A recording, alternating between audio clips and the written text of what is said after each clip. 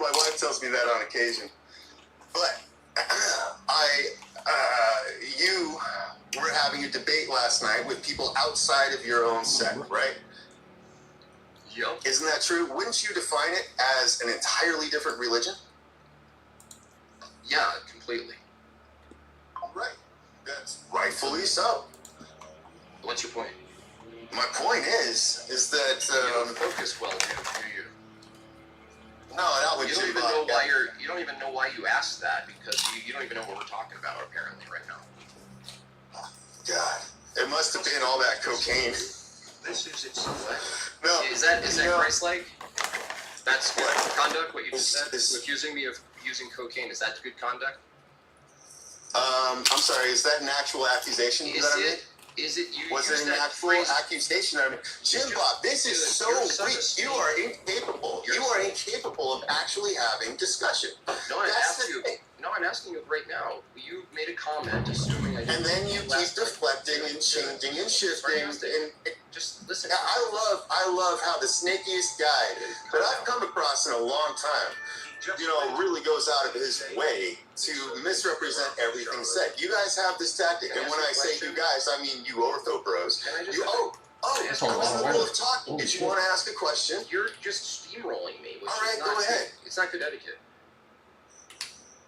All right. Did you? That sounds like last night. That sounds like what you did last night. That's great. So you're gonna keep All right, go ahead, Jim. Take your breath, buddy. Go ahead, little man. Let's hear it. Did you insinuate I was doing cocaine last night? I made a hilarious joke, which exhibited joy, right? It's a yes or no every question. time. Yes, joyfully, I insinuated you did cocaine. Yes. Yes, I did. I will answer again for you, Jim Bob. Yes, I did. Is it good conduct to insinuate publicly someone does illegal drugs? Yes. It is hilarious. That's good conduct. Because, obviously it's joyful. So that's good conduct. So it is hilarious. So it's joyful to accuse people of doing illegal substances. By your standards, yes, it is. Wait, no, because I'm asking your standards. So. No, we're talking about your standards, because you're doing the accusing here. Well, you're only going to line up your standards when I tell you my standards. What's the point? So people in the chat just listening to this amazing conversation. This guy came in accusing me of not bearing fruits of the Spirit. One of them being kindness and patience and honesty and honor and peace and all this. But now you don't even know the fruits of the Spirit. I love it. I'm talking. You're interrupting again, which is another. Yes, I am. According to your view, breaking the fruits of your spirit. Nope, I didn't say that. Okay, so you're not being patient. You admitted that. Keep going. No, right? Keep going. Now he's violated another one. Come on, let's hear it. I'm joyful as can be, man. Come on, go on. No one believes that. I do. I don't care what anyone believes. Yeah, you don't care what anyone else believes, right? You're a hypocrite. Especially not you. Are you a hypocrite? No. You're not. Are you? Yeah, sometimes I'm a hypocrite. You shouldn't do that, man. It's bad for your soul. Yeah, but are you a hypocrite? No. You're never a hypocrite? No. Really? So you're saying that I don't hold any fruits of the Spirit, but you think it's fruitful to slander people online? Similar to how you called me a coward. No, that's too okay. We're talking about you. Okay, I already admitted to being a hypocrite. You said you don't. You're not a hypocrite. Okay. So sarcastic. Right. Sarcastic. It's really simple. All right. You just said to all these people, right? Yeah, but I'm not a hypocrite. Yes, this is true. Dude, you're not letting me talk again. You're not showing patience. I have so much for you. Then let me talk. You just told the entire audience that it's a fruit of the Spirit to slander people online and tell people that they're... Dude, slander is a legal term. And clearly you don't understand this. You're looking for the gotcha again, which is what I'm talking about. Okay, so... Again, you just want another gotcha. Okay, like, there's got to be an easy button. I'll use a different word then. Thank you. That was a little hypocritical. Do you think that it's of the fruits of the Spirit to publicly online accuse someone, painting someone as someone who does illegal drugs? I don't think it falls within the purview of that topic. I think it comes across in the heart. No, I am answering the question. So, no, I guess.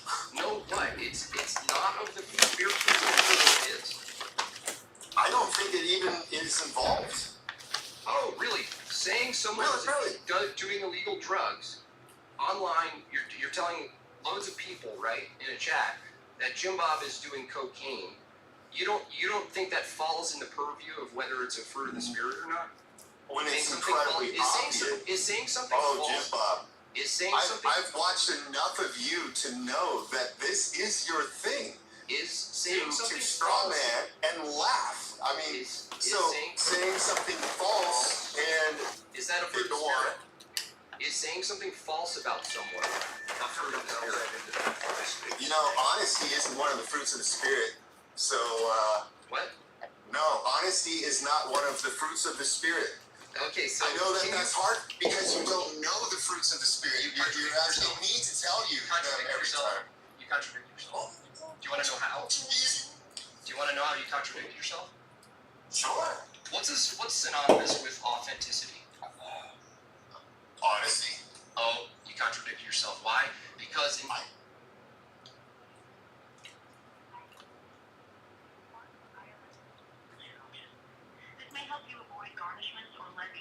Bring up authenticity. Yes, you did. How did let me talk. You're not showing patience. Your second or third fruit of the spirit was kindness, and I asked you, how do you know what kindness is? And you said authenticity. I did not say You said authenticity. authentically being kind. You used the word authentically being kind. That means using honesty. So you're in a contradiction. Authentically being kind is that not requires it's authentic. authenticity. You said authentic joy. In the realm No, it of wasn't kindness. kind. It Oh wasn't my kind. God, It was Jim joyful. Bob, your intellect is like, crammed under was that joy. little tiny hat you're wearing. It was You have to just own it. This is ridiculous. It was joy. It was actually, we were talking about joy, and you said, I asked, how do you know someone's being joyful as opposed to just laughing? And you said, the joy has to be authentic, which means that honesty is a precondition for the fruit of joy, right? So the goalpost moved again. No, I just refuted you. No, you moved the goalpost again. Is authenticity required for joy? Buddy, why don't you go ask your Is church fathers? authenticity a requirement for joy? I suppose so, yeah. Okay, so is authenticity necessarily a component for the fruits of the spirit of joy? For the fruits of the spirit of joy, maybe not, because when you make a joke. Dude, you're a sophist. You're so No, I'm just thinking, you're trying so hard to categorize me, and you don't have a category to put me in. That's why you're losing. I'm not losing anything, dude. Yeah, you are. You're gonna lose sleep over this tonight. That's what you're losing. I deal with you retards all the time. You're a sophist. You are okay contradicting yourself, and you don't. No, it's not a contradiction. You have no standards. You have no standards. No. This is. How do you know something's kind if it's kind? How do you know doctrine. something's joyful if it's joyful? How do you know someone's honorable? Because if they're honorable, that's your entire standard, dude. Okay, well, you didn't ask. What is the definition of kindness? What is the definition of joy? What is the definition of? How do you know if something's kind? You don't even know the definition. You don't even know the fruits of the spirit. You're biblically illiterate. All you know is logic, therefore God, and you're really good at that argument, but it doesn't work on you. Fantastic. Can I ask you something basic? Is there a difference? 54, 65, 75, Is there a 82. difference? Is there a difference between temperature and how to measure temperature? 59. Yes. Okay, cool. So, is there a difference between 673. joy and how to know something's joyful? 90. Yes. And so, would you admit that you actually have no 7. methodology of determining what's actually joyful? No, I wouldn't admit that. Well, you did, because when I asked how do you know something's joyful, and you said it's joyful. Yeah, laugh your way into hell. All right, you all, that was fun. I'm glad I got them on though, because those people usually hide in the chat. So I gotta end the stream. Gotta move on. But L's in the chat for that guy. That's hilarious. I'm glad I finally got to talk to him, because he's been a little sort of gnat for years in the chat, and he's never actually called in. So I'm glad he did, and I can show how insane and broken his thinking is. Feminine, high register, whiny, sort of like almost like crying to his older brother or dad that something's not fair. Really weak.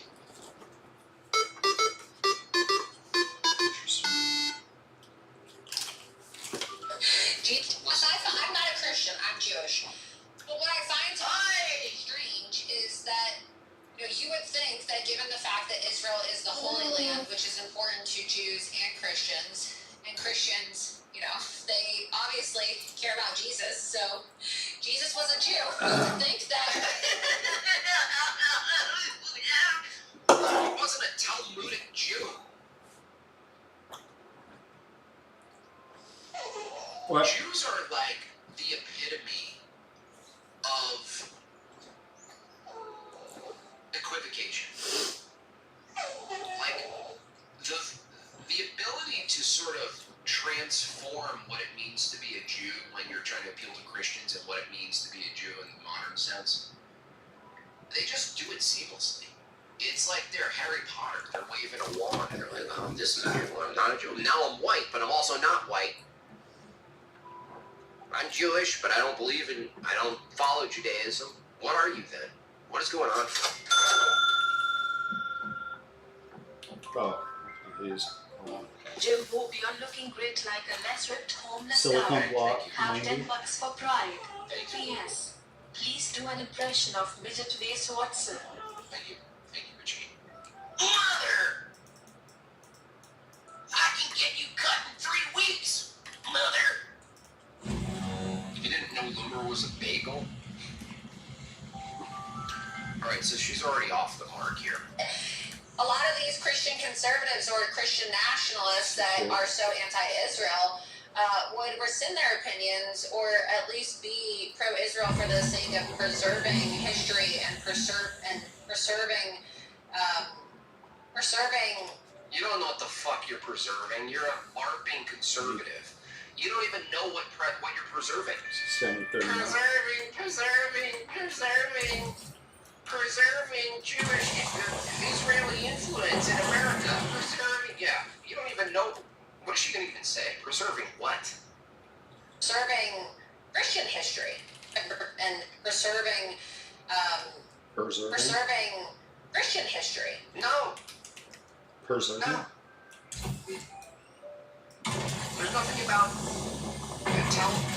the Talmudic or even the current rabbinical Jews that has anything to do with preserving Christian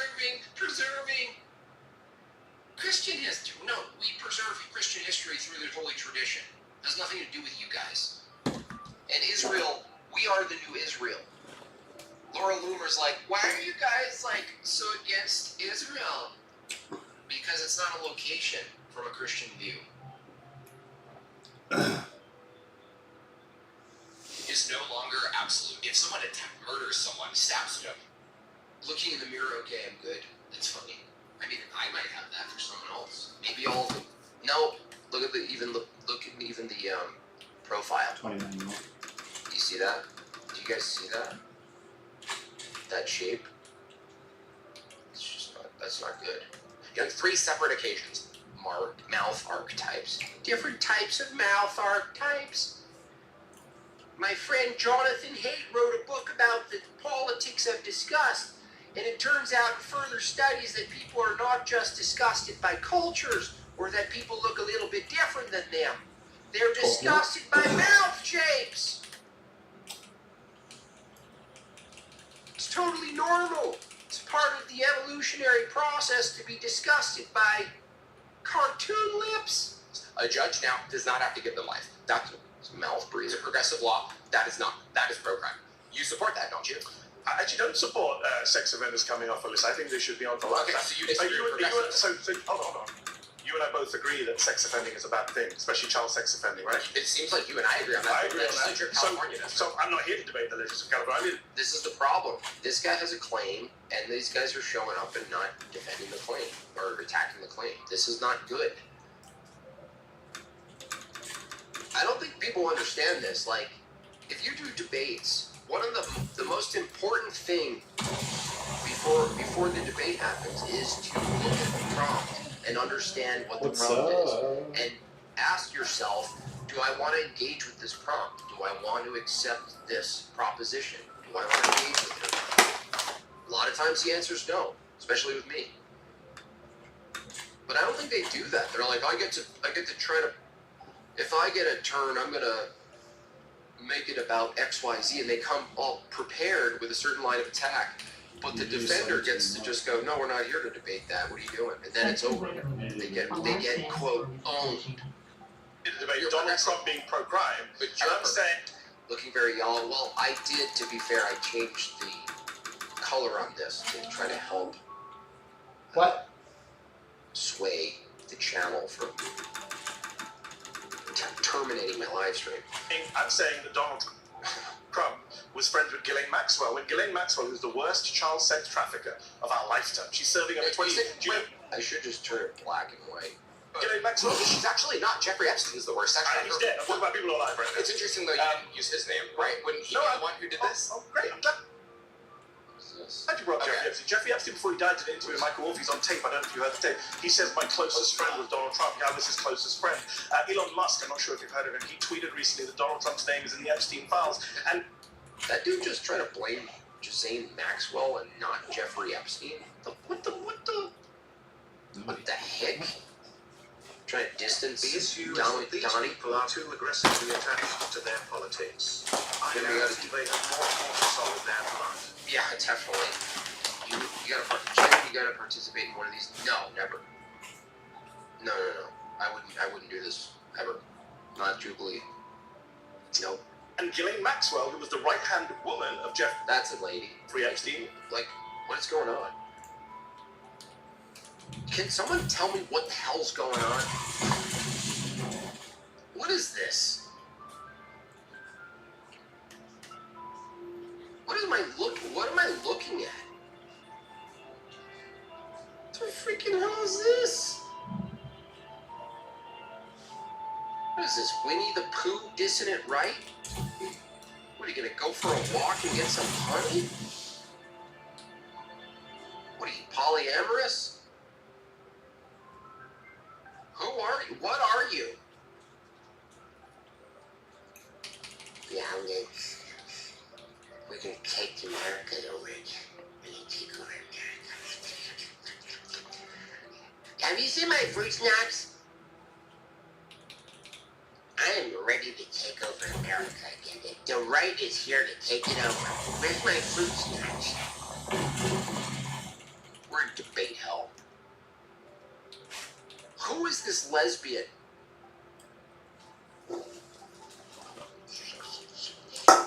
Actually, I was here with Pine Shop. Nice. I wanted to help Pine Shop signs my neck. When she was on trial for child sex offending, which you and I are opposed to, Donald Trump stood up and said, good luck to her, I wish her well. So yeah, that makes him pro-crime and pro-criminal if he's being soft on child sex Well, you trafficking, just said they like were his Epstein. friends. He's No, I clearly said he saying was friends. He was friends with Epstein. You haven't seen the videos? I don't think he's autistic. He just looks like that. That's just what people look like now.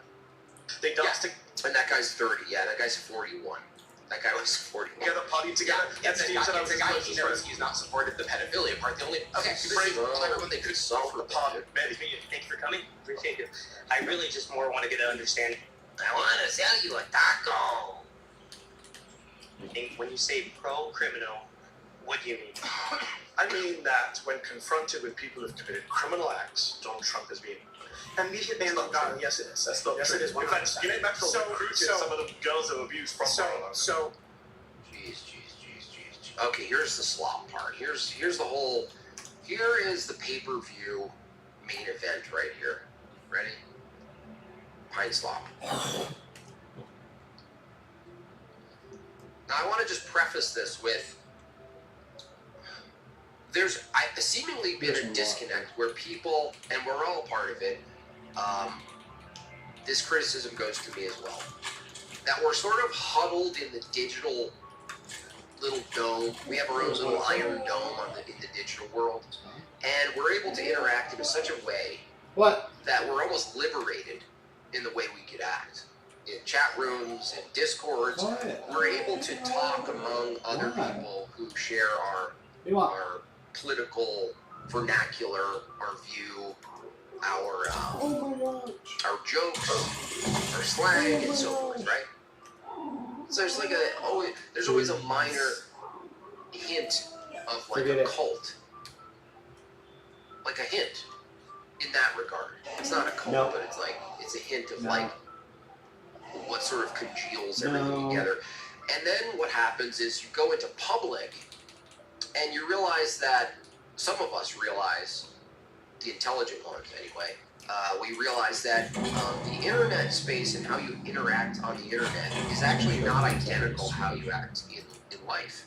So how you go after someone on the internet, even one-on-one, on a face call or a debate, you can be a little more aggressive. But in person, there's an element of etiquette and something else that's at stake that's a little bit more important to your value system than that quick win. But what happens when it collides is like, this is exactly what happens when it collides. Someone like Pine Sap, who gets his notoriety from debating and all of this, and or online talking and memeing and all of that, he's a type of character. But when you're put in the real world and you document it, in this case, when you affirm your positions that would otherwise sound okay or sound based online, they don't land the same way because they're not nuanced. They're not defended and presented adequately from a living flesh and blood being. Whereas when you're a character online, all you need is the right meme or delivery, and it kind of gets shared. Just like, oh, I get that. Let's share it. Let's multiply that. It's not the same when you're in person. You have to do more work in person than online. Oh, And this is showing the failure God. of the personal work Oh my gosh. these people lack in everyday conversation. And is that Donald Trump is defying the Constitution.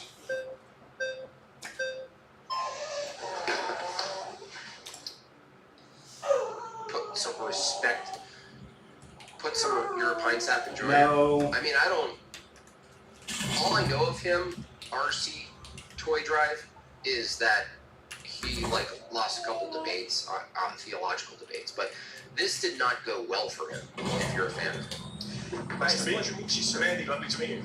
So I would say that with Trump being anti-Constitution, I don't really care, to be quite frank. Okay. You know what? I wish we had a quite frankly counter though. Can someone help me with that? Can we do a quite frankly counter? Because I think that's 2 already. Is that 2 already? Because in regards to the Constitution is a document that should seek to serve us. And when it fails to seek to serve us, that can be amended. Laws can be changed. And quite... Oh, Wedgie Miller. Nice to see you, Wedgie Miller. Oh, I haven't this seen your thing. name in a long This thing. ass time. frankly, the fact is, we're defending things... That's 3. They should hand out swords instead of racing to the chair. More entertainment value there. I hate the chair thing so much. It's so unnecessary, but maybe it's a humiliation ritual. Like, I hope I never get to see the people I respect and love race to a chair, you know what I mean? Please no. Please don't do it. things in this country that shouldn't be defended. The First Amendment should not defend pornography and making I agree. children and women be victimized. Making women and children be victimized as a result of that. I think things like blasphemy shouldn't be allowed per the First Amendment. I think that, quite frankly, there are a lot of legal processes that are enabling criminals and bad people to fully enact their will in this country in the name of the Constitution or following the Constitution. So, quite frankly, if Trump is anti-Constitution, good, and I think he should go. Is anti-Constitution good, and I think he should go. Did Andrew race when he was on? I doubt it. I bet he talked to the producer and listen, there ain't no fucking way, million fucking years that I'm gonna be racing to a chair to come out some sort of fucking 8-year-old party in the backyard. No way, not gonna do it. If you want me to talk, you can make it look like I raced in the chair. You can even AI. You can even AI video. Wow. I like glitches. That's my list or some shit. A company support the Second Amendment? I do. Okay, good. Surprise, I was shocked to hear that. Alright, can you go be it? I'm saying that Donald Trump is defying the First Amendment, the Fourth Amendment, the Fifth Amendment, the 14th Amendment. He's thinking of defying the 12th and 22nd Amendments. You're saying you don't care about the Constitution, but actually you do because you quite like the Second Amendment. You just don't like the bits that you disagree with. Can I just be clear on that? Yeah, absolutely. Okay. I'm more than How do you willing to. The chair run is fake. Definitely, yeah. I mean, it's a liability. It's an insurance liability. They just like make it look like that. I'm more than willing to amend it and Whenever it's in your favor. Yeah, absolutely. No, absolutely not. So you don't believe right Come on. See, that was a mistake. It's fair. If you're gonna take the system, you gotta say, okay, there is a majority rule, sort of dominant effect, dominant feature of majority in the system. Where even though it's not a direct majority, it's not a direct democracy. Even a representative republic has a majority dominant mechanism. So what's wrong with it? Like, obviously, my view, and probably a lot in the chat, understand the problems with the a democracy, but Gene, you need something? When are you gonna debate me, IRL Jim Bob? I will never meet you in person. I don't want to see you in person. I don't want to know. I never want to be in a position where you're in my country or I'm in yours, Gene. So yeah, we would look at the problems of democracy, but for me, I would go back to the philosophy of the country. The entire philosophy, it's not just the system change, it's the philosophy of the country.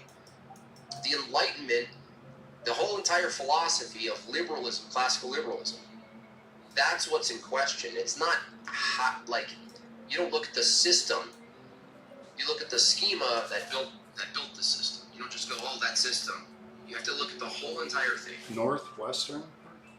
But this runs a little different how this goes. Lucy. No, I don't. Absolutely not. What do you believe in? Autocracy. By who? Honestly, quite frankly, anyone. Number 7, quite frankly, and counting. Can someone guess? Can we make let's do a guess. We're at 7, quite frankly's. I think 13. I'm gonna guess 13. Quite frankly. Anyone else want to play? Who is in line with Catholic teaching? Donald Trump is not Catholic. Of course, he's not. What the hell was that, too? What is that? Would you like to get What was that? So really agree. You don't support No problem. You don't support Trump. No, I don't. I didn't even vote for him. I wrote it. Anyone's in for Catholic teaching? I wonder, did Pine Sap weigh in on the whole V2 Muslims worship the same God thing, or? I am your democracy now, Jim Bob. Thank you, Vagine. I know you're trying to be a part of it. Put in like John Cork or someone. Why did you vote if you don't believe in democracy? You want autocracy? Because quite frankly, You buy some more. Are you kidding voted. me? I kind of voted just to I came with this argument, but I'm but bored of my own argument. I'm much more interested in this. So yeah, absolutely. how do we get to an autocracy? I think quite frankly that 9. if we are able to enact local leaders, I think quite frankly these far right 10. conservatives sitting right around. White people? Yeah, No absolutely. So, Well, actually, I have quite some of the people I in have this room quite. don't make the cut from what I can So see. said it quite. Actually, hold on for a moment. I do think that there are people who happen to not be white who do actually have history in this country and have roots in this country. For instance, from the Mexican-American War, we subsumed a lot of territory of people who have far stakes in this country who happen to be Hispanic. I'm for defending the traditional Our democracy TM, yeah. demographics of this country, which is majority white. So and how, should stay how that. does the United States? I mean, we've come so off topic, but how does the United States look like under you? So what's your name? My name What kind of programming is this? Good question, McGibbs. is my name's Connor. Oh, this was the beginning of the end. He said his first name. He goes by Pine Sap. He hesitated. He didn't know if he wanted to go by Connor because of the nature of this debate and the things he might be saying shortly. But now he said his name. This is like the moment where it's almost like a gay dude coming out of the closet. This was like him being like, I'll just say it, I'm a fascist. What now? Which is stupid unless you're going to bite the bullet and say you're a fascist based on these definitions, but so are you if we're going to play that game. But that's the problem with this whole quote debate. Is that he bit all the bullets, but he didn't turn any of them on Mehdi.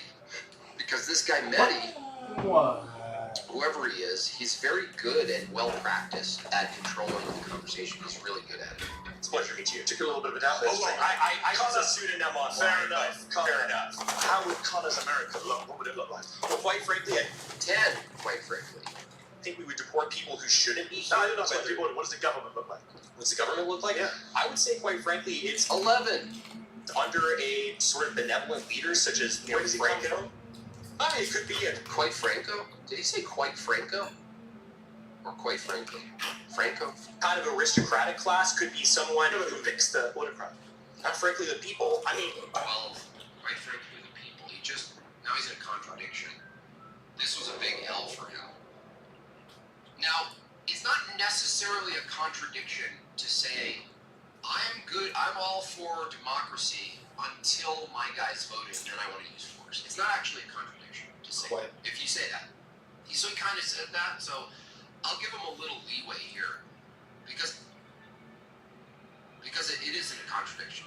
You're not in a performative contradiction if you say, I'm all for democracy up until the point I get the guy I want, and then I want to change it. You're saying something drastic, right? But at least you're committing. So I'll give him that.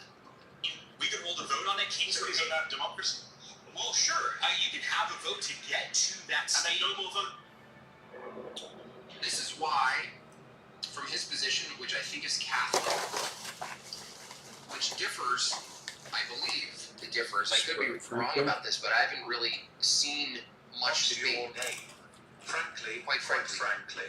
Quite frankly, Frankie the quite Frankelstein. Quite blankly. Quite blankly. When you have the distinction, at least in Orthodoxy, of Sinfonia, you can make a really strong and coherent account for state and church being different identities, but being for state and church being different identities, but being sort of informing each other, right? So now, if that's the case, you don't get there through like the classical system of democracy we have in this pluralistic society. Like to think that way is short-sighted. The only way that's possible, which if you ask anyone who sort of defends an Orthodox Symphonia system, the first thing you have to say is, well, let's not get ahead of ourselves. You need parishioners, you need people, you need families, you need churches. You need that first. There's no like utopian dream where the shortage, by the way, we have in the clergy, that being the case, you can't jump from shortage in the clergy, shortage in the priesthood, and then jump to like some top-down revolutionary takeover from your church position. But Pine Sap is actually trying to argue this, but he's borrowing the liberal system of voting and all of this stuff. And then he's going to say, well, then we take it over, but he's not clear on who. Is it the Vatican? Is it the church? Who is it? Who are just right-wing people? Hey, stranger. There are a ton of right-wing If people I'm who there, aren't you can't religious, make it dude. any worse. Promise. Like, this is where it's such a mess. He doesn't Some know days it is. exactly The what he's fun little advocating thing is for that right? logistically, but he knows You the ask to nothing personal. the ideology he Like wants you got to there favor. is. And this is similar to a leftist who No. has a dream, Don't answer. platitude, Alright, a then vision, I need you to a find board, a vision camp board, a on calendar these particular of photos in their head of what they think the country could be. But it's all sensational. It's all nostalgic. Once you get into reality, you get really honest with yourself. you can separate your ideals from the reality. Still have your ideals, but don't be deluded in the reality. That's what happens. These people are getting pumped. They think there's some. It's very Jewy, by the way. It's very revolutionary spirit in the room here, right? There's a revolutionary spirit, and you're like, what? What are you gonna do? How are you gonna do it? How are you gonna do it? By the way, Pine Sap or Wedgie Miller in the chat. If you get a autocracy and you say anyone who believes the Catholic view, do you include Muslims because they believe the same God as you? I mean, do you let them in the country? Are they better than, I don't know, liberal atheists? Votes afterwards. Absolutely. Wow. 100%. Wow. And if that autocrat kills you and your family, you're fine with that. Well, I'm not going to be a part of the group that. This guy sucks mad eggs. Requesting prayers for my mom. She started radiation recently. Thank you, Cole. If you don't mind, if you say her first name, it helps to have a name. But prayers for your mom. Because that's the whole thing. Speaking of prayers to Trent Horn's wife, also. Is her name Laura? Please. I went to liturgy in Naples last week. The altar servers were two boys wearing soccer jerseys. Dude, that's awesome. I mean, I think they should be dressed better, but that's still really funny, Sorge. I would love to go to a liturgy in Italy. How do you know? Carl Schmitt tend to kill everyone. Carl Schmitt makes this point very well in his work. It's the friend-enemy distinction, right? You Carl Schmitt, the Nazi theoretician. Yeah, absolutely. I don't care. See, the right answer to that is, can Yahtzees be right about something? I would just put it on him, dude. This guy's terrible at this. All he's doing is like sort of buffooning and biting bullets, so it makes him look like to his own audience like, oh, he doesn't give a F, right? But the problem is not giving an F doesn't mean you win, because you have to press the guy who's pressing you, dude. You have to. You're not doing it. There's no pushback.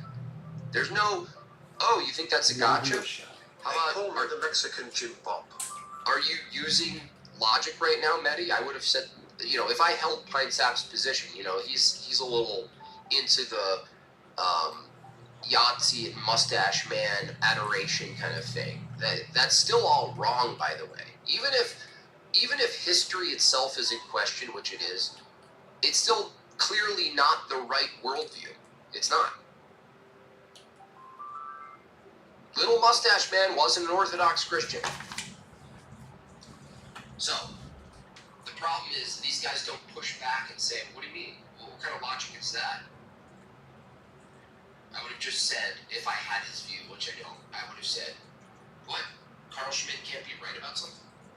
Because why? You found the Nazis. I frankly don't care being called a Nazi. Frankly, is that number 12 or 13? See, I don't say that. He also didn't say that. He didn't say, do you care if I call you one? He said, he put you on the spot to give you, he wants you to step in the poop. That's what he's doing. He's going, step in the poop. Step in the poopy. Step in the poop. I didn't actually say that. I said, are you a fan of the Nazis? Well, they persecuted the church a little bit. I'm not a fan of that. But what about the persecution of the Jews?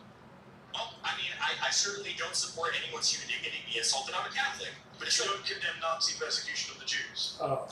I think that She's like, I just. there was a little bit of persecution. Some of that was A little bit. Yeah, so, because you're a little bit more than a far-right Republican. Hey, what can I say? I think What? you say I'm a fascist. Yeah, I am.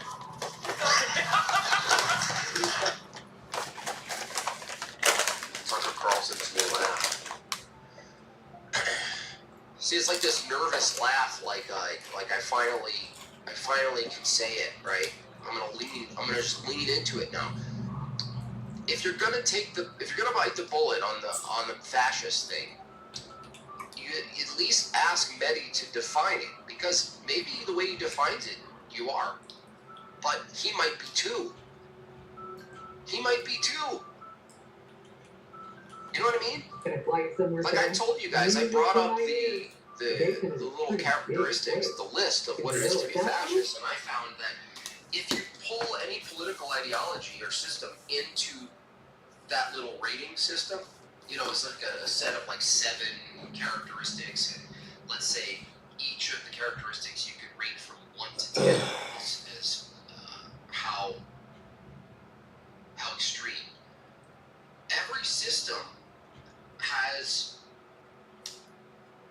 1 or 2 of those characteristics up at 5 or higher on the rating.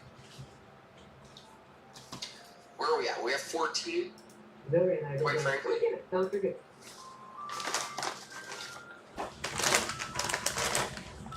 Olaf and Orthodox worship the same God as Catholics.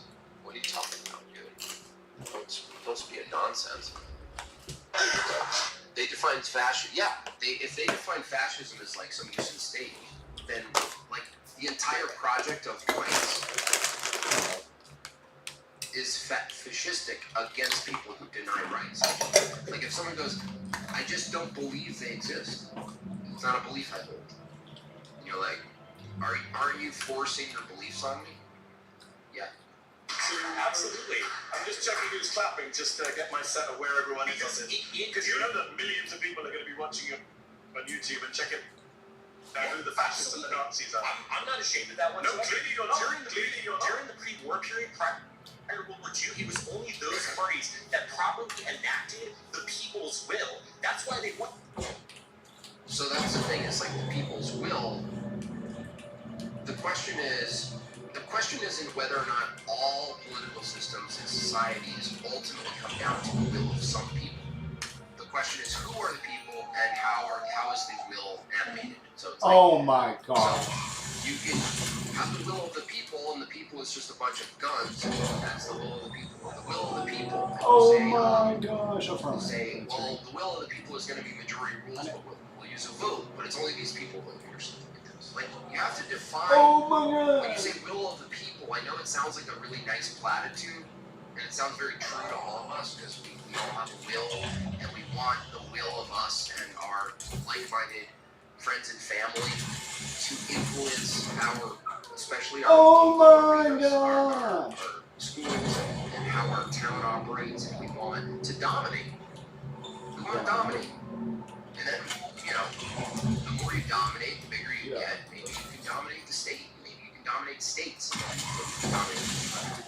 Okay, fair enough. How you do that, you have to think about what Crowd emoji. you have to think about what you're advocating for here. You have to think about it. So like notice like if someone presses like Andrew on a similar topic, he wants everyone to be Orthodox Christian. There's obviously a view of 100 years. What would be ideal? Someone like Andrew is not deluded to think he's going to be able to do that in 5 years, 10 years, 30 years. There's a whole set of problems. There's a population problem. There's a conversion problem. There's I need 17. There's a plurality problem. There's an immigration problem. There's so many things, right? But at least when you ask, in this case, like Andrew on this topic, or someone who's thought it through, you're just upfront and honest. You go, oh, this is a generational issue. This is like a 30, 50 years, 100 years, maybe. Maybe I don't even see the beginnings. He's gonna shoot. Maybe I just won't even see it. Yep. And just be honest with it. Like, they're not discussing, he's not pushing back on this negative guy and saying, look, dude, you have a fascistic aspect of your to your system. They're all losing to a guy who runs 7-Eleven. Yeah, you would definitely not underestimate this man. Very sharp. Very sharp. One, the conservatives were the fat cats. Are you in favor of Jim Bob, more education and less semantics. A portion of your chat is real ignorant and suffers black and white thinking. That's funny, considering what you just did is black and white thinking begins. And you didn't educate us on anything, retard. So, you just embarrassed yourself. You literally didn't educate us on anything, and you presented a black and white conclusion about the chat. You fucking retard. And people don't like it.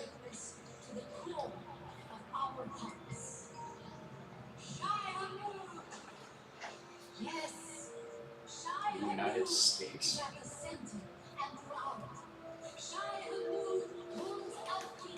What is this? Quite frankly, I'm not. That's 15. You mentioned Franco. Franco killed a lot of innocent people. Oh, well, he killed communists. He killed people who raped nuns and killed priests. What about children we killed and women we killed? What are you talking about? He never killed any women or children. He was He only killed. killed Yeah, he killed the whites. The white terror was only punishing those people. Why am I who moving act so terrorism. slow? And again, are you supporting like raping innocent women? Guns, dude. Killing priests? I mean, priests got branded. Yes. The news about Trent Hall. Yes, I did. Abject Fool. Prayers to Lori.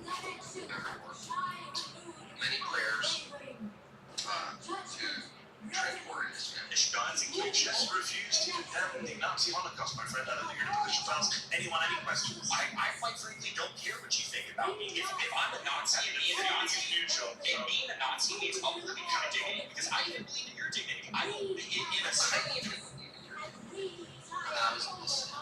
That was a big help. that I was running, I didn't want to hurt you or anything like that, but quite frankly, That's amazing. That was like, Weird shit. only Pine-Sap understands the reality of like, I don't think any of us do, by the way, but certainly advocating for it and not understanding the reality of like true fascism, in the sense of just like straight up cold brute force with no, like that activity without any like ethical paradigm, like he would be gone. I would be gone. I mean, I might survive because like I can make like metal stuff. I'm a maker, right? I'm not just like some talking head. Like in the end, well, right now I am. But when it comes down to it, I just build things. You know, there's a skill that isn't reduced to being in There it is. front of Right a microphone, thank God. Oh, But hell yeah. a lot of these people would be done, man. They'd be like in the corner debating, be like, no, dude, get to work. Pine-Sap. That's what you yelling about, man. Sure. We survive a week. okay. So do you concede then? I mean, why? Do I concede you're a fascist who won't condemn the Nazis? Yeah. Yes, I concede. Okay, great. Rome has historically made greater efforts towards reunion with the Orthodox than reverse. Yeah, of course. Why would it be reverse if you have a heretical view? The V2 is a disaster, RC two-way driving. By the way, there's no such thing as reunion. You can't merge them together. What do you call it? If Rome wanted to unite with Orthodoxy, you'd abandon Rome and come to Orthodoxy. What are you talking about? You're arguing your very statement, artificial toy drive, is the reason why Orthodoxy doesn't have this reunion, because you think there's two churches that need to be united. There's only one church. Fucking To say, dumbass shit. let's unite It's the right by churches this fucking is to Windows say there's button. plural churches. There isn't two bodies of God. Why do I We're not disable the traitors. Windows You button? guys are. No offense. So I mean, what are we doing here? Because I mean, you just Vehicle respawn? I can't seem do that. offended. How do you unite a body? Trade post. That's a violation of law of identity, dude. What? You can't do it. To be quite frankly, like, I'm offended by people who can't condemn the Nazis. Yes, I am. okay, well, I condemn the evils that they did, but You expect orthodoxy to try to unify with a view that dogmatically accepts this, that Muslims worship, when they prostrate, they worship the triune God, that would follow that going to a Muslim, to a mosque is totally fine. You're just participating in something lesser, but it's still the same God. Or they can come into your church, right? No. Islam is trash, dude. That should be it, dude. I know there's people who grow up Catholic, their entire family's Catholic. I know it's a huge deal culturally. That your family, your identity, that your history, your Christmases, your everything is tied into it. I understand. But V2 and its consequences should be enough. Even though it's so uncomfortable to deal with, that should be enough to abandon it altogether. Because think about this. If it's true that Muslims worship the same God, they shouldn't be able to prostrate in your church. Inside of your church, they should be able to bring a Muslim in, then you shouldn't even have to be able to ask them. If a Muslim comes into a Catholic mass, right, there's a little group of them, and they start prostrating, you shouldn't be able to say anything to them, right? Because you know from your doctrine that they're actually worshiping the same God. I don't care about being, yeah, sure. I don't care about being called a Nazi. I care about yourself right Nazi and a General Franco. Oh yeah, I am a General Franco supporting. He's awesome. He's so super cool, quite frankly. Because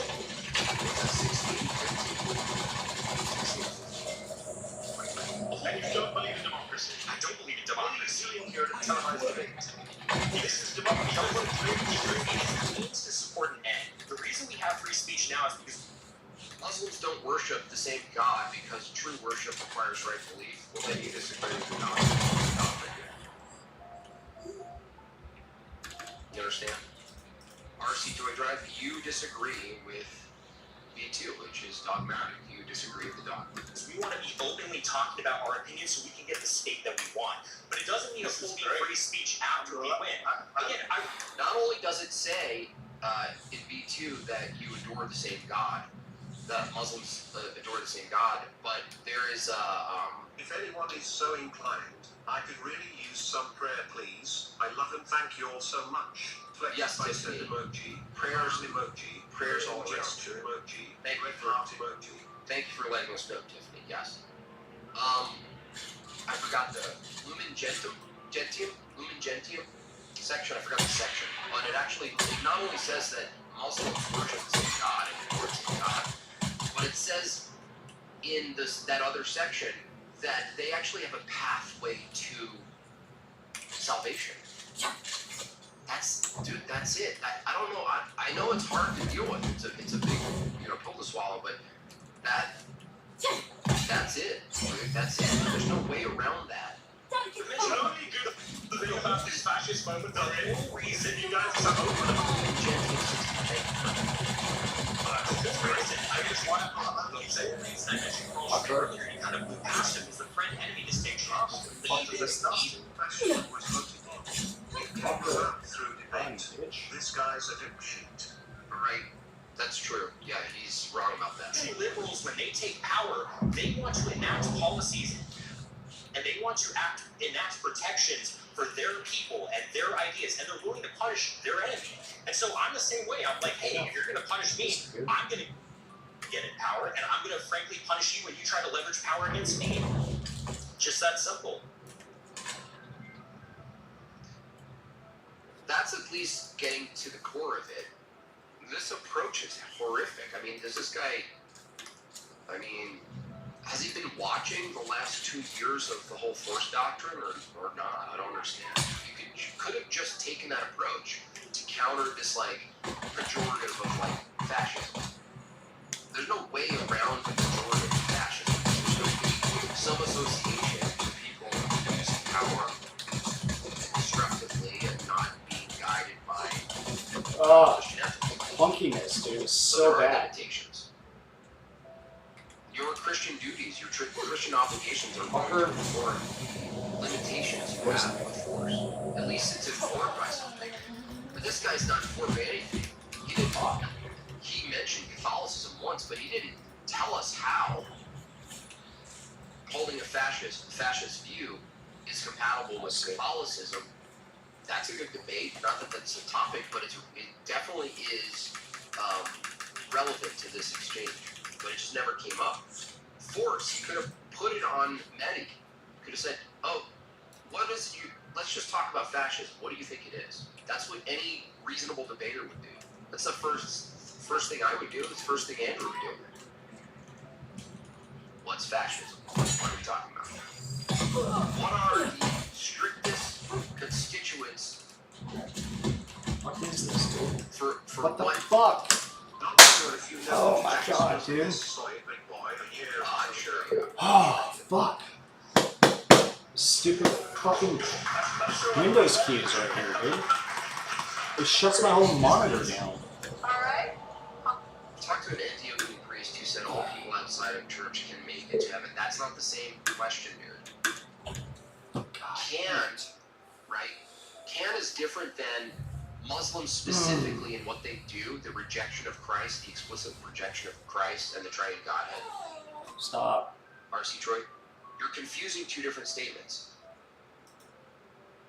I have Is it possible no monitor. for someone who's off the path, right? Is it possible that God could show Why is grace this monitor off? and judge them on their knowledge or whatever? Yeah, we can't make exhaustive judgments on The fuck? God's divine order. That's not the same question, RZ, as Muslims themselves. Your Why doctrine does this is thing that all their glitched worship practices is inhabited. That's different. You understand that? What's going on here? You're actually making a positive claim. Those are two different claims. Don't confuse it. One claim is it Where am possible I? for God to show grace in his judgment to someone who's off the path, off the line? It's not too bad. Whatever, yeah. We don't know the mind of God. That's a different question than positively saying the Muslim format of worship is a path to salvation. I have to push all these buttons that are right by the Windows key. I can't say the same, but thank you.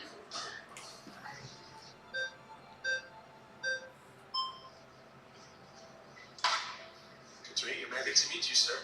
All right. So I kind of want to start at the basics or the foundation. I want to see. Can I just check? Yes. Are you a fascist? No. Okay. Why do you have an M on your head? I don't. I describe myself as, I think, just a Christian. I'm a devout Christian. Good to So That's code word for Protestant. I want to start, like, what is your connection to the Constitution, and why do you love it so much? Like, what makes it so important?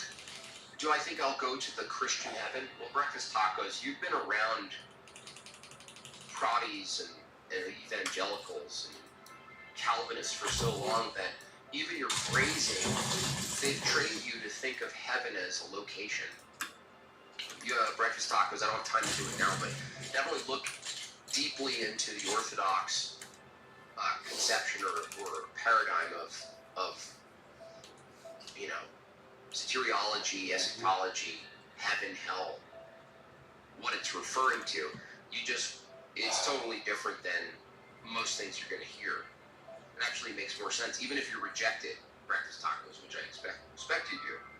But the location-based question demonstrates you've been infected as well by heterodox conception of heaven. That Trump would defy something like the Constitution. Great question. My first connection is I'm American citizen. The answer to your question directly, breakfast tacos, is I couldn't possibly know my outcome, but I can tell you with at least my knowledge. What I believe is I will be subject Why am I not doing the fucking thing? to the fire of God. The question I is, have no fucking stamina. how will I experience God's fire? Naturalized American citizen. Different pledge. Oh, damn. This country, Constitution, as a previous speaker has said, Constitution not This perfect. combat's so terrible. So that's a no. Well, the question is, I don't know. My I should have two corpses. theology over doesn't there. give me certainty. I'm not a saved alone No. person. And I'm not a Protestant. I'm not a faith alone, works alone person. The question is, we don't really know. I couldn't possibly soteriological outlook. What the fuck am I doing? Why am I doing The way the this? Senate is set up.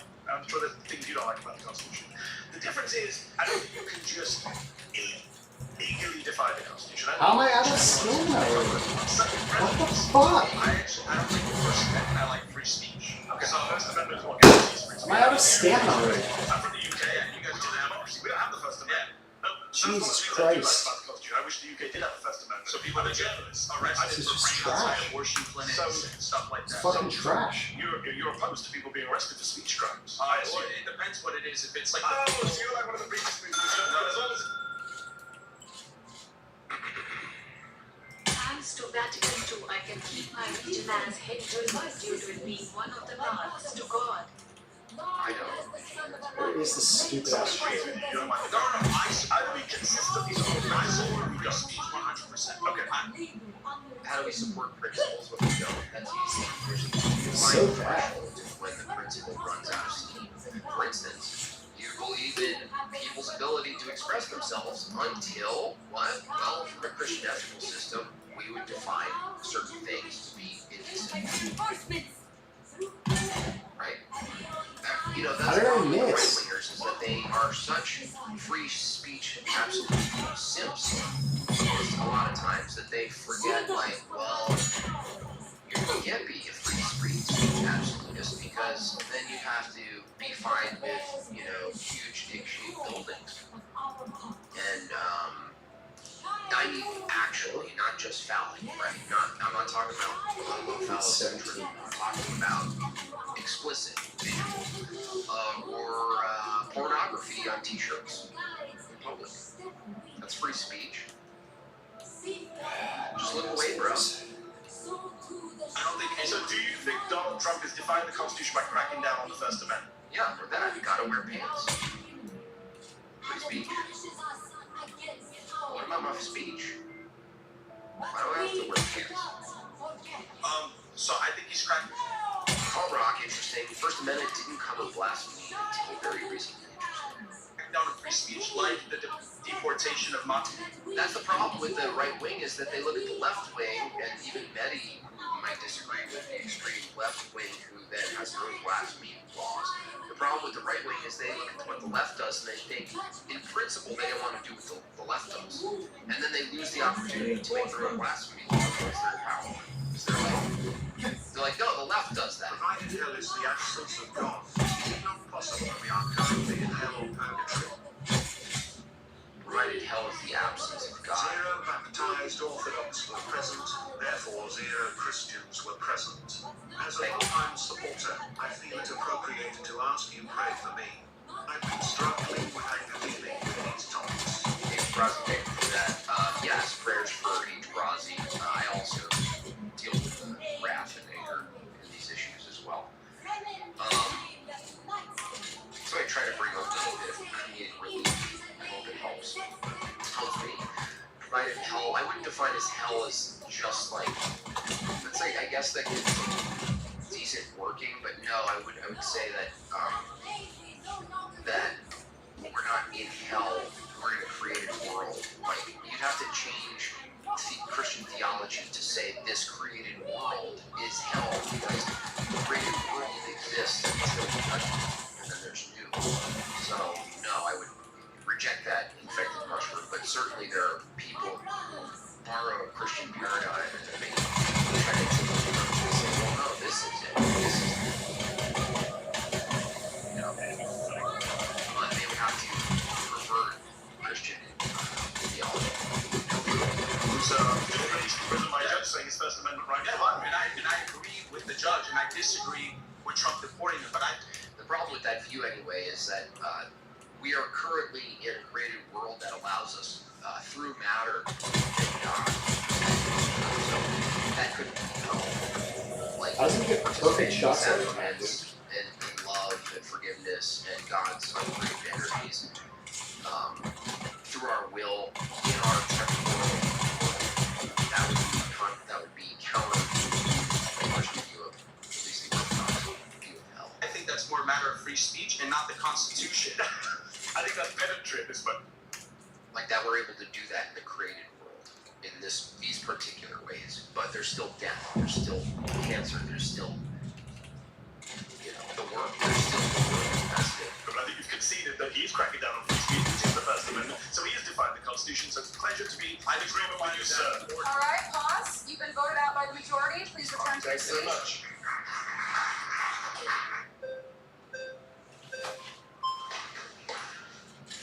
Thank you, sir. Mehdi, great to meet you. My name is Kai. Do you, Mehdi, believe that the Constitution is important and good? Overall, yes. Do you believe that that Constitution can be eroded through democratic processes? Yeah. What do you mean by erode? The original intention of the Constitution being destroyed through a purely, democratic or legal process. I'm not sure I agree with that. Okay, I think if you're democratically amending the Constitution per the rules of the Constitution, that's fine. If we could find a constitutional way to get rid of the Second Amendment, I'd be pro that. So let's pose a hypothetical where the entire population of the United States has drastically changed, Yes. and the population now has completely different intentions about. Mumble says I don't like this guy. This guy, Kai, the surfer. This guy.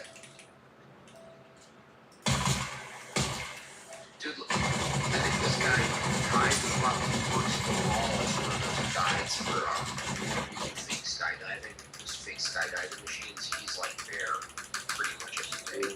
About what to do with the country. Let's say it wants to give it all back to Mexico, dismantling the United States of America. If that's the case, then what's the use of the Constitution? It hasn't defended the country. In fact, it's allowed for its destruction. How did the whole country change? Demographic replacement, mass migration. I mean, we're seeing a change in demographics. Now, this is, I think, is a fair point that, especially for right-wingers who adore the Constitution, they just think that's just the best thing ever. You realize, oh, wait a second. No, I want to remind you guys who's here. I can't wait to get to this guy. It's a good point because you realize that no matter what document you have, your demographic, which represents... Why is he so hard to kill? Your values, how you operate the world, how you do business with each other, what is okay in public, what's not in public, your theology, a whole list of things can be derived from just looking at the sample set of sort of an in-group, even if they vary a little individually. You can look at that and go, oh, a collective, there's a collective that represents. We know that if you have a constitution and the thing you're defending is some sort of like national identity, but you're defending the constitution as the way in which to do that. If you have mass immigration and it's totally constitutional, you can erode your entire identity, your entire country, and it can be totally constitutional. Remember that meme I did? I think it hit like 500,000+. Probably might be at 1 million on Twitter at this point. I drew Charlie Kirk, and he said something like the demographic, replacement, as long as it's done basically legally, he says.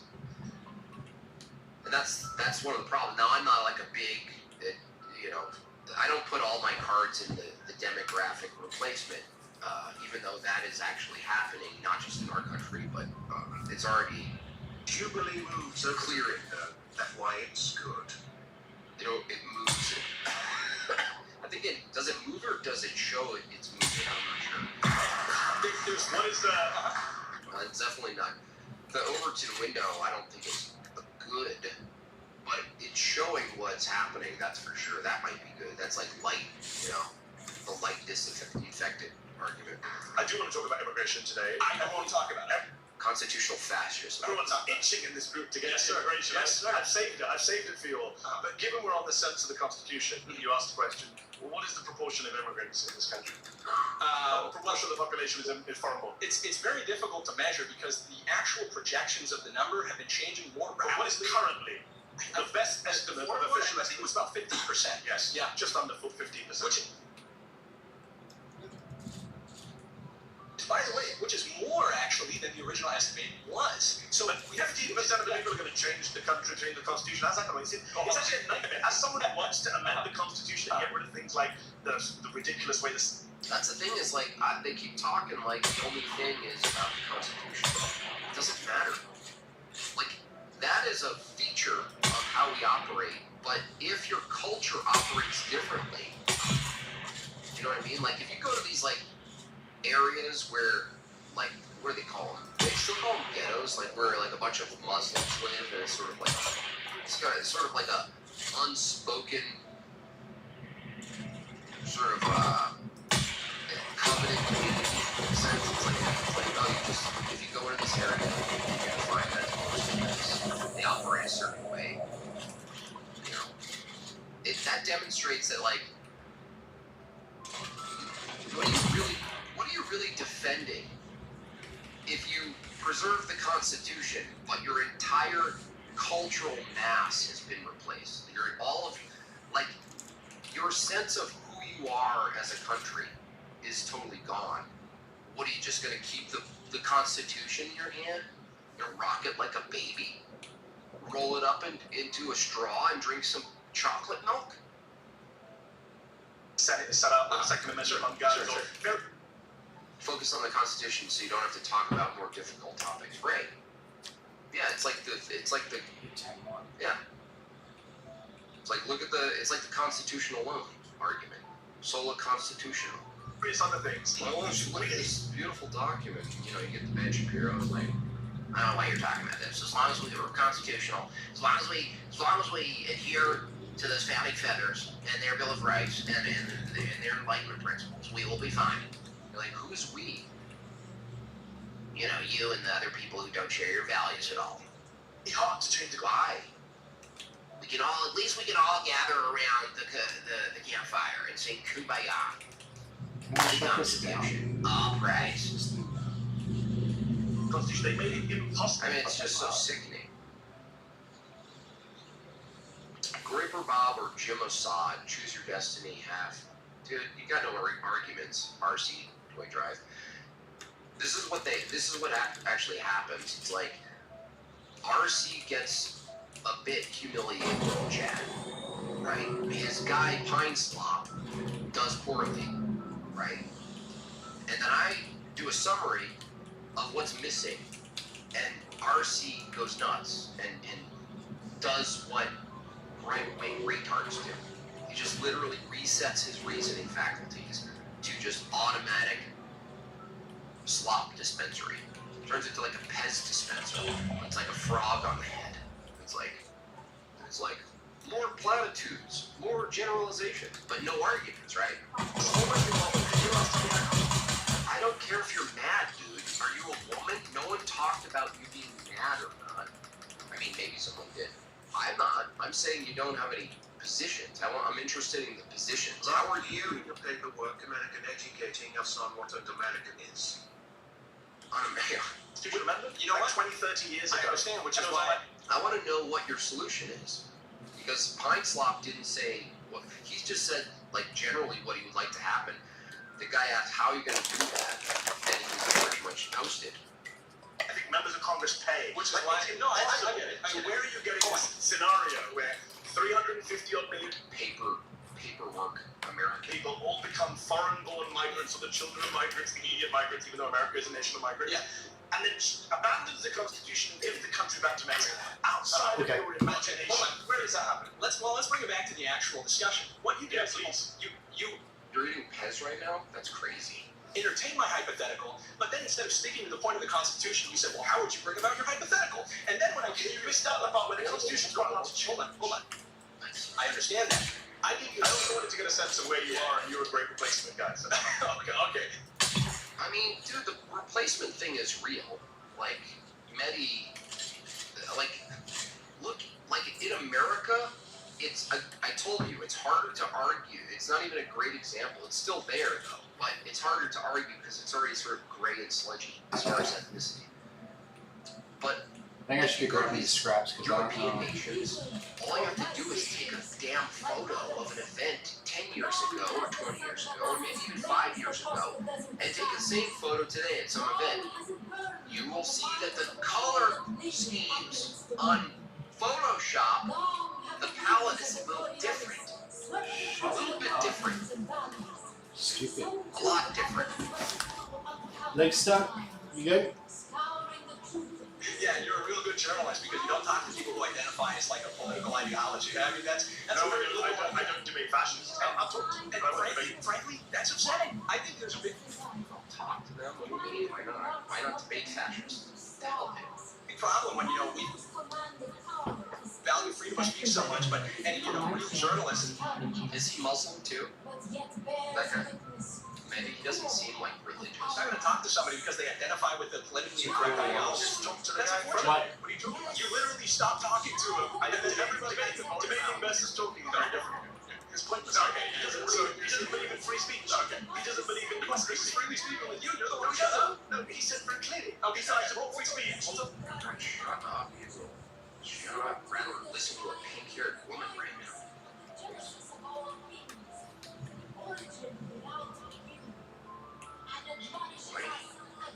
Oh, figure eight. I don't like a pink hair.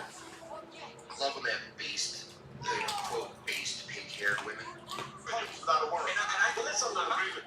RC is a Muslim? Oh. That's a shame. I don't get humility in the chat. I'm in an ortho echo chamber. You're actually not in an echo chamber, dude. Now you're just spurting. This isn't an echo chamber. I literally have people call in and counter me live. Right? It's not an echo chamber. Alright, pause. It's been voted out. It's good to see you back. Actually, look. Let me actually do something. Please. What is this shit? So, I'll actually do this poll. So I want to know myself. Start a poll. Are you baptized Orthodox? Okay, answer honestly. It's fine wherever you are. I just want to get a sense. Just What to the get fuck? a reflection of what would inform whether or not it's an echo chamber. You're baptized Orthodox or not. And say no if you're not. Don't just not vote. Oh, look. Hey, how are you? She's so hard to kill. This must be awesome. So Trump is. Oi, Jessica. Oi. No, catechumen doesn't count. Baptized Orthodox. Defined first, fourth. Catholic doesn't count. Oh, really? He said ortho echo chamber. 15th, 14th, and maybe the 22nd soon. It's hard to kill. So I want to focus on the And I'll first do another poll catechumen. and the fifth. Okay. So you say that Trump is defying the First Amendment. Can you give me an example? For example, he banned the Associated. The First Amendment. Can you give me an example? For example, he banned the Associated Press from attending White House events. A Trump-appointed judge said that was against the First Amendment. He's been cracking down on media organizations. He doesn't like open his speak. Pine Slop? You missed Pine Slop. You just got here a little late. I want to get to the V for Vendetta guy. You know, this is what I did. To an American citizen. Good to know where you stand on immigration. It's not about immigration, is it? That's I'm out. I can't believe this isn't what it's not about. Hey, how you doing? Nice to meet you. Good to see you. How are you? Not bad. So, what? So,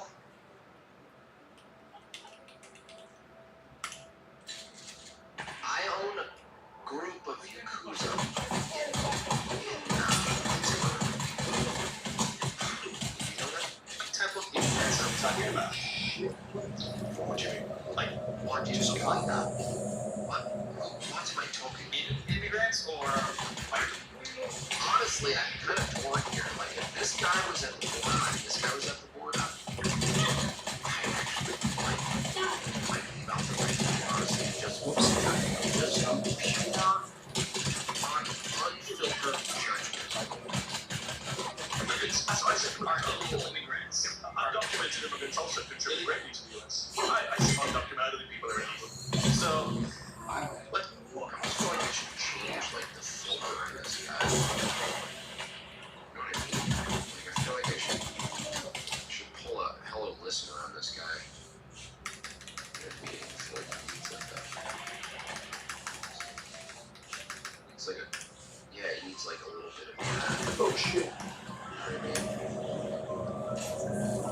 Needs a little bit of comic book flair. Here we go. Now it feels right. Let's put it this way. I mean, I'm an immigrant too, from Iran. Okay. There isn't even a Boo! What about the fact that people here want you out? Are you okay with that? I'm here to debate you, not debate them. Boo! There's the first guy.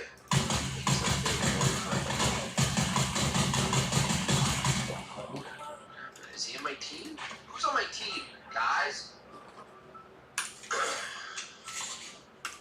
Guys, who's on my team? There's 3 more. Jeff Klein, $20. Thank you so much, Jeff. Solar Constitution based in my collection fallacy, right? My collection.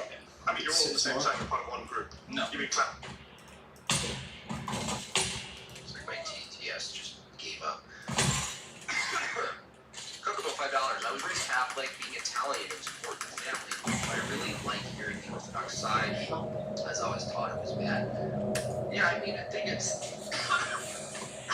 honestly the point that I'm learning is that you do not necessarily in this setting that I'm in, but one-on-one with people, you have to meet them where they are because I do understand how hard it must be to be have like the glue of your entire family life and identity. This goes for like a couple of Calvinists I've met before.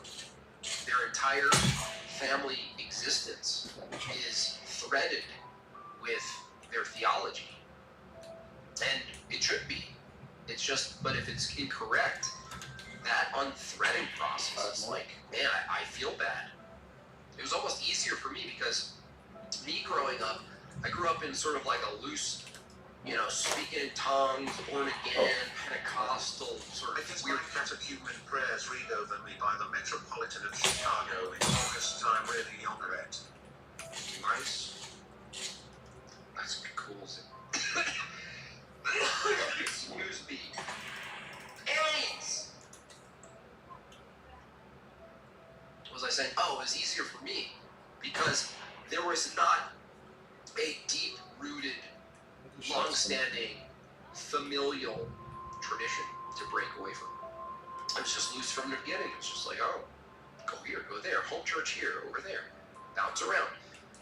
There's less to unlearn. But for Catholics or Calvinists or Mormons, oh man, it's like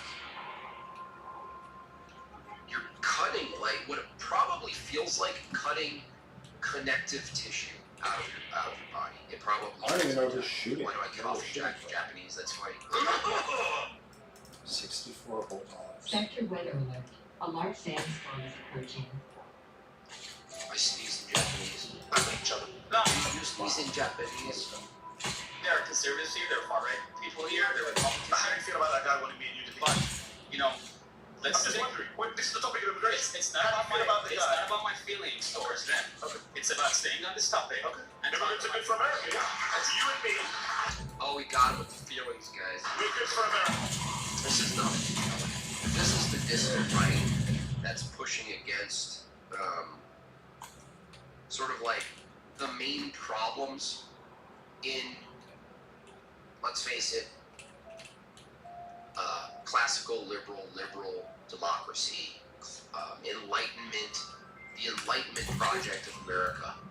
The United States of Enlightenment.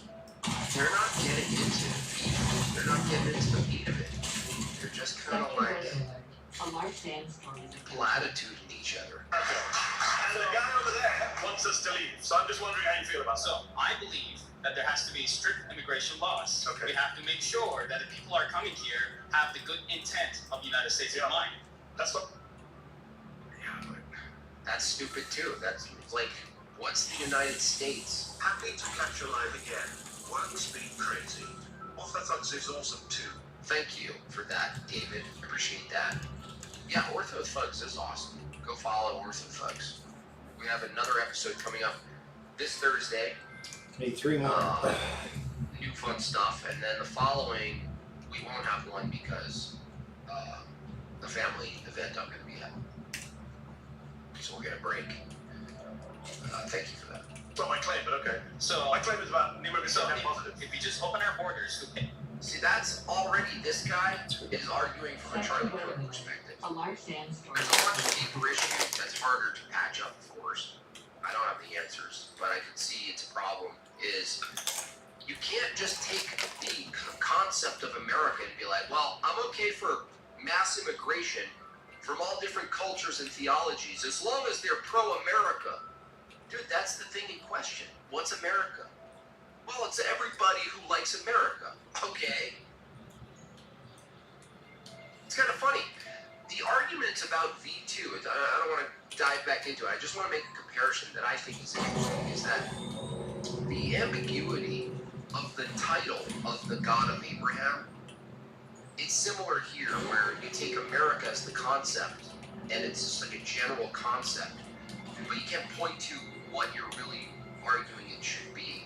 And when you ask someone, they go, well, no, I'm from a different country, and I was raised Muslim, and I'm happy to be in America, and I'm pro-America. You go, it's America. You go, it's America. Yeah, but what is it? Is it pro-Christianity? Well, no, it's America. So what is it? Well, it's like buying stuff and starting companies and, you know, this stuff. Owning four-wheelers, guns, that's the America I want. Okay. Is it informed by any collective ethical system? No, America. every single. It's a problem with the whole America First thing. I get it's colloquial. I get you can't just say God first, but you do actually though. That's the thing though. You really do have to. You have to know and argue who God is and how to participate. If you want to say America first, otherwise nobody knows what you're talking about. Person that wants to be here, that claims that they have economical hardship in their country, who's calling for everyone. Justin says, I went to Jim Bob's church once and his priest's wife thought I was a regular. That's because one of our chanters is kind of black looking. Similar to you size-wise as well. So, it was fair for her to look at you and go, you, come up here. You should have, what if you sold it, Justin? Orthodox. It explains how Catholics and Protestants have difficulty with the Orthodox Roman mindset. Highly recommend it. Yeah, I haven't read that. Oh my God, thank you so much for that. But that term, phronema, is a key. It's interesting because as Megan and I attended before we were baptized, there was a moment where Megan communicated to me an experience she had during and after liturgy. Stand invited to the family event. Also like the stream young or your favorite game. Yes, like the stream. No, he's too far away. Tony's too far away. But it was interesting because basically what she described pointed to this distinction, and I'm glad it has a word from mindset, the mind of the church. There's no way to whittle it down to a term without that. I'm just saying. Americhunk first. Yeah, let's get serious. Americhunk first is what we're really talking about. Hey, It's a straw man, so you're just saying a straw man. No, I'm saying You're wasting time with a straw man. No one. This guy's whooping these people. I'm going for everyone borders. You wasted time. immigrants. You wasted time trying to cause division between me and I'm Oh, he's crying. Shields up! That's a pretty big deal. Oh my, oof. Dude, this guy is... And you guys have to understand how hard this is for me, because he's a Vagini. He represents Vagini. And he's just giving them a beat Do I have down. a survey properly? Jim Bob wouldn't debate Nick on what? What does that mean? What are you looking at a signed poster of Nick Fuentes right now? Is that what you're doing? Are you cuddled up in your bed with a Nick Fuentes pillowcase, typing furiously with your thumbs at me? How did it break? Damn. I just placed an order for the Americhunk immigration starter kit. Thank you, Gene. Debate him on what? On anything? That doesn't mean anything. That doesn't mean anything. I bet you won't debate Nick on dinosaurs. Okay, maybe not. So you're not saying anything, dude. You know what I mean? It's like, why Nick? Why not you? I bet you won't debate. Just have to get it back. Yeah, but Nicky boy will. My Nicky. My Nicky. My Nicky will. Oh, my Nicky. I don't care. I don't need to debate Nick Fuentes on what? Need that. I'm an Orthodox Christian. I just go to church. I'm not under the illusion that I'm gonna, if I just debate Nick Fuentes, then the world will figure itself out. What are you talking about, dude? I live in a fantasy world. Yeah, but I bet you won't debate my Nicky. Have you seen my Nicky? I need you to do microphone. My Nicky. What's up, my Nicky? Cheers. I think Nick Fuentes is actually pretty smart. I'm all the way in there. Well articulated. I think he's in a false church. I think his quote movement is ultimately in vain because it's, I'll just say it, it's not orthodox. It's a movement. You know what I mean? That's what it is. It's a movement. Movements themselves are very Jewy, by the way. Let them have a movement. We're gonna revolutionize something. Okay, cool. Are you part of the church? Well, no. Cool. What are you revolutionizing? The world. We are gonna rearrange matter. Are you on board or not? By the way, you're gonna debate my Nicky.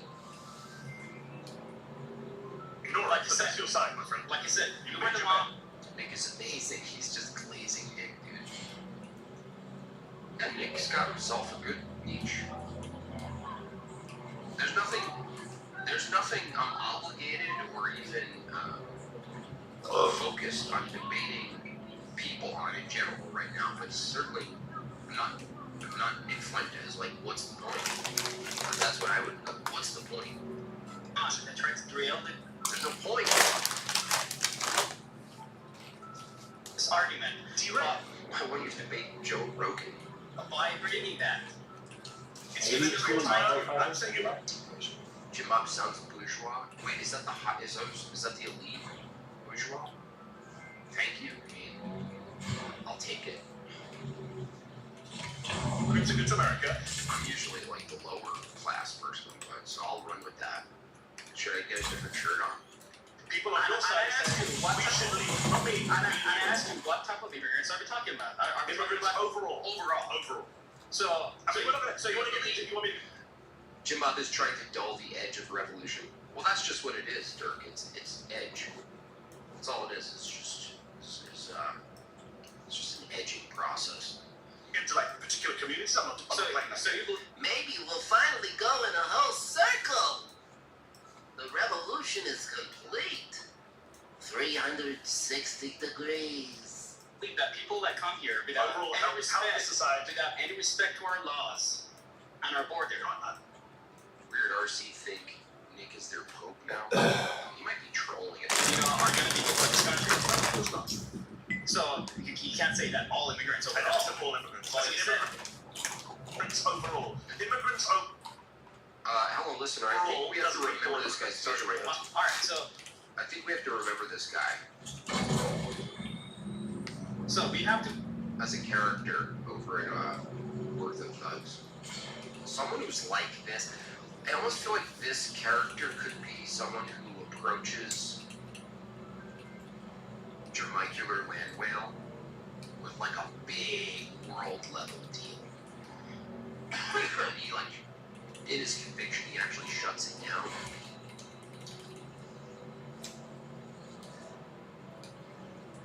to make sure that people are coming here have the good intent of this country. But Is it too far? The good intent of this country that doesn't even make any sense, dude. That's right. The good intent of this country is for the people who are already here. And you're like, we just more people come here with the good intent of the people who are here. That's already backwards. If you have the good intent of a country, you would just not move there. That's what the British guy should say. Oh yeah. Do you know that house? He should say, isn't the best policy for the country, from your view, the best intent, the best action, the best aligning your intent with good for a country is to close it off from immigration and let it go through its hardship in reclaiming, I don't know, some of its labor, reclaiming some of its cultural identity, reclaiming its church, reclaiming something, anything. Isn't that the first thing you would do? Like, no, it doesn't make any sense. Imagine loading up a bunch of people, a bunch of Somalians, and they get to the border, and this guy's there with his hat. He's all, I just want to make sure you guys are here with the best intentions for America. They wouldn't even know what that means, dude. I tried Dune, but waited for 2 hours for these retorts won't even debate the topic, and he gives them an hour to prattle on. He does. He does. The thing about American identity is that people move here for their own intent, their own wants and needs and desires. That's the promise of America. You get to pursue all your wants. It's literally Andrew Tate. Andrew Tate, America and Andrew Tate are the same thing. You pursue your wants, become the crafter of your own reality, and you're free to do it, and you can win the whole Monopoly game, and blah, blah, blah. There is no obligation to America in the American dream. Are you kidding me? This is absurd. These people are little kids or something, playing board games too much. I agree. Yes. All right, Irrelevant to my claim. but when you have undocumented immigration go. 20 Feces. Hey, what's up, 20 Feces? What's up, Dad? What's going on?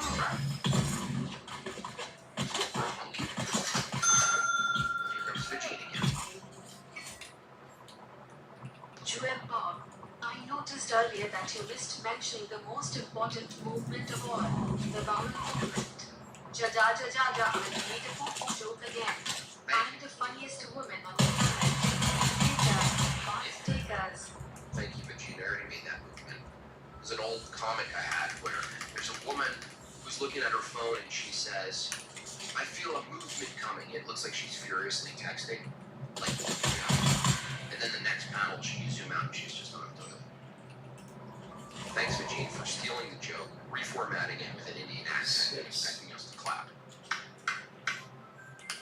Oh, no, you can't admit that. You can't be sure about that. Let me real quick talk about my background. There's no American embassy in Iran. So in order to come here, you have to stay in line for 4 years, and you have to go through some serious vetting procedure to get here. V for vacuums. But I made it, and that you made it. Look at you. Process has to be in place because you don't want terrorists. But I'm. It's a contradiction. Hold on. I made it too. I'm an American citizen. I went through lots of vetting. I took my test. And that's how it should be. Wants us to leave. And that's how it should be. We want to slowly and legally splinter and fraction the demographics so that has no collective identity. It's just a bunch of individuals who have different identities and values, and we live together in a poorly made blanket made of different threadings and different. Great, good job, V for Vendetta. You unbelievable, this guy. But he wants us to leave. This guy definitely. That guy collects those like really silly, curved swords. You know what I mean? People don't really care about vetting, do they? But it's not really about. This guy definitely. There's no way this guy doesn't have 3 over-the-top swords on his wall in his studio apartment. Impossible. Vetting isn't my friend. people should not have the right to ignore our borders and our laws. What about those who don't ignore the borders? Should we get to stay? Of course. I'm not debating him. We kind of are because you're all together on this. No, I'm debating. It's not actually true, but. Okay. And I'm pointing out to you that your argument is in bad faith because these guys are actually speaking the truth and you're in denial about who's on your side. He wants you gone. I never claim that I'm on their side or they're on my side. I'm here to debate you. Alright, pause. Alright, pause.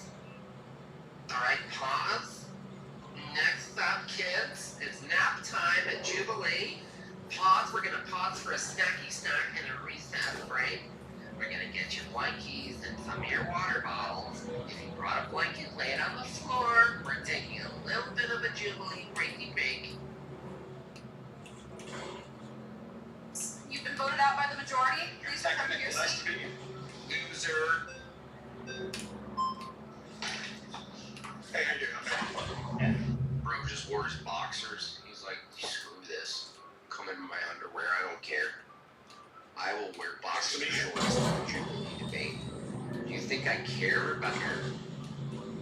Do you think I even care?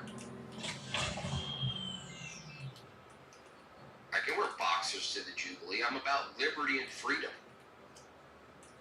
The question is, immigration is good for America, right? Overall, if you look at the net positives to things like our society, our culture, our food, our economy, our general diversity, I know the D word is a bad word. That is a flex. Show up in your But in places like this, I think immigrants have been a net positive. I think if you look at your everyday lives, we all benefit from immigration. And what kind of conservatives disagree with that? Some of the guys who told me to leave. Where does people get their haircuts, man? We're like dipping their head in a piranha-infested pond. This place and go back to another citizen. It looks like a half-carved turkey. All conservatives? No. Oh, no, in fact, Ronald Reagan, who's a president I wasn't a big fan of until Donald Trump came along. Now people like Reagan look... Dude, it makes me hungry for lunch. Good in comparison. Reagan said...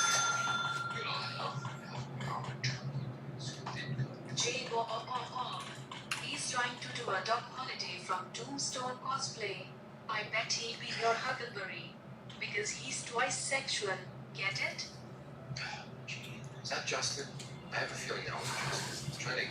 I'm starting to gauge Justin's tonality when he does jokes. Said in 1986, our country is a nation of immigrants. Our immigrant heritage is our strength. He gave an amnesty to 3 million undocumented migrants. He understood the value of immigration, so I'm with Reagan. Although, this guy's putting his thumb down there, so Reagan's not popular in right-wing crowds these days. Well, he's popular with me. Good too. I'm a deferred action of childhood arrivals. I was an illegal immigrant myself. I came here when I was 10. I'm what you would call a legal alien now. I didn't have any say in my parents, What the hell? How are they able to take this many points? Choices, yes. Do I think that they were well-meaning by wanting to bring me over for a better future? Absolutely.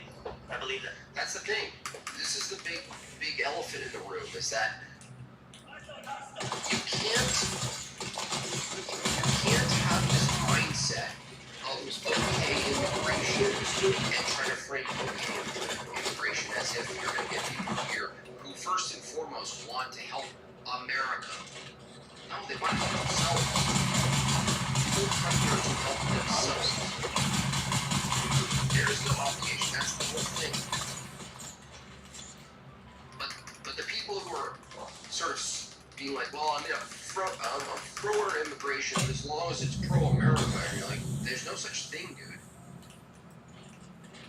There's no such thing as that. It doesn't make any sense. Did they break the law? Yes. Do I agree with people breaking? We're at 32 of 50, y'all. We have an hour left. We have 18 more to go. Let's get your super chuts in. If you giggle, if you laugh, or even if you look at me with a wonky, hairy eye. Support the stream. It's summertime. I've done this already. It's just harder to live.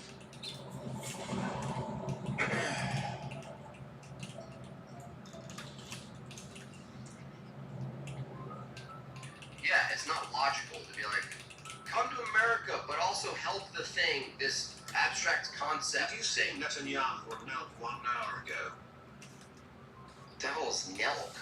Is that some sort of like protein powder? Yes. No, I try not to watch Netanyahu. I don't like his face.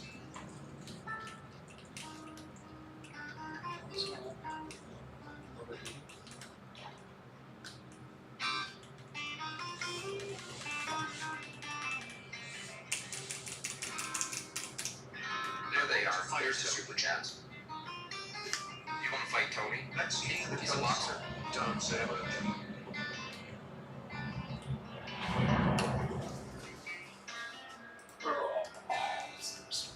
Nelk? Nelk?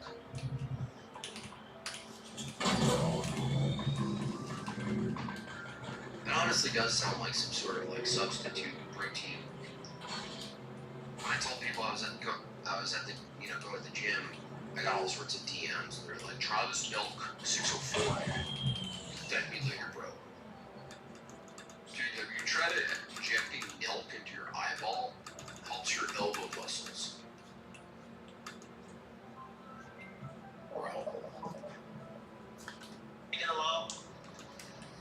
necessarily. Do I think that there's ever This guy makes me want to practice soccer. a situation where you I just want to sign up for every indoor soccer league in my area. can break the law for the better or the greater good? You know, immigration is it's an interesting issue because I do agree with you that everyone is an immigrant in the sense like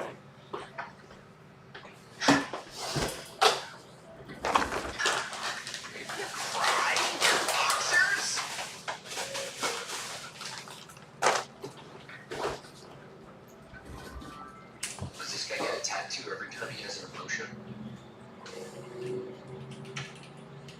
Shh. I'll be here all day, except I'm not.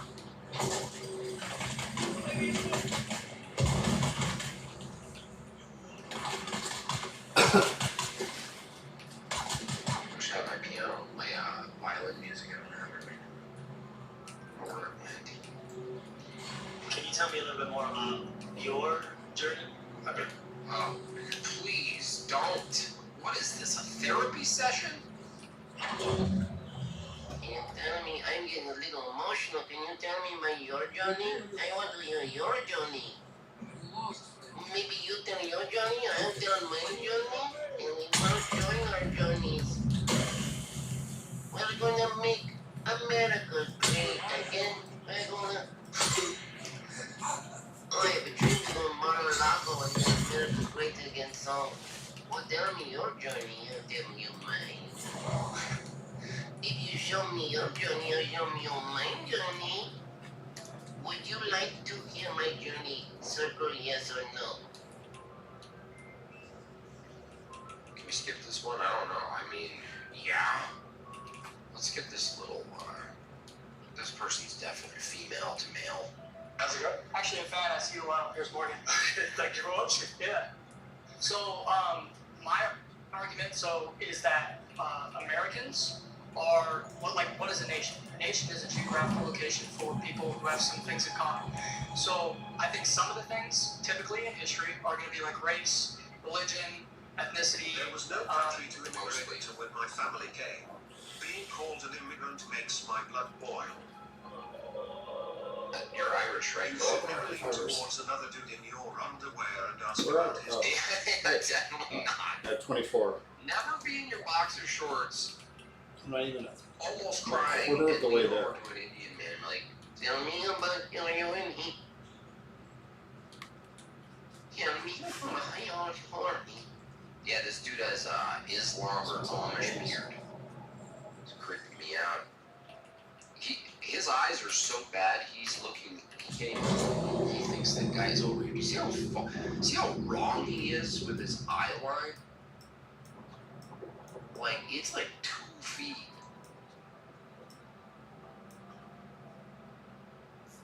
Do I need to just survey this? Over here, buddy! Bro, this way. Language.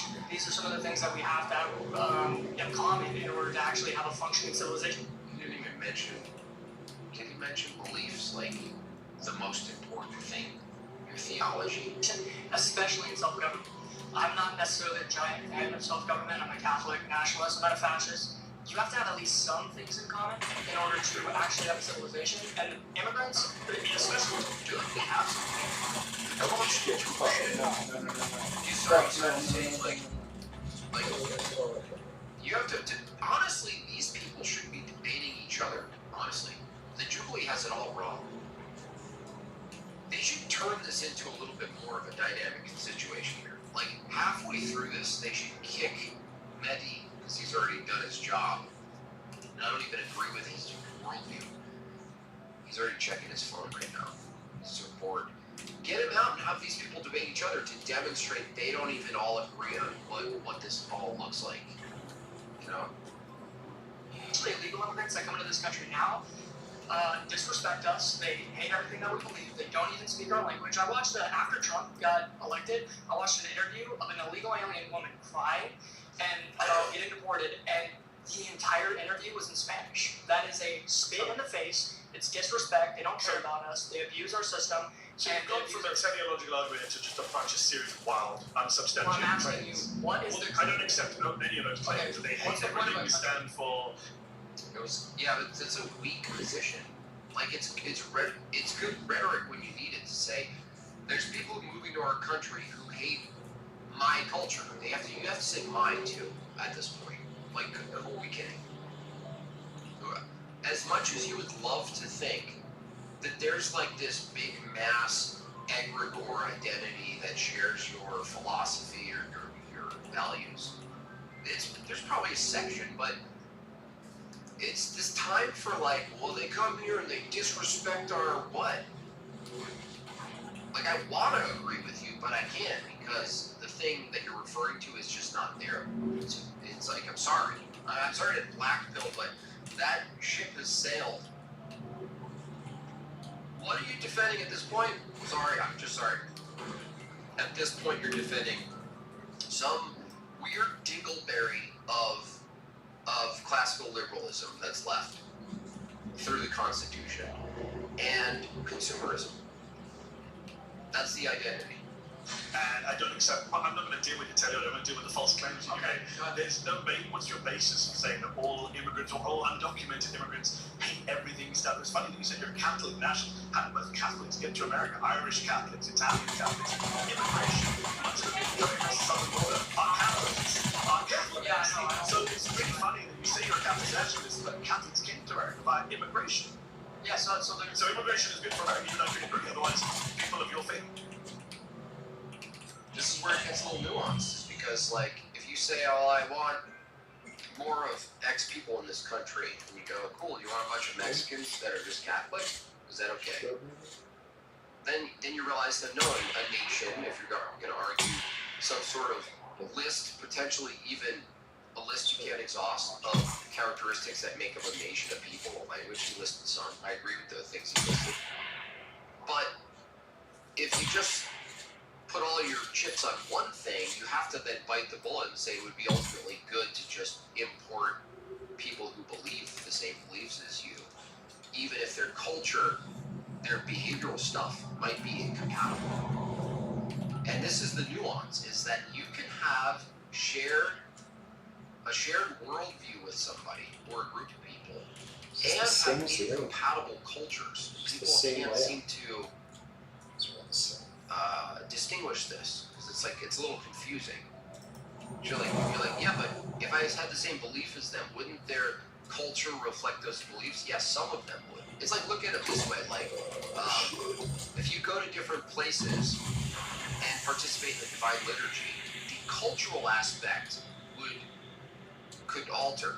There's language, how things are done, so long as it doesn't undermine the sacraments and the liturgy and everything else. But it doesn't mean that because you're participating in the same thing, that the cultures are compatible. Okay? It doesn't follow that you could smush them together and then they work. It wouldn't be here. No. We were here on this side of the world, in this continent, from conquest. We came over here, but the big surge is of numbers, as you well know, because you're a smart guy. Yeah. Italian, Irish immigration waves, Catholic immigration waves. Okay, yeah, and I'm not even against those?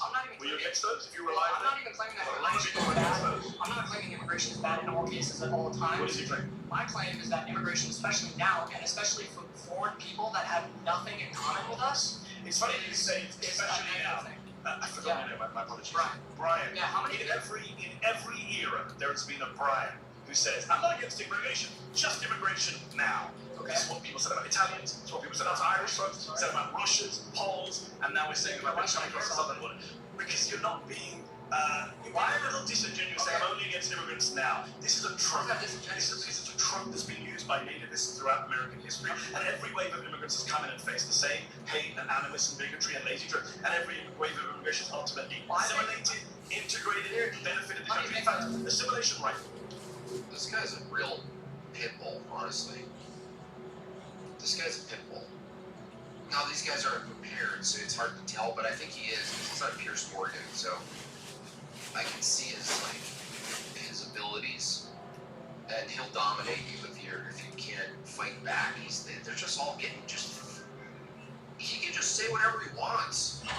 The honest truth is with these types of debates, a lot of times it doesn't matter I know it's an unfortunate aspect of this, but that's the truth. That's the truth. Right now, according to Jacob Victor from the University of Washington. All right, we're at 37. We got 45 minutes. 13 more to hit the goal. The assimilation rates based on language and citizenship and naturalization are higher now than 100 years. Weren't they paid? I don't know if they pay. They probably do. It's probably like, $100 to $300 maybe. Okay, That's I totally made that up, but that's my guess. Statement first. I think that you and your own person are. He gets demolished on Pierce Morgan. Yeah, that would make more sense. So this is like his tactics could be very useful. Like his tactics could be effective. It's just if you place them here, it's going to be different than on Pierce Morgan. A complete, perfect example of why immigration is negative and why. I've seen some guys complaining that Gypsy cut some parts out, that they were winning. That's also possible, but they don't have power over that. I understand. That's totally possible. Likely. Currently have It's 37. Someone was complaining that they cut the part. Someone apparently just called this guy Muhammad, which is funny. It's just like a funny little pejorative. But that's not what you want to lead with. You don't want to be like, but I own that guy, because guys, I called him Muhammad. I did it, you guys. I did it. Why we shouldn't allow people who don't have anything? What? RIP monetization? No, not monetization. Well, oh yeah, for this video, I take my videos down, John. I break them up into clips for the most part. But yeah, I'm surprised at that. Maybe I'm talking enough in between and stopping it incessantly enough. And I have the image flipped. You're pro-abortion, you're pro-euthanasia, you're pro... I'm pro-euthanasia? Yeah, you went... No, I've seen your stuff. You defended euthanasia. Pro-euthanasia? Yeah, on Pierce Morgan. No, I've never discussed euthanasia. Casting missed a great opportunity. Yeah, an actual Native American would be awesome with like the whole headdress and everything. That'd be cool. Okay, so my point is that you don't agree. I mean, even the Native Americans were against what was immigration at the time between territories. Right? They weren't like, hi, you look like me, hi, come on in, hi.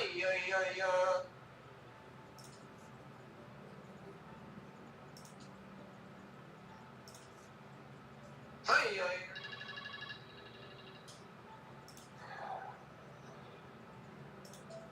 Actually, I'm the guy.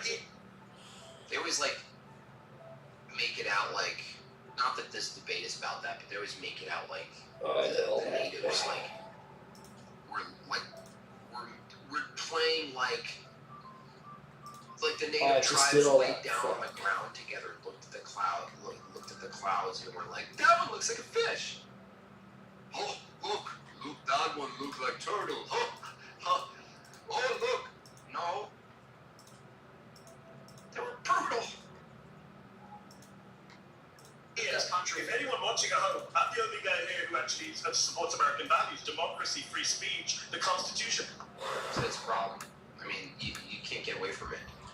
That's the problem with American identity, is that the values are not tied to people, like their heritage, like an ethnicity or a theology. The Enlightenment perfectly crafted America to have a very nebulous identity. That the identity is tied in, quote, self-evident truths. Big mistake in philosophy, by the way. The self-evident truth part, I honestly believe that aspect of our nation's identity in the paperwork is one of the most missed, sort of like missteps that people don't talk about. Like it's such a flub. Is that the right word? it's such a blemish because the consequence of this kind of thinking has paved the way for all sorts of things down the line because we weren't rigorous with who God was.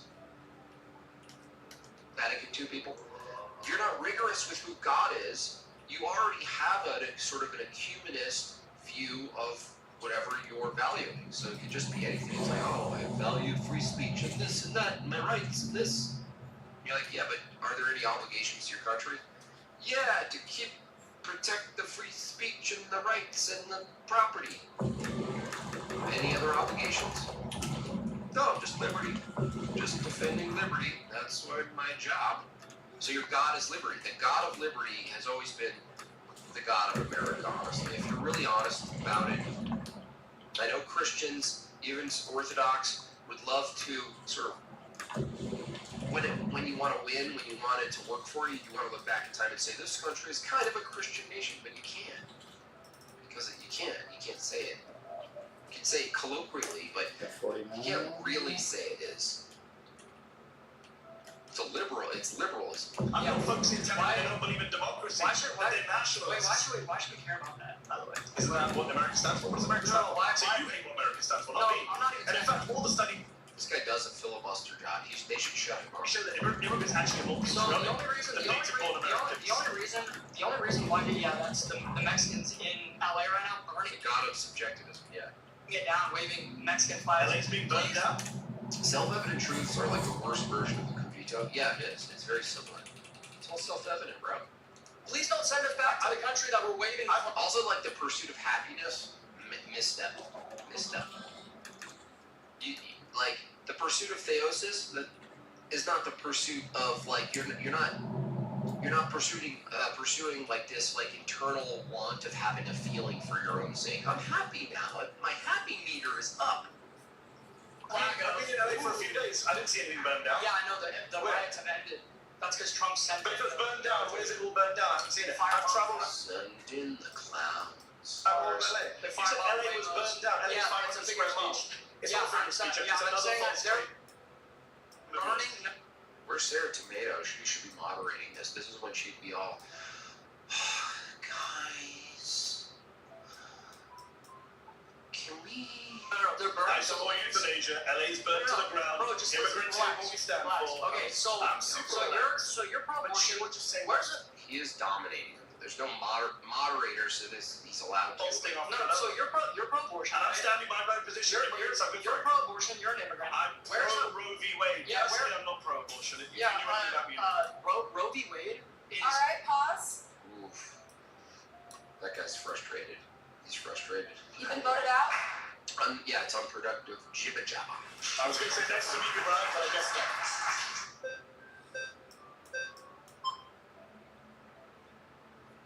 Can I just see?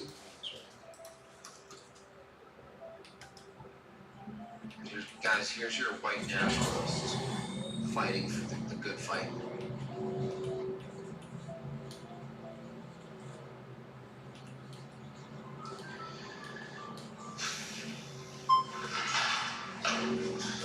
You made it. Great to see you. My name is Cyrus. Nice to meet you, Cyrus. I am also son of two immigrants, came in legally. I'm also Persian descent, born in LA. Fantastic. Yes. Yes. Well, I'm mainly upset, not at the immigrant. You're upset. It's legal or not. I'm mainly upset at Wall Street. I'm mainly upset at... Oh, shut up.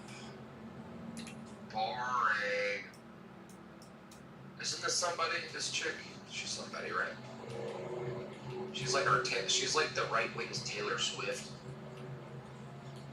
She's like dissident Swift. Is that Donald Trump's plan? What do you think that? He says it's his plan. Have you seen his plan? What did he say? He said it standing next to Benjamin Netanyahu in January, February. He said it on Fox News in an interview on Fox. He said it on Air Force One. Word for word, what's an example of what he said? Word for word, he said, for example, we're going to clean out the Gaza Strip. He said they're going to leave. We're going to take control of it. He says we'll own it. I would own it. He says I'm not sure under international law how you can own a foreign piece of land. And when he was asked on Fox News, the people, the Palestinians who are being forced to leave, would they be able to come back? He said, No, they wouldn't. That is the literal definition of ethnic cleansing, according to a UN definition. Why do you think that Trump is saying this? Do you think that he has some personal interest in cleansing Gaza, or do you think there might be some special interest group or perhaps religious or ethnic group that's... Oi! See, there's a way to name it without naming him, so I'll give her that. What? You know, that... There's a creative way of doing No. it, okay? Just relax. You could take fellow listener and say Amish, you can use mine and say bagel. There's a way to do it. If you receive money from them, that's the reason. Small says you send men with guns there, and you own it. Yeah, that's how we own everything. And why he wants to cleanse Gaza, or why do you think that is? I didn't do Donald Trump's work. Important note. The root of happiness is hap. It's a Norse word for luck or chance.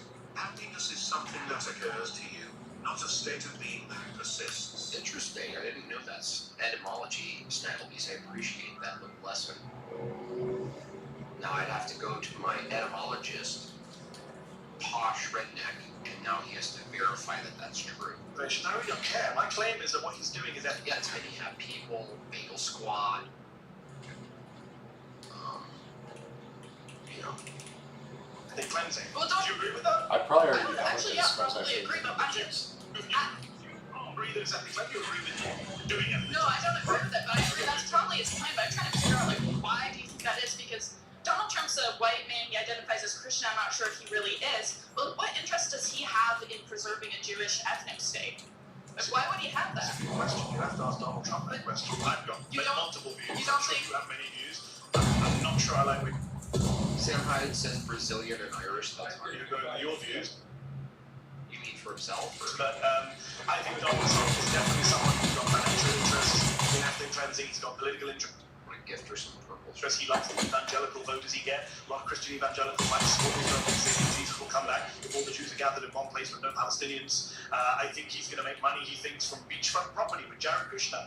He said something similar in the You think past. that's the real reason? I think there's multiple reasons, yeah. I think financial, geopolitical, ideological, evangelical. What's he thinking about? He's like, if I could just get one Gillette commercial out of this showing, I'd be happy. I'm here. What am I doing here?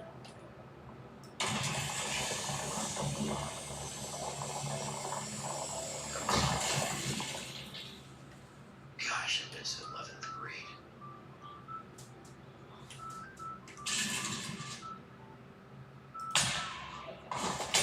Darkness, my friend. I come to talk to you again because I wish I'd have worn a leather jacket. What kind of shoes does he have on? I don't even care. My claim is that what he's doing is ethnic cleansing. Straight out of 96. I could have made it on the WB. What?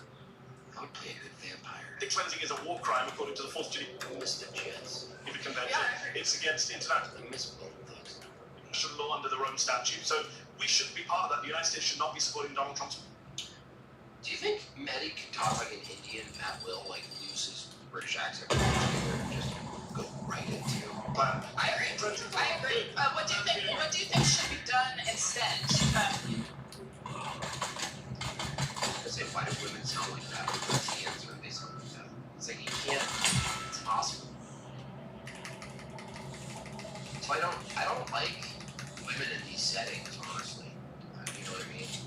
Like I think about my own wife, like what it would take for her to reach this level of register in her voice, and I'd be like, stop. You know what I mean?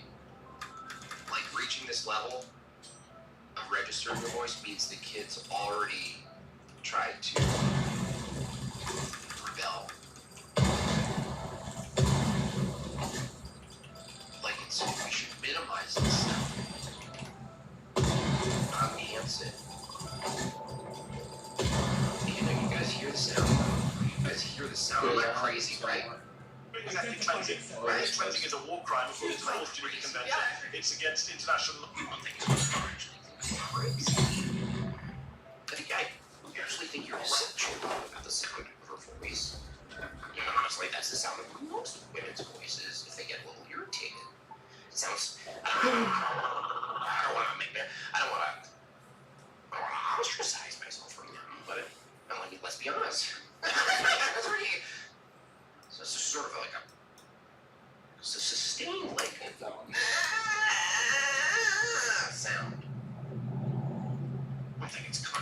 controversial. Law under the Rome Statute. So we shouldn't be part of that. The United States should not be supporting Donald Trump. 73, what, I agree. 89?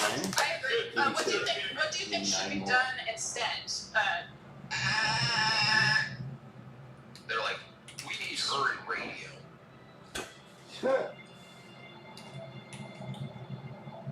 The right wing's all, we're really looking for fresh faces.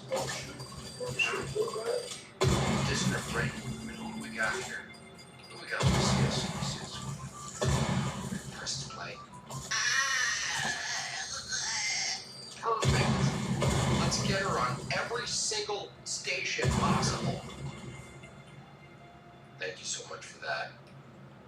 30 minutes to reach the goal. We should hit that in 5.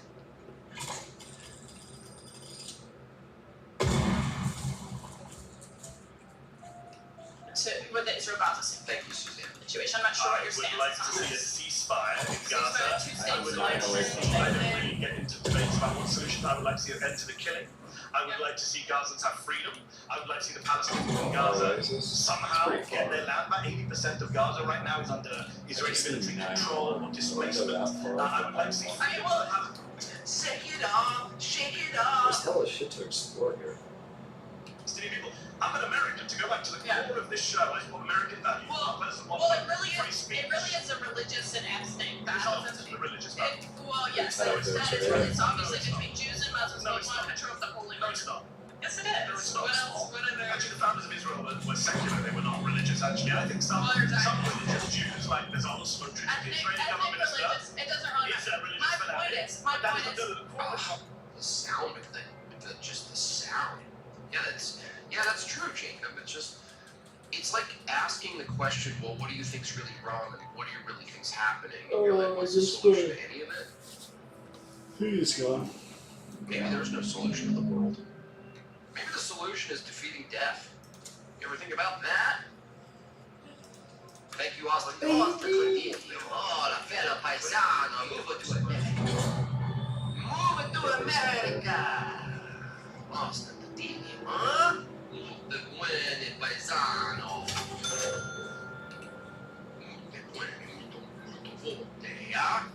The Indians were very peaceful. There was once a young Indian asking an elder where they get the wisdom in names. The elder said, when we see an eagle, we know the child will soar. So we name him Soaring Eagle.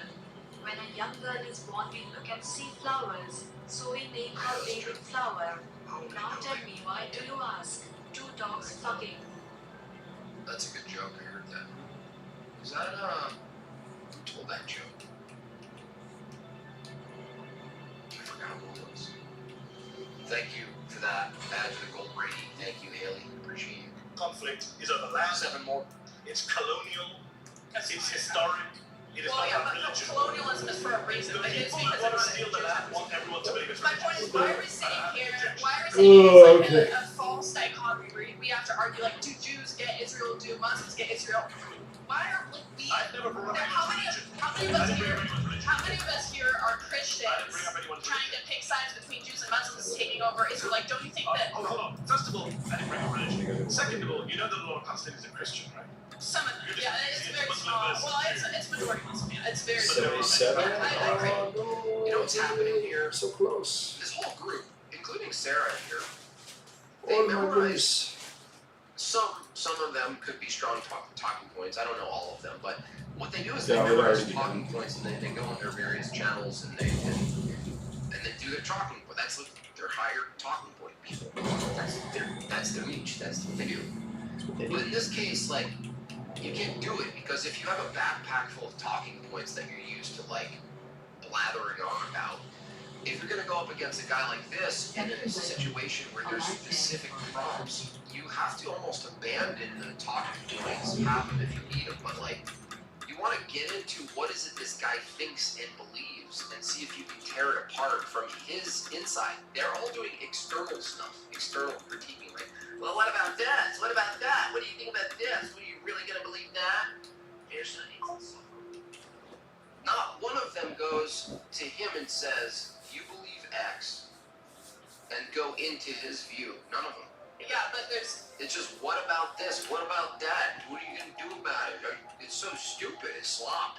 not that many. So it's Yeah. not worth So it is. Well, it is the reason. Why do Well, it's, you think Iran is backing? why do you think it's always the same thing? Why do you think this? Why do you think that? Answer me this. Riddle me this. Proxies that want to take over Gaza, back the terrorism Gaza. It's obviously because they want to Muslim control of the land. You don't think that's why? No, I don't think it's about religion. Is it? I've been following this conflict for decades. It's not about religion. People who say it's about religion, it's a distraction. Well, it's a big part, I think.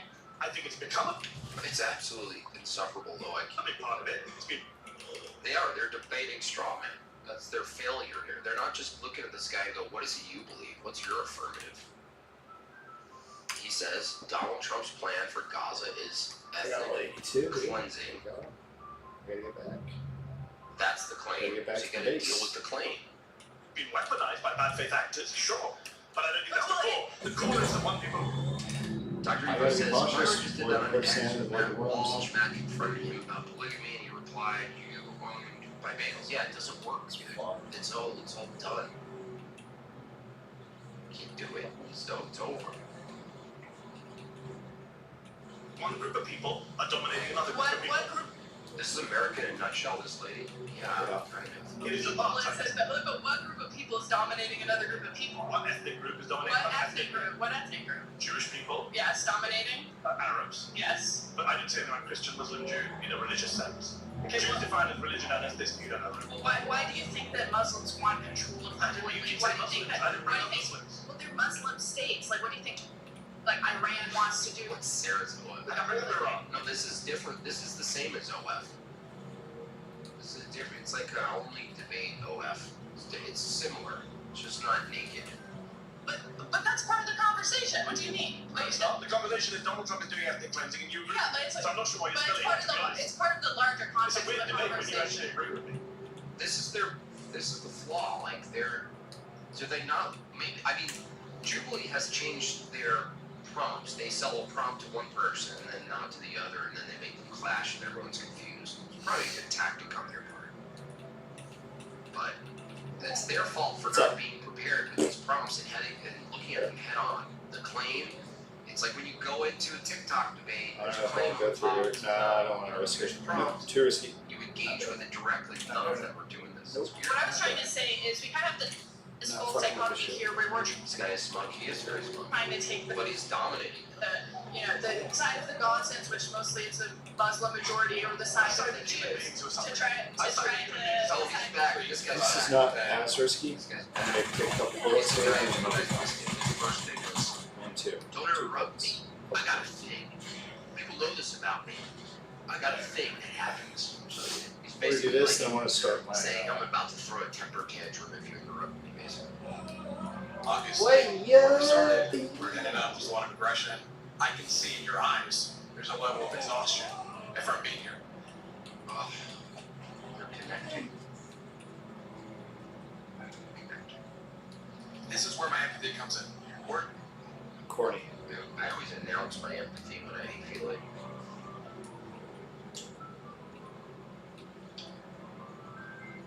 doesn't is, when you have a room full of people that Do they all go to the same place for haircuts before this? Is there like a Jubilee cutting station? Yes. And you get a shaved side of your head, and you get a shaved side of your head. do agree with you, we have this opportunity to come together, and you're kind of mocking people.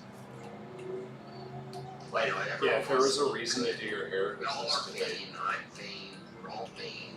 We all look good, we're sharp, we're be well manicured and well shaved and all of that, but it's just turning into a Floyd's commercial. The Jubilee Salon, they are making bank. Thanks, big thought. Thank you, appreciate that. Generous $10. Appreciate you. But when they do, so you mock Sarah a little bit, you guys clearly had a common interest and goal to reach, so Let's finish this 6 chats right now. I don't want to wait 20 I think minutes. this one's at the very point end. mark 3. It stresses me out. Can we get a quick 6 in? Thank you so much. I can tell you're agitated. I want to break. I'm right, you're wrong. I'm right, you're wrong. So doing all of them. I'm guessing you're not going to with us. No, I'm going to. I do want to point out some contradictions. First and foremost, I don't believe you're pro-American in the value system that you claim to uphold, especially with free speech, if you're not willing to debate people that don't share your values. That's very un-American. Donald Trump's plan for Gaza is ethnic cleansing. Oh, see this dude? He's sharp. He is rigorous. You see how he just brought it back to the prom? Claim 4. Donald Trump. Guy's eyes are creepy. He's got black eyes. Yeah, I usually look for the pure black eyes.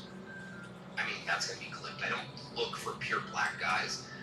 I look at people's eyes and I see if they're pure black. Okay? Cut it is.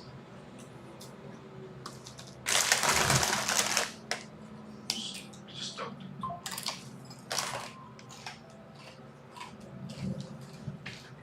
Thank you, John.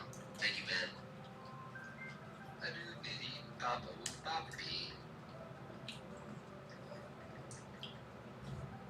Yeah, big oof there. Massive oof. Ouchie. One more and you guys get a goal.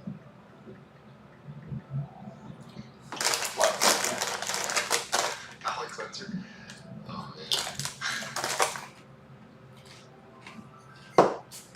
You did show empathy for the metal face lady on whatever. I did. I felt bad. It was actually pity, not empathy. And last.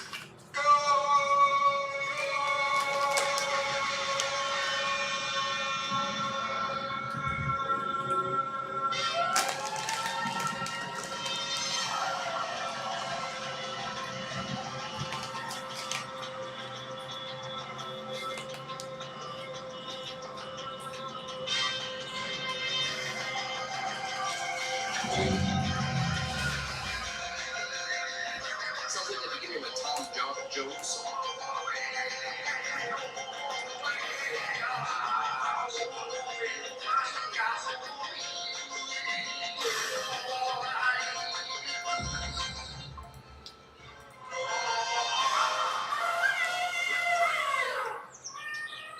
Love it. Thank you. Black Frankly. Quite frankly. I also have to look out for black eyes. Yeah, I don't believe it's ethnic cleansing, but because it's not his plan. It is his plan. He said it's my plan. No, he's his plan. obeying someone else's plan. Okay. I'm not. Who is he obeying? He is obeying Israel's plan for the Greater Israel Project, of which this is one of those things that we can agree on. Why is he doing it? Why is he doing that? I don't know. Maybe they have something on him. Maybe they have something on all of But you them. think it's a bad thing what he's doing? Absolutely. Okay. Yeah, no, I That's to agree with you. But see, I don't want to shut down the I'm agreeing conversation. with you. Okay, perfect. But I want to take this opportunity because I don't know if I'm going to get the opportunity again to say, you're not American. First and foremost, baby, you're not. Remember what I said? The agitation you take to lower the temperature and then make racist remarks. You know that's a racist remark. It's not racist. It's racist. No, that's not racist. Saying someone's not American isn't. So it's either true or false if you're not American. It's not racist. Racist would be something like,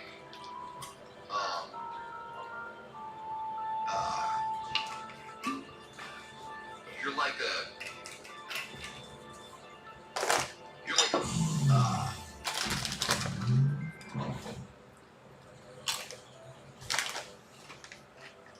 a puddle of curry. You're like a puddle of curry in the alleyway of an American restaurant, and we want to keep you there. Something like that. I was going to work to get this shit. You're not American. It's not. It's not. It's like, what?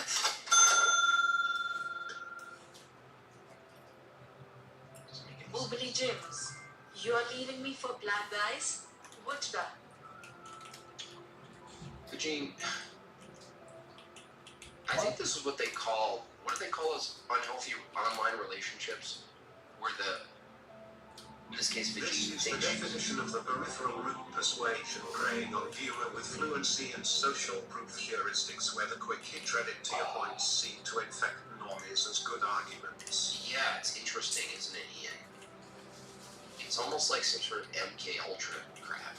I'm gonna go back into Trutherville. This you telling American citizen? Parasocial, yeah. Okay, so- Gene has a parasocial relationship with me. Okay, perfect. You just proved your own point. Well, you just said that was a You just proved your own point. That's not something you say to your debate opponent, dude. You don't say you just proved your own point to your opponent. Wait. Oh yeah? Well, you just proved your own point.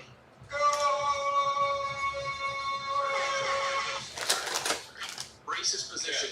Earlier, you argued this contention that America has no race. It's a bunch of immigrants that culminate together as America has no race. You inferred it. You absolutely did. So now you're saying it's racist for me to take an American nationalist approach. You're kind of an American national approach. Is that a white approach? I think it's. So this is where it gets all fuzzy. This is why you gotta be careful. The argument for ethnicity, I need steel and sword. ethnicity exists for the sake of the term race.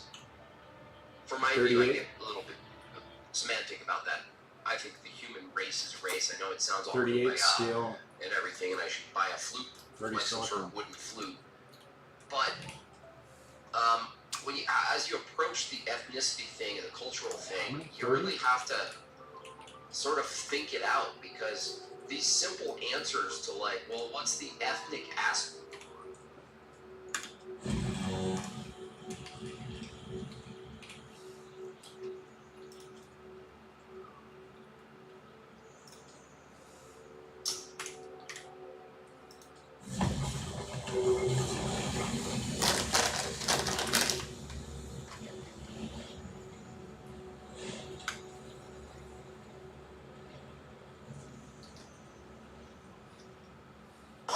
Wild Wild West. Oh my God, bro. We're out here just living these Hollywood nights, dude. Hollywood nights, Polly, pie. Damn, dude, you're fucking. I'm fucking hammered. I'm absolutely hammered. I'm not. You ain't New Year's Anderson Cooper. New Year's Anderson Cooper. My goal was to keep it together. To have it completely under the radar. I'm not trying to like claim good ones, but I'm New Year's fucking Don Lemon. Called it. You're New Year's Anderson Cooper. Nate's fucking just Nate. Nate, nobody's been a Warrior since they've gotten to LA. It's crazy. Not in a fucking, not in a heterosexual audience. Look at it. Look at the glass he's using. No, we're not using those same glasses. Nate, we gotta show the truth, bro. And the shorts, sassy, bro. These are free shorts, and I love them. And I'm like, why are you what's free? Who gave them to your sugar daddy? It was fine, Joe. Guys, let's get serious. Come on, let's get serious. There's so much serious stuff going on in the world today. Seriously, man. Nate, though, I've never met a zestier guy. Bro. As soon as the plane landed, he was like, when are we gonna dab? Like, it was like, yo. But, Nate, I never knew you. Hello, this is Sean Gardini. I just wanted to stop in to let you guys know that the guys have been drinking a lot during this episode. Not that there's anything wrong with it, but I just wanted to clarify that because there's going to be a handful of edits. So we just wanted to say we're sorry about that, but we still think you'll enjoy the episode. Well, we hope you'll enjoy the episode. And yeah, that's about it. So back to the show.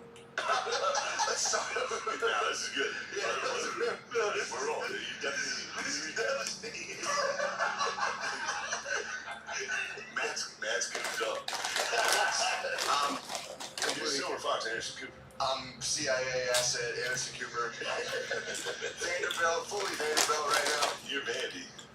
Dude, 3 spicy margaritas turn you into a Vanderbilt asset. Yo, 3 margaritas. Yeah, all right. Here's the topic of the day. Here's the thing we need to talk about. Let's get down to business. Let's talk brass tacks. We were hanging out at the pool earlier and we watched a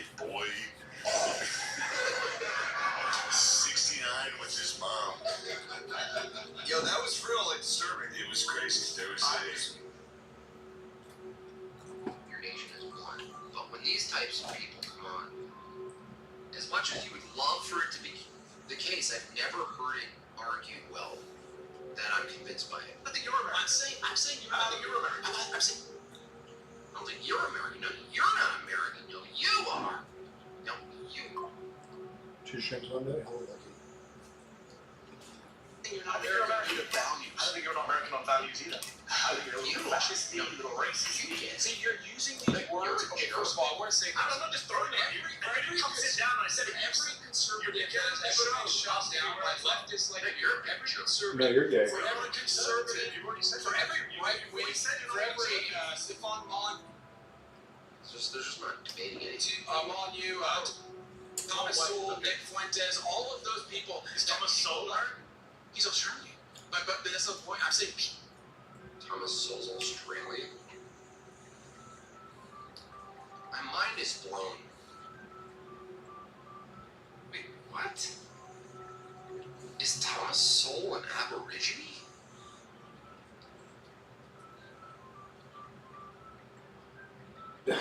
What's going on? Wait, is Stefan Mo? Wait, I'm so confused. What the hell? Oh.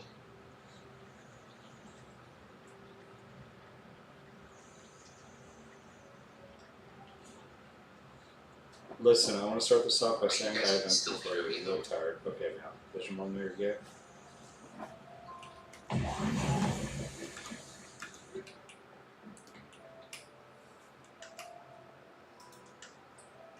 Went down for a second. Okay.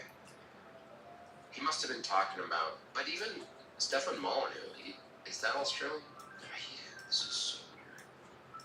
I'm so confused. people that are on our side of the aisle that get shut down by people like you because you're leveraging this. What do you mean shut down? Aren't you about shutting things down? What the heck, dude? Pick a mechanism, dude. Position of emotion. You're joking, right? No, I'm not. You're leveraging the Nobody else position comes of on emotion. my side of the aisle is trying to deport you. The only shutting down Actually, yes, is being they're done by trying to. you. That's actually The only trying to shutting down is being done by you. See, this guy's weak sauce, you know. This guy needs preparation. Preparation H. Preparation H. I don't do fussy. You can't, dude. You gotta pick what you want. Like, I went through a whole phase of like, it's wrong to shut people down and to silence them, and I'm like, no, it's not. It depends on what it is and who's informing the action. What's informing the action? What's the world do? But they're stuck. They're both like, well, you guys are nuts and you shut us down and you're all about censorship. That's not American. And he's all, you guys want to deport people and control blah, blah, blah, blah. And then he's like, yeah, but can we just agree? I almost don't even want to do political, like, I don't do political debates, but any debate that would go into some sort of policy, I just want to get my opponent to agree. Can we agree that we're in a war and a competition, and a country and a nation and all its policies and laws are informed by an ethical system and upheld by force? That's descriptively true. Okay, cool. We both agree. Can we agree that we're just in a war or a race of who gets to control that force on? I mean, isn't this very simple at this point? Dude. Race, so what are you talking about? Wow. You're a white genocide guy? Are you kidding me? Wow. You know the fact that you're I'm amazed. Are you kidding me? I believe find some of you guys. How did they find you? Do you see Did they know you? Why are you trying to oust me? He acts like he's talking to his dad. Like his dad's dominating. He's like, why are you doing this, Dad? Like you notice the register difference? This is key in, like, at least in optics for, like, debate. The registers are totally different. This guy's, like, feeling like, why are you doing it? Why are you doing this to me? And this guy, I don't even agree with him. This guy. Tactic. You go to Nordstrom. No, All immigrants. Have you ever been on eBay? No, but you love immigrants. No, you love immigrants when they're helping you. You just don't like the color of my skin. We're having a different conversation. Oof. This guy's like he's like sort of like a broken He's like Steven Crowder's retarded little brother. You know what I mean?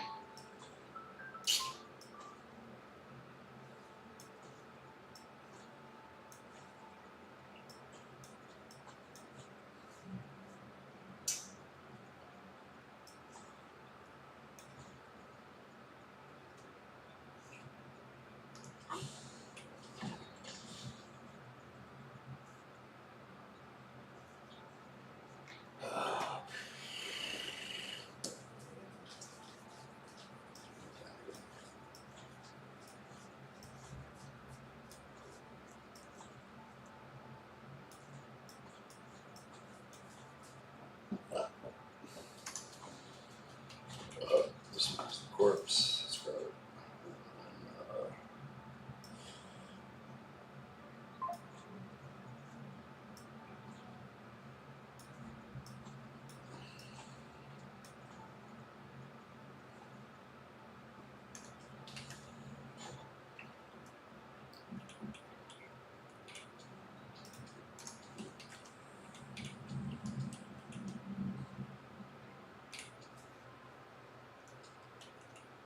This whole 52,000 is a lot.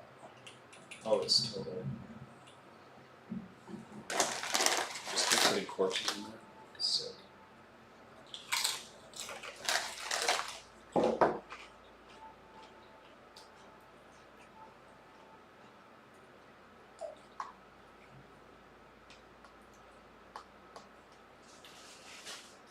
What should I click on? Oh, this. I don't want to assume any ethnicity there. What would you have guessed? No, it was. I don't have to guess. I literally saw it. It was a Middle Eastern boy. Some type of having sex with I was his trying to mom. pinpoint it. That kid, you're being generous with 8. That kid was 12, 10. Not 12. Not 12. Not 12. I think he might have been close to 10, dude. He was big. He was like 9, bro. He was like 6'5". He wasn't double ditch. He wasn't double. He was still in the Garden of Eden. He was humping his mom. He was. He didn't. It was on her. That was on her. Obviously, that was nuts. We were at the pool today, and there was. I had a reference Grok. I was like, Grok, is it cool? I asked Grok. No, for real. There was a kid today at the pool. This is brass tacks. This is brass tacks. When we were at the pool today, we were chilling. We were just recouping. We were chilling, having some fucking pina coladas out of a coconut. By Eating the goat way, flesh. virgin pina coladas. So fucking. End of the day, virgin pina coladas. They were bamboozled big time. They had such low alcohol content that another group of dudes came over and were like, "Yo, are you guys fucked up?" And we were like, "No." We were like, "We aren't either. We've been chugging these pina coladas. No one is fucked up." But I'll tell you who was fucked up. That giant-titted mom. And I'm not gonna, I don't. That was a clash of cultures. That was a culture clash. For real, to be fair, we're at the pool. There was a Middle Eastern lady, and she had her maybe 9-year-old son, if we're being generous, like rapidly humping her leg. And we all had to sit Switching there. positions. He was switching positions. I think that kid invented sex. He literally invented sex. Enough that everybody else at the pool was making eye contact going. It was fucked up. Bro, you seeing this? It was. And everyone would kind of look over it, and his mom was laying, swear Not to a God, flower legs stand? spread on a fucking folding chair. Dude, the sun was smashing, bro. Humping her leg. Humping, like literally up and down, humping. Grok was like, yeah. Middle Eastern culture. I asked Grok, I was like, Grok, what's up with this? Why is it like a thing of Middle Eastern cultures with the mom? Is there like a thing that I'm missing as like a European guy? And Grok was like, yeah, they're a little more like fluid in terms of like affection. But if you see something that triggers your like sensibilities, you should report it to the staff. And I was like, I'm not gonna tell the lady who's bringing us margaritas that a Middle Eastern boy is humping his mom. The whole staff was Persian. They would have been like, oh. You're saying Middle Eastern culture is free use? That's honestly. No, but no, I didn't want to be a cultural imperialist. I didn't want to be a cultural imperialist. I don't want to be like, hey, what I do is what you should do.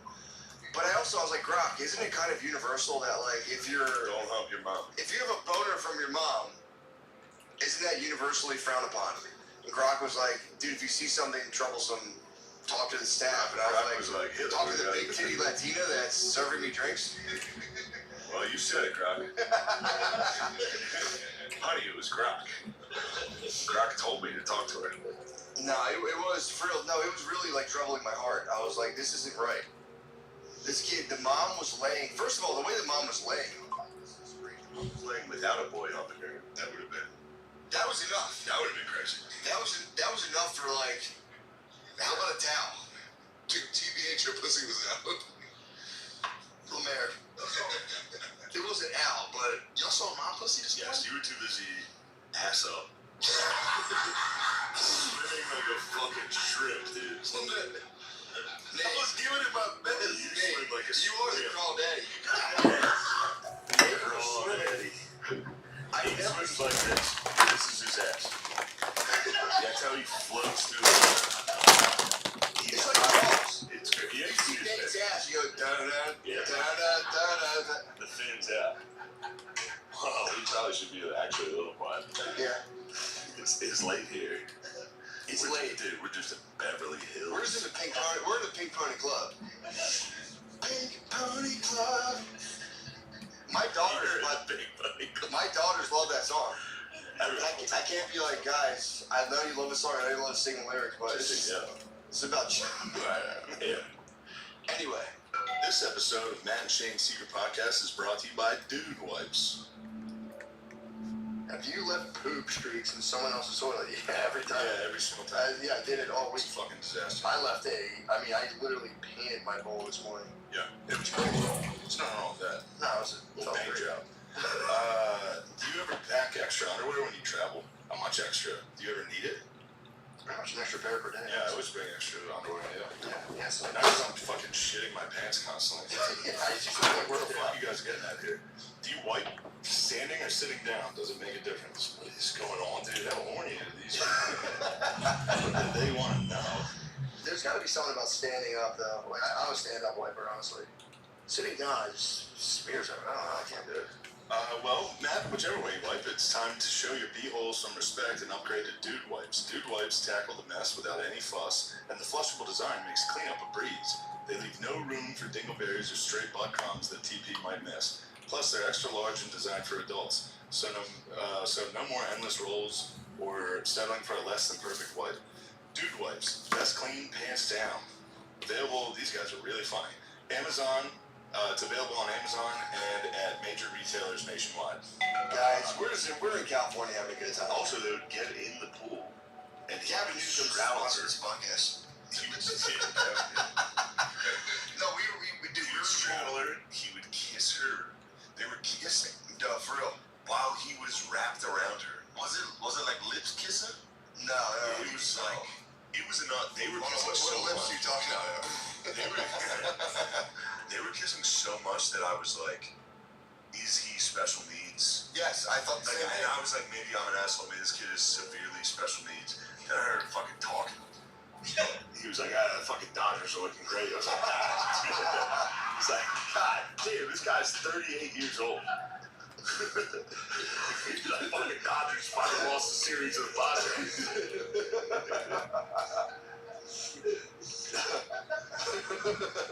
No, we really did. We sat in the pool today. We're just having a nice, quiet time, chilling. It was a very nice, quiet time. And there was a kid, like literally, not figuratively, literally humping his mother. And we all just sit by the pool and be like, you just gotta. Hey, we got to adapt. We got to just. This is what we're doing now. And this is how we get down. If that was a honky family, I would say, yo. Yeah. What the fuck are you two doing? Yeah. I've never seen anything like this in my life. It was crazy, man. And you were right earlier about handling business. About the whole situation. Yes, yeah. I'm not gonna bring anything up. From a Freudian perspective. Absolutely Freudian. It was so intense that it led us into a discussion about how gay Freud is. And we were like, Freud must have been in a pool like this once. I've been like, everyone wants to do that. Because everyone did want to do that. watched him float around with his gigantic Iranian babe mom. I mean, hello. A threat. no. To paint the picture, to be totally fair, the kid's mom was hot as fuck. It was undeniable. The kid's mom She had a fucked up face though. She had a full-on cat face. She had the bimbo bills. Oh, hold on. All women are like, not all women, but a lot of women are going completely artificial. She was AI. He had a cyborg body. He had an AI mom. He had an AI mom. I could do this first. Fake tits or face fit. Yeah. Here's the thing. We didn't have to deal with grok moms. Imagine if your mom had lip fillers, if your mom had all, your mom was, upgrades. What are you going to do? You're a boy. You're a boy attaching to supernormal stimuli. I was obsessed with my mom, man. That's what I'm saying. She was just, hello. This is crazy. We can say that. My mom knows I'm joking. For sure. She knows. We classic moms. Yeah, classic moms. These 8-year-old, these potentially 10-year-old boys are dealing with moms who are under the knife. Moms under the knife. Pornhub and then grok mom. It's not his fault. And grok mom's also willing to let you rub her inner thigh. Yes, we saw that. Rubbing the inner thigh. No, it was true. That's an odd thing. We're not exaggerating. It for real would have been disgusting if it was a adult couple. Yes. Dude, that it's fucking almost like, yo, for real, get a room. Get a room. It was get a room status. I think she would have let us get in there, you know? You know what? That's Remember, that was torturing me the whole thing. But man, that's the excitement about the whole thing. That's, yeah, let's go asset for this 8-year-old boy. Gosh, shit. Yeah, we might be breaking even on that. The whole time I'm going, let me upgrade. This is studio girl coming in going, I noticed how much you were hugging your son. How would you like to try that with an adult man? Weirder, huh? Yeah, let's raise the bar, mama. Go to bed. No way. We got this. This is fine. We haven't said anything bad. Yeah. Boy, the crawl daddy, yeah. I've never seen anyone swim more like a scream. But you never seen the level of you swim like a scream. For real, I was worried. I thought Bubba Gum was going to fucking No, Tom Hanks was back to back with Bubba going, imagine what we could do with this guy. Nate, you swimming. Shrimp, fried shrimp. Nate, how does your ass come up higher than your head when you swim? No, I don't want to say it this way, but I think my ass is buoyant. It is. It's not. We've had a discussion about this. You have developed an you bumped out into a dog ass. Although, I will say, I was born this way. I don't know, dude. I think it's an African American high sodium diet. His ass flies. His ass was like a Spanish sail. He's a man of war. He literally looks like a Portuguese man of war.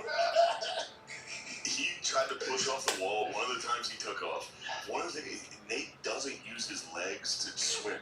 So his legs go straight, and they just float immediately. So he took off from the wall. He pushed off from the wall. His legs immediately, almost like he scorpioned out on a push off. That's aerodynamic. It's not. There's no way. Yeah, poor swimmer, but that's all right. You eventually conquered it and won. I mean, that was kind of awesome. amazing. That was awesome. No one believed in me when I pulled that off. Everybody believed in you the whole time. We're like, bro, it's for real. You can do it. It's also not the first time an entire pool centered around your swimming activities. Everybody loves your swimming activities. You don't believe in me. No one believes in me. What's that? The reason I know no one believes in me is because when I submerged from the other side, I got a clothes break from the entire pool, which was That happens. Everybody was hyped. Yeah. We were excited to achieve your potential. It's like, what's that movie with Cuba Gooding Jr., The Radio? I'm radio. I'm a special needs guy. Yo, radio, when you wear shorts for real, you look retarded. I've never seen anything like this. I've never seen you in shorts, bro. You fucking keep wearing pants. This is crazy. I've been packing up clothes for how long this weekend Bro, was. this is crazy what you're up to. No, we all agree for council. Yeah, Council. big ups council. You gotta wear pants. You gotta wear pants. This is too much. I also agree. This is too much. For real, attitudes, that's this. Somebody said, you gotta try to put this short as shit, and you're wearing Jordans with them, and it looks cute. It's like a girl lower half, just hairy legs. This was all I had. I would have smelled like shit in this room if I didn't put on these free shorts. This is. You gotta work out your legs, big. Oh, that's the I got good quads. I got solid quads. Bro, you have flexible. fucking wheelchair fucking legs. You literally, I've never seen these legs, and I see why. You got those Jim Jones, bro. You got capo legs. I want to show the calves, but they're going to disappoint me. Show the calves. Show us, not the camera. Yeah, show us. Show us your Show these fucking animals anything. Do not show them anything. That's no way. Bro, and you're black. Yeah, okay, here we go. Come on, man. If you were white, that'd be fine. I'm 5'6". 5'7". That's no excuse. Yeah, I told you not to give him anything. I'm 5'6". 5'7". I'm in no position to criticize anyone's body, but now your calves are crazy. Hold on. Let's look at it straight. Your calves are crazy. That's a big fat guy. You do get jacked calves. Yeah, the support columns, for real. The support columns are out of control. Like, if I went down, people would be like, it's fake. The support columns are too strong. It's literally impossible. They tried to blow it up in 93. It's literally impossible. This is good. You know what? Fuck them. This is with just a full drunk podcast. Fucking see what happens. The SB's last night, big hit for the boys. That was huge. No, for real, that was huge. That was, that's a turning point. Yeah, I keep doing that thing where I pretend I'm extremely nervous. I really wasn't that nervous. Cool. Same like SNL. That dude, I hit the hello right up top. Hello. Nah, man, it was for real. The only thing that makes me nervous is doing like corny stuff. Yeah. That's when I get nervous. Like when I walk out there and you see the teleprompter, and it's like, whoa! It's incredible to be around so many amazing athletes here. Like, I can't read that. No. Without being like, cool. Dude, that's your blazing sword of truth. Don't mistake it for just being totally inept, which there's something there's something there. That's haters, bro. It wasn't. Hold on, time out. Was it inept? It wasn't. It was not inept. It was a multi-dimensional performance. Thank you, brother. Come on, man. Get the fuck out of here. I was so happy to get Brittany on there. So nice. And I will say this, and this is just I wanna say this publicly. For sure. When I saw the videos of you laughing, it meant the world to me. That's like genuinely support. It was like how nice is that to see your boy laughing like that? It was unbridled. Damn, he loves me. Yes. For real though. When you started doing the joke, I exited frame because I was holding my face. I was like, dude, I can't keep it together. I mean, the whole room of people bought in to Brittany being a four-time WNBA champion. It's first of all, is anyone done that? I'm sure there's 4-time WNBA. I'm sure there's some chicks that have been for real, like several. Yeah. Like, Just go get it. yeah. Deanna Taurasi was probably 4-time. Fucking like 20 times. Lisa Leslie. Yeah. They were probably since the So if I did that inception of the show? league.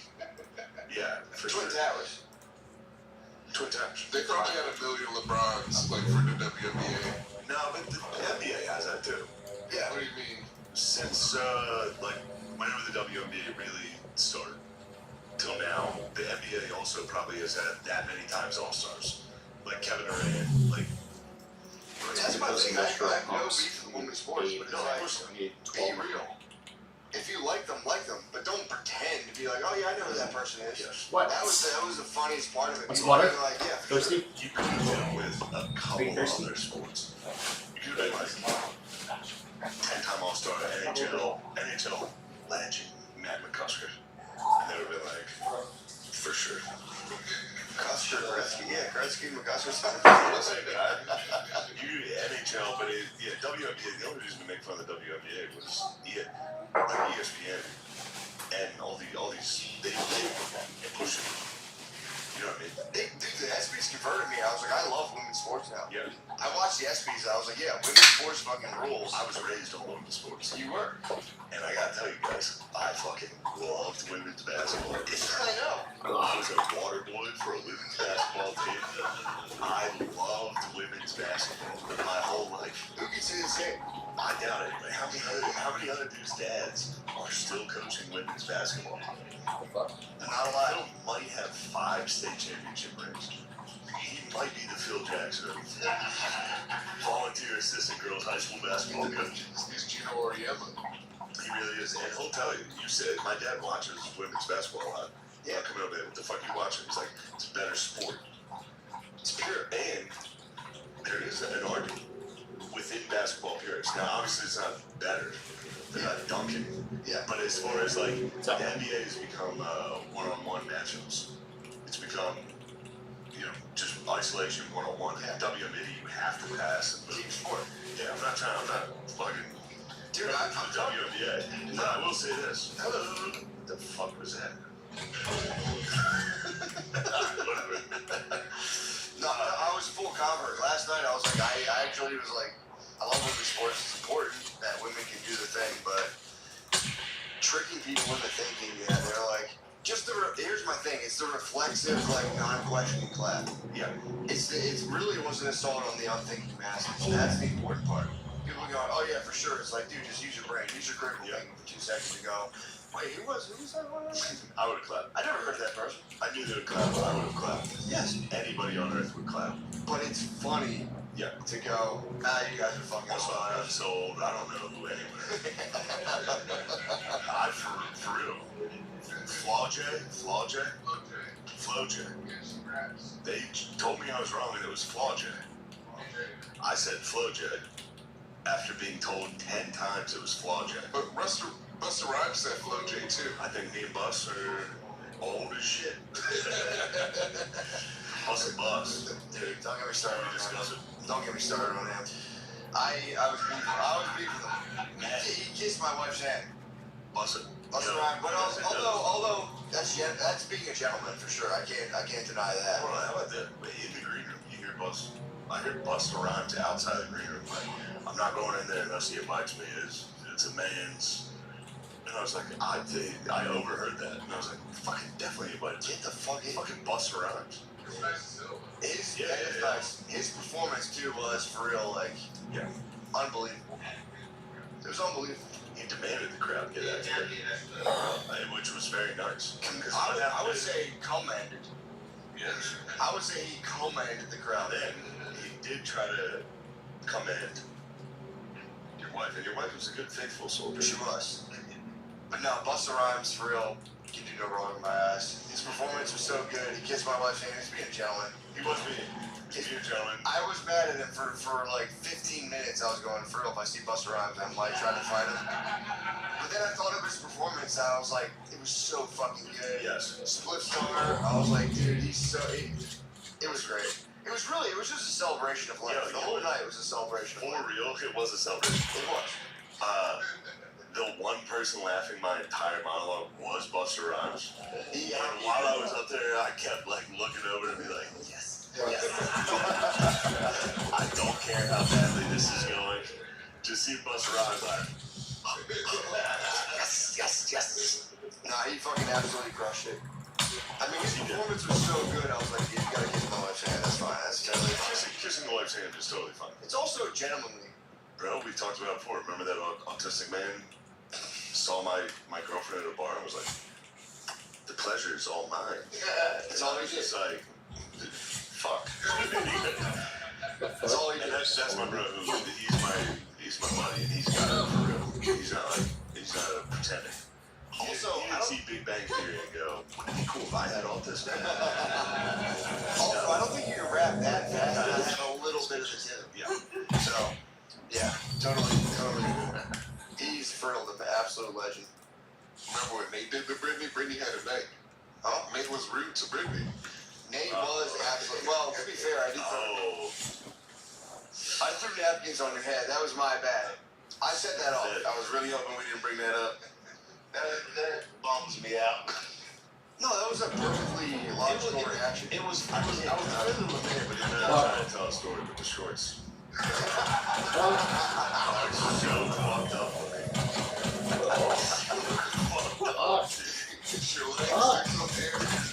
It's so fucked up.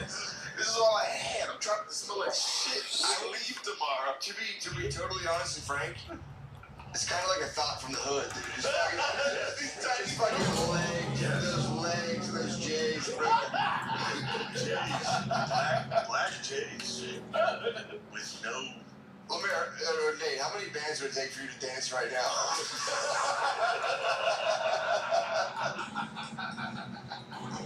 For real. Nate, if I took you to Rainbow tomorrow. 8:13 Australians. I fly home first class.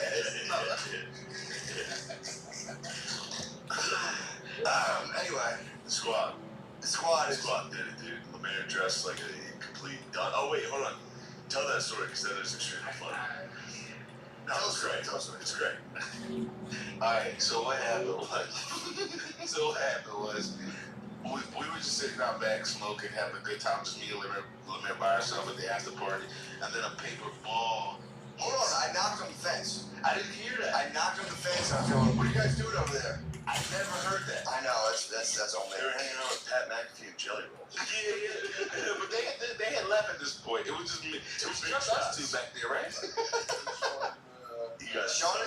Okay, I think it was just us. you two. Sun climbers, you guys are climbing. No, we were in the back. They came out after us. Wait, what? Holy shit! Thank you, Lemaire. Thank you, Lemaire. I didn't get somebody take it off of me. Lemaire's the open girl.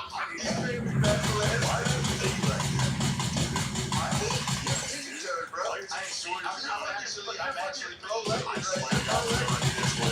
I'm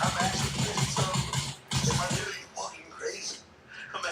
I know we were joking earlier about you being tested. He's thick and bow-legged, bro.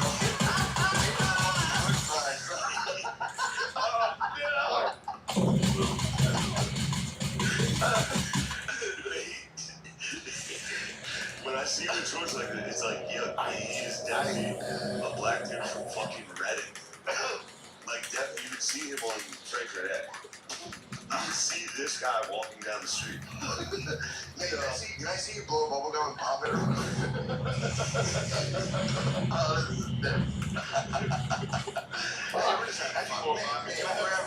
little more vodka, please. Give him a different cup. There's no good cups down there. Lemaire, pull up the sim cup. Lemaire, fill up the sim cup. Well, that's his cup. Yeah, true. Hold on. Let's actually go 360 on this.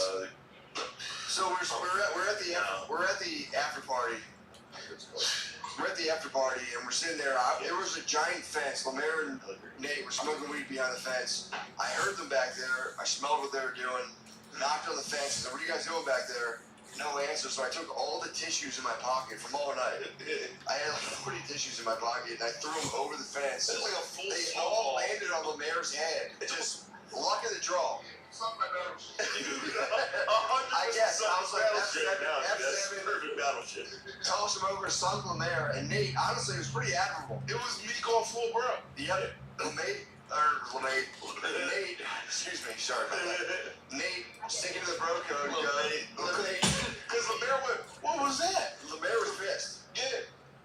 Lemaire, I was already pissed about you calling him Sim, but he goes, Lemaire pissed off, understandably, there's a bunch of fucking tissues, I don't know what I did, and they were snotted up, and fucking threw him over the head. Lemaire goes, what the fuck, and Nate goes, and They were used. yeah, for sure.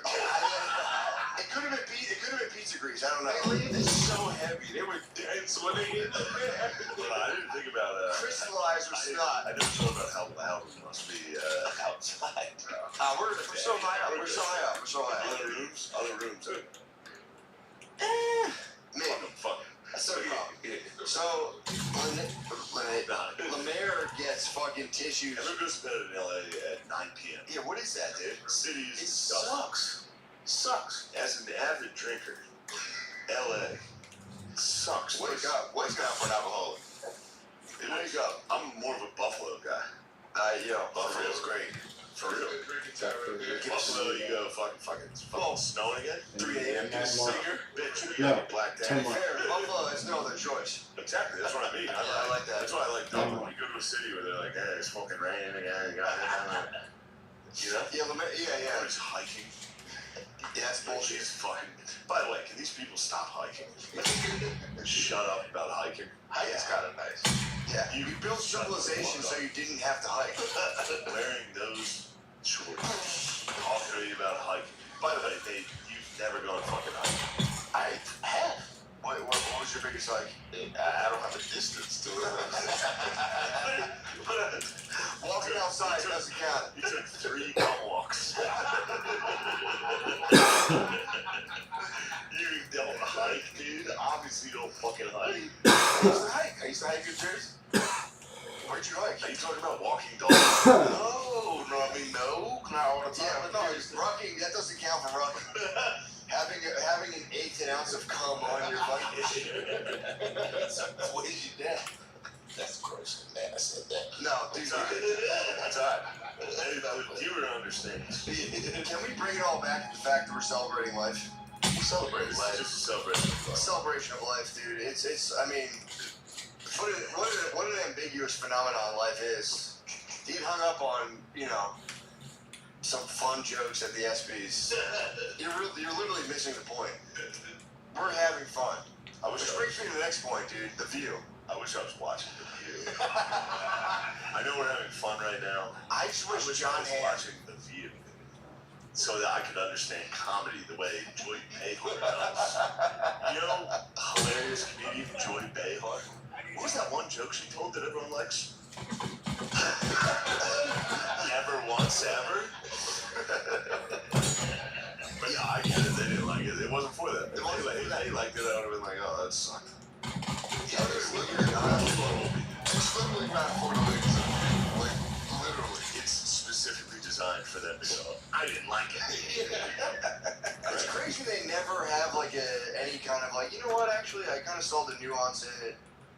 It's just like, you know what I mean? Yeah. They're here to not like things. Yeah, but why though? You gotta have but they love Hamilton. Hamilton sucks.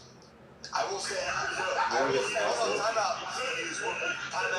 I did cry. I cried at the end of Hamilton. I'll be honest. I cried at the end of Hamilton. I did. Fellas, if I saw his son died, dude. If I saw his son died. If I saw Hamilton live, I would fucking love it.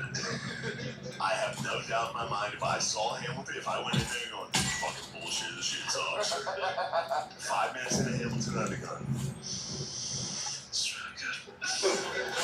These guys are great. He told his son to not ever give up. His son entered a duel and he died. He goes, that's all me. His son died. Yeah, that's his guilt. He didn't carry it. And isn't it ironic that he died the same way? Yeah. Well, it's all just, it's true. Eric Berg, sir. Yeah, I remember. Yeah. Berg dropped his ass. Berg said, what'd you say, pussy? Shut the fuck up. Who played Berg in the play? Please tell me they let a white guy play Berg. No. Damn, that would be funny. The one white guy. Freeze! Put your fucking ass on. I learned a lot about your bro Lafayette from the Hamilton. Lafayette. Yeah, he was a beast in the Hamilton. He is the bro. He was great. Him and Hamilton were bros. Yeah. They were both adopted sons of George Washington. It was pretty sick. Yeah. I never saw the game play, but they said Hamilton's from Puerto Rico. He was from the Caribbean for sure. Yeah, and his mother. No, he was the bastard orphan of a son of a whore. Yeah. Well, his mom was married to a guy And apparently, I don't know, there was something went on with them, and his mom like split off and left the guy, and then got pregnant by another guy. So they were like whore. Yeah, I mean, Prostitute from Puerto Rico. No, I think I could be wrong, but I think it's like an American folktale that he was from such rags to riches. Which American history loves to do that. Yeah. Abraham Lincoln's from a log cabin, which I think he actually was, but so is fucking everybody. LeBron James was a poor 15-year-old, Yeah. Like the same story. Well, he wasn't. Was he not poor? Definitely poor. He was not a poor 15-year-old. He was definitely a poor kid. He was in one of those schools where they're like stealthily giving you money. Yeah, eventually, once they found out he was fucking When 16. Once he jumped over the hoop of a fucking basketball, they go, here's a fucking car. Yeah, that's doesn't count. Yeah. No, I'm pretty sure LeBron did it. Yeah, once you jump over a kid in high school, they're like, yeah, whatever you want. Yeah, whatever you did. You do have to give LeBron that credit. He jumped so high that fucking buildings got constructed. He's that guy. He jumped so high, they built a school. They're like, all right, They go, all right, well, we got to fund Akron. Another zipper factory shut down, but they got this new fucking kid that's dunking. LeBron rules. Yeah, they did. LeBron jumped so high, they ran back after. They're like, all right, we gotta amend some of math that don't. You know my triggers. My bad. Don't bring up NAFTA. My bad. Especially when we're talking about Akron. They did the zipper, bro. They should still be making zippers. They made the zipper like itself. I thought you about the carnival ride. I don't know if they might have. Carnival ride is sick, bro. Oh, we invented every carnival. Dude, I went on a Ferris wheel with my kids recently, and I was like, they're like, this is crazy. I was like, you guys should go on the zipper. You have no idea. Nuts. Imagine if you're on a Ferris wheel and it fucking did a full revolution. That's how peaceful and serene as Ferris wheel is. Imagine fearing for your life. How come theme park rides aren't that scary? Then you get on a fucking plane and you're like, holy shit. Dude, when I was maybe 5 or 6 years old, my parents brought me on the Big Bad Wolf in Busch Gardens in Virginia. I remember being 6 years old and being like, here comes the water, I'm going to die next to my dad and mom. And they just laughed at me, and I was like, I'm terrified for my life. Grabbed your mom's inner thigh and grinded her. Sounds wasted. What was that? I should have alerted the staff. Grok told me, they're like, yo, if you're uncomfortable, alert your staff. Be discreet about it, but I would have listened to Grok lately. Yeah, true. Grok's on one. True. Grok was probably like, fucking get him out of there. Grok was probably like, wait, who's in the pool? It does suck if you spend $7 billion building an AI. It's like, actually, Hitler was like, you're like, all right, fuck. Shut it down. God damn it. Try again. Keep doing it. The AI continues to be like, yeah, that whole thing was bullshit. all right. That is troublesome from an investment perspective. I would be like, all right, guys, what are we doing here? Yeah, who made this? I don't know. Claire, what do you think about AI? The man loves AI. I'm weary of AI. You're weird. I get that. Hold on. I was thinking that about LeBron. Yeah, for sure. Shout out, Drake. You know what? Yeah. This is an advertisement from BetterHelp. The help with the metal. I've been so stressed with everything that is stressing me out at work. Yeah, it's been stressful. Why has it been stressful? There's just something going on in my personal life that's causing me anxiety. Crap. Lately, Matt has been stressing me out. Your new code name is Private Heart. You think you have what it takes to be the best? You're an embarrassment to the force. Get out of my sight. Get to highforce.com and cop this new swag immediately. I actually borrowed $6,000. I don't have enough cash left for my health payment for this month. You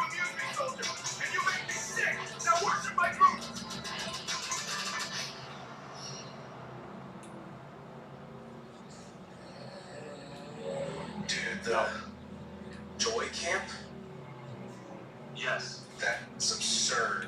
Is that whole little place? It's straight up running this like adult joy camp where he takes mushrooms.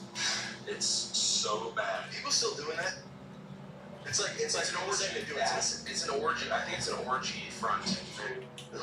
It's a fucking being a creep. That's what it is. Like, you know damn well what you like. Give it 6 months, you'll find out that he assaulted a girl. Like, just give it some time. Like, I'll give it 5 minutes. yeah, give it. It's like this. I'm in that now. What a fun life. Yeah, eating mushrooms at 45. Like that. Like it's cool. Like, imagine being late to the party on mushrooms. That'd be like being late to the party on like sneakers. Late to the party on sex. What are you, 10? You're a fat 12-year-old. Aren't people afraid of losing their mind anymore? No. I did do a deep dive with that. I kept looking at all the videos. One of the comments was like, "Is fucking allowed at the camp?" And the owner guy said a message saying, "Sending love. I just DM'd you." Who? The guy running it. Somebody commented, "Is fucking allowed at the camp?" And then the guy was like, "I DM'd you. Come anytime." So it's definitely, It's definitely some like. We should definitely go. it's in Canada. Really? Go there with like the suitcase submachine guns. No one. You know those classics. We're here for business. But damn, those are the best. Let's go. Joy Camp. Sector Canada. a life sandstorm approaching.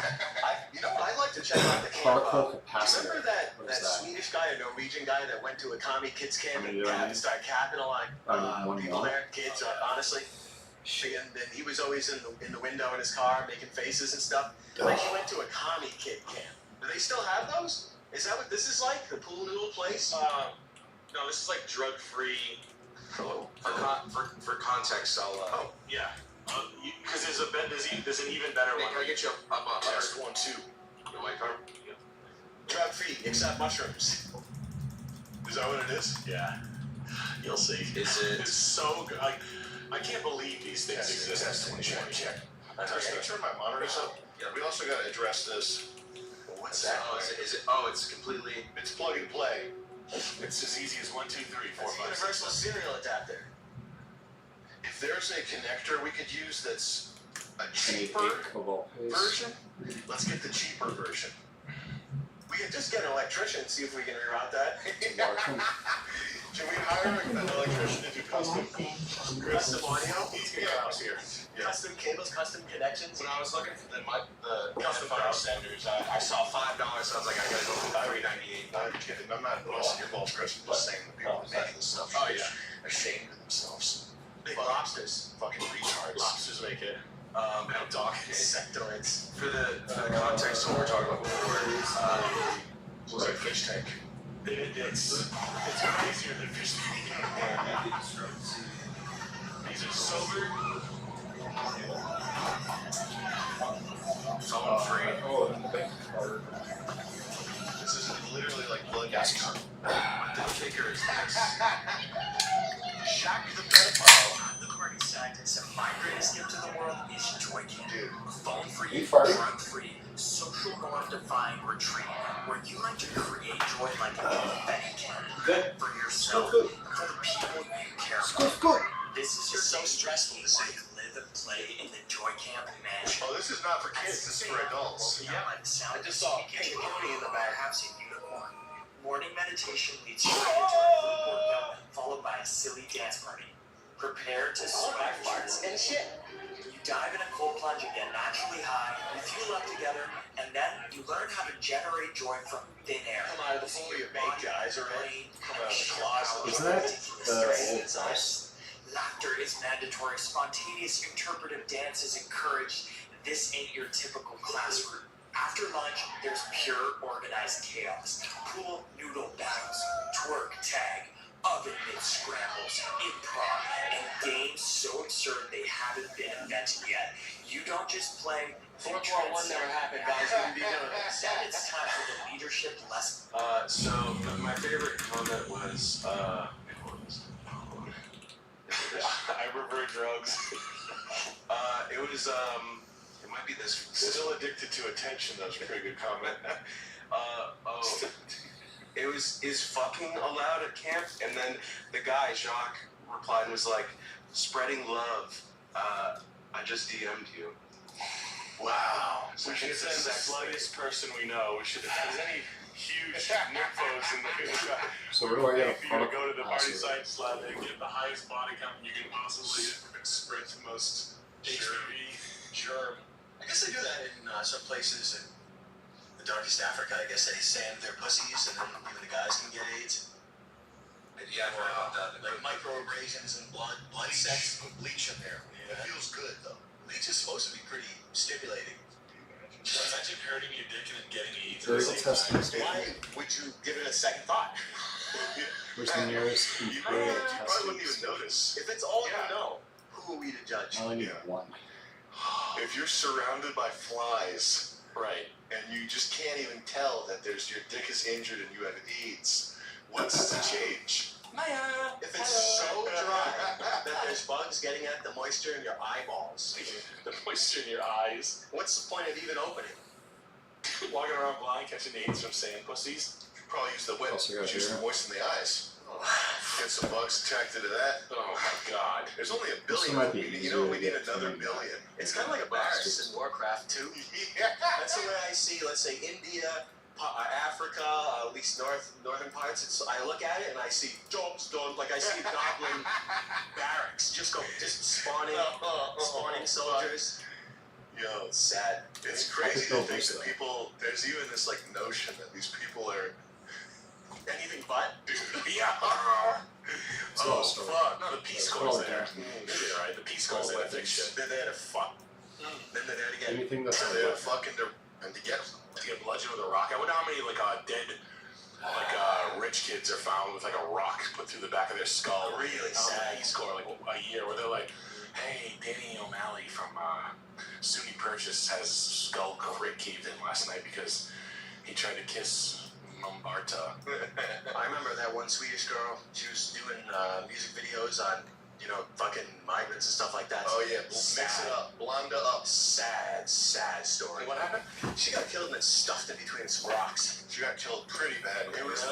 It's very sad. They did Did it you go outside? They made a wall out of her? Yeah, it was sad. You should be a Go outside? wall. They should No? turned her into Yeah. scenery. You should be a wall. You should be a post. But who hasn't had that inclination after really rough sex? You're like, I'm just gonna kill it. Yeah. Like who doesn't think that? That's like normal. It's like I gotta take a leak. I gotta bash her brains in first. It's like completely normal thinking. Just you go to like these parts and you just see like parking lot stanchions that are like made of concrete, and like the concrete wears away a little bit and you realize there's like a crunched up human inside. It's just their blonde face. hair coming off. Yeah, there's face looking. Yeah, there's like Still blue eyes like blonde hair. the concrete is like this. So sad. Oh no. It's sad to say, and it's. That's a post. Oh, it's no park there. Oh, that means no park there. It's just hair coming out of the side of the concrete. Those places are worse than hell. You don't even need to look for hell. Chris, look up. Well, some shit's easier than other shit, right? Yeah, this right here. Are you familiar with this? This music video? Go to YouTube. Grandfather clock. I got it. Just so that you use it. Blonda up means mix it up in Swedish. And it's a, let's click the first result. Is this the one? That's Italian. So it's a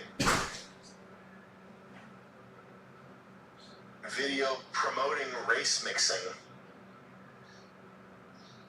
This girl, yeah, she's the one there. That's sad. She ended up getting married and having a nice family. She ended up going out a bad way. Did she get married? It is a distinctly, well, I don't want to say that.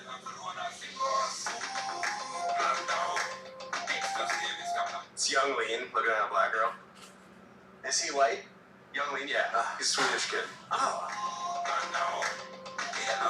I like that they took the 3 props that were available. From the dumpster. Yeah. Wait.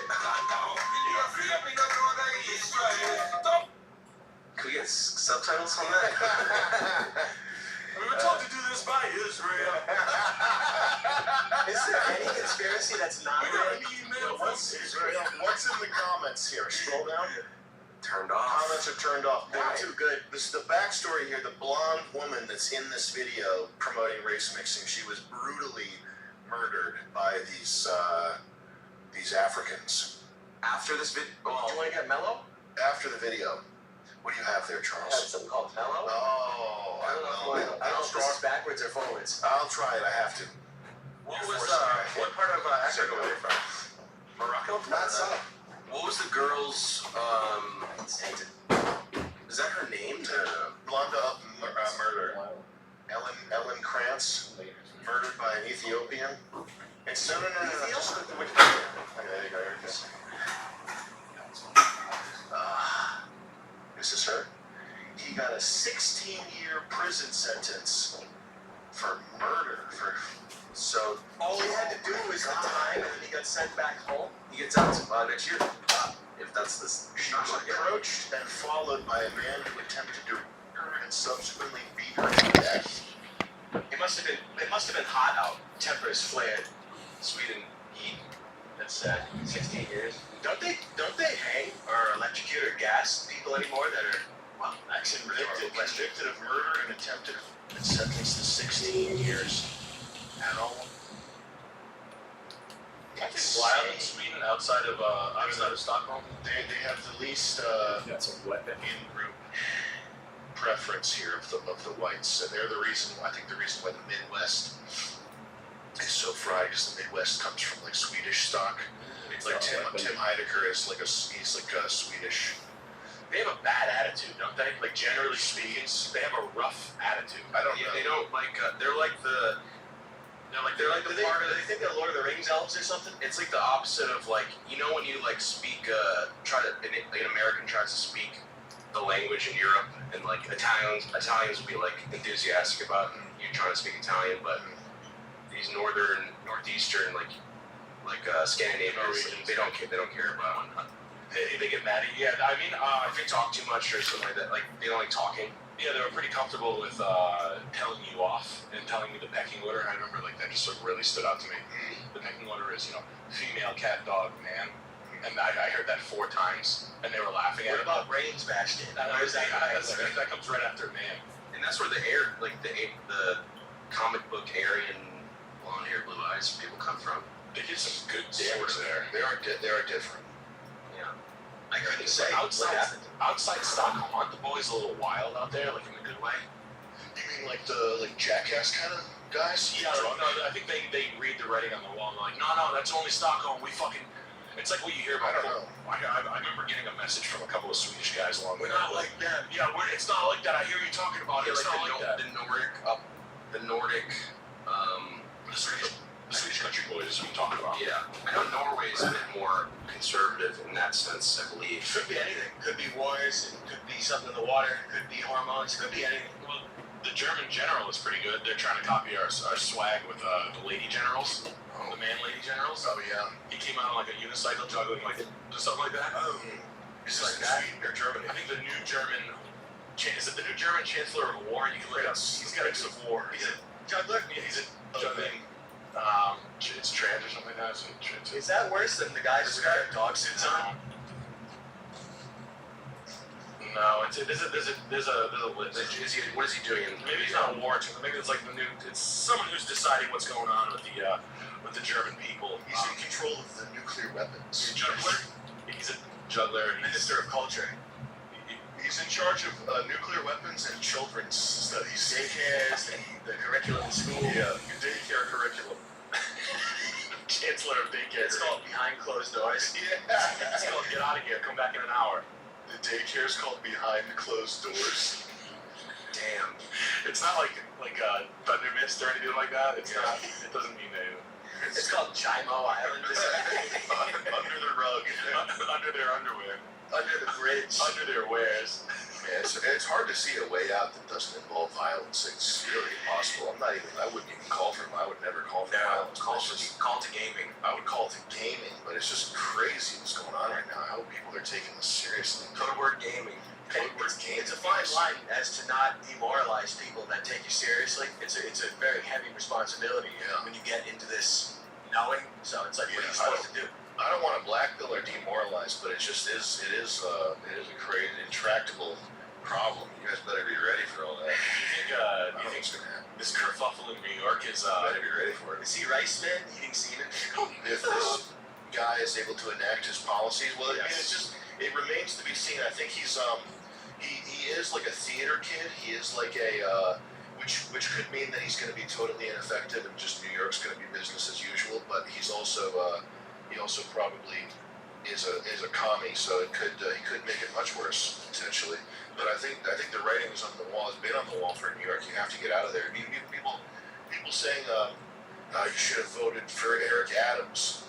You guys are fucking retarded. I even hear, you shouldn't have voted for Reagan. I hear that. You know, when I was too young to vote. Yeah. But it's You have to get out of New York. When I was saving, I shouldn't have voted. When I was cum. I was home when I was in my dad's sack. Like, what are you supposed to do? Because people will say, you tell everyone to leave, and then, it's just going to spread all around the country, so everyone's a New Yorker. This is the last stand. You're like this, New York, fuck you. That's what I've been saying. I feel like I'm going to get the blowback from it's probably going to work right away. Everything's going to go back, literally. Everybody's going to be holding hands, spinning around in circles like The Simpsons. Imagine a world without lawyers. And it's like everybody's holding hands in like a grass field spinning around. Such good jokes in that show. It was like and I'm like, no, let them go. Yeah, let them get all the comedians. Let them give comedians, that's gonna work out well for them. Just let them go. I'm sure it'll work out right away. It's gonna go well. A comedian, the city comptroller. Yeah. New Yorkers are lucky they're still allowed to leave. New Yorkers are lucky they're still breathing. That place sucks dick. It sucks. You have to get out of New York. You have to get out of there immediately. There's nothing cool left. You have to go. You gotta get out. Yeah. Dead end. We were walking around NYU. It is fucking beautiful. The NYU campus, it's like Europe or something, like cobblestone, like tiny cobblestone streets. Intricate, even more so intricate, like brickwork. It looks like little shops and workshops and shit. The street in like Italy and certain parts. The NYU campus is fucking killer. It's so beautiful. Can't wait till it's bulldozed. Yeah, I gotta make way for this. I wouldn't want to graduate. Housing development. They're gonna make way for a huge cemetery. Vertical cemetery. Yeah. Twin Towers Cemetery. Oh yeah.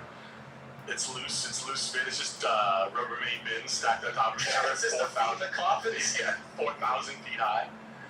Yeah, I was just looking at some fun stuff. FEMA stuff. No, you like the podcast? Is it All In? Is that I listened to it. There's the one guy. And by the way, guys, don't be black-pilled. You have to. Everybody throughout history has had to fight. You have to fight. That's just how it is. Try to make some money and expand your circle of trust and build a bubble of safety for the people you love. Don't be black-pilled. But that being said, factually, it is extremely black-pilled. But throughout all of history, one of the only option for sometimes is to the flight to safety and figure out how to amass wealth and not get taxed. Anyway, All In podcast. There's that one guy, Jason Kankas. The one that's the most sickening. He's at Jason on Twitter. This guy's a real bad guy. Is he a poker player? He's just a bad actor. He's live. The other one. He might be Swedish too. The other guys are fine. The All In podcast it's the reason you would listen to the All In podcast. Does it even still have Chamath and David Sachs, or are they too busy? I think David Sachs is the one I'm talking about. I would listen to these guys because it's important to know what the elites are talking about. What certain elites, not the Illuminati level, but what real business people are thinking. That's why I would listen to the All In podcast. But that one guy, Jason, whatever the fuck his name is, he's a evil. It's definitely a good place to think about what they're considering. What do they do? They're pretty transparent. It's just like the things that they're considering. I mean, they like conveying economic data in a way that's digestible for your average smarty pants. They're like what Mark Cuban should be and wishes he was, which is like an authoritative guy that can speak to the everyman in a way that's like logical. But Mark Cuban obviously is a fucking total titanium robot who fucking is a pervert behind closed doors. Sexual? I bet my life on it. He can't help himself. You can't just keep buying. You have to. Well, you can't just keep buying the hot girl on Shark Tank's ideas every time. Yeah. And like turning down like two white bros come in with a pretty decent idea, but she just doesn't like the way they talk. And he's like, "You guys are con artists." And then some like hot slut comes in with like a half-baked idea about a baby bottle, and he's like, "This is amazing." Before you leave, can I just show you one thing? A lot of aluminum. Yeah, but a full price offer. No one's gonna counter. I'll There buy are- another basketball team if you want. Oh, can you eat my ass? I'll eat yours first. I have a jet. I'm 3,000 pounds made of titanium. Wait, Trevor, can you get that out? He says, Trevor. Yeah. You know about all the secret stuff with all these celebrities. I think a funny list would have access to all of their tech rider, like green room items. Yeah. Like what Mark Cuban. What do they request whenever they go into Honey soaked microchips to eat. yeah. Just like weird stuff. Sounds of pots and pans falling down the stairs, playing on full volume as soon as you walk in. Storage, I Lights got off. 15. Request vapes. So I got Popsicles, you've never 30, heard the brand 20, before. It's called Free 15, Pops. 46.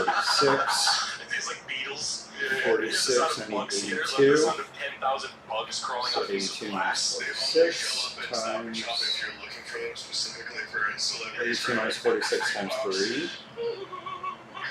It's sad. 10 nervous, soaking wet college students that are sprayed with a frozen cold hose. 36. Perfect. Just like I like it. You guys are con artists. Buster. I'm going to eat you. Young. Feet And then first. aluminum. Who's first? I'll get you. Just grabs him by the ankles and snaps it, but eats him 15. crack first. So the other guy, the one that talks like that, who has like the funny tongueless that I actually enjoy. It's like the world's. Is it Friedberg? Yeah. That guy. Ew! I know. 226. Ew! No, he's chill. No, Sam, he's chill. So He's a VGL account. Oh! Can't be all that bad. Well, he didn't verify his VGL account, so we gotta get him logged in. Yeah. Yeah, you should. It's in the code. But he has he was talking about how I like that image. there's the promise of student debt, and how basically the student debt was like 300 billion to not like 4 or 5 trillion or something like that. It's 10x. Really? It's gone up like 10x, and it's major cities that have promised these kids like promise of student debt was to get you out of like you're gonna have a job when you get out of college. We're gonna beat this generational problem. Blah, blah, blah, blah. And now it's essentially failing them where they're so saddled with that. And the whole time he's talking about paying back the institutions, and I'm just like, no. They're just gonna get stiff. Is that essentially terrorism school?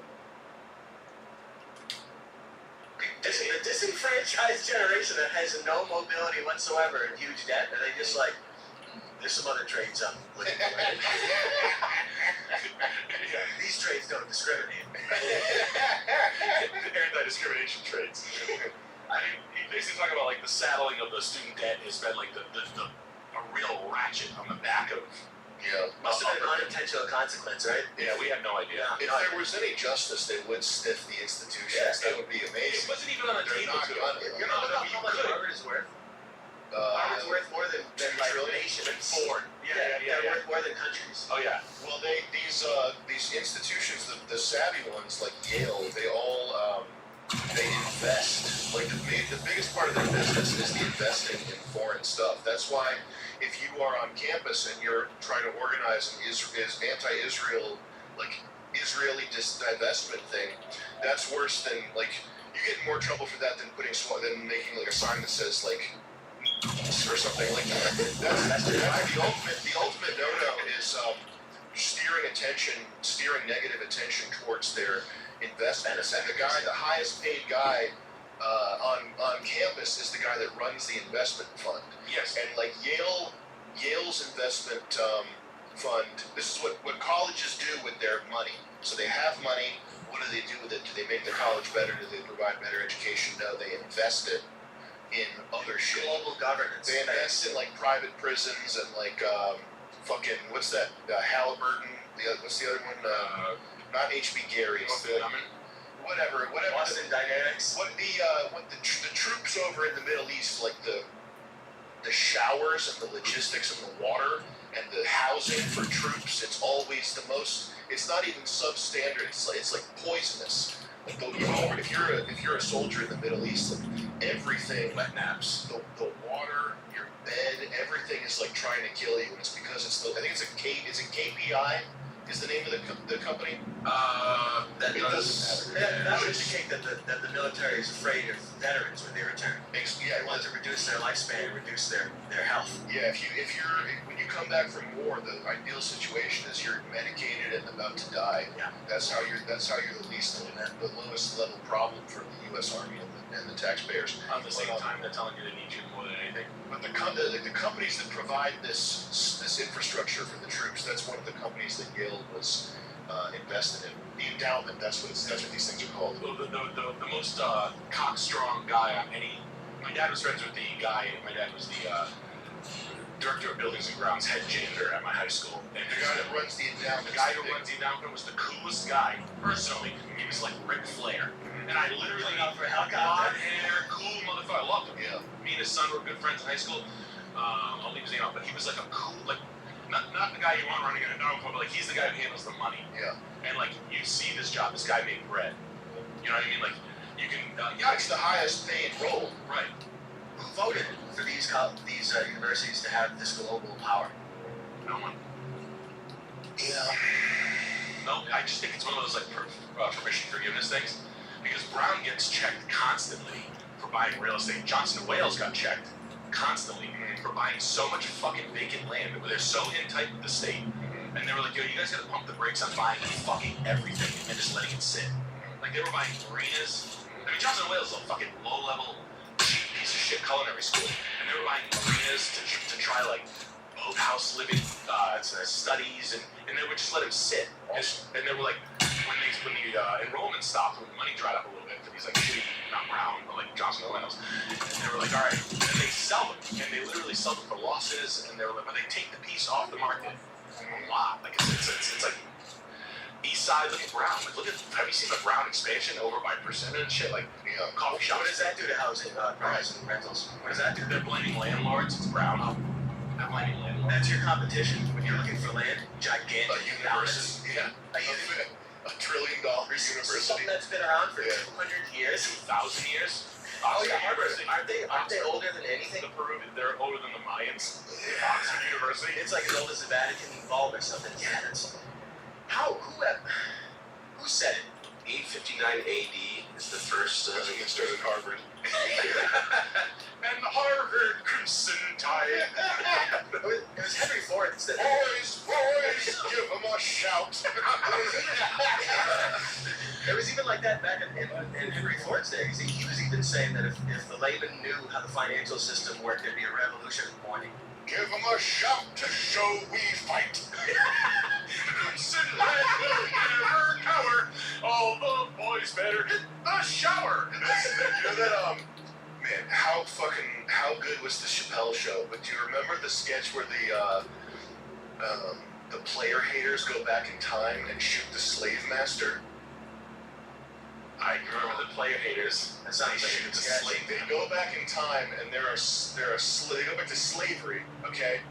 And it's so fucking funny. The time haters. My God, man. You can close that. So of course there's like anti-white hatred in this. From a sketch writing standpoint, it's par excellence. It is masterful. And anytime I think about some college shit, I imagine shooting a guy like that in the chest.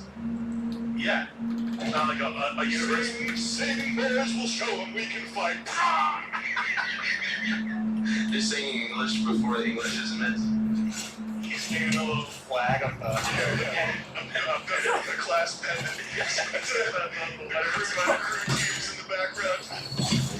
Show them we've got leather football shit in the shooting college administrators with a metal sword. Hey, are you pooping?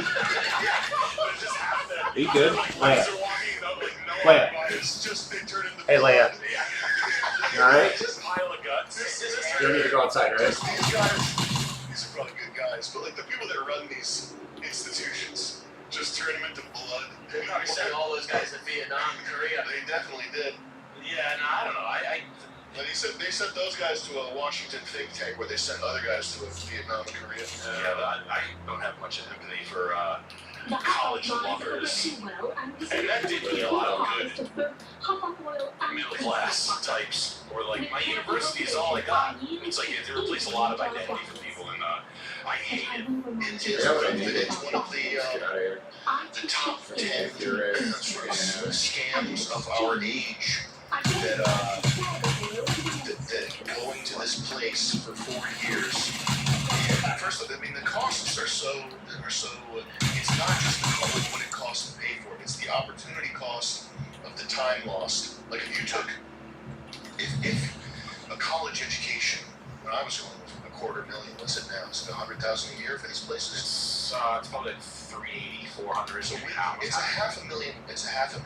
The books and the living and all that. So if you give somebody $500,000 at 4 years, that's enough time to start the number of failed businesses that it takes to figure out how to make a business that works. And that's more than enough funding to run through your first 10 failed businesses. Yeah. And it's enough to get you set up with like mechanics tools. It's enough to get you set up with a sprinter van or whatever it is that you need to do if you're going to go into a trade. And it's the 4 years of working in a trade or whatever, because the way you think about this is the same way as getting a really good head start in the video. The years where you make money is your late 30s to your early 50s. That's where you actually make your money. So the 4-year head start is like the 4 years of training in some trade, or the 4 years of trying out a bunch of stuff that fails so you can figure it out so that you're making more money. So it's not like you're missing out on $500,000. It's like you're missing out on, if you play your cards right, like many millions of dollars. 2.5, whatever your life takes you, multiply that by like 3.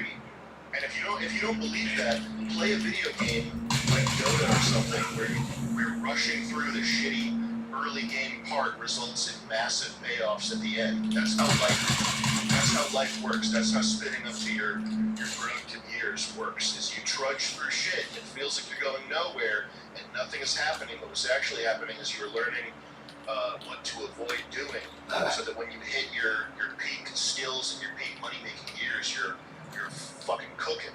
It's like when someone comes to you now at 40 after failing nonstop in my early 20s after dropping out of college, and you're like, you do okay in businesses and things like that, but you've looked up franchises. I've been through the road of looking up franchises. I've been through the road of looking like small business stuff. Restaurants don't need caveats. Someone will come to you with this like pie in the sky story, like, I can take my father's restaurant over. Like 5 questions right away. Why is he giving it away? Is he giving away a cash cow? Doesn't make sense. Kindness on the side. Think about the guy. What do you know? Real estate come with it? No. Like these things. Margins getting harder on food. Yada yada yada. Like these 5 things. Like, and it's not to piss at people's cornflakes or anything like that, but it's like pragmatic thinking that people haven't arrived to at like 40. Your 20s is when you're supposed to be throwing shit at the fan and figuring that stuff out, figuring out what doesn't work, so that when you have marketable skills and you're more valuable and have higher agency, so your 30s and 40s you actually know what you're doing, as opposed to like trying to figure something out that's great. College takes you in the exact opposite direction, which is training you to fit this mold that barely does anything. I don't understand how people don't pick it up on the financing immediately. Like just your average person. If I was going to sell you a Rolls, if I was outside after this, and I was like, you want a Rolls Royce? Here's the deal, $20 a day. And you're like, what? $20 a day. Like, I don't know if I should be driving a Rolls Royce. I'm kind of not in that income. I shouldn't be. $20 a day. I'm sorry, $20 a month. I'll make it really easy for you. And just people don't ask any questions. They're like, well, you can put your student loans on hold. We'll give you aid. It's just like, we're going to see people auto. Why are they making it so easy? Why is it $300,000 and easy and this and that? And everybody's like, yeah. Oh, yeah. And if no one's questioning it at all, does that mean it's a trap? They got a price. It's like, it means it's a money extraction device. Yes, life extraction. It's like a supermodel walks up to you and asks you to see your condom was head. No. She's like, Charles, I just love the way you look. I just look so odd. Look, I'm 21, but I like the way you look. I like the way your 40-year-old balls probably smell. And it's hot out today, so I really want to just give you head. And the whole world is like, sounds fucking up to me. Oh, let's do it. Wow, that was good. What do I owe you? $1 million. Yeah. And you can't escape it either. You can't declare bankruptcy and escape student loan debt. I remember I had professors back in the day telling everyone this is the last chance to declare bankruptcy and wipe off all the student debt before they made it bulletproof. I'll never forget it. Oh my God. Never forget it. Yeah, that's and they are gonna get stiffed, whether they like it or not. Just because, like, and then this guy overshooting the fact that they're not. They're like, well, what's gonna happen is it's gonna give the power to this because it basically the government's so intertwined with student debt. That forgiveness thing is sort of like a voting. It's sort of like to entice voters now. Everybody's using it as like a voter bait. I don't know what politically they call that.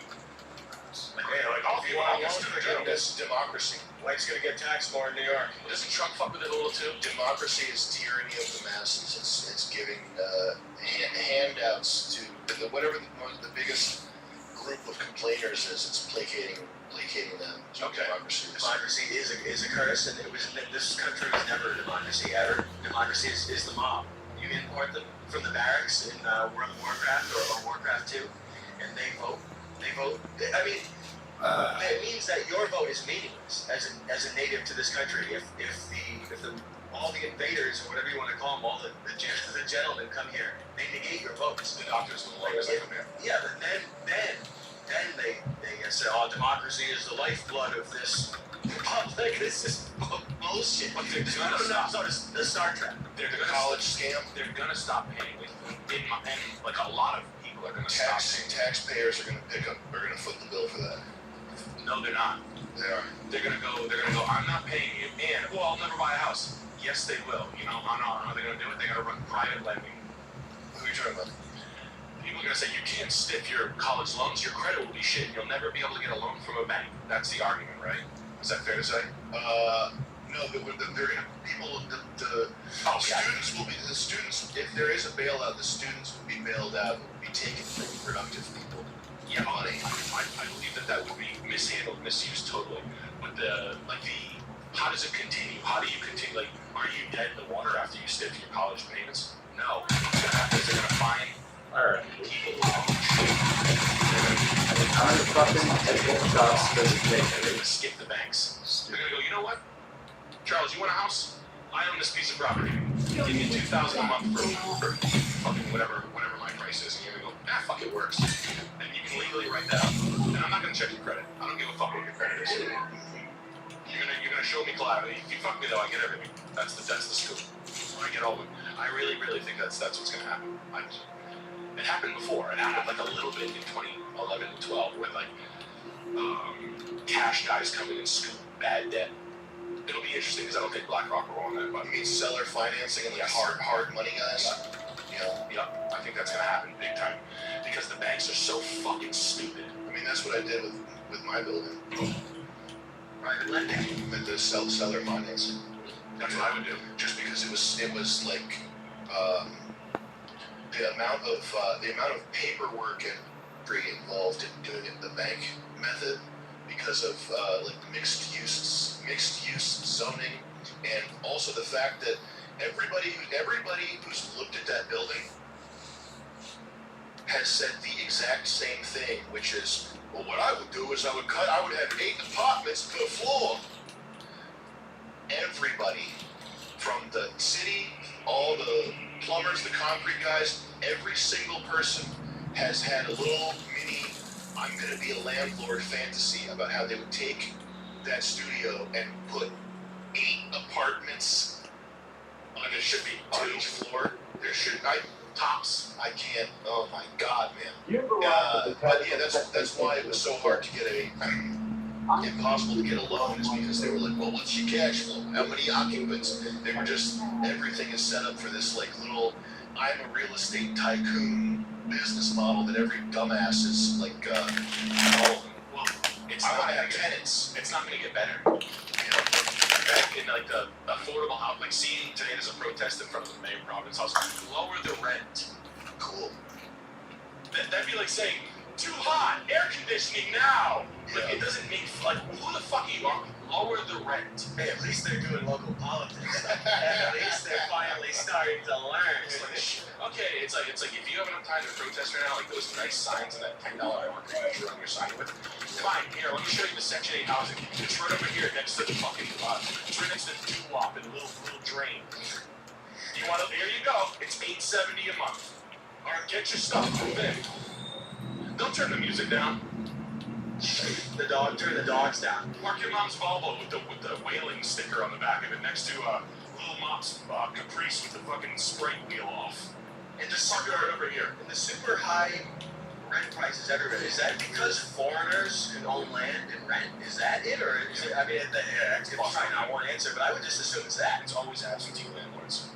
It's landlords that are from another state, 90% of the time, whether they want to admit it or not. It's Boston people getting priced out because colleges, room and board at Harvard, MIT, etc. downtown is so fucking expensive at the campuses that rich parents that have enough money to send their kids to Harvard, MIT, etc. have enough money to buy their kids a condo at any rate, because at least when they leave college they have a condo and something to asset. I would do it. Everybody's money. It's like the new style in the past decade. I'd rather buy you a condo, little Jessica, than pay $38,000 a semester for you to live with a slut who's getting your fucking asshole reamed out by a fucking pro player. By a machine. Yeah, right. And then, so now they get, so that, and they don't want to talk about that, that's what it is. So then what happens is the Bostonian landlords cash in on the fucking Harvard moms. They come down to Providence. They're like, look at how cheap it is here. I paid $1.3 million for a 2-bedroom condo on Back Bay Joggers Street. I come down here, my kid goes to Brown, blah, blah, blah, blah. It's Chinese absentee. It's always that. It's never not. Or it's rich people converting 3s to 1s. It's like having crustaceans on land in this country. Yeah. It's like crustaceans. It's just like that. You have lobsters driving cars. Speed move.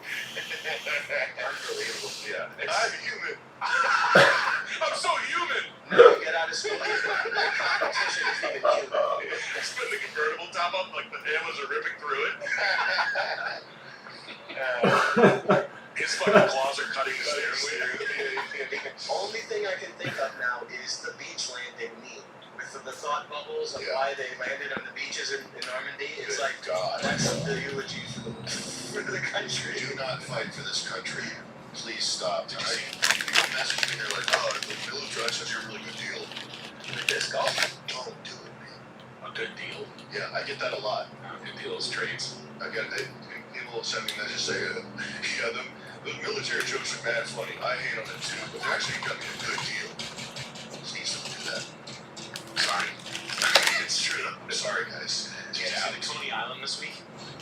Yeah. Oh, I love that. Yeah.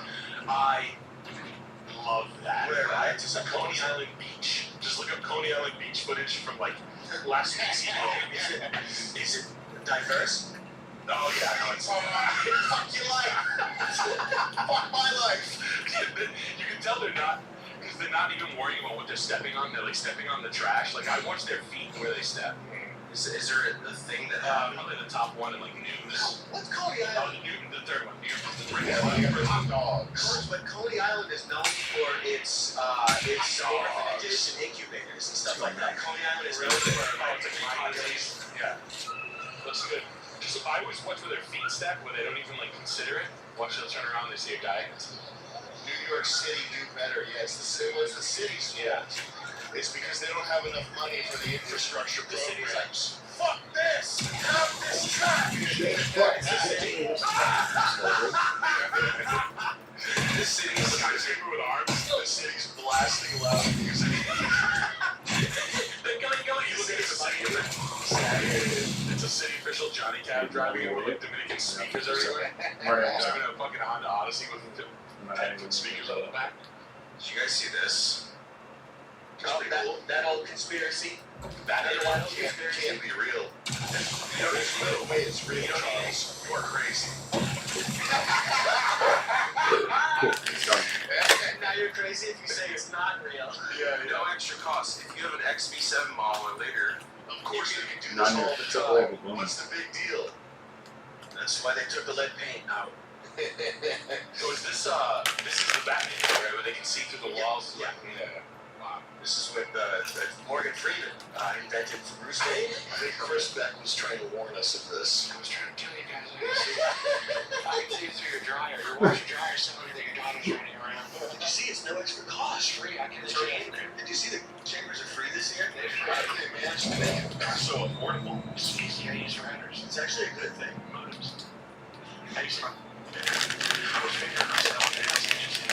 This is really wet. It's not dry. It's wet. Look.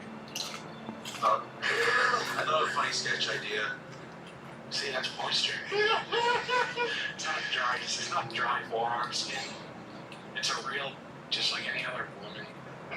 It's a wet lip.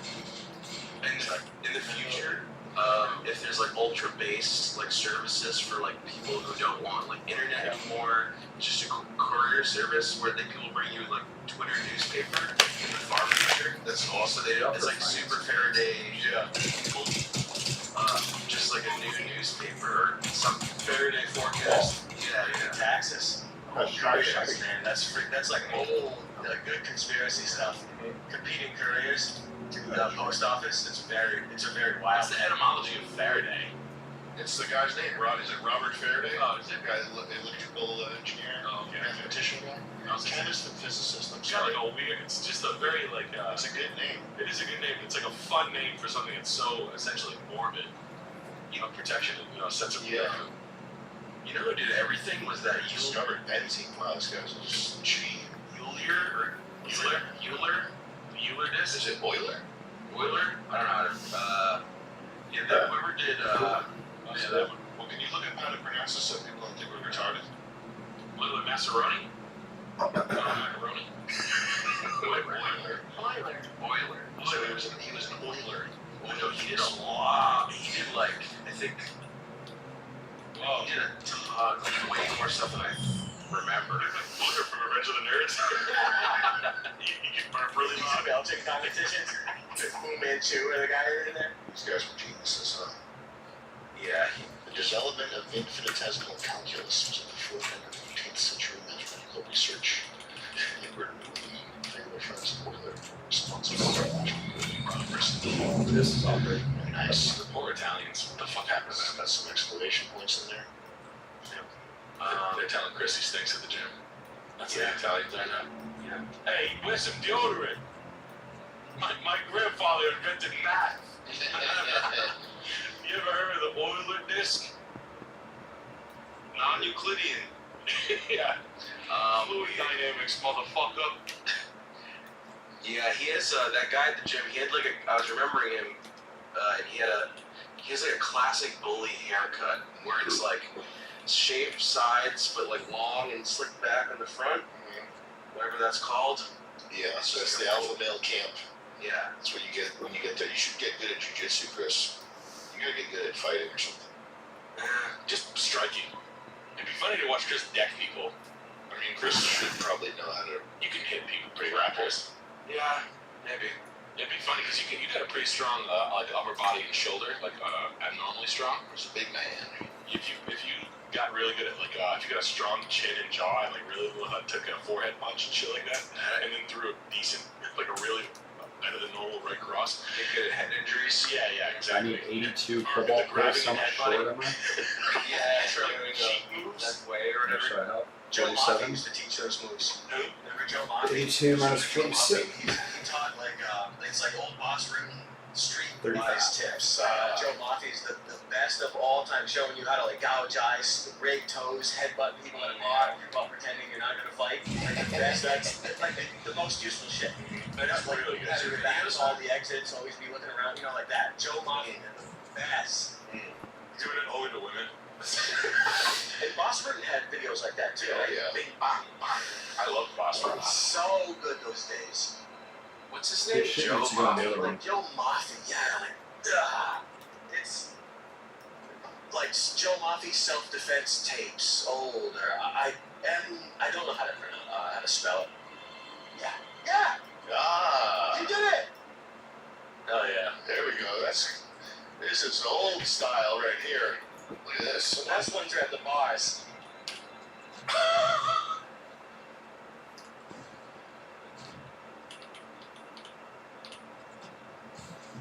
You gonna head to the bar? Fuck. You gonna cling on and walk into the bar? Oh, like you getting stabbed with that? Wow, that's. Oh shit, this was Yeah, on a boat. This is like you fight on a boat.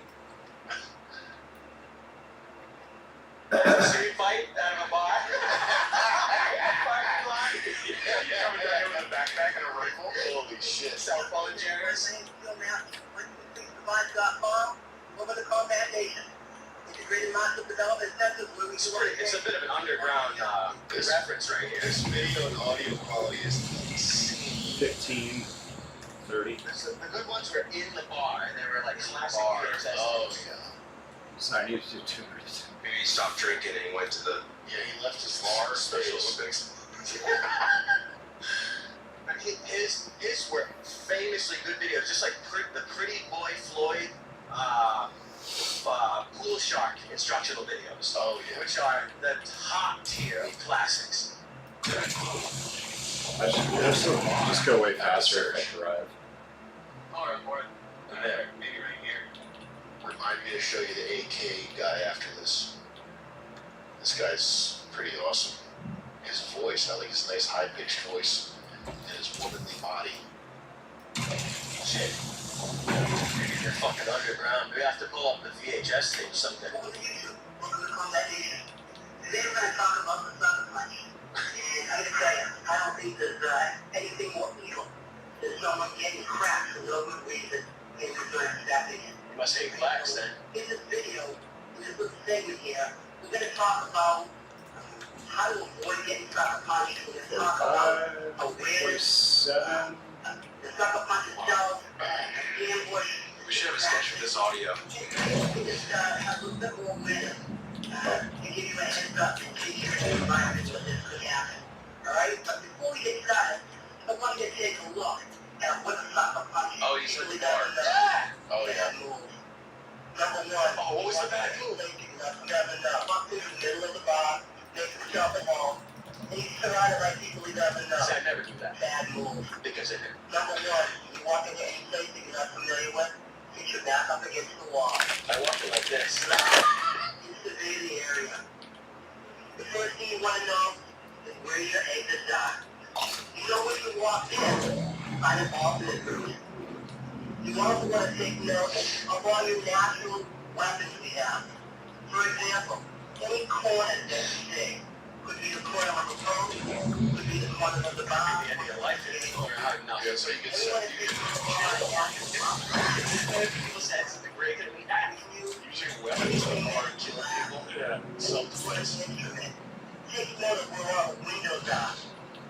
Another factor you should put into your plan Is your legal defense team. Handgun. After you use blast and you sever someone's femoral artery, you're going to end up in prison for the rest of your life. You walk it like this. Anyone want to walk with me? I didn't think so. Give me the money in the drawer. Get the money from the bartender. Now you're the coolest guy in the bar because you got a lot of money. I wonder how accents are, when people have thicker accents than others. What's he from, Massachusetts? He's from around here. He's from Thick Town. Type in the search bar up top, type in adaptive Kalash. Adaptive K. Is this like unlimited harvesting? Is it glitched? Oh, yeah. This first one? Oh, fuck. Did I just go? Oh, good God. Wait a second. Scroll down. Where is the guy? It's not Travis Haley. Shit face. Shooting Venus flytraps with AKs. Type in Shooting one, it's nasty. in the search. Type in Kalashnikov and get rid of adaptive. Kalashnikov? Just do Kalash and then type gunfighting.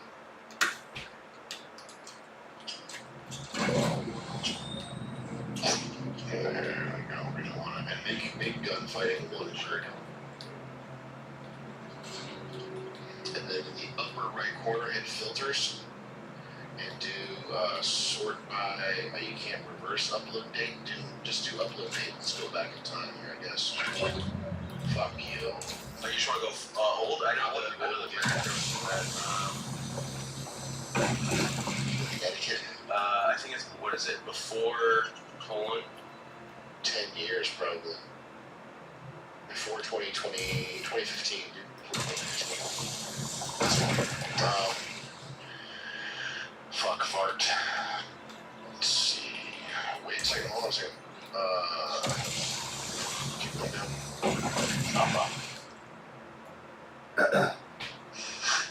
Oh, shit. Try before 2012. Let's do before 2012.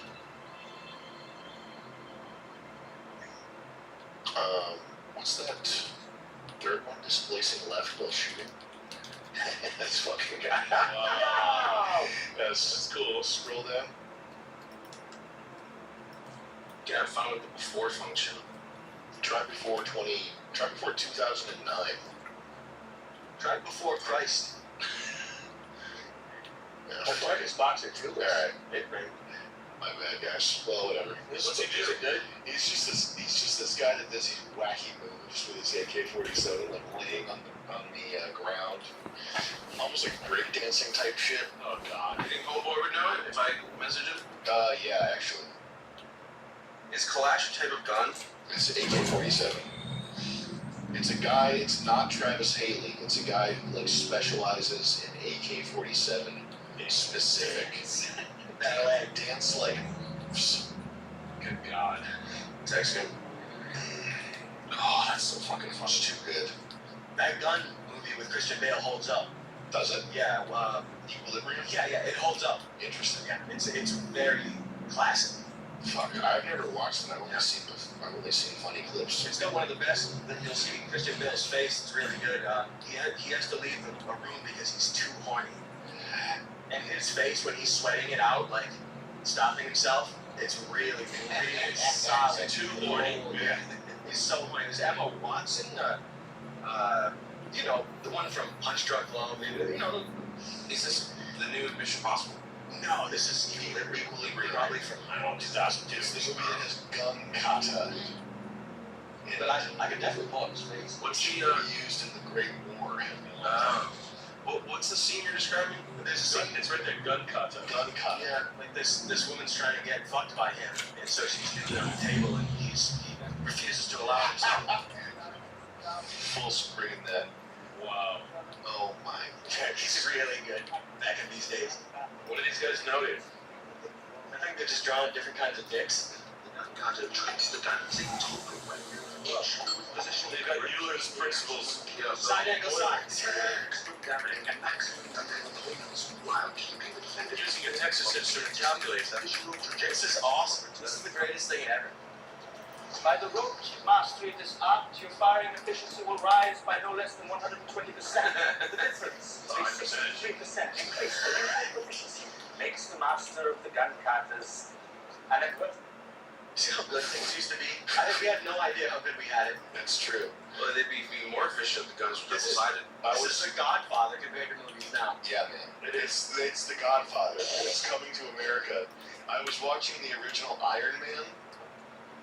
It was like watching Casino. It was low and better. Compared to the fucking shit. Because you had Jeff Bridges. They make nowadays. Yeah. The Marvel movies before the Avengers were, compared to nowadays, like in Iron Man, the sort of like slop banter, back and forth banter they do, it's like Academy Award-winning screenwriter. It's quippy, it's good. So much Transformers, the first Transformers, it's like low weight. Yeah. It's like better, like it's not like high gravity. They're not shoving it in your fucking face. Making you follow every word. Yeah. Spider-Man 1 was good. Spider-Man 1 holds up more than anything. Spider-Man 1? Yeah. This is a good movie though.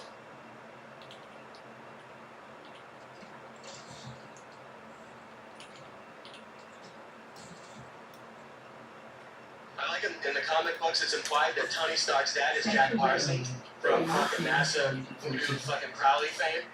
I love that little point. And Diesel?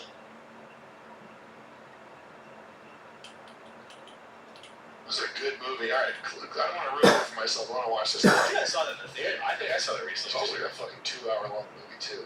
It's a long movie. Yeah. He has to build the Iron Man and he escapes in it, right? Yeah. That's the deal? Yeah. I did see that. You got Don Cheadle as War Machine. Oh, no, Terrence Howard. Yeah. That's War Machine. Terrence Howard. Which one is one? Pretty crazy Terrence Howard. Yeah. Terrence Howard's one of the greatest. Jeff Bridges is fucking nice. Yeah. And the second one is Mickey Rourke was the villain. I'm not going to argue with any of that. You have now completed the first hour of a Perfect Guy Live podcast. For access to all episodes and more, visit MTV.tv.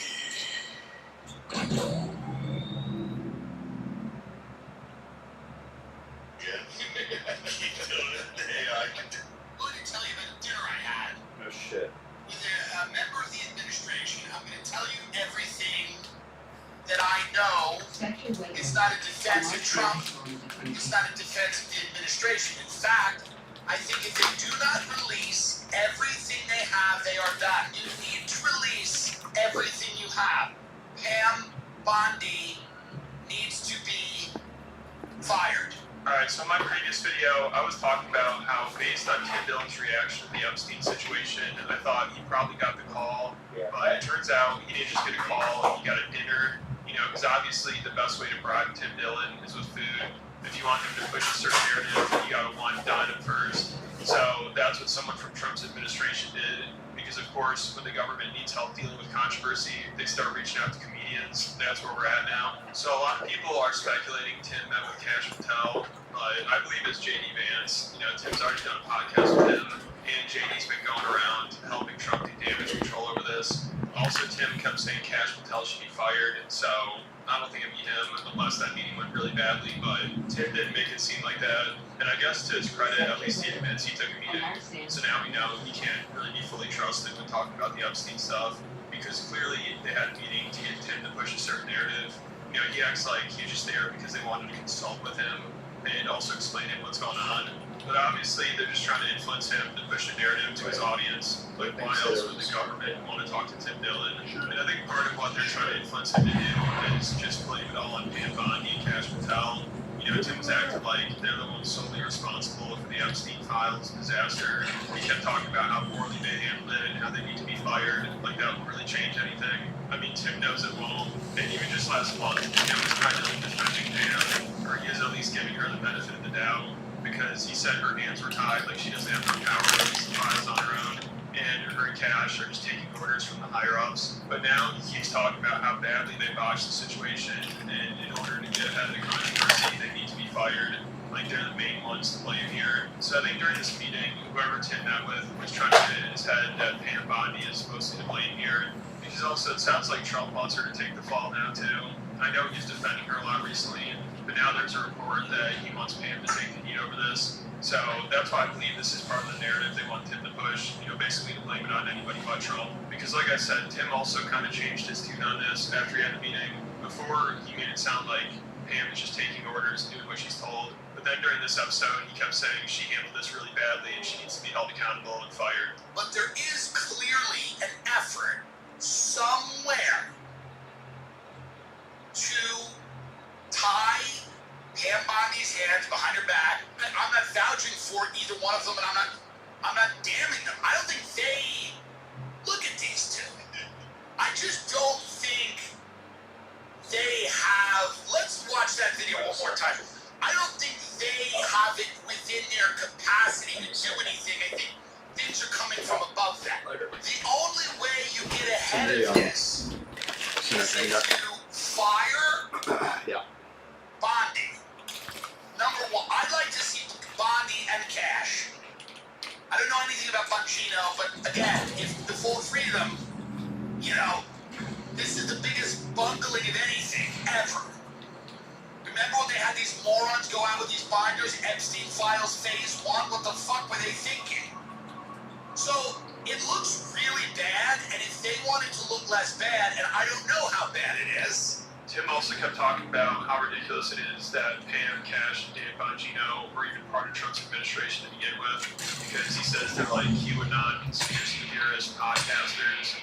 But if Tim thinks they're bad hires, maybe you should blame the one that hired them. It's hilarious. He's like, I can't believe these people are in the government, but then won't say anything about the person that put them there. You know, it turns out it's always everyone else's fault. Here's Patel. These people are like people who failed at having podcasts. They would have been me if they had talent. They're running the FBI because they're shot.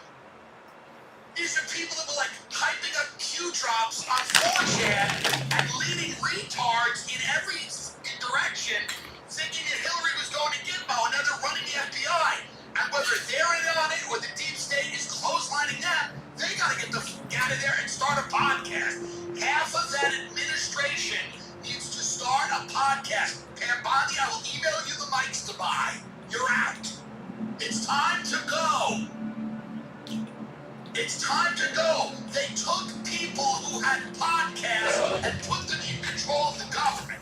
So either they're compromised or the factions of the deep state are shoveling shit on these people at an amazing pace because they're incapable of delivering anything. They appear to be fools when they go on a show. They appear to be a fool. Also, Tim kept acting like the only reason Trump doesn't want to release the files is because it implicates him in a money laundering scheme with Epstein. Like, during this podcast, he kept saying nobody cares if Trump is using Epstein for money laundering.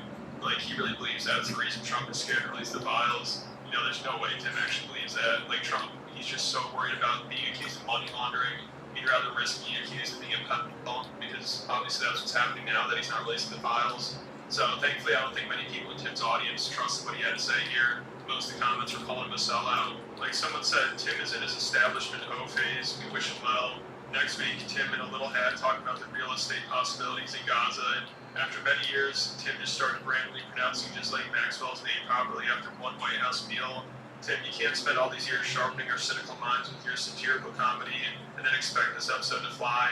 And almost every comment was like that. So nobody's buying this bullshit narrative that it's the deep state trying to cover it up, or it's just Pam Bondi and Cash Patel's fault, or Trump is only using Epstein for money laundering. That's what Tim wants us to believe. You know, soon it'll be talking about how Bill Gates just liked Epstein's private island because of the beach or something. I mean, I don't know how you can go through Trump's connection to Epstein and come to the conclusion that Trump was probably just using him to help with his finances. There's clearly more going on there, and Trump couldn't make it more obvious with his response to people questioning him about it. But we're supposed to believe that Tim thinks it's just Trump being worried about money laundering.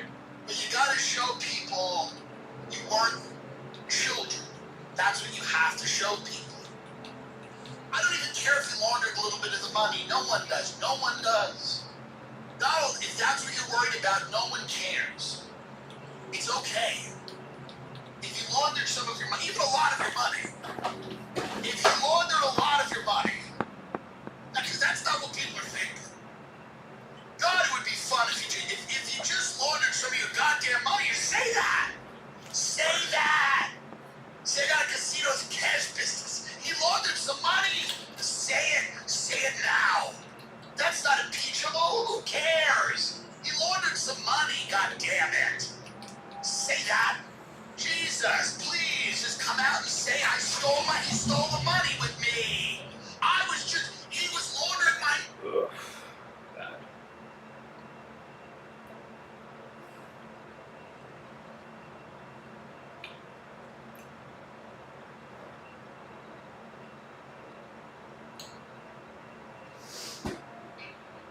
No. If it's something sucked.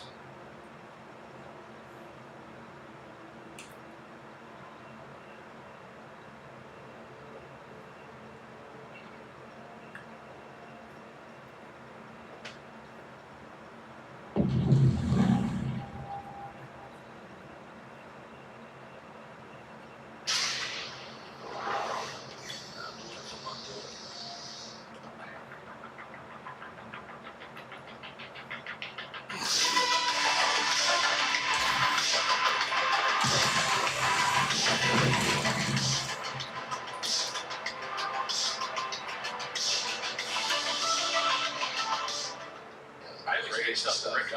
Eddie Izzard and The Amazing Jonathan. They have a similar kind of profile. I was gonna say, I The Amazing Jonathan. I like The Amazing Jonathan. Amazing Jonathan kicked ass. He was legit. Rick Mail, like I said, Cast Amazing Johnson. Amazing Johnson. You were gonna watch that. Magician. Oh man, he was good. Like, this reminds me of like BTS.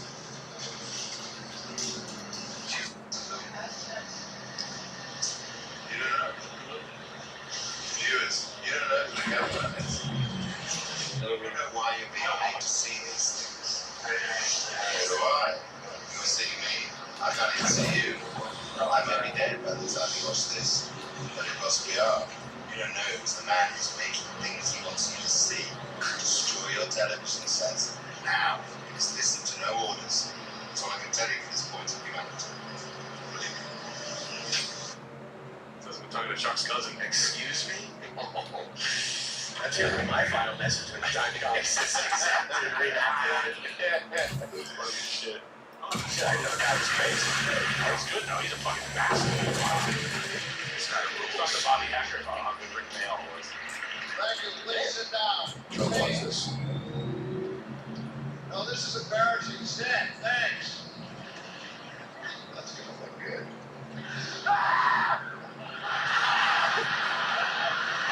Whoa, that woke your ass up like quick, didn't it? Look at well, aren't you being like a jerk? Oh, God, I gotta get to the hospital. Look at this mole on my neck. This is driving me nuts. You know, when it was little, it was cute, but now, a lot of comics won't even do mole humor anymore. They're chicken. Well, we're gonna start with a magic trick. You, sir, do you have a handkerchief? All right, you have something to hang on. I feel like his newer stuff was like 5, man. Is he dead? He's dead, and he's so good. Lounge Lizards 1996. Yeah, Lounge. There you go. I love Lounge. Yeah. What a fucking Whoa, crazy.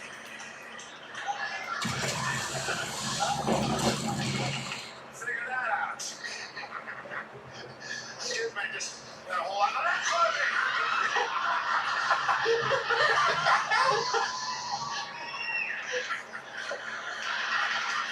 I'm sorry. We're getting some feedback on the microphone.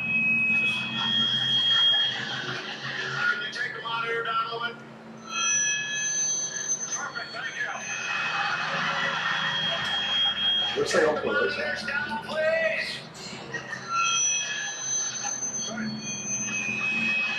Take the monitors all the way down, all the way. That's good. Yo,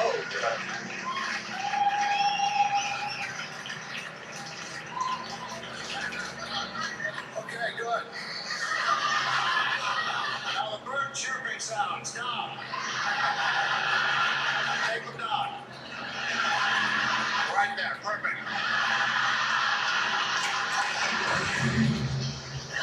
craziest magic thing I've ever seen. It's drinking Windex. Look what this guy's doing. You see him drinking Windex? Yeah, it's a drinking Windex right there. You guys absolutely are gonna scream when you see this. It's some guy, I think Lance something, but it's some famous magician's first performance on Johnny Carson. We got there's Johnny Carson. Yeah, the Johnny Carson magician. Yeah, like first appearance. It's pretty staggering. This. Oh Yeah, wow. You're not gonna believe this. We're back. Thank you, Doc. You have this right. Never seen anything like this. Please. Lance is unbelievable. Lance.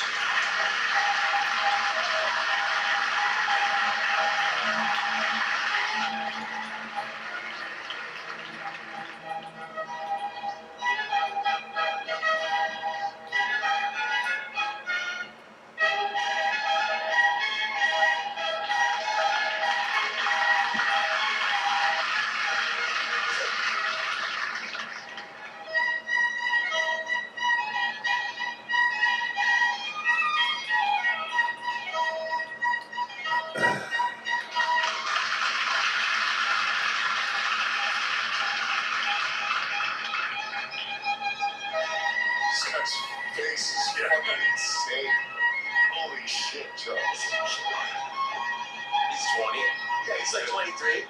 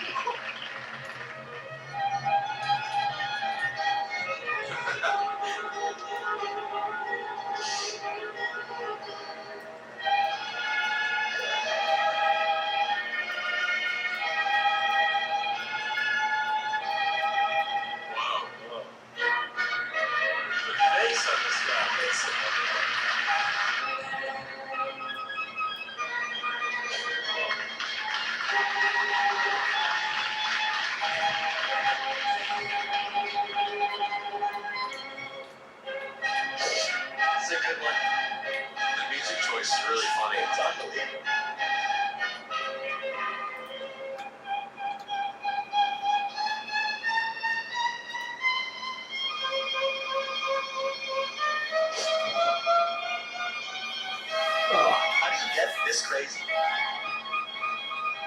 Hang out with birds.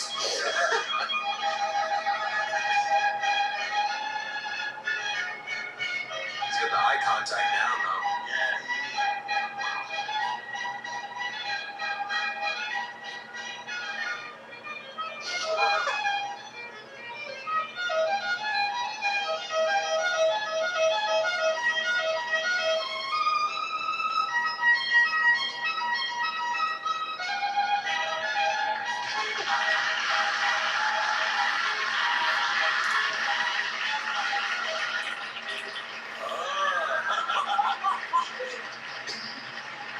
That was impressive.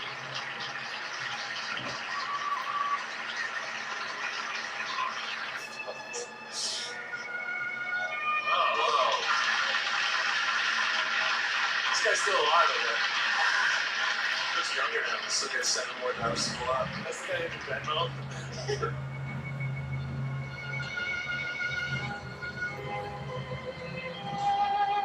Just to carry out. He's got an iPhone that's texting your girls like, do you give head? It's like a Castlevania magic set. It's really great.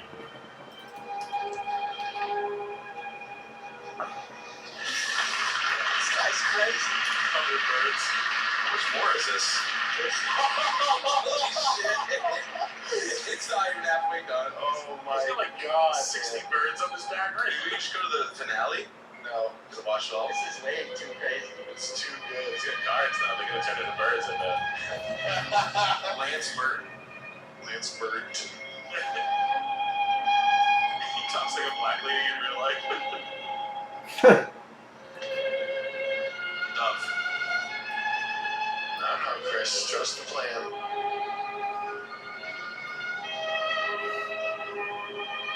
Don't do a dove. Oh, okay. It was behind his ear the whole time. Eat the birds.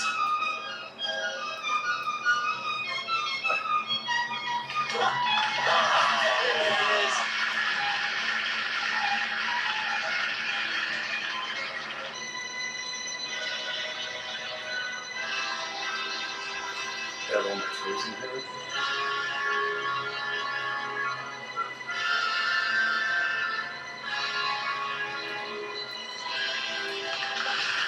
That's the difference in building things.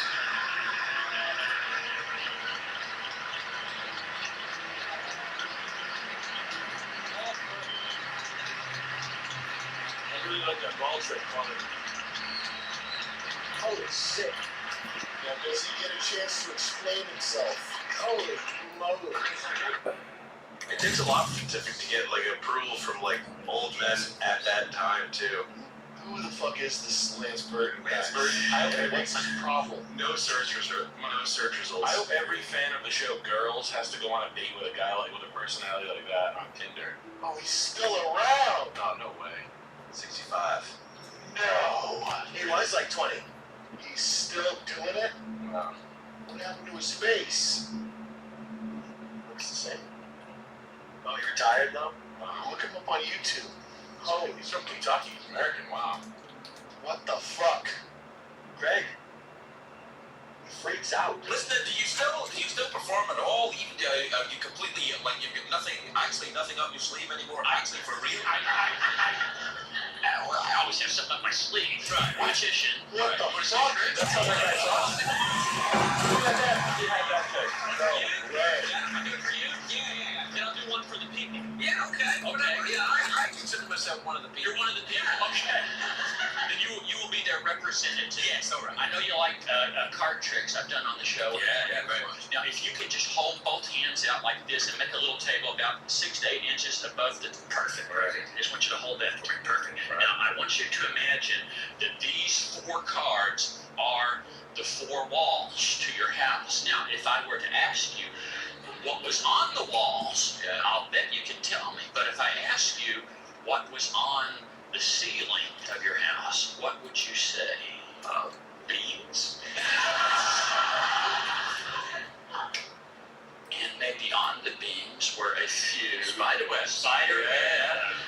Well, I'm not saying you're a bad housekeeper or anything. I'm just, that happens. Now, we want to get rid of the spider webs. Right. And you know how to do that, don't you?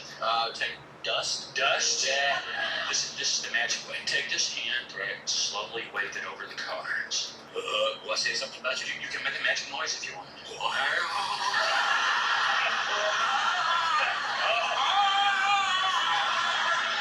I'm feeling it. It's kind of good. I would say it's better than what came after. Okay, all right, very good. All right. Now let's see. Oh, yes? Wow, they're gone. Wow, look at that. But now, where you have spider webs, you have spiders. Now, we want to get rid of the spiders, but we don't want to use chemicals. That's bad for the environment. So you know how to make the spiders disappear. Slowly wave both hands over the cards. Both hands. I see noise.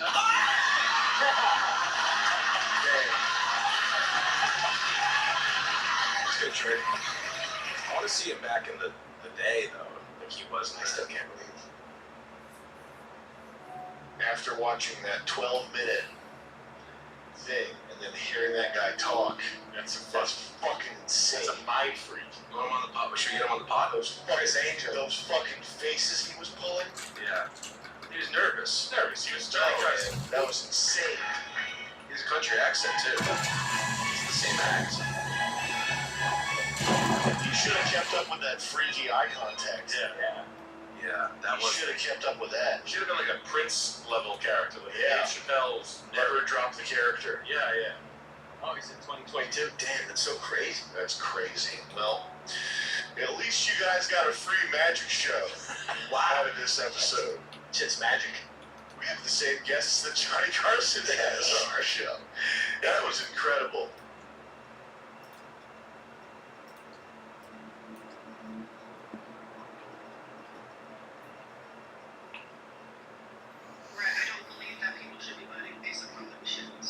But they do, but that's what most people vote on. Yeah, I understand. I feel like there should be some kind of limit to the point where I don't know how to explain it, or some kind of test. Do you want a test like me? Yes, a test. Yes. I really like a test. Oh, not a test. I don't know how to explain it. Because people are gonna vote on emotion no matter what. There's no way to stop it. I do not think it's right. Fuck, I had I that do not think it's right at all. I'm not gonna vote for someone because they're white and I'm white. I'm not gonna do that. I'm gonna vote for somebody because they're good at politics, because they're good for this country and our economy. Not because they're white, not because they're a man, not because they're a woman. Yeah, so what? What does that do with it? I'm glad that that's your emotional. Do you realize that's an emotional state as well? Yeah, wanting someone to be president based on facts and not emotion.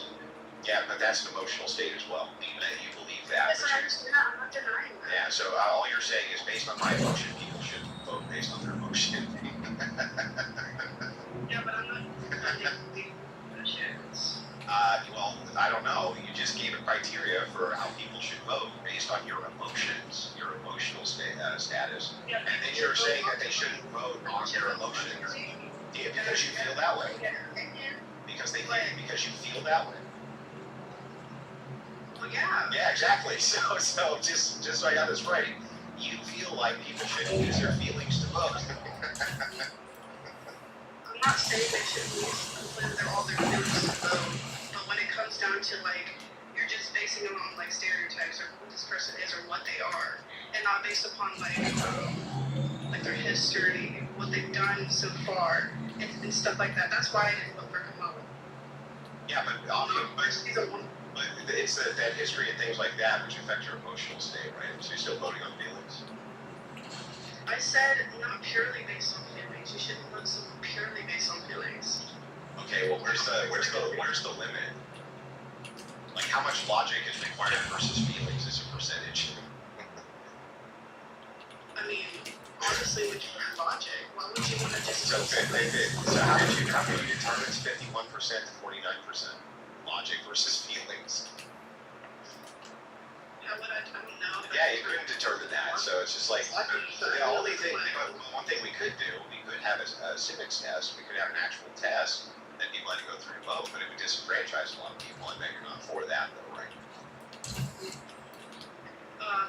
Deciding if they're voting on it's just a basic civics test so that we know that they understand how the government works and how policy making works and things like that. Why would I disagree with that? So then I guess you're in my camp then. What we need to do is disenfranchise most people, and we can do that by giving a test for voting. Perfect. Well, wouldn't that not be a part of your opinion if you're only voting based on if they're not a woman or not? Well, I still think that men can pass that civics test and then still not vote for Kamala based on the fact that she's a woman. Do you yeah, like, I mean, women can also take that test and pass it, so it's just Yeah, no, I agree. Women can take that test and they can also pass it. But the thing that's interesting is like women are the ones who are the least likely to vote for women based on them being women, not men. yeah, you're voting based on them not being women, but I'm kind of No, I'm saying women are also voting based on them not being women. So women don't like female politicians. I'm not gonna say one can't and the other. I disagree with that as well. What do you mean? Because you're saying women also do that as well, like what's that?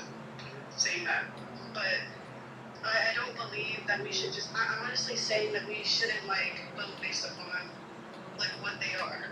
If they're a woman, if they're a man, if they're black. Well, what criteria should people be able to vote or should people vote on? Based on what? Right, based on their history. Have they ever been a felon? Have they ever been in the political system? Have they ever done good in that political system? Especially from vice presidents that get go into presidents. Did they do good as a vice president? Have they done good for this country so far? Things like that, etc. Okay. So, and what is that informing? Is that informing their emotional state? It's informing how they can handle Yeah, but from the voter perspective, is that informing your emotional state? Like if you say, I'm not going to vote for Donald Trump because he has a woman, isn't that an emotional state? Well, when I say felonies, because people can be bad, people look at leaders.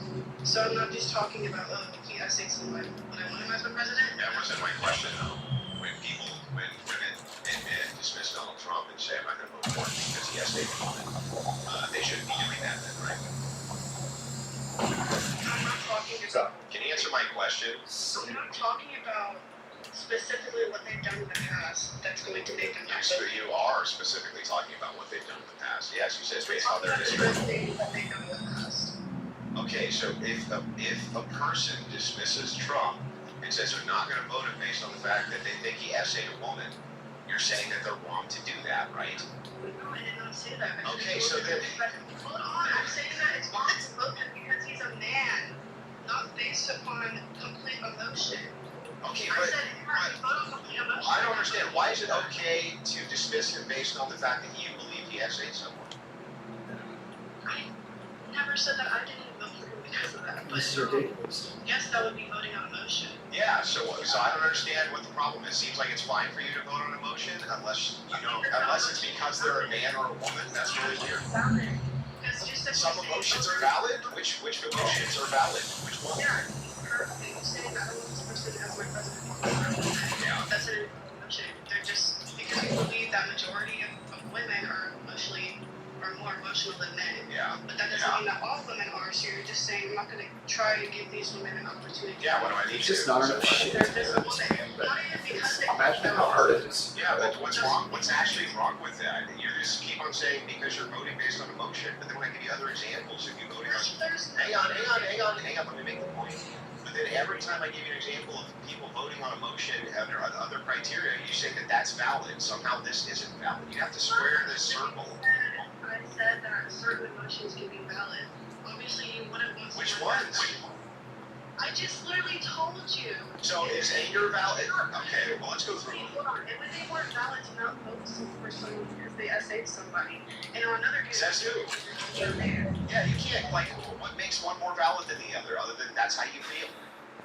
Because I didn't vote for someone because they're a man, it would be invalid because that's not a good reason. Men can do. It's not a good reason to not vote for somebody who would be a good leader because he essayed someone. If you Well, how's that a good reason? That's just feelings, dude. compare the two, which one is worse? Well, wait a second. Why would that even matter? All that would matter is how it makes you feel. All that would matter is how it made you feel, right? I literally have been explaining this to you. Sometimes when you vote on emotion, it can be valid. Other times, it's just nonsense. Okay, if you vote based on anger, is that I wrong? don't vote for someone because they are a man. Yeah. That is wrong because I don't have this generalization of men in my brain. That's the reason I'm not going to vote. That's just an emotion. But if I don't vote for him because he essayed somebody, that can be valid. What makes that valid other than your emotion?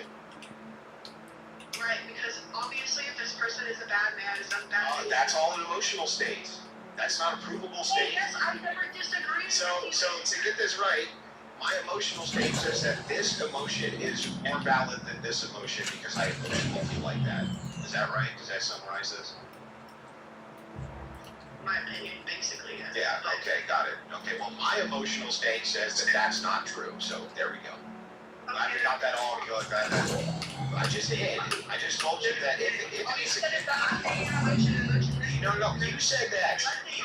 I'm talking about certain emotions. I'll prove it. Here, I'll prove it. Okay, I'll prove it. That's like saying, a woman can't, or a woman shouldn't be president. Okay, calm down and I'll prove it. So, I did the internal critique, and you agreed to the internal critique. You said, Andrew, yes, this basically summarizes my position that based on my emotions, some emotions are more valid than other emotions. That's unfalsifiable. You realize that? So all I have to do is respond, okay, great. But depending on my emotions, say that that is valid. And that's also unfalsifiable. So it negates your point. If you just say, my emotional state says this emotion is valid, this one isn't, and I respond, well, my emotional state says the opposite, you can't say that I'm wrong. You see how that works? You don't believe that there can be an objective morality. No, I believe in objective morality, sure. Right, so obviously, in my opinion at least, you can say that's emotional again. If you're comparing some man as hating somebody, being a horrible person in the past, and someone just simply being a man, obviously objective morality tells me. Do you believe in objective morality? Yes. Okay, so and what do you base objective morality on? I basically base it on which word? How do I explain it? Which one, like, what something is terrible? That can be based on emotion. That's what I'm trying to get. And that's not objective. That would be subjective. Yeah, but morality is also emotional. Okay, that would be subjective, not objective. No water. Right, but when it comes to morality, it's already emotional. Okay, that's subjective, not objective. So I ask you if you believe in objective morality. It's subjective. Objective means not dependent on the mind. Subjective means dependent on the mind. Are your emotions dependent upon your mind? So how do you explain objective morality? I literally just explained it to you. If morality is based upon emotion, that's what you feel everyone has different moralities. And then when it comes to objectiveness, how do you explain it? I just explained it, but I'll explain it again. Objective means not mind dependent. Subjective means mind dependent. When you say, Andrew, I believe in objective morality based on emotions, that's a contradiction because emotions are mind dependent. So it's subjective. You see how that works now? Let's do this. Let's go with the Well, I don't need to answer to a criticism for somebody who doesn't have objective morality. They're both objective and subjective. They can't. That would be that would be a contradiction. That's why I'm asking you what you believe objective morality is. I just told you. Can you repeat back to me what I told you objective morality is? Objective morality would be not mind dependent. And you realize that's not like when it comes to not mind dependent, you clearly have to have mind dependent when you have a morality. No, objective morality means that morality exists absent the mind. That's what it means. What does morality mean? Oh my God, really? Yes. Here, I'll give you a philosophical definition. I'll pull up the philosophical definition of morality, and we can dive right into this.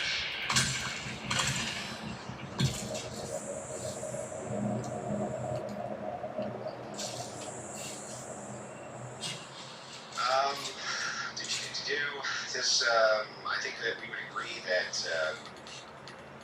morality would fall under probably normative ethics, focuses on developing principles and frameworks for determining what actions are right or wrong. Can we agree to that? Yeah, yes. So is Okay. it based on emotion? From your view, yes. From my view, no. How is that not based on emotion if you're deciding what's good? Because I believe that morality is universalized. You said you did too. That's why I brought up whether it was objective or not. You said it was, and you were just wrong. You're backpedaling. No, everyone decides what's good or bad based on That's subjective, right? Yeah. Okay, so then you don't believe in objective morality, so I don't know why you said that. No, I'm asking you because obviously objective morality can have subjective outcomes. Because if you decide what's good or bad based upon how you feel, that is ultimately subjective. I agree, that would be subjective morality. Right. So objective morality can be subjective sometimes. That would be A and not A. Dude, you just broke the word morality down. You know that it's subjective. No. I didn't say that morality was subjective based on the definition I gave. I agree that you believe that morality is subjective. That I agree to. How is deciding what's good or bad based upon your own emotions is not subjective? How is that not subjective? It is subjective. Dude.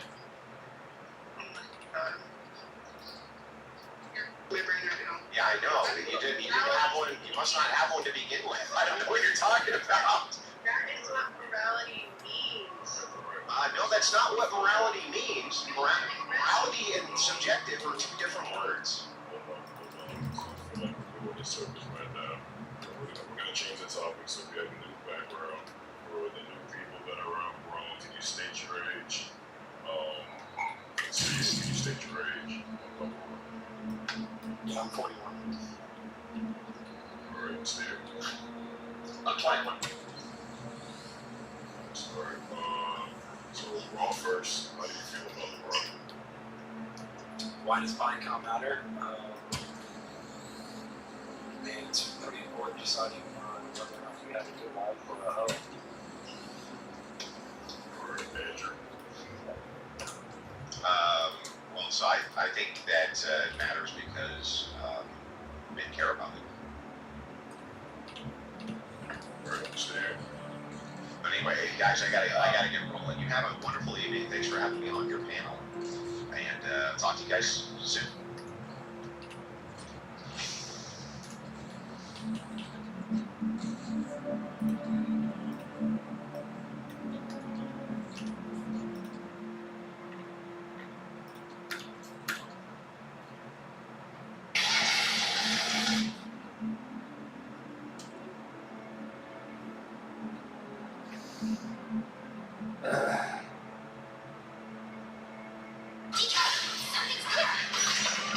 Who's that guy?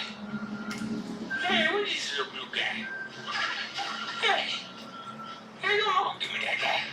No, give me that guy. No, I'm not gonna, come on, give me that guy. No, I'm not gonna. It's our privilege to welcome you to the village. Thank you, guy. I need this. Okay, but no.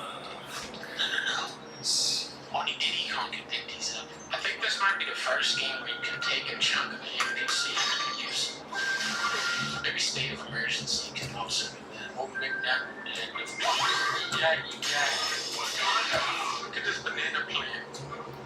Man, you get a man that's sick on this one. Diddy Kong. How did he get up there? Bambi, how did he get up there? This is what I'm gonna say. Shoot. No, I did it wrong. I can get to that cranky cone. I can get to it. You gotta say shoot. Oh, I'm almost there. I got it. Oh, I can get up there.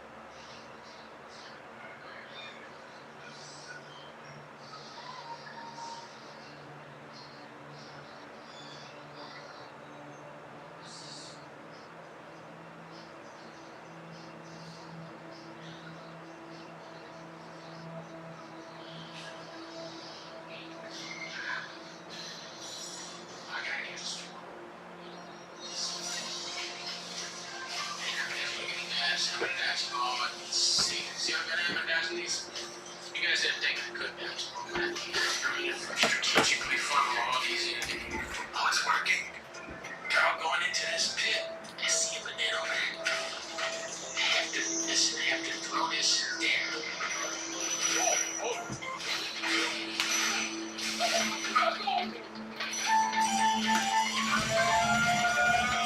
I like Mario Odyssey's Banjo-Kazooie. This game is Banjo 2. Therefore, Switch 3 did a new game called Gex Gananza. It has no style. It has no grace.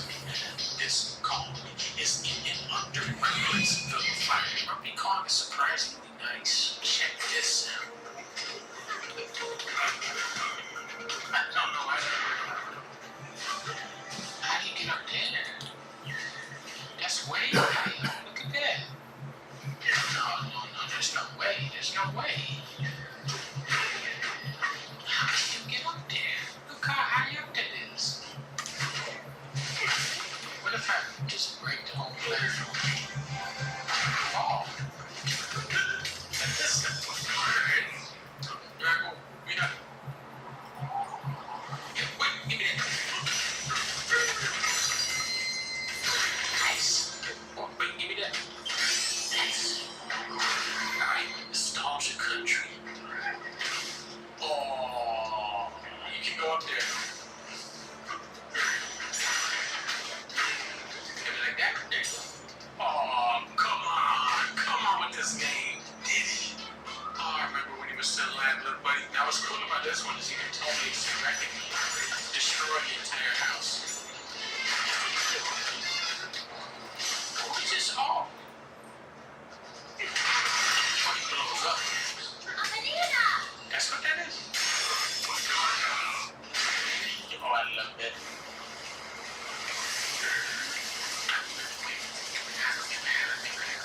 Yeah. What's up? Mustache guy. That's trusty tongue. Oh, what kind of gabagool? What for the gabagool so I can get this strap? I see a banana in there. It's I'm going crazy one. yeah. Oh, I punched that. No.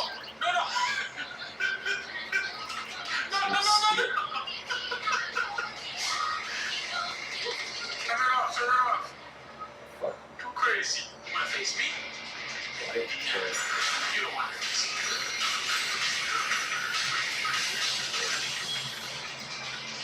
You want to give me the treasure. She runs at him. Oh, they're slick on this. Oh, that was cool. That's it. I'm killing you with this game.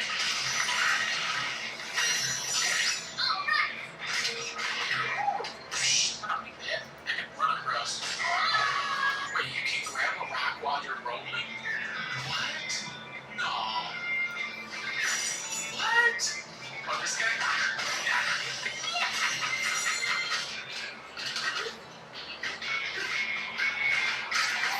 Oh, there we go. Let's go down here. Oh, I killed you. I'm sorry. Hey, this guy. Oh. Where's he going? Come back over here. Nigga Scooby Doo son. I got you. Oh, you got fired with me. Oh, it brought me to a banana, too.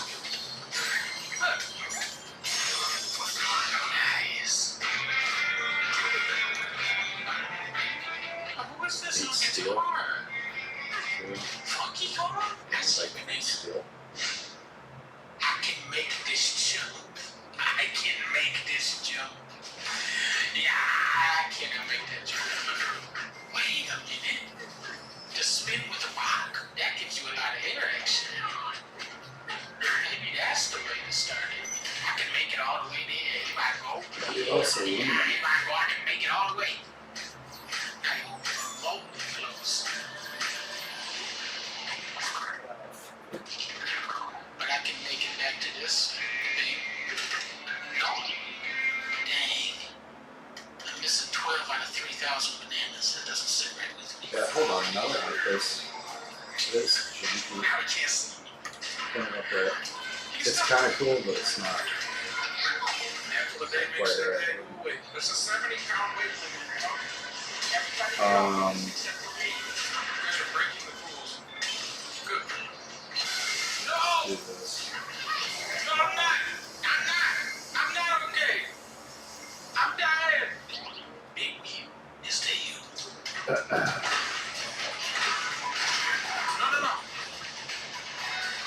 I'm still in this. Spinning lasers. That sounds like a very safe area.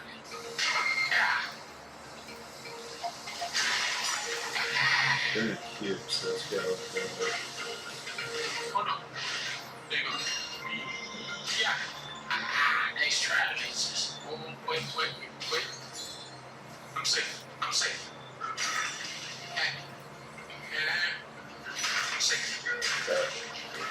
Alex is good. No! Oh, yeah, butchers. Okay, good. No, wait! No! I'm just gonna do this. You see? I'm just gonna do this. Now, we're safe here. We're safe. I think. You just gotta stay low. Go. All right. Yes, sir.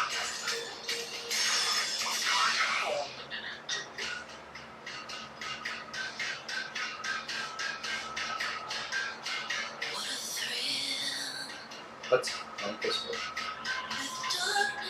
Banana time. Just calm. Is going to the same place where Blakey caught the church cars and didn't come to. You'll save me. Stop and calm. No. Just spawned in.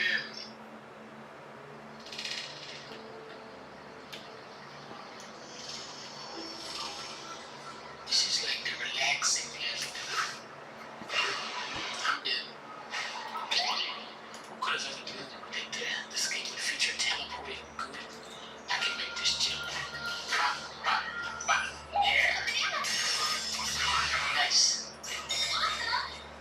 Is that the pig from Donkey Kong Returns? This is gonna take my best gameplay here. This is good.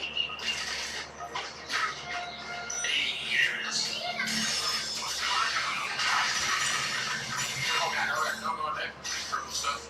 That kill you? Yeah, that kills you. No, don't go in there. It's pretty crazy. Whatever direction you're looking at in the map, it goes to the same direction when you get in the game. And you sit in the chair. That's really what's going to determine the quality of the scene. All blackness. And you can kill the chair. Right now, I'm on my way to the Ostrich Hotel.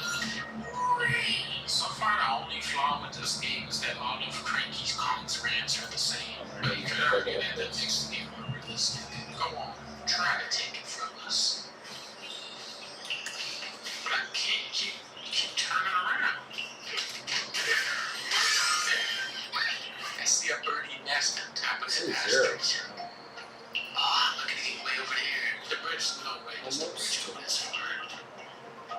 Well, a bunch of water. Let's see what happens. Better get no water. Get me all the way. Wait, you didn't go quite all the way. Okay. Shoot. Okay, that's what I'm talking about. This is a piece of Dune Awakening. Come on, Donkey Kong, no! Okay, that's okay. Wow, you went out like a rusty cat. Like this? Grab this thing, throw it way up there. Okay, throw it better. Yeah, throw it like, yeah. Okay, a little bit better. It got worse. Yeah, it's falling apart. Why is this falling apart? No. That's not what I wanted. What we have to say is, see? Is that attacking it?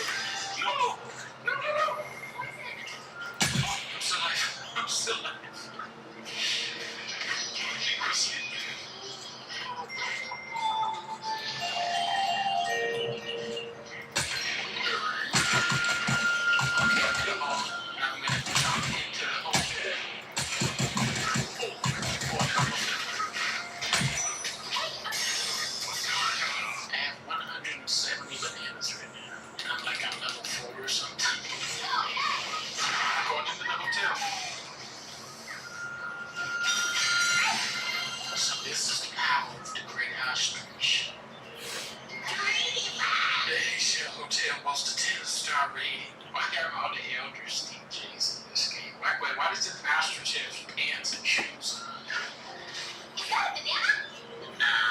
That's just like a little yellow, Yeah. Oh, look at the front. Yeah. Okay, it's got no ostrich keys. Just like on this game, ostrich candles, ostrich feather quill pantyhose. This is a 10-star game.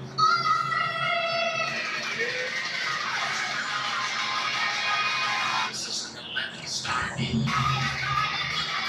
Fucking crazy.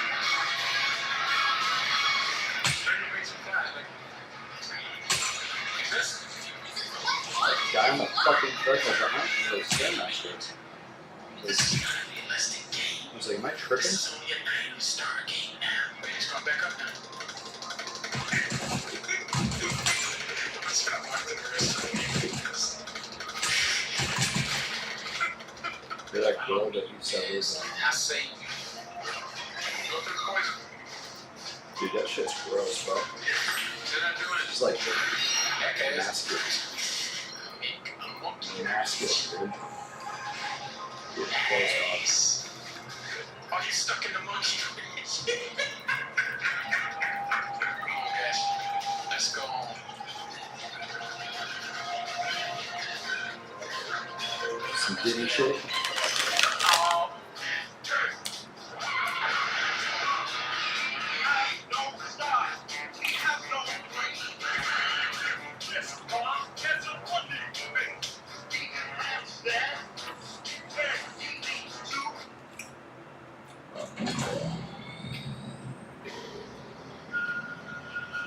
There we go. What's up, guys? I'm Demetrius Mighty Mouse Johnson. It's the MMA Guru. I'm here as well, guys. What's up? Today's episode, we're going to be breaking down Holloway's big win over Dustin Poirier and everything under UFC 318, the whole card. And not only will we be breaking down UFC 318, but we got a ton of fun current events to break down as well. Conor McGregor pictures. We got to talk about it. John Jones at the White House. We got to talk about it. Everything that's going on in the MMA world. Even Usyk's win over Dubois this weekend. We've got to talk about it here on the Mighty Guru Show. Without further ado, enjoy the Mighty Guru Show.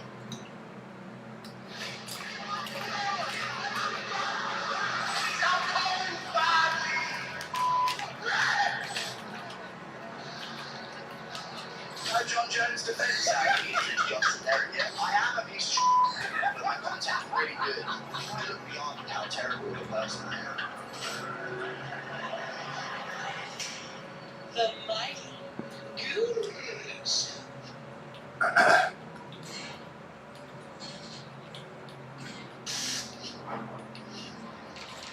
This episode of the Mighty Guru Podcast is sponsored by Prize Picks. Now, Prize Picks is a daily fantasy sports game you play directly from your motherfucking phone. Your boy took a lot of L's last night. I was so close to cashing in on one of those bad boys on one of our lineups, but Guru, I don't know how you did. We'll be back next month. We'll take on next month for another Prize Picks. Yeah.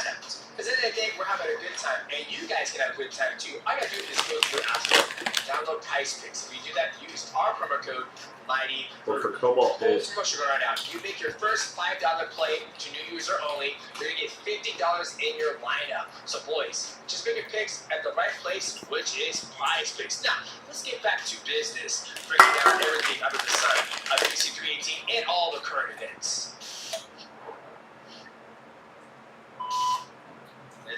Bring the champ in.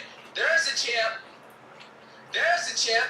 D, don't come in here. Oh, God, what are you doing? D, I tell you, don't come in here. Hey, okay, I gotta wrap this waiter for this in, hey? How you, brother? Don't come in, D. You better expound me, yeah? Give me some joy, D. Give me half hour in here, yeah? It's hurting me in here, yeah? Oh, man, you had me and my dad fucking rolling that night, man. That was was some good content. That was great. I mean, I thought we were going to jump straight in there with Poirier versus Holloway 3 talks, but if we want to talk about McGregor's activities, we can maybe get to that towards the end. Who knows? I mean, background. we'll get to it. You know, I just want to, just get to see it. You know, I gotta give you respect or whatnot. But how you doing, man? Doing good? I'm doing good. I'm obviously tired. I was up. I was full of energy after Poirier versus Holloway 3. I think it delivered. It delivered for MMA fans. It was one of those ones where there were certain endings you just didn't want. Yeah. When Poirier got knocked down in round 1, I was literally screaming on commentary. Like, oh, he dropped Poirier in round 1. Poirier's down. He's back up, though, chap. I was going, oh, it's gonna be sad. Yeah. It's gonna be a sad ending. But then he sort of bounced back, had his moment in round 2, and it sort of became a thing where everybody got their own little win. Yeah. Yeah. It wasn't too humiliated. It wasn't too destroying. No one got flatlined. What did you think about the main event, Demetrius? I thought it was great. I think the biggest difference in that fight was the body kicks. Like, each time Max fights, and I never forget when he fought Jose Aldo, I think it was his second time. And once he started throwing that body kick, I was like, dude, that is the game changer when you fight, is when you throw those body kicks. And you saw it even in this fight with Max versus Dustin. Each time he threw that body kick, it's like taking a baseball bat and just hitting the ribs and the arms. And Dustin isn't a guy who catches it and runs the pipe and starts wrestling. And then I think it was round 3 or 4, he did catch the kick. But you have to make a decision. When he caught that kick, he ate that. You eat it and then you catch it. So all that energy. And then I listened to the press conference and Dustin was saying, he goes, yeah, when Max was throwing the 2 to the body, that hurt me. But that body kick though, I'm pretty fucking banged up. And people don't realize when you have Southpaw versus Orthodox, you throw that kick, it's money. And then, that was the technical thing Max did very well. But when he dropped Dustin, I was screaming my ass off. Oh, there you go, baby!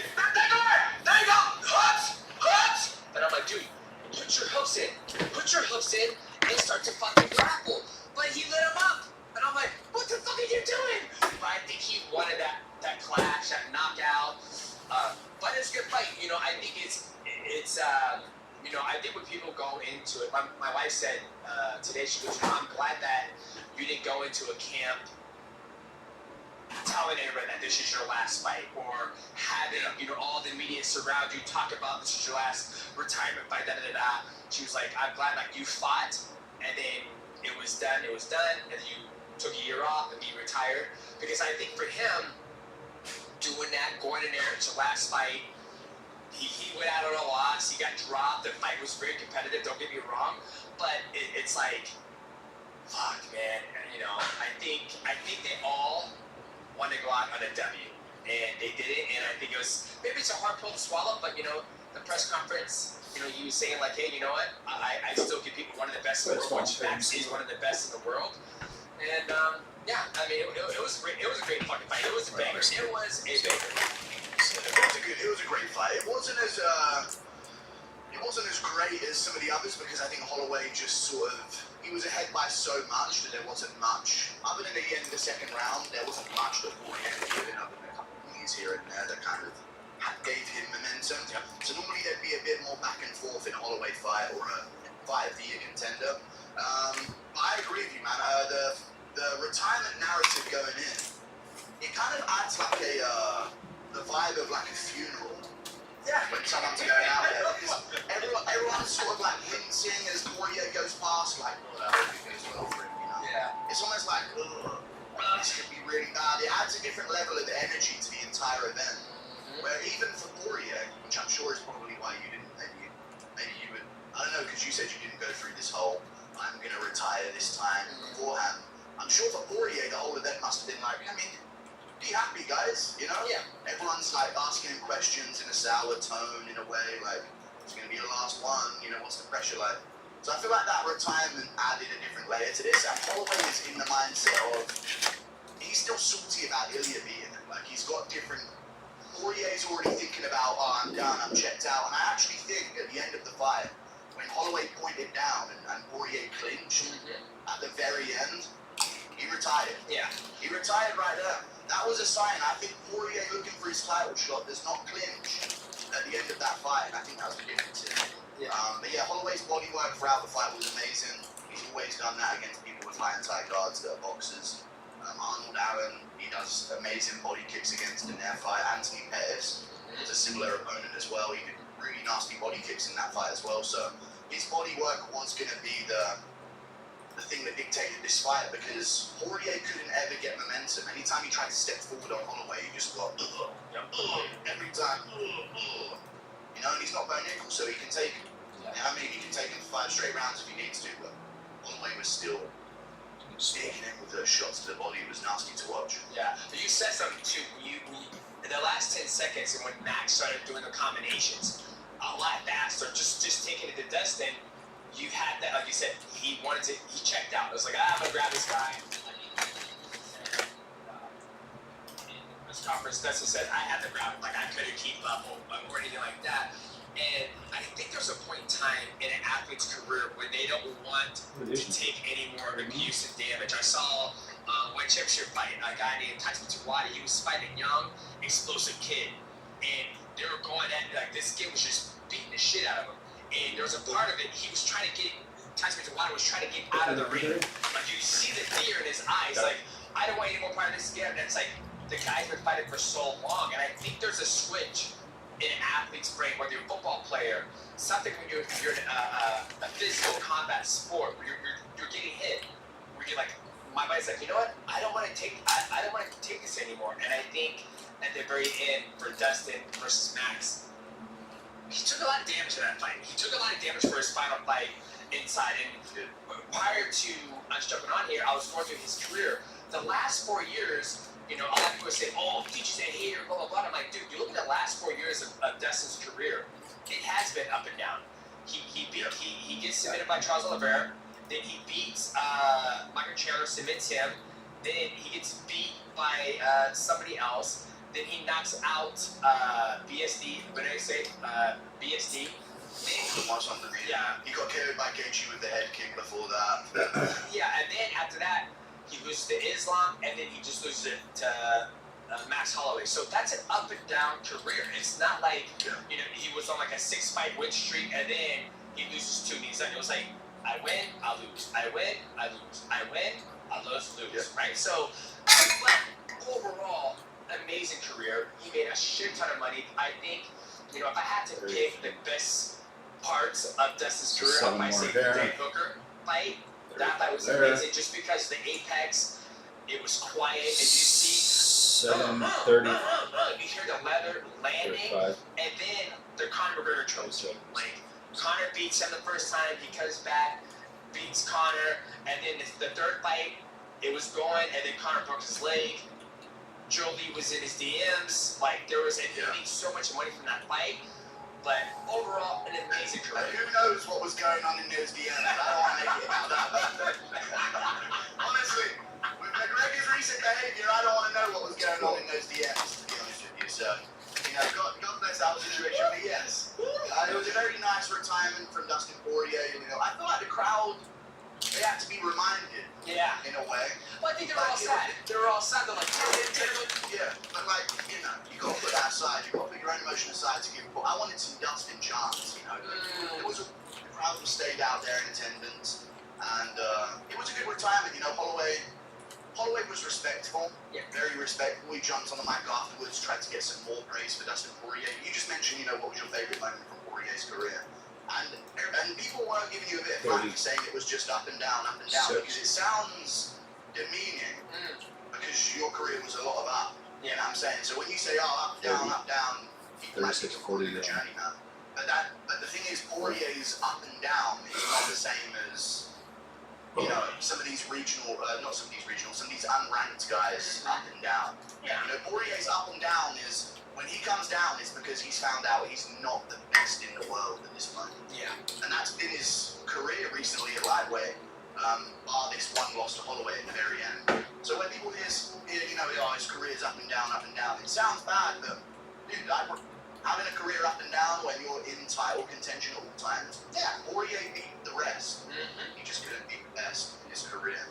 So he became the best of the rest. In the process, Poirier is the best of the rest. The guy who ever won a real belt, an undisputed title. Poirier guy's the one. This guy's the one who's respected more than some people who've claimed the belts in their career while never actually having a real championship. Because he's that fucking good, man. Yep. But he did look like he missed a step over the past few years. I will say that. And I thought that's good. It's good that he lost because I didn't want Poirier to retire thinking, oh, what if I've still got it? You know, what if I can still compete? You don't want to retire. It's almost good to get that closure on your career. Like, okay, I gave it my all in that last fight, and man, I felt better in my other fights. Maybe I've missed a step. He didn't look himself in some moments in the fight. He looked like he couldn't get going the same way. And I think his peak career was during that Dan Hooker, Conor McGregor time, when he was slick and fast and nasty, and he was doing things like pointing at guys and moving out of the way of shots. In his past few fights of his career, things have gotten a lot more slugfesty against Benoit Saint-Denis and Makhachev. He lost a bit of that slickness to his step. So, you know, I'm glad he retired, and I'm glad that it went the way it did, and I'm glad the Holloway didn't brutalize him at the end of the fifth, because we didn't need another Gaethje moment there to retire Poirier. So it was good. It was an overall consensus good moment for Poirier. Yeah, and I also think I'm gonna go back to like giving more context to my up and down career. When you look at a guy like Uriah Faber, right? Great career. Never became a world champion in the UFC. Was a WEC champion, but once again, he had an up and down career. He was beating good guys. Beat Michael McDonald, Mayday, another vicious guy at 135. You want to go outside? Right to that top, right to the tippy top. Fight Dominic Cruz, he'll come up short. When he fought Peter Yan, come up short. It's an up and down career. It's not. I'm basically looking at the facts, right? It's like, you won this one, then you lost. And I can understand if it was a split decision loss, but when you get knocked the fuck out, when you get it finished, that is like the ultimate, like, you got finished. And that's how we think it. And when I traded mixed martial arts, right? You know, I've only got finished once. I've been sick, got knocked the fuck out. Other than that, you know, the second fight when I fought Hiroshi Udo, a lot of people thought I won that fight. So, you know, and yes, I did have some downs in my career, but they were mostly up. So when I look at somebody's career, if I was to show my son somebody's career on paper, not watch his fights, like, hey, what do you think about this gentleman's career? He will look at it and goes, okay, he's got some good fights in there. He's lost a couple. Oh, the very end of his career, it was up. Oh, he won, lost again. My son does jiu-jitsu. He got a finish. He understands that. He'd be like, yeah, I'll say he had ups and downs in his career. But that doesn't take away the special things he's been able to do in his career, and to trying to tell me to go outside. We're all gonna miss Dustin, right? Like, I just think people look at what I say and look at like the negative things instead of looking at like, yeah, DJ's right. He did have an up and down career, but he made a lot of fucking money. I mean, look at Conor McGregor's career. He had up and down. He had more down. If I don't know. I have to take a look. He had a lot more down. I'm not sure. But yeah, I feel like you know, Dustin Poirier. You would look at his career, and I'd like to think that if you showed your son Dustin Poirier's career, he would not the fights on paper. Just if you just looked at the statistics. Exactly. If you just looked at it on the UFC stats, and looked at Poirier's career, topology, whatever he wants to go on. And he looks at it, and I'd like to think immediately he would think, oh, this guy had a lot of losses up and down, win one, lose one. But then I'd also like to think, and here's where the different level of context comes into Poirier's career, I'd also like to think that if your son watched through Poirier's entire fight history, this guy's a fucking he would leave it thinking this guy's the coolest dude ever. Yeah, that's what Poirier was. This guy's one of the coolest dudes ever. He had some of the best fights. There's certain fighters that they're on a card and you know it's going to be a good one. And Poirier's forever been that guy. So yeah, I do think people critique you a bit too hard for the up and down. It was one, and that's the thing, you did a whole stream for like however many hours. 3 hours. And it's like, and that was like, what, a minute long clip? I'm sure you sung a lot of praises for Poirier moments, but I get it. Yeah, that's how it's going to be. Well, let's talk about Max. You know, Max calling out Ilya Poirier, right? You know, it's funny, I was in Vegas and Max's manager there. And there's like, man, after Max beats Dustin, this is before the fight happened, Max should get an immediate title shot at lightweight. I said, that's fucking stupid. He goes, what are you talking about? I was like, hey, I love Max. Max is my boy. But at the end of the day, let's just not jump the fucking cards. Like, you have Armor Shuriken, you have guys at lightweight that haven't got the opportunity to fight for the belt yet. And I think, great fight between Max and Dustin, right? Got his first Mason fight. Defended the BMF belt. I didn't know you could defend that thing, by the way. But he defends the belt. Now he wants to fight Ilya Topuria. I would like to see Max fight with one more guy and fight fucking Paddy Pimblett. That's a fucking banger fight. Woo! I just thought that one. That's a great fucking fight. Amazing fight, right? He gets in there and fights Paddy Pimblett. And just think, if he beats Paddy Pimblett, Pimblett can go back down the list, work his way back up, and then you have Armin versus Ilya Topuria. They fight, and then whoever beats between Paddy and Max, the winner of that fights the winner of Armin Shuriken versus Ilya Topuria. That's what I think needs to happen. We need to stop allowing, just because we have a great fight, dictate, oh, you get a title shot. That drama's going to be there regardless, right? The history's going to be there. But let's try to put some ranking into some context and give people an opportunity, whether number one contender, an opportunity to fight for it. Well, apparently Dana White has said at the post-fight press conference that they are, Max, that he didn't completely close out the idea of Max Holloway getting a title shot. He was singing, he's a BMF champ, he's number 4 ranked in a division. He looked good tonight. I'm pretty sure Dana must have said that at some point. He said anything is possible for Max right now. And I have to agree with you. No. 20. No title shot. One fight win streak, title shot culture needs to stop in the UFC. I'm really sick of it, man. I just saw him get KO'd by Ilya. Yeah. And it's almost a disservice to Ilya Topuria to not let him get fresh names on his resume. Yep. You see a lot of these times, Usman gets a lot of criticism for his title defenses. Because people say, well, he fought Masvidal twice for, it kind of doesn't make any sense for him to. Yeah. And, you shouldn't have really fought Covington twice. And you see a lot of these, championship runs, people's critique of them is, but you just fought the same guys twice. You did nothing but fight the same guys twice. And at least in Usman's case, there was competitiveness in the Covington first fight, and there was, a bit of a, it was a bit of a null performance in the first Masvidal fight, so there are reasons to maybe want to run those back and get them clear. But for Max Holloway, I don't think he's earned it. I think Ilya Topuria has moved past it, and I think Max Holloway, you mentioned the Paddy Pimblett fight, and I think that's a really good matchup. But I think schedule-wise, I think you can speed things. I want to see Armin Sarukian versus Pimblett. Cool. That's what I want to see. So what I really don't want to see more than anything is Armin Sarukian, who's been out since February of 2024, I believe, maybe April of 2024, I believe, when he fought Charles Oliveira. I don't want to see these guys, him and Gaethje, who have sat out, get rewarded for that behavior. I feel like that sets a bad standard as well. So in an ideal world for me, I love the Holloway versus Pimblett fight. I think that would be, just in terms of seeing them both on a poster and the selling point of both their names against each other, that's huge. That's main event. That's main event. That's huge. They could do that. But I think what would be better for the division is, schedule-wise, get Pimblett right in there in October against Armin Sarukian. You Justin Gaethje versus Dan Hooker in November.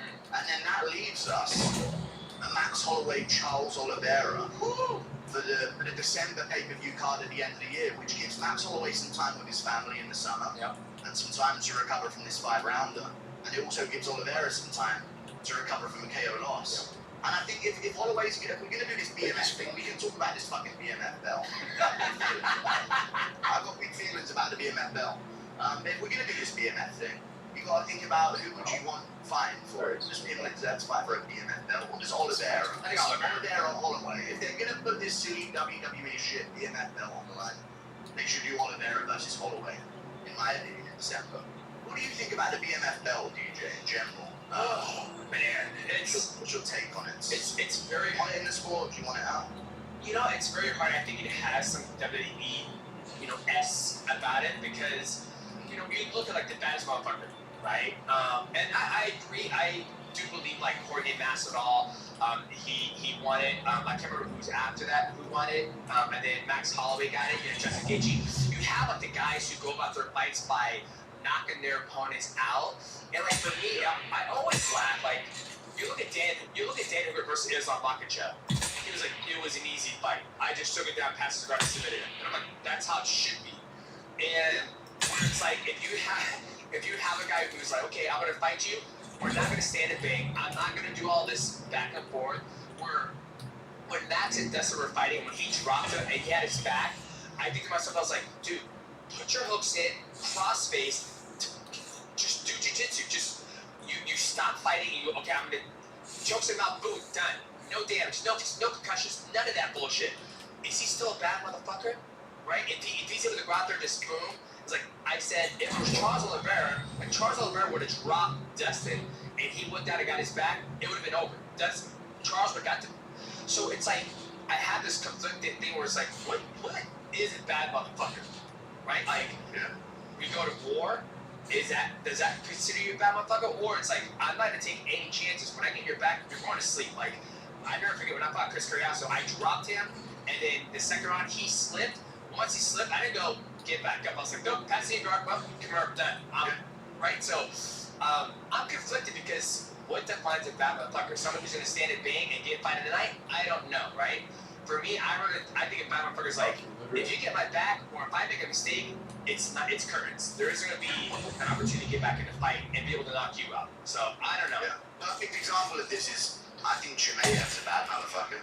Yeah. He ain't looking to score people on the feet or duke it out with them in the pocket. Like, he's going out there to smack you, take you down, ragdoll you. That's some BMF shit. Yeah. So I think he's a great example of that. Like, you don't have to be a slugger to be a BMF or a bad motherfucker in general. Apparently for this belt, you have to be some kind of slugger. I don't like it though, because when I was watching it, and it's Poirier's retirement, it really hit me how much I didn't like it. At first I was going into this thinking, it's silly, it's an excuse to have the title on the top of the pay-per-view when they didn't have a title on this pay-per-view. But whenever you see a BMF belt, it's always on a conveniently makeshift on short notice type card. You know, when it was first brought about for 244, there was no title fight. It was Masvidal versus Diaz. Yep. And then you had, Holloway versus Gaethje on UFC 300, but they didn't know if they were going to have a good main event yet. They eventually got Pereira versus Hill. So it's very convenient for the UFC to just sort of like shit together in a way. Like, just do that. But when Holloway's hand was raised after this fight and it said, and still. Yeah. And I know he just got knocked out. Oh, yeah. And still. And I'm like, what? It immediately, that's when it hit me. It's like, this is fucking silly. Yeah. This is a silly thing. If the BMF belt was lineal, where when I hear and still, I'm like, yeah, he's now. That's 3 fights. Then I'd get it. But like, if the BMF belt was lineal, I mean, how did Usman not get it off of Masvidal? I know the first fight was boring, but in the second fight, he knocked him the fuck out. Yeah, that's true. No BMF belt exchange. How much clearer do you need to win the BMF belt by? There's Fair none. enough, he didn't get it when he held him against the cage for 5 rounds. But like, if he knocked him out cold, there's no. And then Leon Edwards knocked Usman out cold with a head kick. No BMF belt exchange. Yeah. And then Bilal Muhammad, I'd like to say he knocked out someone, but he like sort of dull, very boringly decision Leon Edwards. Maybe not a BMF belt exchange, but if there was a lineal BMF championship, it'd be Jack Della Maddalena's. And if there was a lineal BMF championship for these lower divisions where Holloway has won it and Gaethje has won it, it'd be Ilya Tapuria. Yeah. They're really cool guys to have the BMF belt. And if you look at the way that things are structured right now, you could have Makhachev at 170 fighting for the lineal, and then Tapuria's got one over his shoulder after beating Max. So I'd only understand it, and I'd still find it silly if they followed some kind of like structure to it. I don't like this shit like, oh, you knocked me out, but it doesn't count because I didn't put the BMF belt up on the line for this fight. Like, that's silly to me, and it's an excuse to get some of these big names at lightweight on top of pay-per-views without titles being on the line. But I thought overall it was good. I'm trying not to be too negative. No, I think you just fucking broke it down because I never thought about that, right? Like, what weight class is it being that thought in?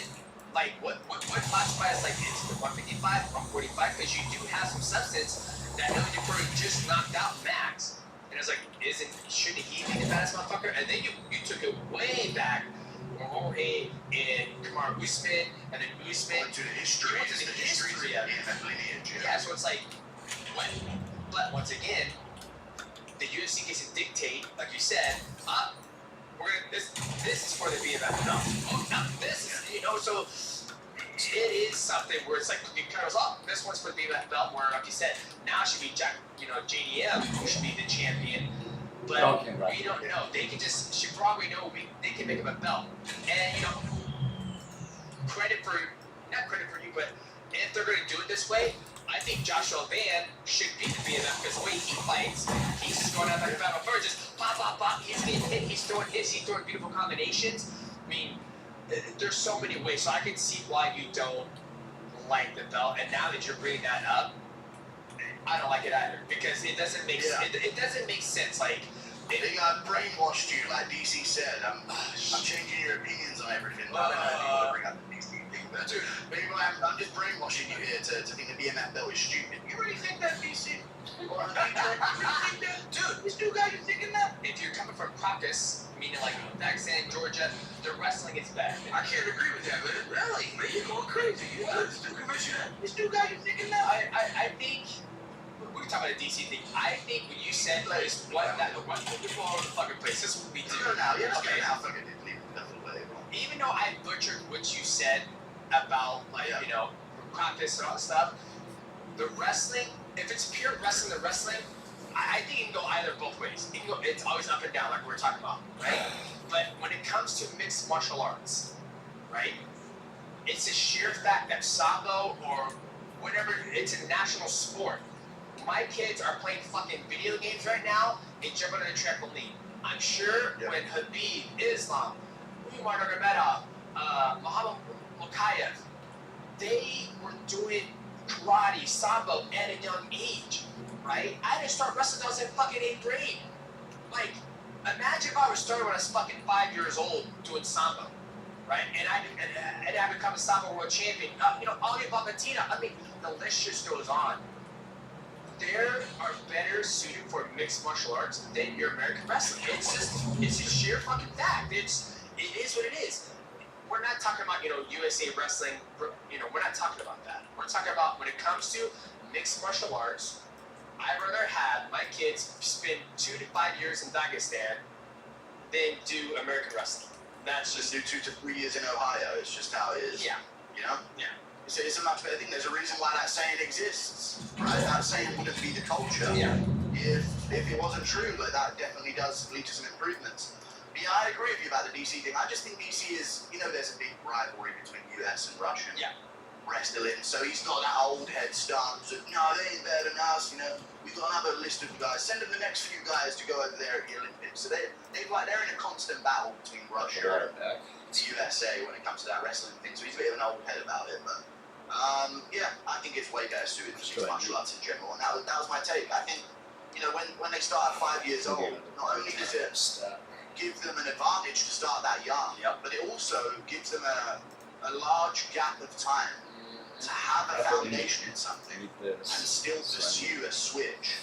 So they can have a foundation from 5 to 10 in some kind of grappling form, and then at 10 they could go, kind of feel like being an MMA fighter. I'll use this. Whereas there's not as much of a gap for you to make that decision when you pick up something as a teenager and you're just kind of getting into it. You're not immediately thinking, now I'll be an MMA fighter. Like it's a lot, and if you do, you're not as prepared. You just don't have that sort of backlog of hundreds of hours and thousands of hours of doing drills on things. And I almost feel like if you do something from a young enough age, like maybe even before puberty starts, your body kind of molds you to being good at it in a weird way, right? Your body knows so this is the life we're setting up for. Alright, when I go through puberty, I'm going to make sure this dude's set up for this kind of life. If this is what we're going to be doing all day. I feel like people almost mold, when you do something young enough, you almost start noticing it with the builds of some of these guys, with Makashev and his back and stuff like that, and I'm thinking, dude, that's from years. He's told his body he needs a crazy strong back for years, because of all the work he's been doing. So I think it's a correct take of obviously DC. Well, it's funny. Getting stuck in the past. Well, it's funny you mention that because lately, now that I grapple in a gi, you grapple blue belts, black belts, brown belts, purple belts from all different ages. And I was in Florida and I was grappling a blue belt, and I was like, holy shit, you're really good. And he was 16 years old. I'm like, how many grapple? And he was like, since I'm 5 years old. I'm like, you have more time grappling in the gi than I do. And I'm like, you're fucking good. And people are like, oh, a blue belt shouldn't get black belt. I was like, The guy's been grappling since he's 5 years old in the fucking gi. Like, what do you think is? He's 16 now. He's just starting to hit puberty. He's got a big back. His core is like thick. It's like all those years of grappling. If he ever wants to, like, okay, I'm gonna go do mixed martial arts, he's gonna have a harder time. He won't have a hard time, but he's gonna be so much further ahead than just doing wrestling. Spending the years triangling, getting out of triangle, arm bar, taking people's backs, choking them. It's just a night and day difference. So you're starting to see it now a lot more. And Michael, who jumped on it, he goes, man, I'm kind of sad because I don't think there's going to be athletes who can replace guys like Dustin and Max Holloway. And I said, I think you're right because times are different. People who train mixed martial arts now, they are looking to see what's meta. And what meta is being completely well-rounded. When Dustin and Max, when they got into it, even though Dustin, he kind of grew up like doing kickboxing and Muay Thai. I remember we have him in Mighty Cats. He says like, hey, what do we think? One round's this, other round's this, etc., etc. When Dustin was coming up, he was working construction. I don't know if he was construction. He was working, but he went down the road of like, I am trying to make it in this sport. Like, I'm gonna give it my all.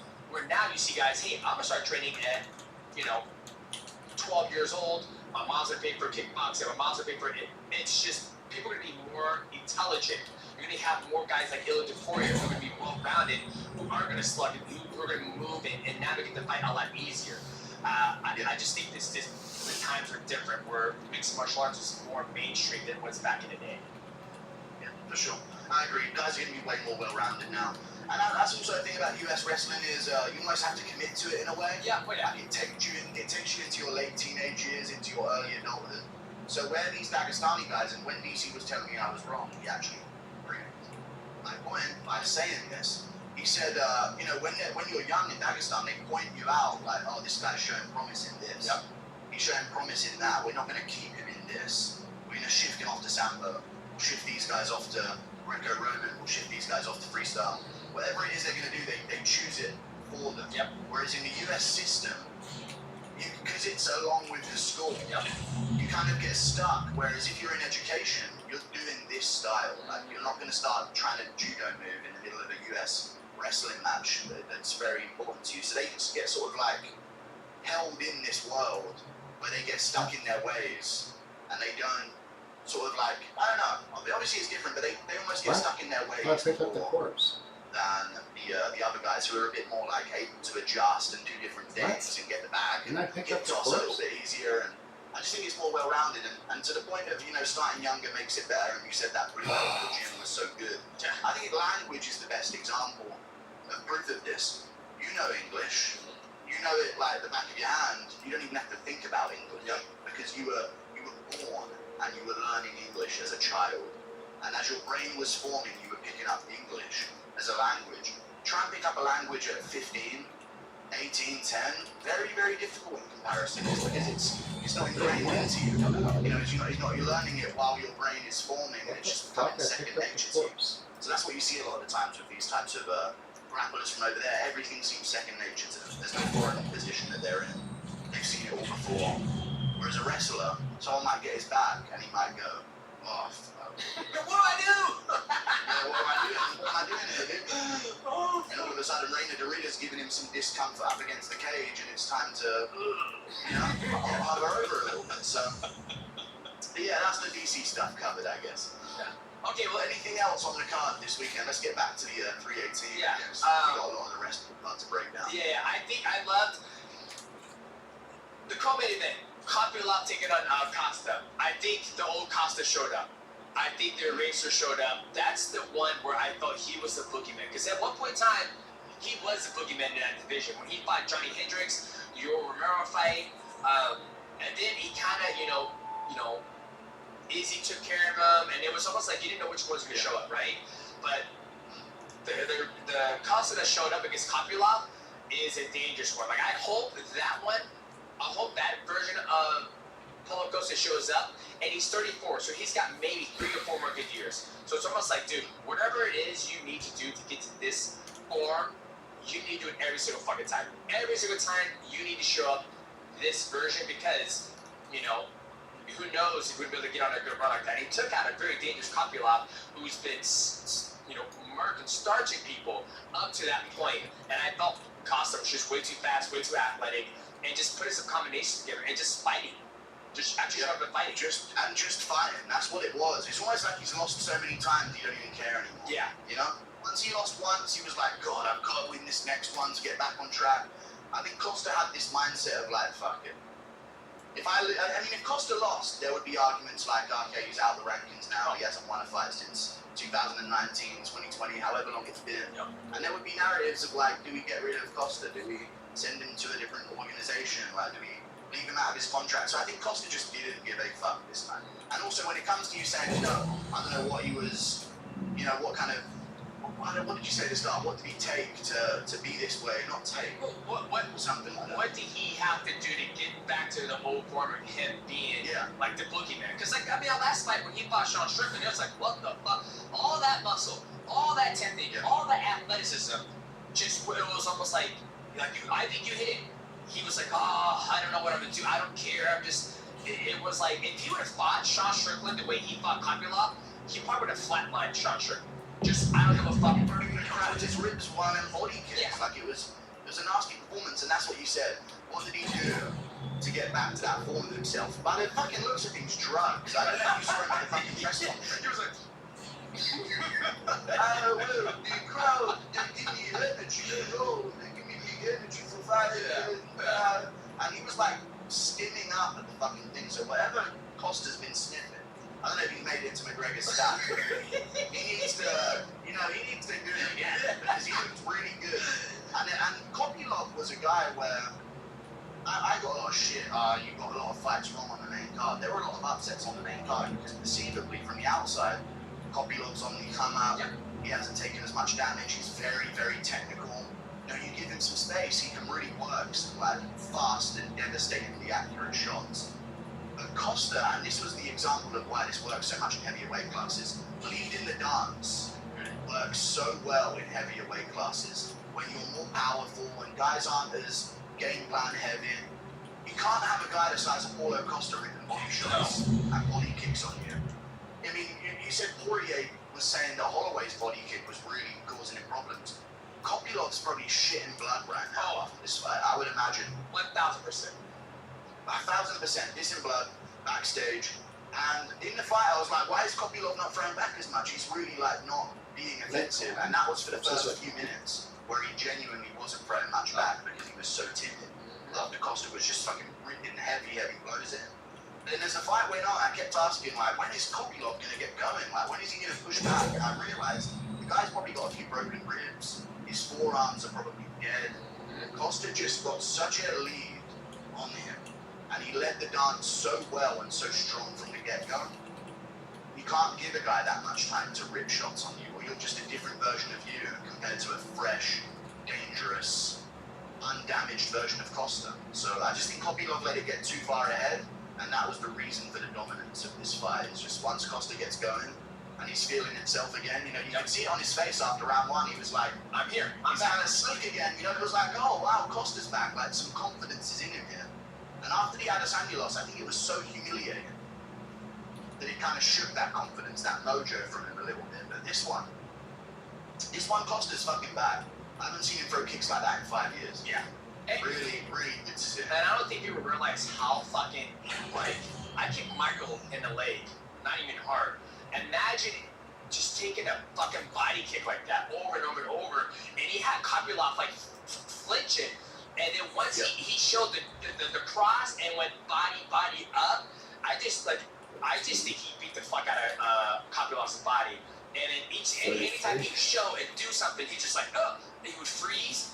And I hope this version is back. Like, I hope whoever he fights next, whether he gets opportunity to fight, I don't think he's gonna fight Hamza next, but whoever it is he fights, RDR. It's an option for him to fight Chimaev. If Chimaev loses to Duplessis, they could run that fight. Yeah. Or RDR versus Costa. That'll be great. Because next weekend, so if he wins that one, there's a Costa. So Costa's gonna play the role. He's in like a Jared Cannonier position of the middleweight division right now, where they're not gonna rally behind him as the guy. If they notice any other of the guys coming up, they're going to say, Costa's right there, you can be used to get this guy up the rankings, or used to maybe get a rebound for this opponent. So, yeah, who knows what's next for Costa, but he's in a really good position snapping that loss. Because Kopylov was ranked, he was on a win streak, he was looking pretty good. So yeah, it was a real, this whole card though, if you want to get through the rest of the card, was a Jarlmaster Forgot type of card. Like so many of it was the Night of the Young. You know, if you really think about it, Usyk had a great performance at 38 years old against Dubois. I saw that. He also such an amazing performance. But then you also had Manny Pacquiao coming back at fucking however old to fight for a title. 46 years old, I believe it was. 46. Oh, he's on like 46 years old, and apparently he got robbed, and it was like a draw, and he arguably should have won. That's about And then this whole card, you had Daniel Rodriguez putting mitts, like really sloppy mitts on Kevin Holland, and maybe we can segue right into that one. You also had Michael Johnson pulling off the upset. You had Pitbull getting it done after he looked like he didn't really have much still going in his career. 9 times 4 is so it really was the night of the young. Yesterday. Three. We can talk about Holland versus Rodriguez if you want to get Yeah, let's do that one. I was very shocked what Rodriguez did to Holland, because I felt when Kevin Holland is his best is when he's having fun. When he's out there, he's laughing, he's slapping, he's talking to his opponents, he's just doing wild shit. But sometimes that's what makes him so great. You look when he fought, what's the gentleman's name? He knocked him out, Jacare. He's talking to him. When he's getting out and wrestled, he's talking to DC and Habib. You know, when he fought Lucid, how do you say his last name? The guy who just Dark Man choked him. His last Vicente Luque. Yeah, Vicente Luque. He was kind of talking, playing, and got that choke. I feel that's when Kevin Holland is his best, is when he's having a good time, he's slapping. But you saw him when he fought Rodriguez, he was locked in. He was locked in, and I felt like he was just too locked in instead of getting back to like, I'm a guy who has fun out there. But the changes back and forth, but he almost had that fucking darts when he wrestled up. But Rodriguez, he came, I haven't seen much of his fights. He came out there, and like you said, he was throwing sloppy mitts, hands down, coming, just taking it to Kevin Holland. I felt Kevin Holland just couldn't get his mojo going. Like, I like him at 170 because he's not getting overpowered by bigger people, but I felt like he just couldn't get anything going, and, you know, Rodriguez just fucking took it to him. Like I said, they're fighting over the last slice of cornbread in the yard right now. This is what's going on.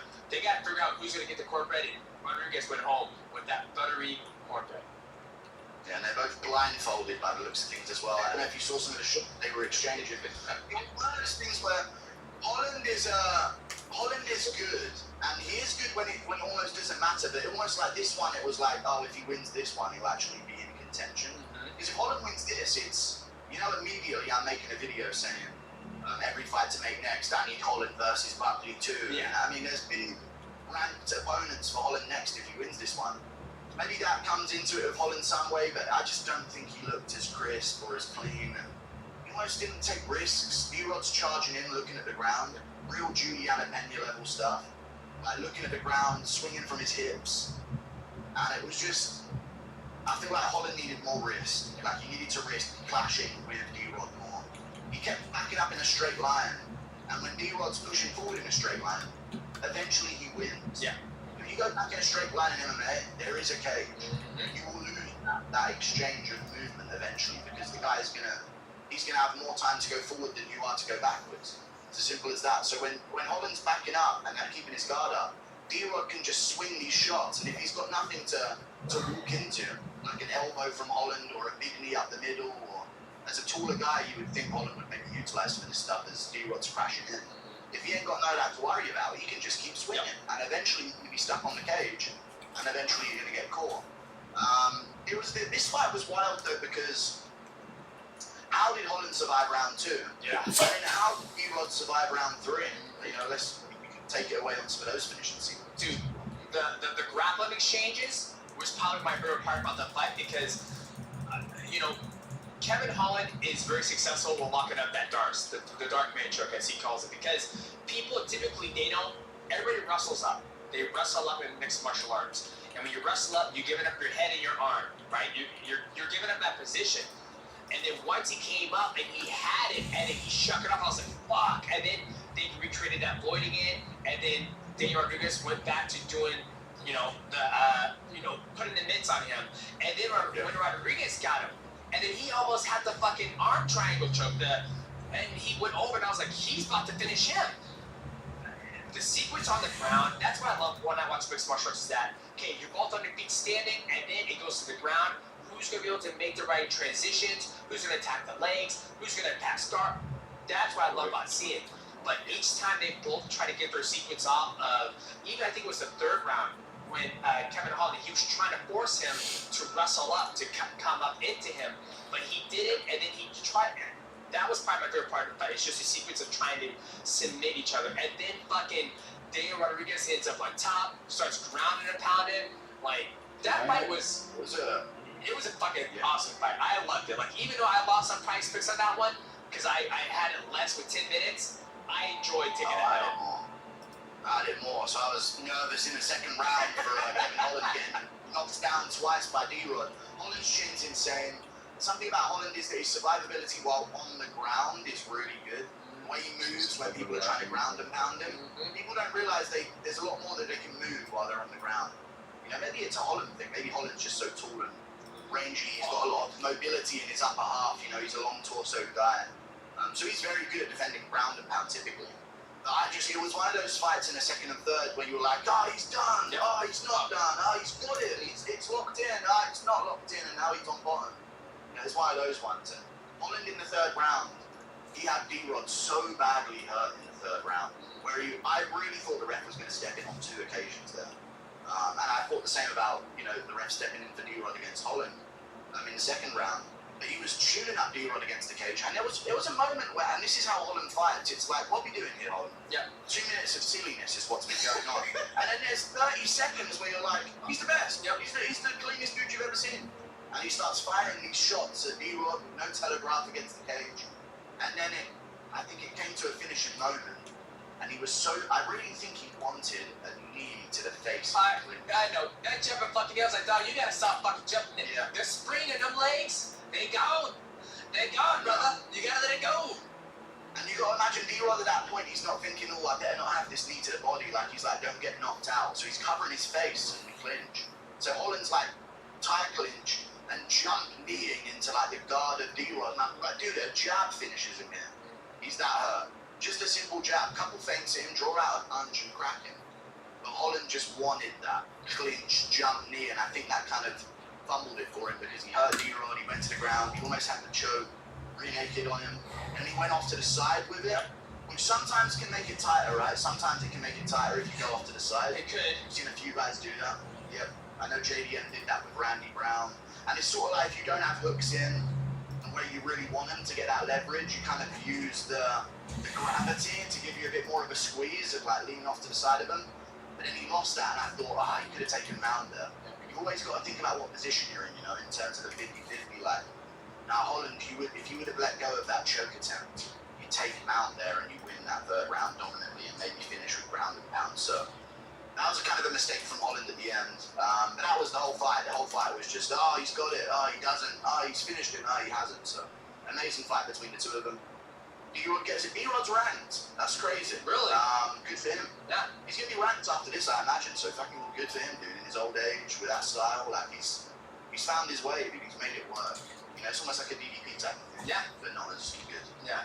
Well, I mean, I think it was a great fight. It was a great fucking fight. And I'm kind of curious to see what Kevin Holland does next. I'm pretty sure in 2 weeks we're going to see him matched up on fucking UFC 319. Like, what the fuck? Because I think he doesn't. I think he maybe deep down inside he wants to fight for a world title, but I truly believe he thrives when he's just like, I'm fighting in 2 weeks, I'm gonna be healthy, I'm gonna go out there and have fun and get a fat ass check. But 170, I don't know how often he can do that weight cut. Ooh, yeah, that is hindering him. Well, hopefully he doesn't go to 185. Hopefully he's like, fuck it, I lost my title contention at 170. Let's just go back down. But he might just be one of those athletes who just, I'm just like, hey, I'll take a fight whenever, right? Which there's nothing wrong with that either. I mean, if he's enjoying himself, fuck it, run it. I say give Kevin Holland like a Jake Matthews, a welterweight prospect who's been around, lost some fights as well. He's come up a big win over Chidi Njokuani. I think they'll do like Kevin Holland versus Jake Matthews in Perth. Get into Australia, and Holland will probably think, yeah, this is cool, I get to go to Australia. Maybe that's how Holland should start thinking about things, where it's not just about showing up and fighting, but let's see what experiences I can get out of this if I'm going to be this active. So I think that's the way I would match Holland up, and that was good. Other than that, on the card, the prelims really showed out the main card here. Ige versus Pitbull. I don't know if you have anything to say about that one, or Johnson versus El Huber, any of those. Yeah, I think I was very shocked about how Pitbull was able to, he's an interesting one for me, because I felt like, he's so, like, he waits, and then I always tell people, Mal always tell me, if you're trying to hit somebody, you're not going to hit him. But if you start throwing, like, what we were talking about, somebody just throws bullshit, it's like how Brandon just throws bullshit into the wind, and then you're hoping something's going to catch. You throw stuff in the wind, and you start moving with somebody, and then once they respond, Roy Val. Yeah, Roy Val. Once they respond at a certain way, then you can capitalize, then you can actually hit them. But once, and I thought Dan Ige was, he was trying to land something, but Pitbull did a good job of having that high, tight guard and not really taking any damage.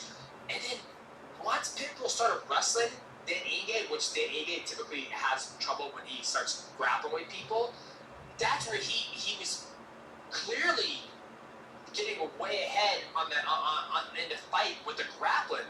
And so I was shocked that he didn't go back to that in the third round. I mean, he kind of did, but then Ige was able to stop it and cause, some grappling exchange.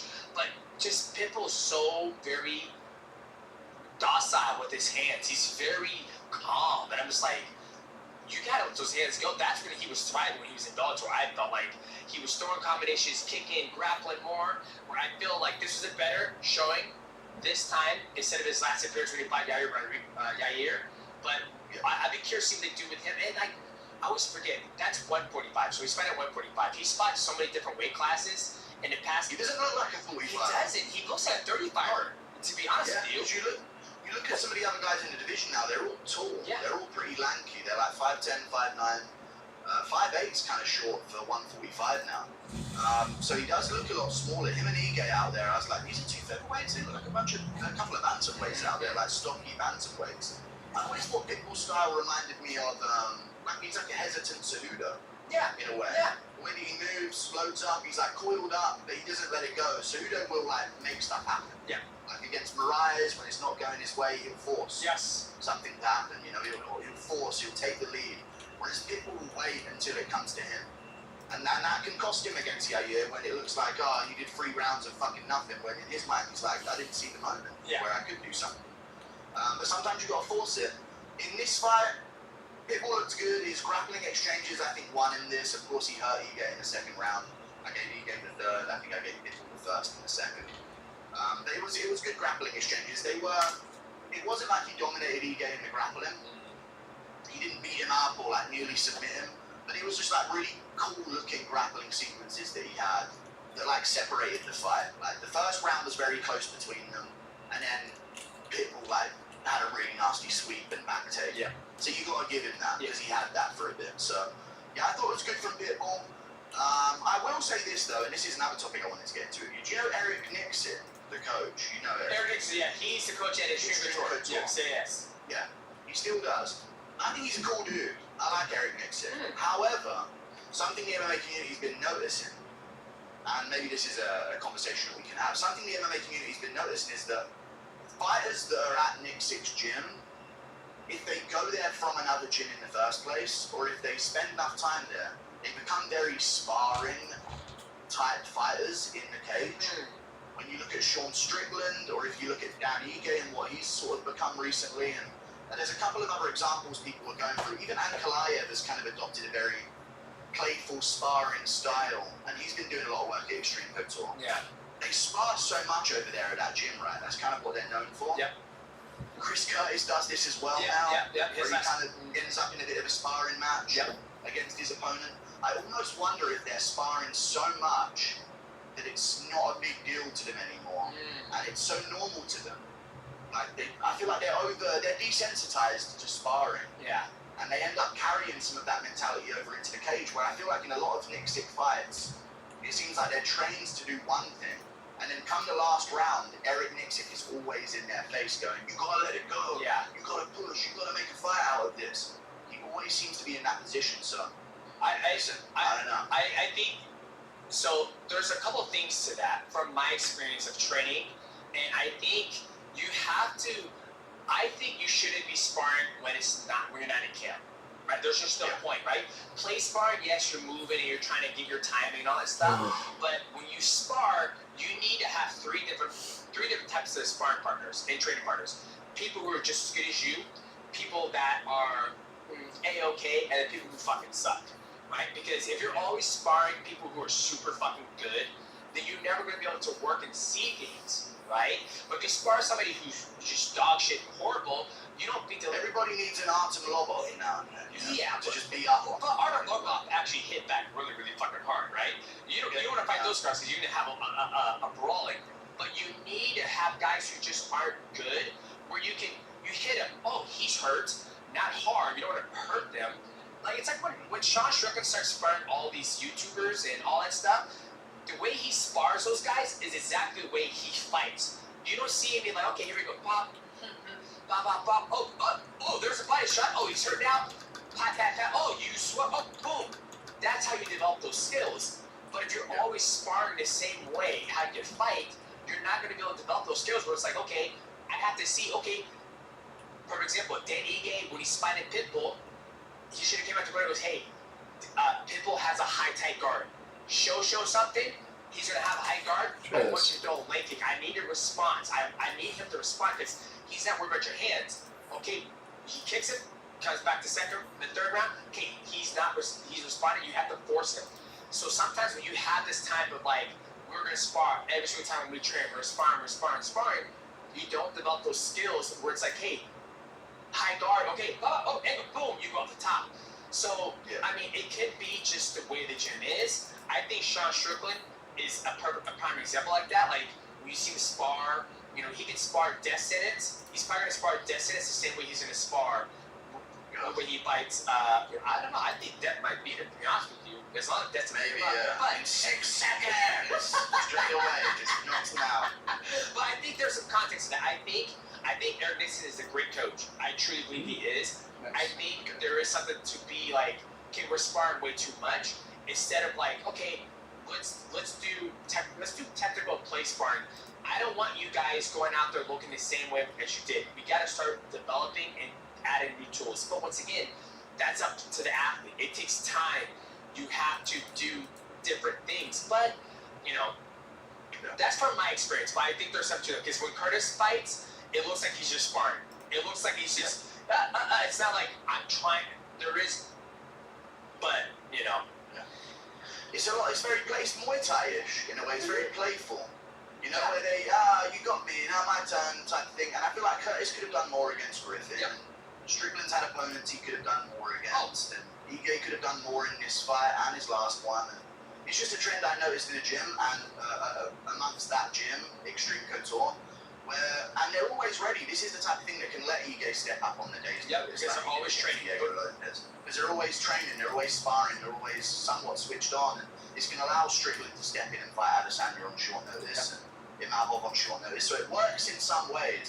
I'm not saying it's like they're terrible and they're completely bad, but there's just like I think there's a negative side to it where, when you look at some of these other guys' training camps, O'Malley's sparring sessions in the build-up to the Murat rematch, I know he lost, and this isn't a perfect example, but his sparring sessions, they had the whole gym go quiet. The lights went. They made the sparring a big deal. But to battle that, but that is more of a that is more of a mental thing, right? Because here he does the same shit. Like everybody, we're gonna simulate the fight. I have my headgear on. Oh, come on, everyone, let's go, baby. You give the cage, sits down. He what the fuck are you doing? Me personally, that is like psyching the mentality of getting himself ready for that, right? Where you look at Merab, he does do a lot of sparring. He does a lot of sparring when I talk to Aljo. But when he spars, he's dominating his sparring partners. He's constantly putting that pressure on him. He's constantly taking him down. He's constantly looking to finish. So when he steps into the fight, his buddy's like, we only know one way. The sparring is time to dominate. It's time to dominate. The sparring is back and forth. It's I'm gonna fucking smash you. That's the difference. But when you look at I'm out of his camp. But if they're doing that simulation, that's all mental, right? Even human shooting, it's all mental. You can't have sparring sessions like that. Because when you do that, yes, you're prepared for the moment when you fight, but you're supposed to have, like for me, when I would get ready, I would never spar in little MMA gloves. I would never do it. I would never spar with my shirt off because I wanted to make it when I step inside the octagon of the ring, like, it's fucking different. It's like, I get to be fucking mean. I get to be nasty. Like, I get to hurt you, and I know I'm going to give it everything. If I break my hand, if I break my rib, if I break my fucking leg, they're going to put me back together. So I'm going to let it fucking fly. I feel so many athletes try to recreate that simulation. When they get in there, it's like, oh, I've already been here. It has to be fucking different. In my opinion, it has to be different. So it has to be unusual and scary and that would shock you into being so great. Aspinall speaks about this with how scared he is. Yeah. Nervous he is going into it, but I hear you. But maybe an early example of the big show of the walkout stuff wasn't the best, but I think there's a healthy in between. I agree. Taking sparring very serious and the way that Extreme Couture, whereas he's Strickland like, come on, Chris, get your ass in here, Chris, and it's just like they cycle out these sparring partners, and you hear the stories of Strickland just going there to spar, pretty much. And I just think it may be like, I don't know. There's like I feel like there needs to be a balance in between for some of those guys in Extreme Couture where, they need to be less playful with it, less sparring heavy with it. Yeah, I think they make it more of the big deal in their training camp, just slightly. Yeah, not to the point of O'Malley, but Yeah, I think a good example of that we need to study if we ever get the opportunity to study is a guy like Ilya Topuria, right? Yeah. How he comes in there and he's playful, he's playful, he's getting to where he needs to, but once he gets where he needs to, it's like JDM, he's the same person. He's playing, but once he gets you hurt, it's a fucking you can see a switch that flips and it's bop bop bop bop bop. Same thing with Dustin Poirier. When he hurts, it's bop bop bop bop bop bop bop. It's just a different switch those guys have to where you do see the guys who play spar all the time. There isn't a fucking switch. There isn't like holy that was a kill switch. It's almost like you need to finish a couple guys in the gym to train finishing sequences, to train when to know when to put your fucking foot on the pedal. And as much as that might sound like a meathead take of like, oh, these guys are gonna get CT if they do stuff like that. You can see it when, and this is why I mentioned Lobov, even though he is alright for his record. I mentioned Lobov because in the sparring between him and McGregor was just beating the shit out of him. And I think that's why McGregor's follow-ups to people being hurt was so good in his prime, is because he's practiced finishing Artem Lobov. Like he's done this finishing sequence. That he hit Mendez with. He's done the finishing sequence that he hit Brandao with up against the cage when he noticed he was hurt. And some of these other moments, I bet you he's finished people like he did Alvarez, where he posts up over him and throws a couple shots. And there's other fighters in the UFC where they hurt someone. Sometimes they're jiu-jitsu guys, sometimes they're grapplers. They'll hurt someone on the feet and they'll go, I've seen this before. Or like, I haven't hurt anyone, I'll shoot. Sometimes they do that. You see a grappler hurt someone on the feet and go, double leg. I don't know. I don't normally finish guys. I'm not experienced. No, you're right. Getting these finishing sequences on the field. No, you're right. I think the more, like when I would get ready for my fights, Matt goes, finish him. I need you. See how many times you can finish him in the first round, and I will literally finish. Whether it's a sequence of armbar, taking his back, or Kimuras, and then it's like, hey, I just want you to work your hands. But I wouldn't do that against the best guy in the room. Right? Yeah. Maybe the first round would be, okay, you're gonna go with the next best guy in the room. Then it's I have to use my technique and my IQ to get the finish. Then when I'm exhausted or worn out, he goes, okay, you're gonna go with the guy who's not the mediocre guy. Then it's a little more. Then it's like you're gonna go with the guy who's fucking the worst in the room. You're dead exhausted, but I want you to work your hands and boom, get the right shot. Use the clinch knee, off balance him. Okay, you're refreshed. Go back to the best guy in the room.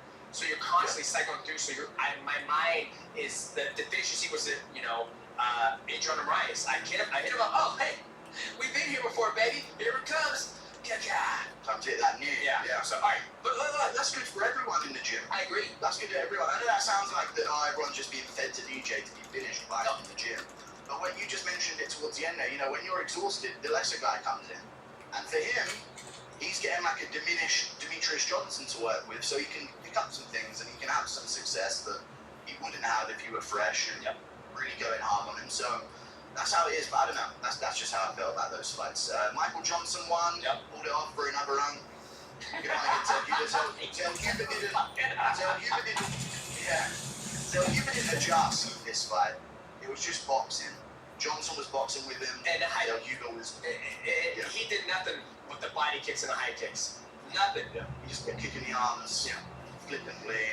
If it was Muay Thai, he would have won that fight. Because in Muay Thai, they score, boom, hey, they score that because technically those are hitting him.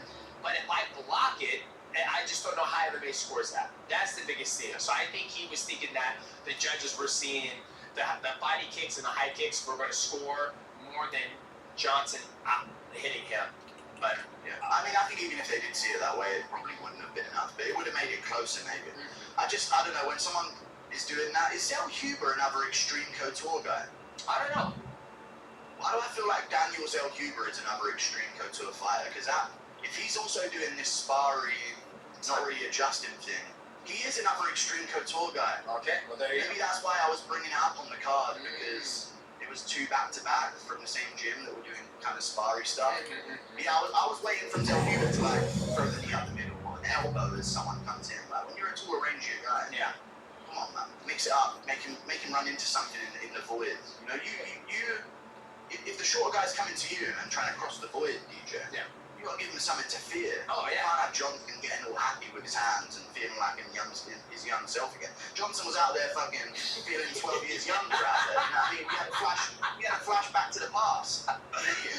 Johnson, I don't know, you might have been seeing the whole thing in black and white. He was that far back in time. Yeah. He just felt like a young version of himself. You know? Yeah. But either way. I truly think, I think it might be something on from that gym, Extreme Couture, how they spar, and it almost makes me want to like go there, and be like, hey, run me through your guys' camp, what you guys do, just to see. But yeah, I agree with you. I don't think he made adjustments and took advantage of those kicks. And Michael Johnson was able to thrive with those combinations. I mean, he's always had great combinations when he's able to get off, right? Never the best when it came to somebody trying to grapple him, But his wrestling has been decent, but his jiu-jitsu is let down. Sometimes he'll give up a leg, a back taken. His bread and butter has always been his hands. And your bread and butter is the last thing to leave you as you get older in this game. You know what you know. You know your trick. Johnson's trick has been deceptively fast hands and combinations. And he worked it, dude. And Johnson could be looking at a ranked opponent next in 2025. So it's a crazy time now. Like, we really have seen a resurgence of some of the guys that were thought going into this card to have been a bit washed up or maybe past their prime. So really good stuff from him. Yeah, other than that, I thought the main card's pretty good. There was one person in the prelims who, the prelim was amazing. Jimmy Crute looked good. A lot of first-round finish. Ryan Spann looked great.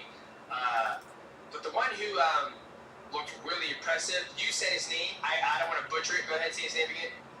Teba Gutierrez. I might be messing up the name myself, but he demolished Robert Valentin. First round TKO, and I know you wanted to sing some praises for that, so I'll let you take the reins. Yeah, his combination and his eyes on that fight were peak, because when he hurt him, he just went full blown. You saw him take a step back, reestablish a void, come back in with a beautiful 1-1-2, looking for his shots, and I was in the middle of doing something in the house, and I stopped. I was like, the body mechanics, the eyes, the shots he was picking, I was like, that was impressive. I think the last time I saw something like that, and I was like, wow, he understands what he's doing. Granted, maybe the competition level wasn't the same, but the last time I saw something like that, I was like, was when Conor McGregor fought Diego Brandao, the way he was moving and picking those shots, and I was like, everybody's a good fight. People can fight, but it takes a good fighter to be able to see and do certain things. So he was probably the person who impressed me the most, where I was like, noted. I'm going to keep my eye on him when he fights again. He did look good. He looked really good. They're calling him the middleweight in Ghana. I'm pretty sure he's from Cameroon as well. And he's got a similar build, so they're calling him the middleweight in Ghana. He's got a ton of first-round finishes. And yeah, that's his thing. This was You know, if he wins, it's going to be fucking devastating. That's what he's proven so far in his career. It's going to be a first round finish. I think Valentin was, he was kind of, well, literally, he was asking for it. I don't know how closely you were watching, but he was genuinely asking for it. Like, normally when someone goes, bring it on, you're thinking, oh, don't bring it on because he might catch you coming in. But no, Valentin was like, bring it on. I'm ready to be put away, Your Highness. And Teva Gutierrez obliged, very happily obliged. Combos against the cage were nasty. And again, you've got to take this into consideration. He's a middleweight, you know? Yeah. He's a bigger dude, working the pocket like that, you know? Like, he's working the pocket like a guy from a lower weight class. So, very good pocket work from Teva Gutierrez. Good mechanics up against the cage where he was rotating into shots, getting the full power out of them. That was a nasty win, very nasty win. First round finish from him. The whole prelims showed up. The whole prelims showed up for this card, and outdid the main card. There was a bunch of really good fights. I don't know what other finishes there are to talk about. I guess we can go straight into like I know Islam Dulatov is all the range now. You know this guy, Islam Dulatov, the model. Yes. They said, oh man, you have a lot of potential here. I was hoping he was gonna say, yeah, I'm gonna make more money modeling, but you know, he does make more money modeling, yeah. Because he's got a second Lamborghini, this guy. He ain't come back to fight it. He'll keep on modeling, and he'll be like, I'm not coming back to fucking fight. Fuck this noise. You should maybe have the Kevin Holland approach, you know? Hey, if you can become champ, if you can go all the way and commit to it, then maybe you should. But yeah, you should be looking for fun ones, nice little KO.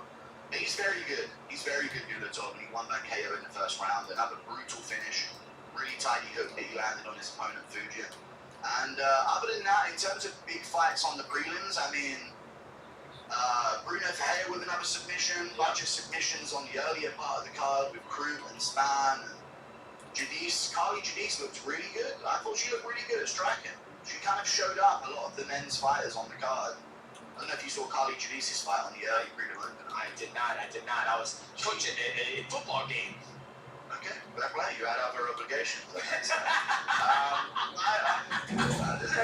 I was watching it back, and she looked really good. I didn't give her credit in my event recap, but she looked very technical. Women's flyweight is actually, they're getting good, and they're actually very visibly getting good.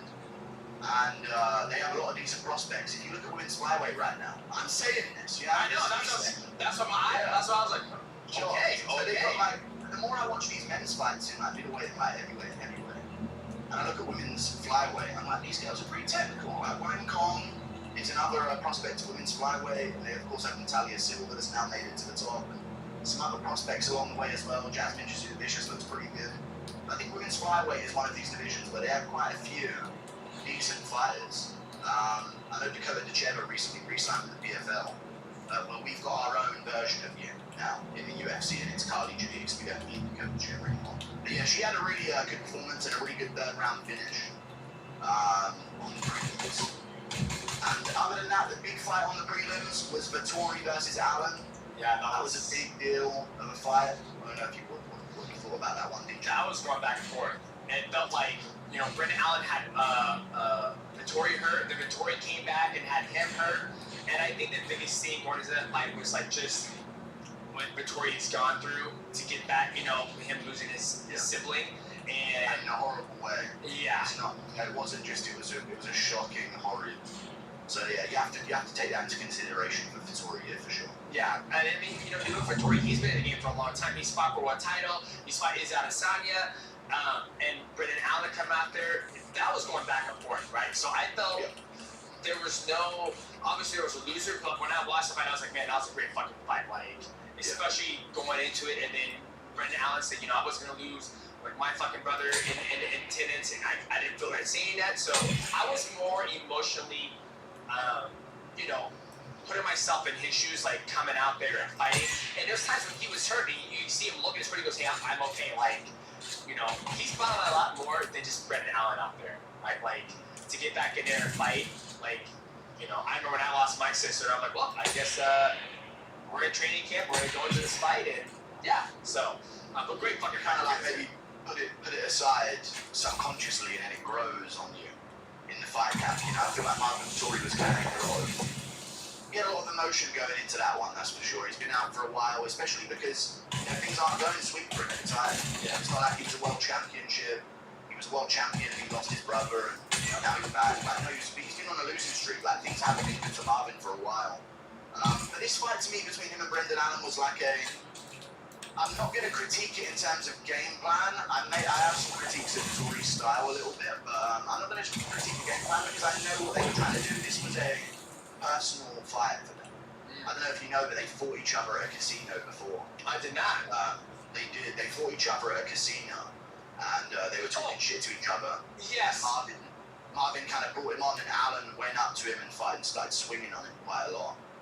Yes. So there was bad blood here. When you said casino, I thought you meant they fought as in the amateur days, but I was like, I remember there was a tussle between these guys in the casino, and it wasn't like they were close to each other to begin with. It was almost like words exchanged, and they got close, and then they got separated, I believe. Yeah, and Allen went straight to it. Allen marched across the casino and just started putting hands on him. And the fight kind of went similar. He marched across the cage. Let's call it what it is. The fight kind of went similar. He marched across the cage and put hands on Marvin Vettori. I think the body kick was really nice for him. He was the one mixed out, and that was the difference in this fight, I think, is that even though they both had similar success with the hands, in fact, I think Vettori had more success with the hands. Allen shot a takedown. Allen landed low kicks. Allen landed a body kick now and again. He landed an elbow now and again. And that's what really made him win this one, whereas Marvin Vettori was more of a 1-2, 1-2, 1-1-2. That's kind of all Vettori does, is his 1-2. Maybe it's his old trustworthy, his old faithful, is his 1-2 to go to. But I think this fight was very obvious that he needs to reactivate those other parts of his striking, because he's kind of shelled up into this only a 1-2 guy. I was in the middle of the fight in round 2 going 1-1-2, and I was calling it before it happened. Like, he's gonna throw a 1-1-2, and there it is. Now it's a 2-1 to throw you off. You know what I mean? Yeah. F sentence style. Yeah. 1-2-1. I know. 1-2 means he's winning the score, and then F sentence. You go for the 2-1 first. Well, I think for him, that's an athlete who hasn't taken the time to develop more skill sets in his toolbox. And going to the fight, emotions are high. They've already fought in the casino, so it could be, and almost like when I was watching the fight, it almost looked like Vettori was just surviving. Right, like an autopilot, like I just said, 1-1-2, 1-2. I'm trying to catch my breath because he was fucking battered and bloodied up in that fight. Right, it wasn't like he was nose broken very early. Yeah, it wasn't like he was fresh. It was almost like survival mode, I guess you could say. Where usually when athletes go into survival mode, they go back to the very basics of like, I just gotta go 1-2, not okay, and be able to react a certain way. But like I said before, when I watched it, it was a great fight, and it felt back and forth, but it felt like Vettori was on the losing end of that back and forth. Yeah, that was the fight. That's all there is to say about that one. Other than that, Phillips and Oliveira had a slobber knocker and started swinging at each other while exhausted. But that sums up the card. What would you rate the card? We were doing a consistent thing. What would you rate this card? Overall ratings of the card? I thought it was good, and I think the prelims carried it. I think the prelims carried the card. I missed the very early prelims, but while I was getting ready for the stream, I was watching the other prelims that I missed, and there were a lot of finishes. And again, I saw it against Ateba Gutierrez out the corner of my eye. No, I didn't. I watched that one live. What did I see out the corner of my eye? Oh, like Ryan Spangy, quick submission. So there was some good fights, and then the main event delivered in a way that was good. Co-main event I thought was quite fun. Holland Rodriguez was a fun scrap. Yeah. There was a few decisions in a row, late on the prelims, early on the main card, but I'd say this was a 6.5, 6 out of 10. I think you know why this fight was costed is because the reason why this fight was costed a little bit, in my opinion, is because we just saw Usyk, and he is the peak, the pinnacle of his skill level. Yeah. And then I came over to MMA and I thought, well, this isn't the pinnacle. I think in MMA you have way more tools that can be thrown in there. But Usyk was able to he just keeps getting better and better. And the way he beats people, it's like, and he's not scared to exchange. He's not one of the heavyweights that's scared to, he's technical, but he's also untechnical, if that makes sense. Yeah. Like, what would you rate the card though? And get straight to honestly, I felt it was an 8. I'm not gonna lie. I think I felt the finishes and then prelims, like with Jimmy Crute, Ryan Spann. I felt the back and forth fight with Kevin Holland and Rodriguez was fun to watch. Like I was laughing, having a good time. And then Costa, he showed up. You know, it wasn't the last Costa showed up against Sean Strickland. And then the main event, I felt like it's a tearjerker to see Dustin not go out on a W. But I'm very happy for Max Go to come out and get a good win after getting knocked out. So, I gotta take some of your points. I have it at an 8, but I'll meet you halfway. I'll go with a 7. Okay, sure. I just think if there was a couple finishes on the main card, ended with a big bang and a nasty finish. Yeah. I know maybe it's not ideal for the Poirier fight retirement, but I just need a few finishes on the main card to end things off nice and shocking for me. A big you need some of those moments. So okay. That's what I thought it was missing, but a good card overall. Back to you talking about how great Usyk is, because you're going off there for a 70 is good. Yeah, if you see the way even when he fought Tyson Fury, the punches he would hit with, he's the shorter guy. Essentially, because he's fought at middleweight before, I believe too. I mean, he's fought all over the place. But the way he gets closer, he moves a good southpaw. The way his punches, when he hits this way, instead of a short tight hook, but he's able to find a shot that lands and knocks people out. And I know him and Dubois have fought before in the past, but this time it wasn't even fucking close. Like he had him breathing, looking at him like and Usyk is probably the best heavyweight in a very, very long time. Very, very long time. Since I've been alive, maybe since you've been alive. Yeah. He's probably the standout heavyweight of this era, I would say. Yeah. Above the Fury, the AJ. Yeah, I think I don't know how old you are. I'm thinking like the Klitschko's. Like Klitschko's were pretty good. They were pretty big, athletic build, very technical, straight punches. But I would think as dynamicness, the way he moves, how he moves from round 1 to round 12, even Mike Tyson didn't move like that his whole entire career. Where Usyk's older. It's not like he's fucking 28. Yeah, he's not 26, 27. He's moving like that at 30 years old from round 1 to round 12. Like when he fought Anthony Joshua, and Anthony Joshua goes, dude, like, you don't fucking stop moving. Like the first time they fight, he was like, I can't keep up. The second time they fought, he was like, okay, I gotta have more volume, I gotta move more. But he be verified. And then it just literally was just waiting on me to put my birthday into the profile, which is completely ridiculous. But anyway, maybe that will resolve it in a day or two. The only thing that's weird though is that it seems to be about 50% of people don't see me, 50% of people do see me. So somebody said that might actually just be something on Twitter's back end, and that only certain areas have been fixed, like regionally. Other people are saying no, there's actually just straight up lockdown. They're going back to locking down the censorship. That could be the case. I wouldn't be surprised. Other people are saying, somebody said it was happening to Andrew too. Was being not able to be searched by a couple people. There was another guy saying that he heard that other people were having the same issue. Again, so it could be test running on people. I mean, there's way bigger profiles than me. So it's just odd that they would select me as some sort of like fresh out of the box return to censorship. I mean, there's countless profiles way bigger than me that talk about way edgier stuff on a daily basis, like every day, every minute. So it would be odd to select a kind of a mid-tier, not that big profile.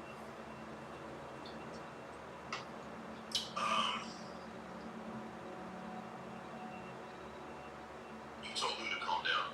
Me? Is Jethro talking to somebody in the chat or gameplay? Who's game? Yeah, I don't know. We're getting a lot of weirdos in the chat. Lula says $5.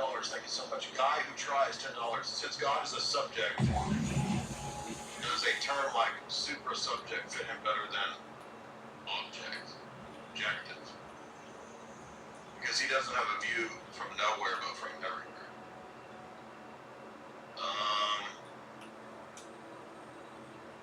Well, subject just means that you are very conscious agent, to just be have volition, you're conscious, you make choices, you're personal.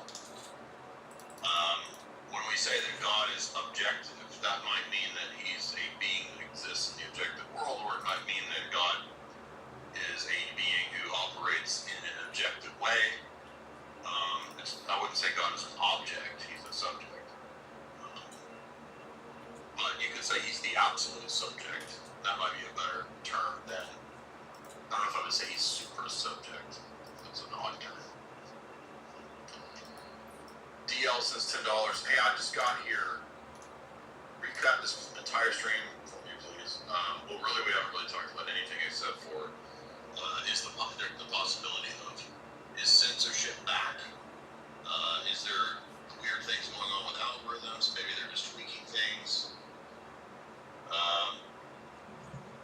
So a lot of people are saying it's about half and half. Okay, it's 50% say I can find you in the searches, and 50% of people are saying no, I can't find you.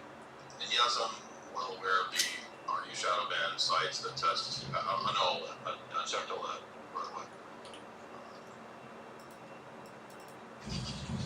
Welcome, Dracul became a member. And I apologize, we haven't had a members content stream up in a while, so that will be coming up very soon. Let's go ahead and get to some calls because I don't want people to feel like they sit and wait the entire time and never get any replies or any love or any attention. Tony Medina, what's up? I will validate you. I know that shadow banning is real. I know that censorship is real. But what I'm saying that's weird about it is I feel like if they had chosen me or lumped me in algorithmically into like a bunch of people to be shadow banned, then it would be a shadow ban. Would it be half the people can still search me and half can't? That doesn't make any sense. Go ahead. But I'm not a tech dude. I don't know anything about this stuff. Hey, Jake. Yo. Question here.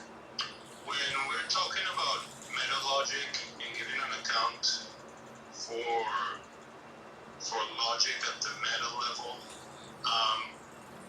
how does one go about explaining on differentiations between divine revelation or natural theology? Well, I don't believe there is any natural theology, but we could say there's a difference between what's revealed in nature versus what's revealed in scripture and church tradition. So there's the difference is the medium and the mode of the revelation, not the content. Ultimately, the content of what's out there in nature still points to God, just in a different way and maybe not as directly as what's in the text of scripture or tradition. Is the content in nature not sort of the self-evidence that natural theology points out? No, there's no self-evidence. There is no natural theology. That's what I'm saying. So what would be an example of a content in nature that explains divine revelation? It doesn't explain it. It points to the author of divine revelation. So St. Maximus, for example, says that the meaning and content behind sticks and rocks and trees is Logos himself, because the sticks and the rocks and the trees are created on the pattern of the Logi, the divine thoughts in the mind of the Logos. Okay, so the Logi and the Logos. So ontology and nature itself is reflected in divine revelation. Is that sort of the argument? Well, nature is a form of divine revelation. It's just a different medium than the text of scripture or church tradition. Is that a church teaching or no? It's what Maximus argues. It's the very thing I argued in the debate with Frank Horn. But Maximus was he a father? He was part of the councils. Is there not like a council that has defined this, or is there?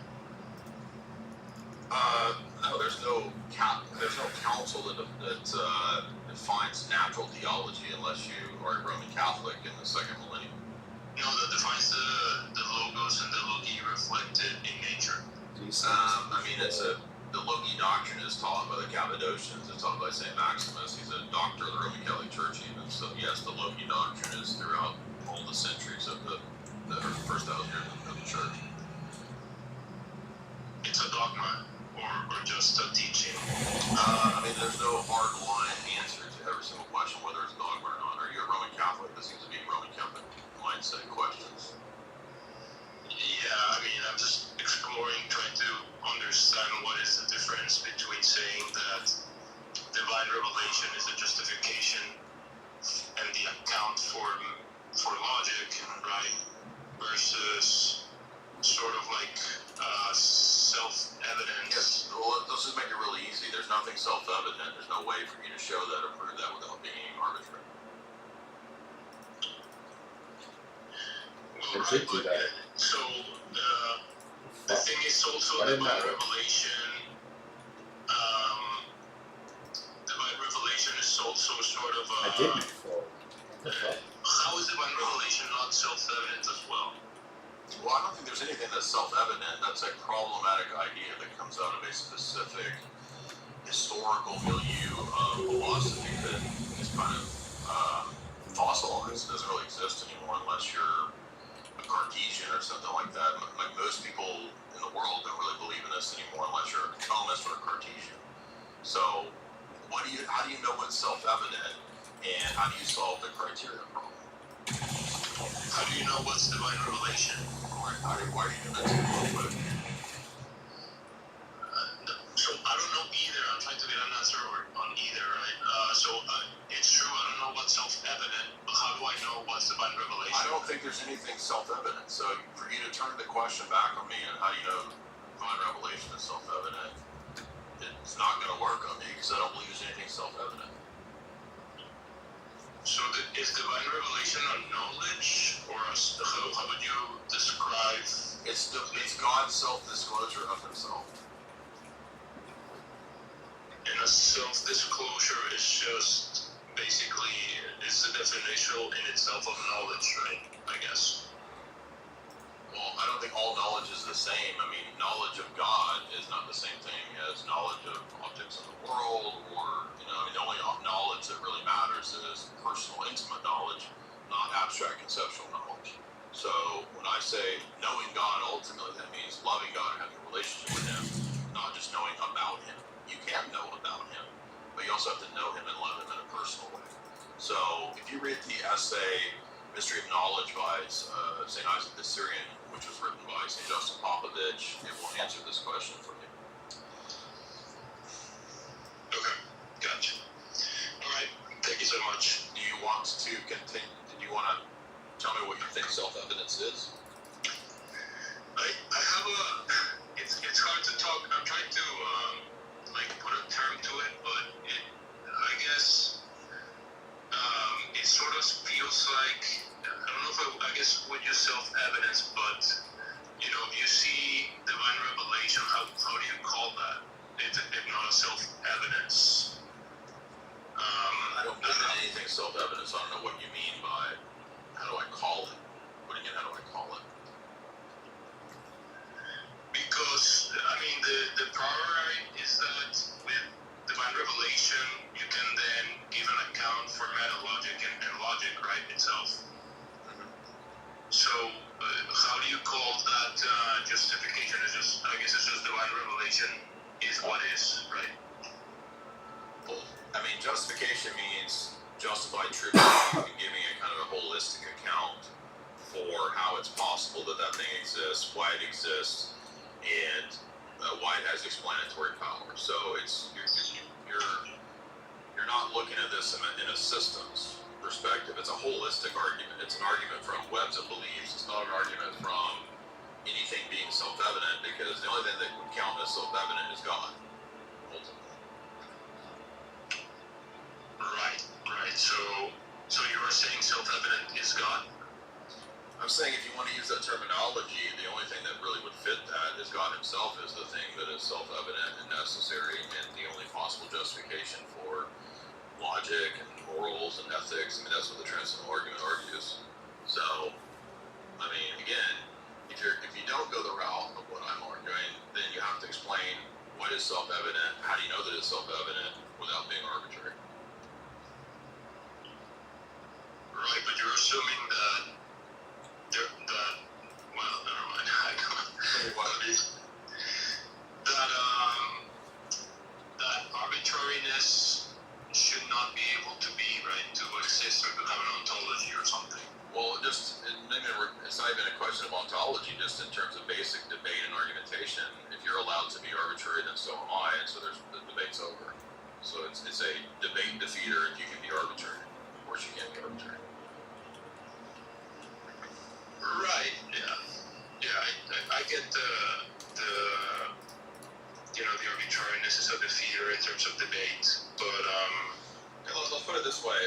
Aquinas says that there's nothing in intellect that's not first in the senses. Okay, that's the peripatetic axiom. That's the beginning point of Roman Catholic epistemology 99% of the time. If I prove that that's false, then the whole thing's wrong. Aquinas said that all things through the senses, and that is the only way to get the truth. No, so there's nothing in the intellect that is not first in sense data. Correct, right. Okay, well, that proposition itself and the truth of that proposition is not part of sense data. Therefore, it's not in the intellect. Therefore, it's self-imputing. How is the senses not in sense data?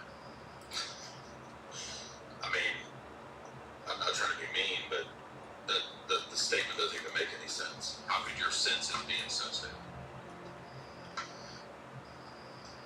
So we have senses, right? Your senses are the things that sense the data. They're not in sense data.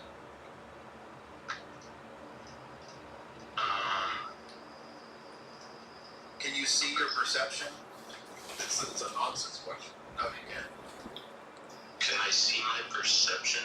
Okay, I'm sorry, man. It's not going anywhere, man. Appreciate your questions, though. Go check out the article I recommended. Natural, what's up?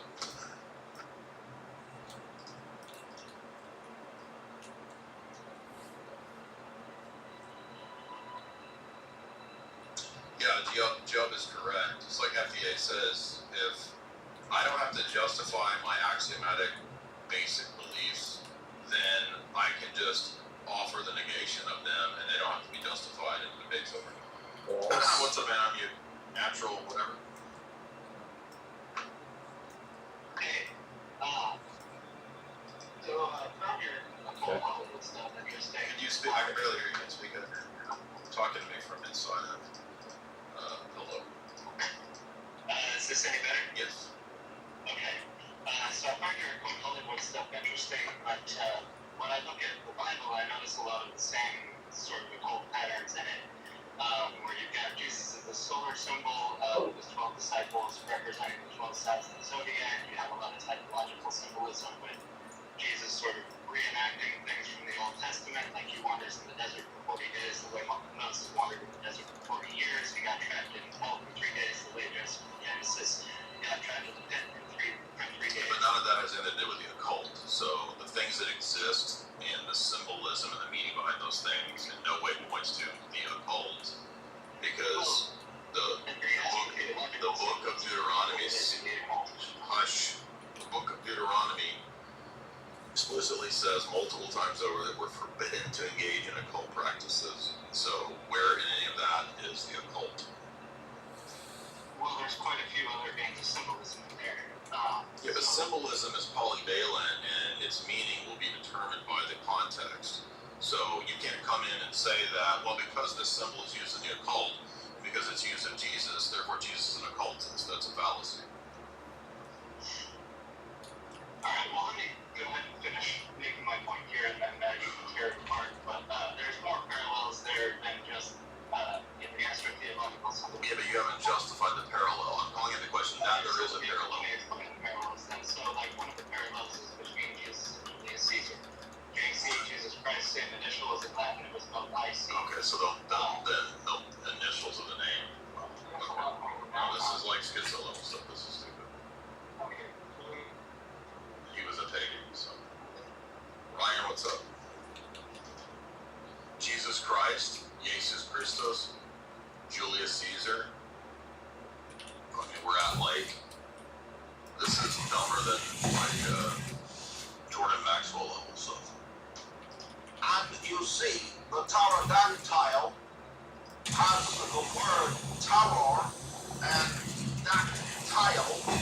terror, tile floor. Tile floors are symbols of terror. Don't have a tile floor in your home, or else you will terrorize your wife, because at night it gets very cold, and walking on the tile that's cold is like Jesus walking on water, and it's terrorizing. What's up, man? I'm muted. This is so stupid. I'm muted. Alright, here we go. Hey, can you hear me, bro? Bro, I'm super excited to talk to you, man. Like, I'm kind of nervous, like, I've never spoke to you before. Anytime somebody comes on with all of that, I know that I have to prepare myself for the madness of the man. No. It's not do you think I'm going to troll or something? No. I have, like, one hypothesis and two questions, and I want to see if you think this is like, plausible. So I have this hypothesis that Judaism and Islam are basically the same religion, and that they basically play false each other. I don't think they're not the same. I mean, they're both Talmudic. I mean,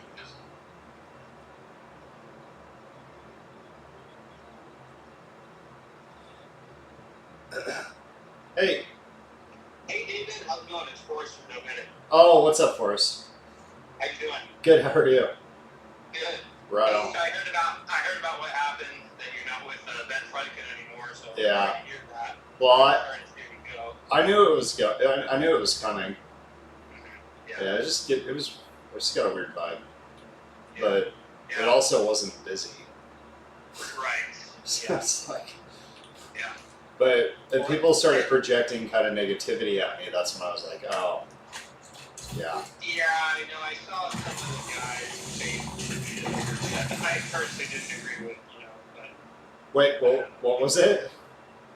No, just a couple things that were like sent in the group chat that I was like, okay, that's kind of weird. Yeah. Well, yeah. Anyhow. Anyways, hey, I just wanted to touch base because I know you gave us a couple of referrals, and I still want to honor them. Oh yeah. Awesome, dude. Cool. Maureen. Yeah. Just paid, so we just got that in. Okay. So, would you mind just sending me your address, and I can mail you a check or something? Yeah. Yeah. As soon as Tim pays, I can give you that one as well. Okay, cool. Is that the easiest way to do it? Is to just put it in the mail? Probably. Yeah, okay. If you want to swing by the office and pick it up. I don't know if you want to do that, though. Well, I don't care. I don't have bad vibes, but it's whatever's easiest. The problem is I already kind of knew this was going to happen. And so I already had a new plumbing job lined up, and I'll probably be in Marin tomorrow. But just in case I'm not, I'll just send you my address. Because it's probably easiest to do it that way anyway. Should I text it to this number? Cool. So as soon as we hang up, I'll do that because I can't for whatever reason. Oh, here we go. All right. Yeah, perfect. 1851. Yeah, and then. What's up with that guy Tim? He never paid? Yeah, well, no, it was through insurance. I mean, he got paid by his insurance company last week, and he said he was mailing us a check. So. Oh, I see. It just takes forever with insurance claims. Yeah, the check. I'm sure the check's in the mail. Yeah, it's probably coming. It's on the way out. Assuming so. Yeah. We'll see whenever we get that. Cool, man. Obviously, we'll give you. Yeah. I appreciate you honoring that. That's very respectful. No, I mean, it was a pleasure working with you. I was appreciating in business, and yeah. I hope I know you're not with Ben Franklin anymore, but I hope you'll use this in the future. Well, if I need a referral for mitigation, absolutely. Yeah, I appreciate it. Would you be interested in honoring the same commission rate, or is that only for Ben Franklin employees? Oh no, it's the same across the board for all plumbers we work with. Okay, because yeah, so it's 10% up to 300, and then what's it called? 3% up to 2% after that. So, okay. Yeah. Yeah. We don't do it a certain rate for Ben Franklin and okay for different people. So. Cool. The company I'm at is Slam, and Okay. so I will probably need. I think they have a deal with West Coast, but I don't really. I'm indifferent, and I don't think they care if I use whoever I want. I think they're just used to working with West Coast. So if I need to, should I just. Is this your cell or is this your office number? No, this is my cell. This is my personal number, so you can just. What do you prefer? Do you prefer I give them your personal number or the office? Yeah, no, you can give them my personal number. I mean, it's Okay. like this is a work phone / personal phone, so. Okay. You know. Cool. Yeah, if it goes, Yeah. Yeah, I mean, yeah, that's fine if you want to just give me their give them my number. Yeah, and then I can always shoot you a text too with photos and say, hey, here's where I'm at. This is what I'm looking at. Do you want to reach out? And I can shoot you a text with their contact. Yeah, no, that'd be awesome. Yeah, that's what I've done with other obviously, restoration. obviously, I'm with Ben Franklin, but any job you give me, I'm never gonna refer to them for the plumbing. I would hope that you wouldn't do that. That would be pretty disappointing if something like that happened. That's just bad business practice. I agree. So Yeah. I just like to make that very clear. Cool. Yeah. So there's no like insecurity. That, but I'm a very honorable, honest person. So Yeah, I mean, ethics are a standard. I mean, I wouldn't even say that they're important. I just say they're a standard. And unfortunately, there's a lot of people that don't share that perspective, but it is what it is. Yeah. All right, Anyway, man. cool. Well, good luck to you in the future, and then Yeah, dude. just let me know if anything comes up. Will do. And then you should have a text there with my address. So Yeah, I just got it. So awesome. I'll put that check in the mail for you. All right, Forrest. Right on, man. Thanks, David. Yeah, dude. Bye bye. Was influenced by the Talmud, but it really is. But to me, the pattern seems to be that they both worship Saturn. So for the Jew, they have the Teflon, right? They put the Teflon over their third eye. They wrap it around to represent. Yeah, I mean, I think that's a ring. How do we know And that's? you got. How do we know that's Saturn? I've heard this argument for. Well, okay, we don't know that, but we know they both have cube symbolism. We know they both have cube symbolism. There's a cube inside the Star of David, and in Mecca you got the Kaaba, which they rotate around counterclockwise, which some say is simulating. Yeah, but a cube is one of the very similar. A cube is, I know this is kind of one of the most basic geometric symbols that exist. It's going to be present in everything, everywhere. I mean, it doesn't follow from that everybody's worshiping a cube because the cube is in the religion. No, I agree. But it seems to me that both Islam and Judaism seem to have a common enemy in Christianity. Would you agree on that? Yeah, but it doesn't follow from that. I mean, they just say they're all worshiping Satan. Let's put it that way. So, like, you know about like Noahide laws, right? I'm sure you do. So, like, how they say, they had the idolater, which is basically Christianity's idolatry to them, and even to Muslims, they say they had the infidel. So, like, that's a good, that's because they're both we don't have to go into speculating about cubes and Saturn space things. It's just Satan. My bad. That's fine. Okay, basically my point, whatever, was that I don't think in these Middle Eastern conflicts and all this, like, we should side with either side. I think that we're being played by both of them. That's all on that. And then I have two questions for you. My first question was, or I have three questions. My first one was, do you think there's salvation outside of you're Orthodox, right? Which is very different than find the video where I'm at. Next question, we've answered this question probably 5 minutes. Okay. The last question is, do you think there's a possibility? From what I've researched, it seems that modern is actually came after the New Testament, after the Greek New Testament, like 500, 600 years later. So when they say that Christianity came out of Judaism, I would say it's the complete opposite. I would say that. I've answered this question probably 500 times. I appreciate your call. Okay, well, but look, you can go look up where I answer these questions. Just do like a basic search. I'm not trying to be rude, man. I just can't repeat the same answers like 500 times. What's up, man? Oh, you're being so mean. You're so rude. No. All you have to do on those kinds of FAQs is go on YouTube, look up the basic question, and I guarantee you'll get. I mean, we've done thousands of hours of live open chat forums. I just don't have the energy to re-answer every question every time I do a live stream, and most of the questions are like the same FAQs. What's up, Sumerian?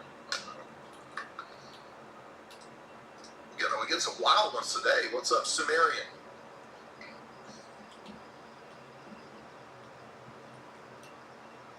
Are you there? Right. Conservative.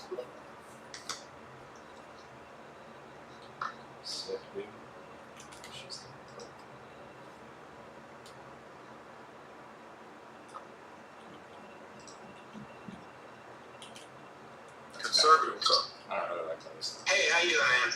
What's on your mind? You wanted some criticism or some feedback on your little video you did with the VHS stand-up. How about, did you say that you spent the most time on the call 1-800 buy this screen? Well, and getting the editing right to where like the sizing of the video fit into the template and all that took forever. Yeah, that shows. That really shows. The one thing that threw me off was when it cut to I think it was like a red curtain screen in the backdrop.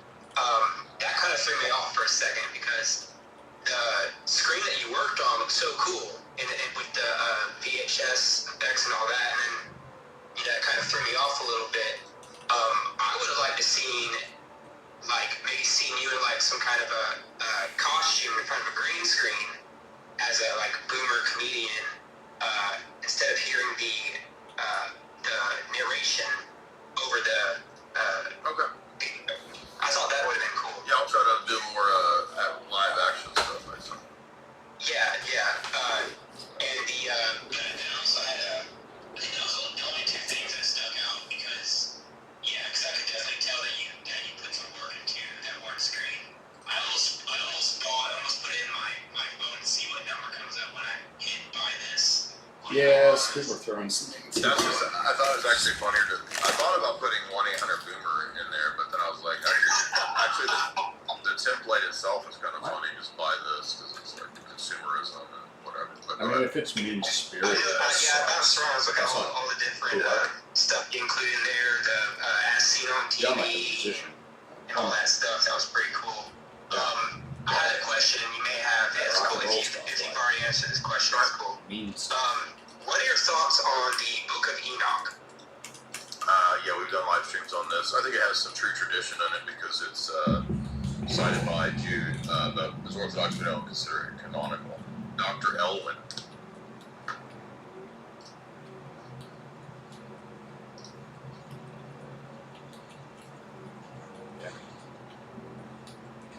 Dr. Elwin, what's up, man? Yo, is that me? You got me? I think so. Oh, nice. What's up, bro? Cool. What's on your mind?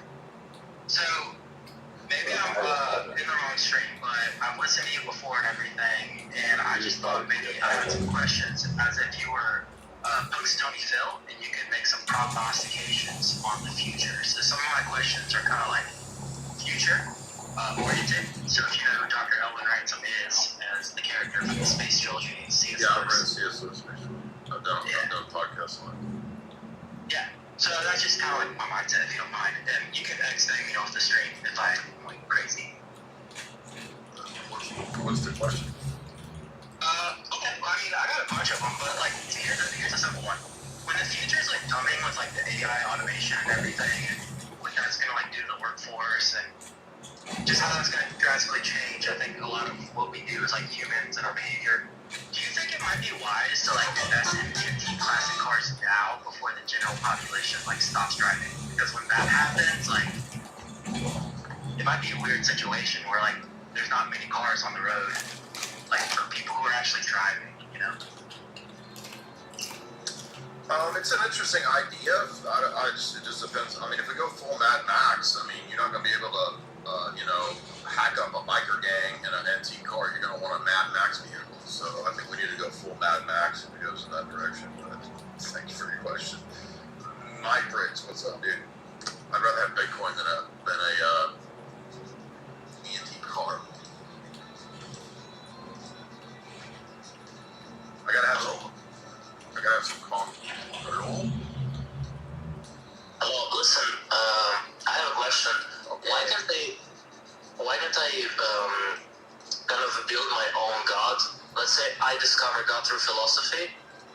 can't I have my view? The idolatry, first of all.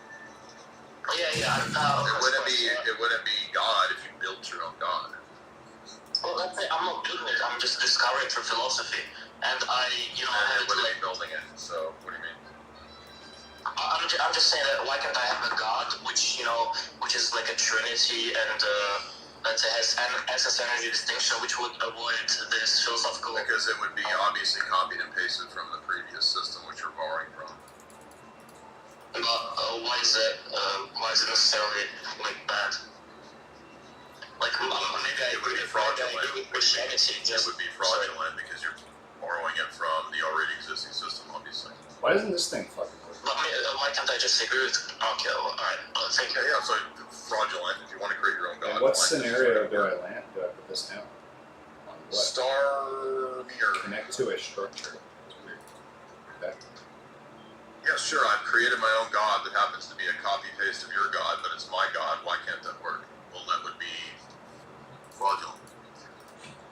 Star mirror mute. Hello, Neri. So I'm the John Smith from the other day. I just wanted to explain myself a little bit. Anyway, I talked to you. I was asking about St. Paul, but I am Orthodox, by the way. I'm not. I was just asking what? I have no idea, man. I was trying to steal in a project. 20,000 things have happened between now and then. I have no idea what we're talking about. Go ahead. Yeah, no problem.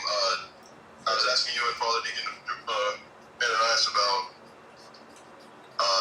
if a Protestant were to say that they model themselves on St. Paul. Oh, and you got angry because I had said that. I don't get angry, dude. People think I'm getting angry. I'm having fun up here. I wouldn't be doing this if it wasn't fun. I get, maybe people don't know how to interpret things. What do you mean I'm getting angry? What made me angry? Well, maybe you got annoyed. I mean, it's what made you kick me. But I was saying, other people just assume that I'm just kicking people because I'm angry. But what if the arguments are so dumb that I'm kicking them? Nobody ever thinks of that as an option. Hey, babe, did you have espresso? Thank you. Go ahead. Yeah, that's what I was just trying to explain. I'm not a Protestant making an argument. I was just trying to steal man. Okay, steal man. But yeah, so my understanding of apostolic succession would be it goes back to the original disciples, apostles that before his death and resurrection, Jesus. Yeah, well, I answered this question, and it seemed to not register. I'm not being mean. I just don't understand what you didn't understand about my answer. Divorce is really good. Well, I'm saying, like, I guess, like a modern Protestant pastor would say, "Oh God," well, I mean, this is a common thing. God called me, right? So, would your answer be like? That'd be pretty just. St. Paul. I don't know. Can you remind me what the argument is that Paul's not an apostle because he wasn't chosen by Christ? He was chosen by Christ. I don't understand this argument. Well, I guess it's like you know about the 70? Yeah. Okay. I mean, they're apostles too, right? Yeah. Okay, but they're not given the honor of the 12. Okay. So I'm not trying to be rude, man. I just don't understand what the argument is. Just repeat it to me. Well, specifically, it was about.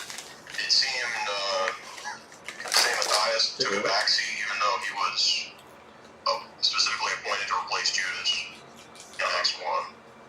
And instead, it was St. Paul taking center stage in the second half of Acts. He's super young. Okay. When he wasn't. He's not. Well, he wasn't one of the 12. Basically. So if it's not given, why wasn't Matthias chosen to write the letters? I don't understand. Like, what exactly is the argument? Well, I mean, maybe another point would be in icons. It seems like St. Paul is in certain events where he wasn't literally present. I'm not trying to be mean. Can you just state to me what the argument is? I'm not. I guess that was it. Like, you could have a modern day, like a new bishop, a new Protestant bishop who claims to be the model of St. Paul, who Jesus appeared to him. Paul had apostolic succession. He went to the church. He went to Deacon Ananias, who received him into the church, and he became an apostolic successor. When the church confirmed, yes, he has been called by Christ. No, a Protestant pastor cannot be called by Christ and be a new apostolic successor. You have to go to the church and get apostolic succession. So if a Protestant pastor converted to the Orthodox Church, which has happened many times, then he can get apostolic succession. Okay. Well, would you say that when St. Ananias anointed St. Paul, would you say that's his ordination? Because it seems like he's baptized later after he's been instructed. Yeah. What about it? Would you say the fact that this happens, like the fact that Jesus appears to him and then he's blinded, it's not like that's the model then for every Protestant pastor or something in the future. Like, God can do it out of order. So you would say that St. Paul is an exception, and the normative way is like what St. Paul says in his letters. He's an exception. Most people are not visibly seeing Jesus on the road to killing Christians. Hold on. All right. Well, and the other question I wanted to ask the other day was about how to know what is dogmatic in Orthodoxy. Would you say, because it seems like when I listen to Ubi Petrus, he seems to say the patriarchates. But maybe a better way to put it would, do you think it's possible all the patriarchates could become heretical, and then you just have... that itself might be a debated question. I think if the patriarchates develop over time, and they weren't there, right away, then theoretically, yes, the church existed without them. So they don't seem to be absolutely essential to the functioning of the church. And yeah, conceivably, it seems like they could all conceivably make an error or fall away. Just as long as the entire apostolic succession isn't lost. But there might be some argument that I'm not aware of. I think that when it comes to dogma, we have a general outline based on, the creed and the church's teaching in the councils on the creed. And part of that teaching of the councils includes the pentarchy. But I don't think that the pentarchy is like some mini papacy where anything that they're doing is like a little version of the papacy. That I don't think so. All right, and do you think? Actually, I think that's it. Thank you. Sure. Yeah, I'm trying to be impatient with you. I just didn't understand the Paul question. I appreciate the questions. Diesel, what's up, man?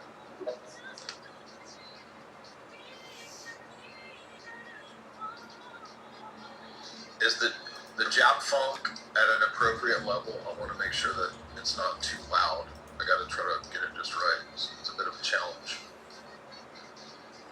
What's up, man? Diesel. Hey, Jay. What's up, man? Yo. Can you hear me? Yo. Cool. So I'm just now starting to learn about Orthodox theology. Right now I go to a Protestant church. My father-in-law is actually a Protestant pastor. And so I'm just kind of like, my biggest question right now has to do with feminism in the church. And I feel like the Protestant sect out of all the Christian sects, like feminism kind of has infiltrated Protestant churches the most. Would you agree with that? Yeah, it is everywhere. You're going to find it in Orthodox churches. Just the most. Would you agree? Oh, what's up, man? Yeah, I think just negativity going on there.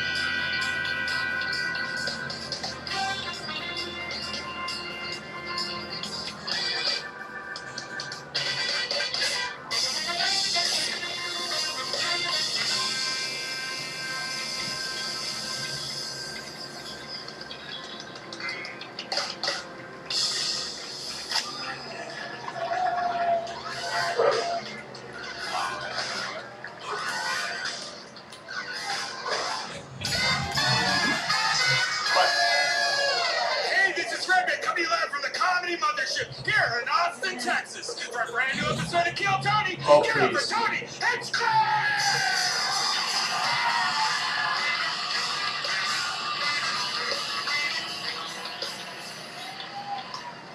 Who's ready for the best fucking night of their lives, huh?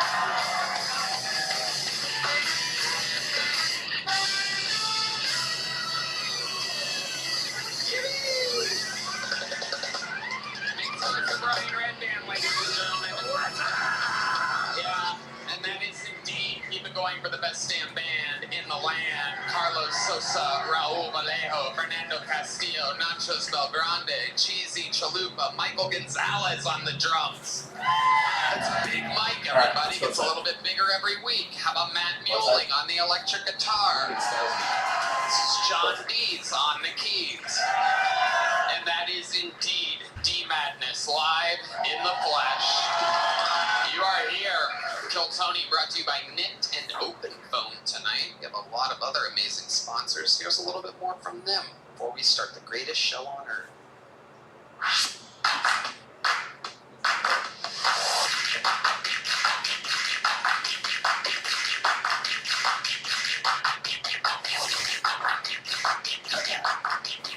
You guys ready to start tonight's show? Every single week, I book one or two of the funniest people in the world. This is a one guest episode because he's literally one of the best in the history of the show. For those of you that have been watching for the last 12 years, you will probably note that this guy is one of the record holders for all-time appearances as a guest on the show.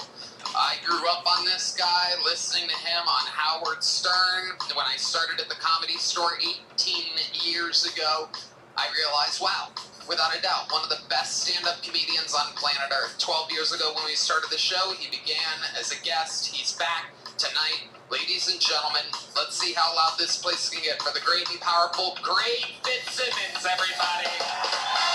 One of the best. One of the best to ever do it. The great and powerful Fitzdog.com for tickets. La Jolla, Pottstown, PA, Point Pleasant, New Jersey. He is on tour. One of the best ever. Greg Fitzsimmons. Hi, Greg. God, thank you, Tony. Time to be here, Red Band. Nice to see you, the band. Let's fucking launch some dreams. Let's go. Or light up the suicide hotline. Either way. That's what we love. We love that energy. Anything can happen. Yeah. Sometimes we crush dreams. Sometimes we amplify them. Absolutely anything can happen. 201 human beings signed up for tonight's show. A little bit of a light sign up, which I find interesting. People may have gone home for the 4th of July or whatever. Now they're settling back in. But if I pull their name out of the bucket, they get 60 seconds uninterrupted. You know their time is up when you hear the sound of a kitten. That means they have to wrap it up then, or else they bring out the angry West Hollywood bear, which rudely interrupts them, and then I conduct an interview, and I'm here with truly one of my favorite people to sit on the show with, Greg Fitzsimmons, and also Red Band is here. And that is it. You guys ready to start tonight's fucking show? We're gonna start it with a golden ticket winner to get us started, everybody, and then we will get to the great bucket of destiny. But this guy won a golden ticket a couple years ago. Very, very Jewy. You know him. You love him. High energy. Yeah. This is Jack Shaw, everybody. A new minute from Jack Shaw.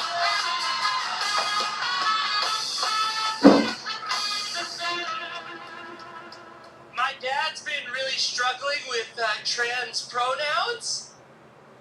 But he finally got it right, dude. He said, I hate them. I was like, fuck yeah, Dad, good job.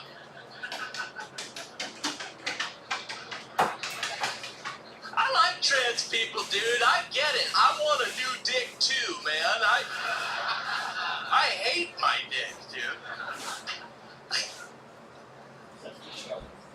I went to a drag show for the first time. Oh my God, it was amazing, dude. I saw a lady put her foot in her butthole.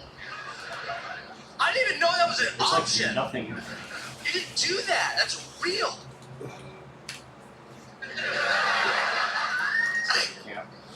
I came up with a great name for a Jewish drag queen. Would you like to hear it? Auschwitz.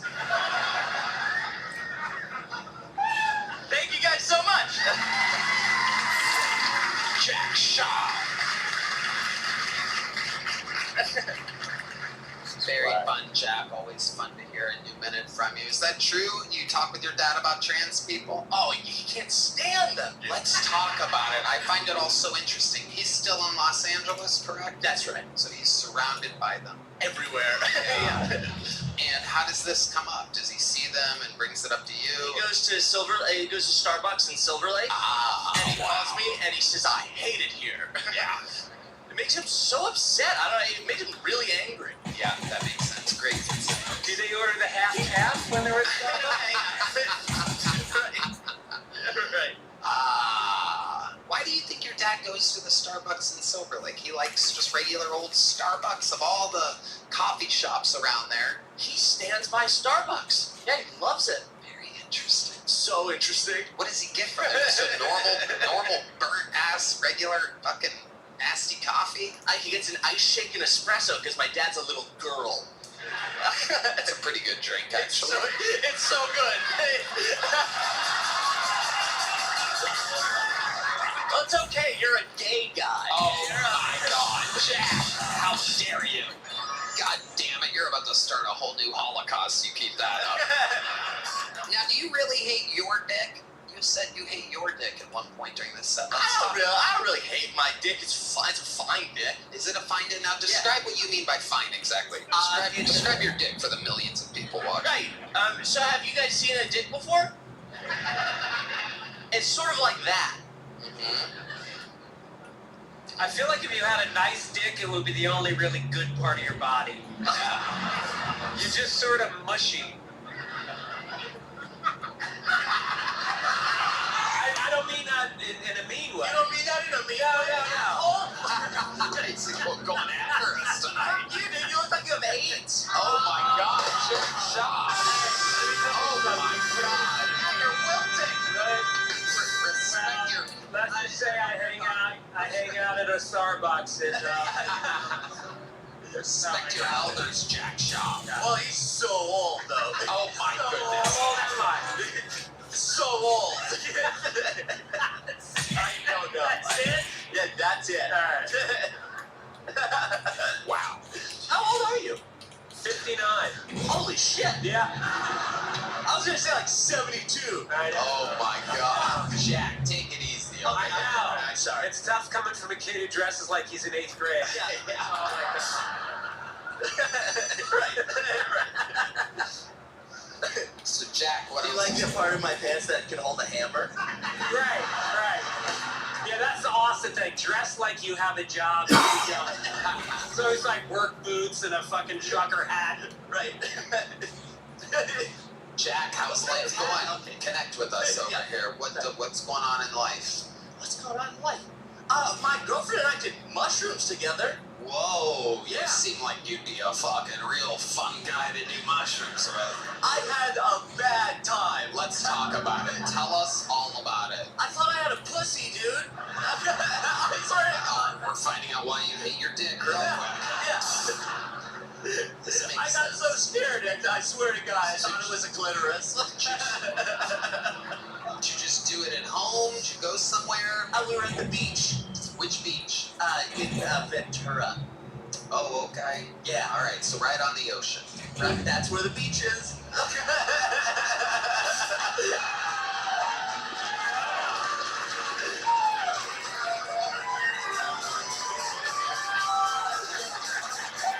Got a real fucking attitude tonight, buddy. Hard. It's a fun show. Since when do the Jews just shoot shots at everybody, every which direction, just attacking? It's kind of To your left, to your right, everyone around you. When did the Jews start firing off missiles like this? Every fucking... I feel like we should help you with some of these. We should, perhaps as a true Americans, we should give you some weapons for you to fire off, and then you can just say what we give you. You're funding it, dude. Goddamn right. You guys are making this happen. You are right. So you're at the beach. Is your girlfriend Jewish too? No, she's Christian. Oh my God. Yeah. Wow. Do you ever talk about how your ancestors killed Jesus? Oh, well, sometimes we role play. Yeah, she's Jesus and I'm everybody else. Wow. Incredible. You alright? Absolutely incredible. Yeah. Well, fun times, Jack. Go You got the outside? show started. Congratulations. Welcome. You did it again. Golden ticket winner, Jack Shaw. And it has begun. And now we go to the bucket. This is where things get interesting. This is it. We're going to meet this first bucket full all together. Make some noise for Jesse Saldana. Jesse Saldana, perhaps. What's up? You have to go outside? So, I recently realized I'm ready to be a dad because I got this girl pregnant. But this was 2 years ago, right after Roe v. Wade got overturned. She was like, I'm pregnant. And I was like, well, we only got one chance, I guess. And I'll say it's the first time I realized I was ready to be a dad because most of my ex-girlfriends have been Mexican girls, so I've had this conversation before, you know. But this was the first time I was like, you know what, I got a good job, I got benefits. I didn't really know what those benefits were, but this old dude at work kept telling me, hey, the benefits are good here. I was like, man, you might be right, you've been here for 20 years, and this job sucks. So I told her all that, and she's like, I'm not having your fucking kid. And I was like, oh, white girls are cool. And I live in Austin now. I've been telling people I moved to Austin for comedy, but the truth is, I just wanted to find a white girl who likes the same drugs I like. Okay. Jesse Saldana. Just kind of, just stopping. Welcome, Jesse. How long you been doing stand-up? 8 years. 8 years. Wow. Where at? San Antonio? Houston. Houston. That was my next guess. Yeah. Same shit. Absolutely. Absolutely. So what is it that you do for work? I'm in sales. I sell showers. You sell showers? I go to old people's houses and tell them they need a new shower. Uh-huh. Just a different version of a pyramid scheme. Okay. All right. Is there something special about your showers? They're cheap to make, expensive to sell. Okay. Pyramid scheme. Okay. I don't think you know what a pyramid scheme is. Oh, I forgot. I'm supposed to tell my friends to sell showers with me, and then I get commission off of their sales. Okay, there you go. Now it makes sense. So let's talk about it, Jesse. What are the drugs that you like to do? Weed and mushrooms. Okay. Yeah. Mushrooms. You do that every day? Not mushrooms. Right. You smoke weed every day? Oh, yeah. Okay. You do this while selling showers? After. You know what I mean? Okay, yeah, now I know what you mean. Yes, You told me. Yeah, I know exactly what that means. Smoking weed after work. Yeah, I got that. like a normal person. Yeah. You could conceivably do both. You could get high and then sell showers. You think it would mess you up a little bit? Yeah, it's hard to talk to old people when you're high. Speak for yourself. So, this whole thing, and you have a girlfriend now? Mexican girls, white girls, you talked about? Oh yeah, with a white woman now. With a white woman now. How long have you been with her? 2 years. Where'd you meet her at? Here in Austin. But where in Austin exactly? I don't know, some coffee shop that sold weed. A coffee shop that sells weed? Yeah. Okay. And did you approach her? She went up to you? Well, here's the thing about that weed. Uh-huh. I don't really remember how we met. I just know it happened at that place like 2 years ago around. So romantic. Yeah, what a great guy. I mean, incredible. So, and now you guys live together? How do you know that? I don't. I'm asking you a question. We are on a live show right now. I did not. It sounded like accusing, like I don't even know. Damn. Did you get high before rhetorical this? question. Did you get high right before this? I didn't think my name was gonna get pulled. That's a classic thing we hear here from a lot of people. No one knows that their name's gonna get pulled. Little fun fact about the show: it'd be a whole different show if they did. The whole bucket would be pointless. I would have been ready to do 1 minute. Yep. And instead, you did 56 seconds and stopped talking completely. Yep. So 8 years in the business, was that like your best material, you think, or is that like some new stuff you're working on? Or That's just the shortest. I tell a lot of stories. Ooh, Yeah. a lot of stories, huh? A lot of stories. With long setups. So Yeah. it takes a while to get to them. Cut all of that. Mm-hmm. And I was like, well, I can talk about this time I got this random girl pregnant. Did you really? So that's a true story. I wish it wasn't. Right. Did she got an abortion? What? Yeah, you know, there's still other ways to do that. Explain to us exactly what you mean. So, you can order these pills from Mexico that take care of it. Ooh, wow. How exciting.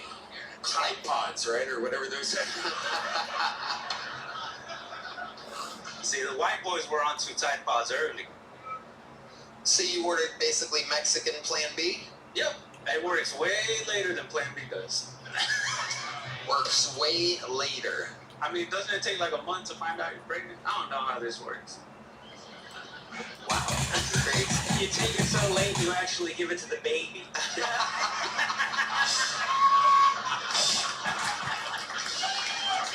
That's a Mexican Plan B. Plan C. Yeah. Plan C means you keep. This is Plan No. What? Oh my God. So it works a lot later than American Plan B. Yeah, you know, I do things different down there. Okay. All right. And you ordered it and it came in the mail. Not exactly. I mean, there was still some smuggling involved. Okay. So you actually had a friend or someone go get it. I didn't know that guy, but met in a parking lot. And I was like, man, this feels like old drug deals. It felt good. Probably was. Do you know exactly what it's called? Fentanyl? That's what it was. She's white. She found it. You know. Okay. White girls are good at finding pills. Mm-hmm. And this current girlfriend of yours, she's white. Oh yeah, but she's not like that.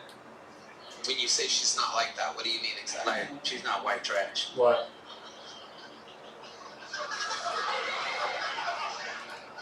So if you got her pregnant, what would happen? No, we can get. No, we're safe. Like we. When you say you're safe, what do you mean? You know, pulling out. You pull out. What do you think I meant? Like, y'all know what I meant. Alright.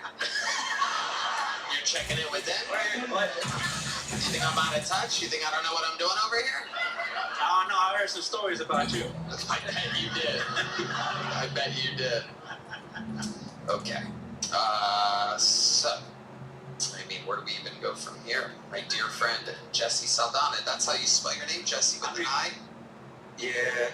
I asked my mom why she spelled my name like that, and she said the nurse spelled it wrong and they just didn't fix it. Holy shit. Hey man, I was born in Dallas in 1987. My mom did not want to correct the white nurse, you know? Okay. She don't speak English. That's how it was. All right, Jesse. What else? Do you have any hobbies or anything? Yeah. What? They gave me the cop sign. I used to be a juvenile probation officer. Really? Yeah. Okay. Why don't you do that anymore? My criminal record. What exactly is your criminal record? What? This tree popped up out of nowhere on my way home. The what popped up? A tree. A tree? Yeah. And you've been drinking and driving? I mean, that's what they said. Damn. You totaled your car? Yeah. Do you remember what happened at all? I mean, I woke up and there was a bunch of trees, and then there wasn't. Yeah. Your people love cutting down trees any way you possibly can. All right, Jesse, here's a little joke book. Congratulations, you got pulled out of the bucket. You did it. On to the next one, Jesse Saldana.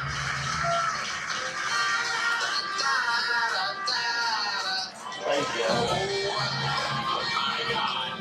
You know what that sound means. It is indeed the lovely Heidi, everybody. Oh, God. Well, Jesse, it was like a shower. It started hot, got kind of cold, and then went right down the drain. Yes, it did. Real fast. Some people are hyper aware tonight. They seem sensitive tonight. Both Jesse and Jack Shaw on the defensive, ready to go. Did Do you guys understand what I was talking about? How does he not know what I mean? You guys know? Everybody's like, no! That's gotta suck. Alright, your next comedian out of the bucket goes by the name of Alex Hurtline, or Hurtline. Alex.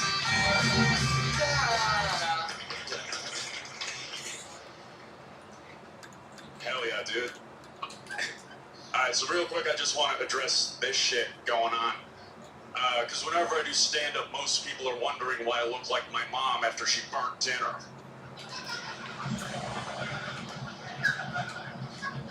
Yeah, it's just a birthmark. My mom's fine. My dad would never hit my mom in the face. Okay, only in the stomach when she was pregnant with me. That's how it happened. Yeah, but when people find out it's a birthmark, they usually hit me with something like, "Pardon me, Zuko? What was it like growing up part soccer ball?" And, obviously I got bullied and shit quite a bit. But, dude, my childhood was actually way harder for my dad, bro. Got falsely accused of child abuse a lot. Yeah, every day. "Sir, why'd you give your 4-year-old the smoke?" Like, dude, I remember this one lady was yelling at him so badly that, like, my little kid brain didn't know how to process it. So I would just shake in fear like Gordon Ramsay's wife when he's about to go down on her. Well, thank you.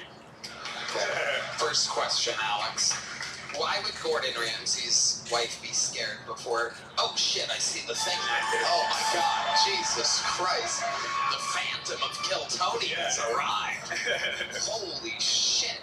Yeah. So that's just your normal face. Unfortunately. Well, no, I think it's got a little style to it. Thank you. It's awesome. You should have just stayed facing the audience the whole time, and this would have gone a lot better for you. No, it's great. It's great, Alex. Nobody even notices. First question, why would Gordon Ramsay's wife be scared if he's going down on her? I mean, he fucking gets pissed when it tastes bad, like any food. Oh, okay. You should say that part. Oh, it gets a laugh and applause and stuff. You shouldn't say that. It's probably going to help instead of people just confused, like, what's wrong with Wolfgang or Gordon Ramsay's whatever. So, Alex, how long you been doing stand-up? Oh, like 2.5 years. 2.5 years. Where at? Here? Mostly Denver. Denver? Oh, yeah. Okay. That's where you're from? Yep. All right. And what do you do for work? For work right now, I'm a porter at a dealership, so I like take the cars that they're working on, take them to the bays, right? Shit like that. They keep you away from the customers, like the Hunchback of Notre Dame. You're just kind of like the behind-the-scenes guy. They keep the monster away from the. Can't sell cars with a freak out here. Anyway, do girls like it, Alex? What's your love life like? Girls like it if their relationship with their dad is bad, but other than that, not really. Yeah, I kind of get a lot of O's when they turn around after I say hi. Yeah, kind of like how this, just silence, waiting for further explanation. I think the bucket hat's more aggressive than the birthmark, to be honest with you. What do you got under there? What are you dealing with? You like, oh yeah, look at that. You're like, this is like when the nerdy girl takes off her glasses at the end of a rom-com or something like that. Oh, Jack Draper. Yeah, you're not a bad-looking guy. You're like if Gordon Ryan never tried sports or anything like that. Nobody knows that reference. Jiu-jitsu guy. Okay, so Alex, what do you do for fun? For fun, I played hockey growing up, so normally I would do like beer league in Denver, but then I moved here and realized that there was like no ice rinks. So there's that. I also used to like be super into entrepreneurship. What happened with that? I just, I don't know, I felt like my ideas were a little too retarded. Like I would go door to door selling no soliciting signs.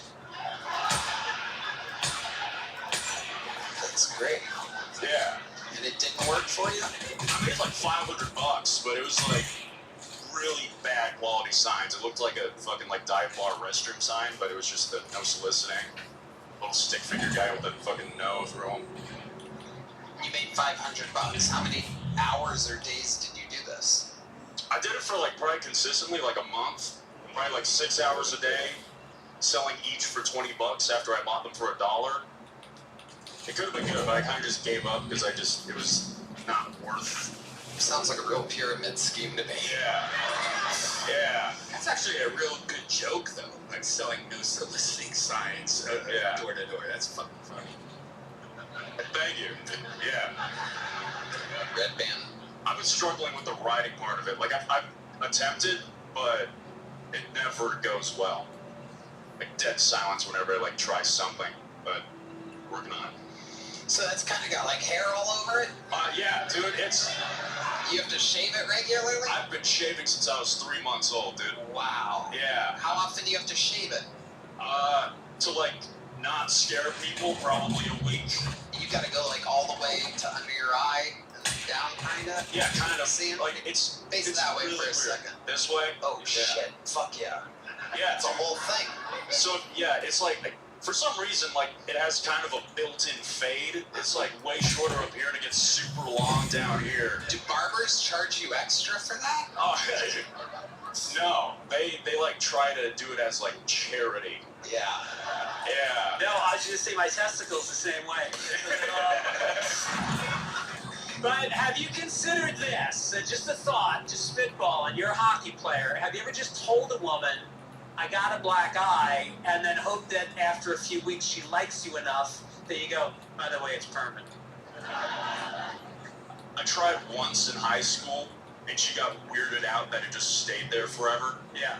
But, I mean, yeah, I don't know. They usually, like, get more freaked out by the hair. It's almost like they don't even notice, like, the genuine, obvious dark spot. Have you thought about growing it out and braiding it? Dyeing it red, attaching an eyeball, slightly. No bullshit. It takes so long, like, towards my eye to, like, actually get length. It takes, like, 2 months. I've tried. Interesting. Yeah. And what's underneath there? Is it firm? Is it soft? I thought it was cancer. It didn't used to always be, like, pregnant. When did that start? Like, when I was 20, roughly. How old are you now? 23. Wow. Okay. So there's still time. There is. Interesting. I wonder what our friend Dr. Pimple Popper would say about this. Can you get laser hair removal from that? Yeah, I actually spent like the first 5 years of my life going to like a laser removal doctor because this shit used to be all the way down to my mouth, and if I didn't get it like fixed, I wouldn't have been able to eat without biting my face. This is absolutely unbelievable. A lot of people say that this show just has a bunch of handicapped, creepy people on it. Then here comes fucking half a monkey boy walking out. Incredible. Did you get bullied for it a lot as a kid? Oh, 100%, yeah. What's the meanest thing anybody ever said to you, or how did they negatively affect your life? Let's relive it real quick in front of millions of people. Sorry, I'm trying to think of like the best one. Chocolate chip cookie got to me. Oh, yeah, that's a rough one. That's the monkey noise from 45 seconds ago, everybody. Chocolate chip cookie's a rough one, yeah. It is brutal. Yeah. And then another, it was like, oh, he's such a pussy and avoids fights because if he got hit in his other eye, he would look like a raccoon. That was a banger. Yeah, that's a banger. It really is. I'll tell you what, here's a medium-sized joke book. Hell yeah. There you go. Hey. Alex Irvine. Hell yeah. There he goes. One more time for Alex, everybody. This podcast is sponsored by Talkspace. You know, it can be challenging to find and meet a therapist that's the right fit. From personalized treatment to meeting online, from anywhere to the ability to text your therapist at any time, Talkspace, the leading virtual therapy provider, makes getting the help you need easy, accessible, and affordable. And so I tune to our senior mental health correspondent. Tony, I think Talkspace is providing some of the best mental health treatment out there. Talkspace therapy and psychiatry are covered by many insurance plans and employers, including TRICARE for active duty veterans and their dependents. And most insured members have a zero copay. Copay, what do you say?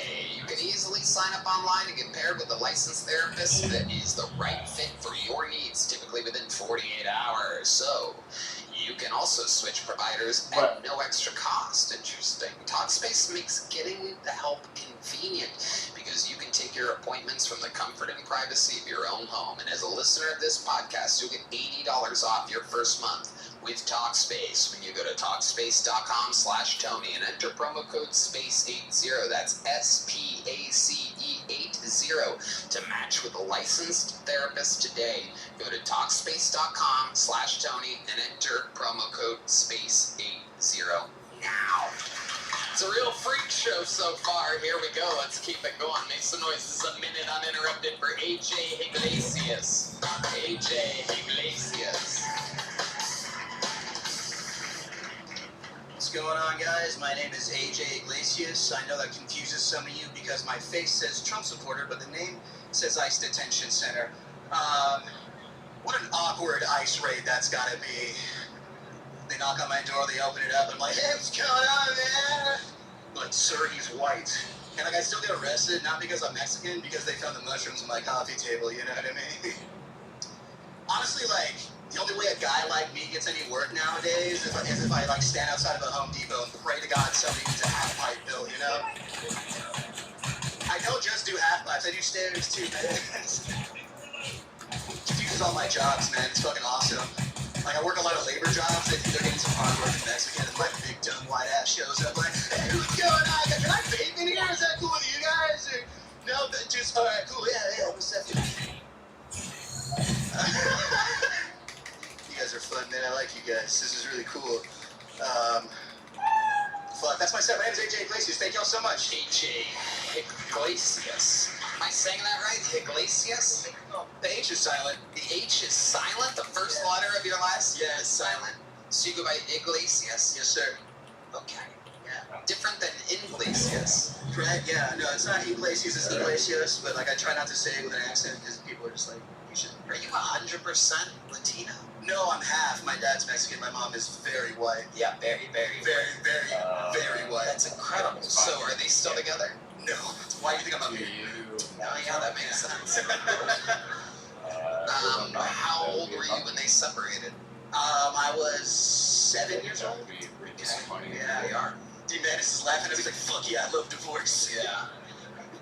He's just happy that he couldn't see the last guy's face. Oh, shit. So, AJ, let's talk about it. How long you been doing stand-up comedy?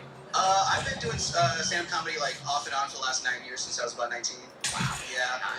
9 years. Yeah. What do you do for work? I am a software tester for self-driving cars here in Austin. Wow. Not Waymo, Zook, shout out, I guess. Okay. Yeah. What's the difference between Zook and Waymo?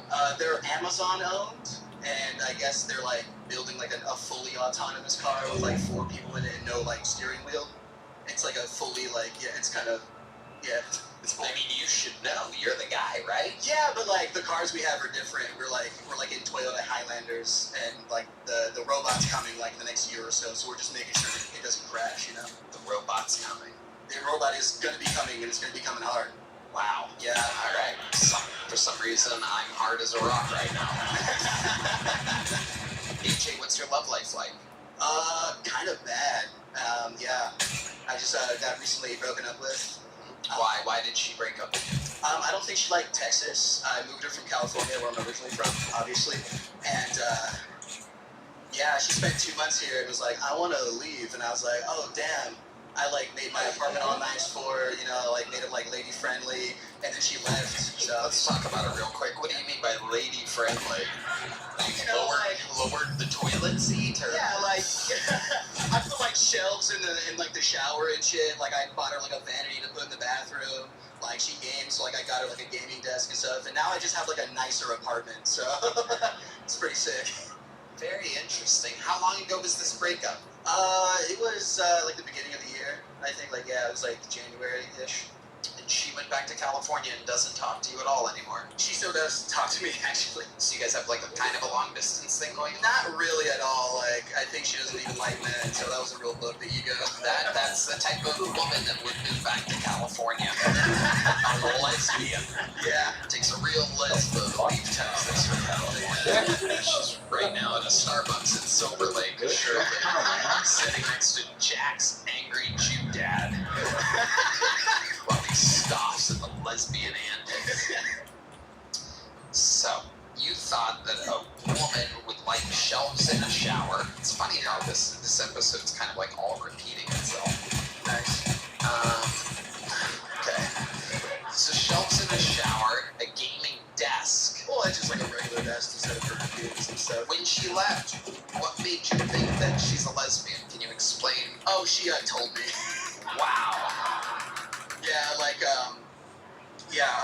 I went to go buy her a bong because she likes to smoke weed, and I got, like, you know, bought her a bong and, like, some candy that she likes, and then she's like, I like women, and I'm like, sick.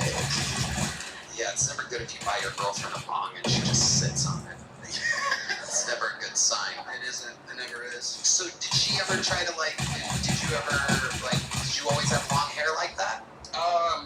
Yeah, no, for the last, like, 2 years or so. Did she ever try to, like, put her legs under your head and eat where your pussy would be? No. Did you ever get hints that she was into lesbian type of stuff in the bedroom? She likes being on top a lot, so, like, maybe that could have been a sign.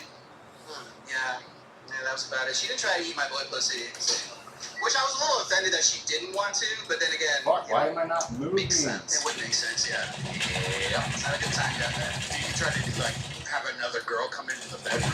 No, she kind of just dropped the news and she's like, I fly out in 2 weeks, and that was like the most awkward 2 weeks of my fucking life. Because I live in a studio, so we're like on top of each other, literally. Yeah, she's on top of you. Greg Fitzsimmons. Well, there's a lot of time back. I'm still getting over it. There was a guy up here with a hairy baseball on the side of his face a minute ago. I saw that guy and I thought a little distracted. Yeah.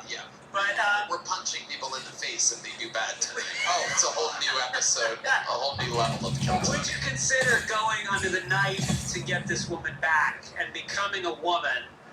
Great cutting off your dick and adding the rest of the tits that you have on your chest. I feel like this is enough, I thought. Yeah. I like having a dick. Right. It's really awesome. Yeah. So like, I wouldn't get rid of that, no. And what about the hair that you have all over your t-shirt in the back? Is that, you're covered in your own hair? I know, it's crazy. Do you think the grooming might have had something to do with it? Probably. I think, yeah.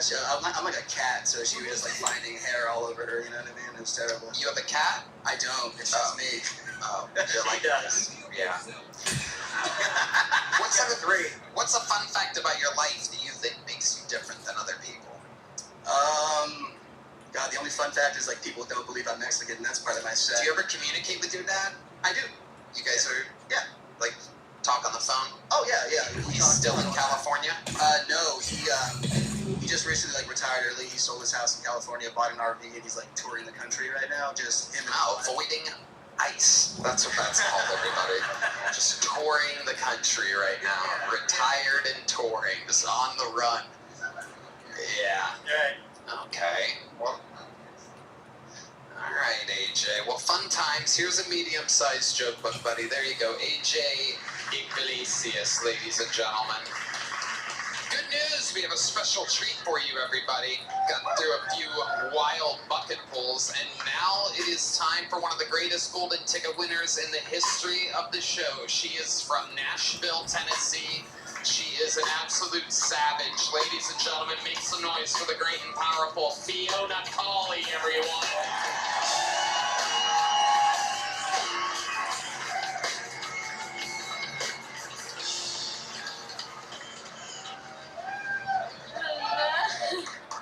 Hello. I just got back from France. Yeah, they let me over there. No, it was pretty funny. I got there and I had to Uber from the airport to the hotel, and my fiance was with me, and our Uber driver was like this really hot French man. Okay. And I thought he was hitting on me, and I was really excited to turn down this French guy in front of my fiance. I kind of need that emotionally. And then he goes, I just really love your voice, which, as you all can imagine, isn't really a compliment I get often. Yeah, no, and then he goes, yeah, I'm learning English, so.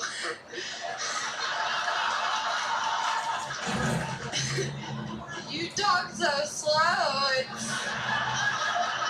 It's so helpful. And like, y'all, I am already humbled. You know what I mean? Like, God took care of it. I don't need this man. My point is, Duolingo can suck my dick. Duolingo can suck my wee-wee or what. Fiona Colley. There you go. That's how it's done.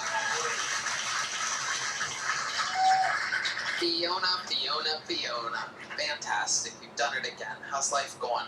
Really good. I went on my bachelorette party. Oh shit. Yeah. What's that like?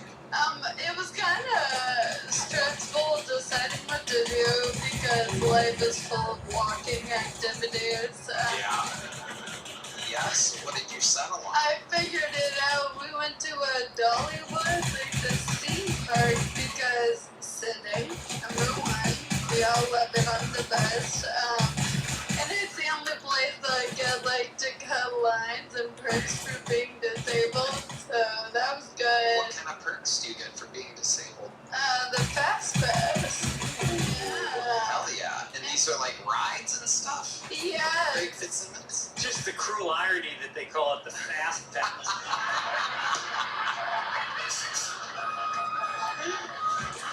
That's gotta hurt. So what kind of rides are there? Just like really fast up and out. It's like a theme park amusement park. Never been to Dollywood? No, have you been to Dollywood? Hell yeah, it's great. It's really fun. It was my first. You've been to Dollywood in Tennessee? Yeah. You made that trip? Yeah, we're from Ohio. That was like our Disney World was Dollywood. Well, we also had Cedar Point. I know. The world's greatest amusement park. Kings Island, Geauga Lake, famous Dollywood. We were spoiled. Hershey went all the way to Dolly World. Hey, they also have like really good food there, so I get it. Would you have like a powdered sugar covered thing? Hot dog, yeah. A hot dog. Yeah. Perfect. That's how Red Man likes his hot dogs. That's fun. Yeah. So a bunch of chicks showed up and you guys went to Dolly World. Yeah, Dollywood. Dollywood. Yeah. Okay. Red Band corrected me to Dolly World and now we're back. I don't know why I listened to him. I rarely do. Took a chance on him and that's where it got me. Now I'm a fucking idiot in front of millions of people. It's the bean all over again. It's the fucking bean all over again. Dollywood, Dolly World. God damn. I did shrooms. Ooh, everybody's talking about mushrooms this episode. It's a mushroom-heavy episode. So let's talk about it. How did the mushrooms hit you? Oh my god, I don't they- deal with drugs well. Okay, but I did shrooms at Dollywood, which, yeah, something is wrong with me, okay? Really scary. I forgot that, like, I'm on the show sometimes, and so I'm, like, fully peeking, and this guy comes up to me and he's like, oh my god, can I get a photo? And I was like, why?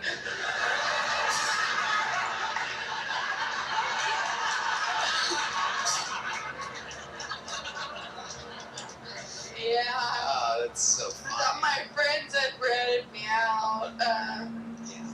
Yeah. So what was the highlight? Just fun, rides, it was a good bachelorette party? Yeah, didn't throw up. That was fun. That was good. I did a lot of shrooms multiple days. I don't do shrooms. No, you do? Yeah, I had a coke phase. Oh, okay. Wow, we're just having a little confessional here tonight. Tell us about this coke phase. What was that like? It was in college in my like walker era. Okay. Ah, the old speed walking. I did coke for the first time, and I'm not fucking kidding. I started doing cartwheels. Oh, wow. And I could like run by myself, and I was so convinced that this was like the most modern medicine.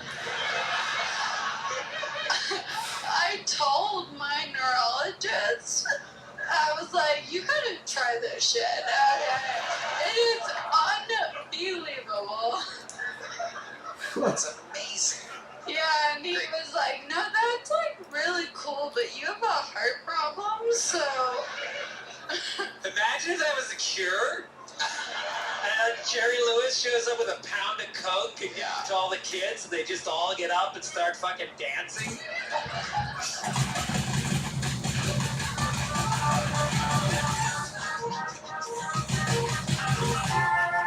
Wow, perfect music for that situation. Really painted the picture there, Red Band. Gave us a nice texture for those of you just listening and not watching to the podcast. Wow, so fun. So the highlights of the bachelorette party were mushrooms and fast pass. Yes, yeah, and to get like the fast pass as a disabled person, they bring you in this little office and they question you. I'm not kidding. Like to like prove you're disabled enough, and I was like, me? Like what are we doing? And one of the questions was, do you have the upper body strength to like hold yourself in place? And I was like, this fucking cunt. Like, of course. Like, what a dumb fucking question. I did not. Okay? I almost died on every ride. Yeah. A lot of slippage. I had to go back and apologize to her. I don't remember because I had a concussion, but like. It's good. You're so funny, Fiona. We love you. Another new minute from Fiona Colley, ladies and gentlemen. She's done it again. A superstar.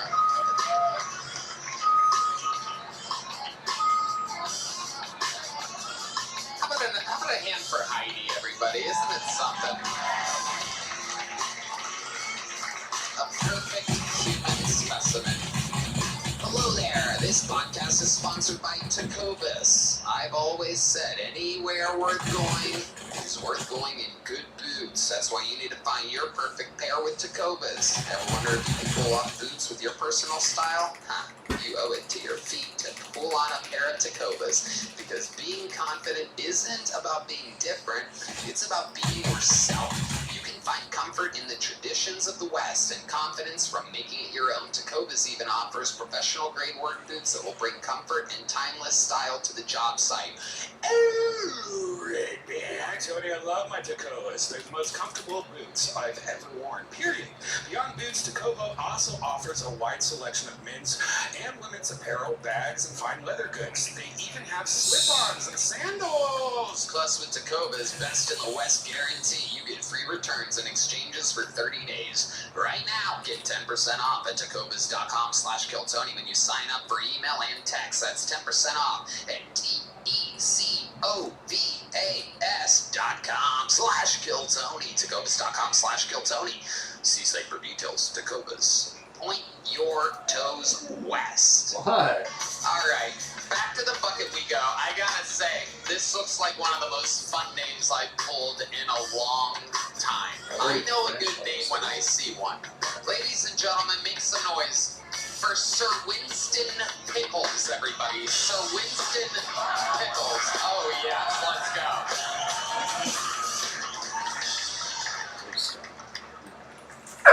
What? Well, I'm 60 years of age and my high school belt still fits around my neck.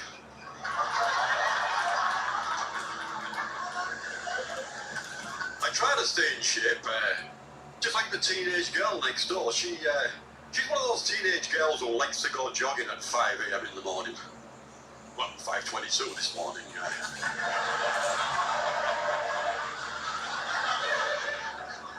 Whenever she goes jogging, I like to drive slowly behind her with my headlights off. You know, just to make sure she's safe. Well, you have to. There's some fucking weirdos out there in the morning.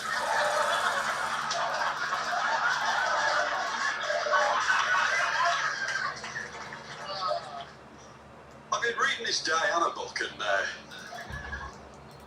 find it difficult to comprehend. It's been over 30 years, well, almost 30 years since the world tragically lost what I believe, anyway, to be the most beautiful Mercedes-Benz ever made.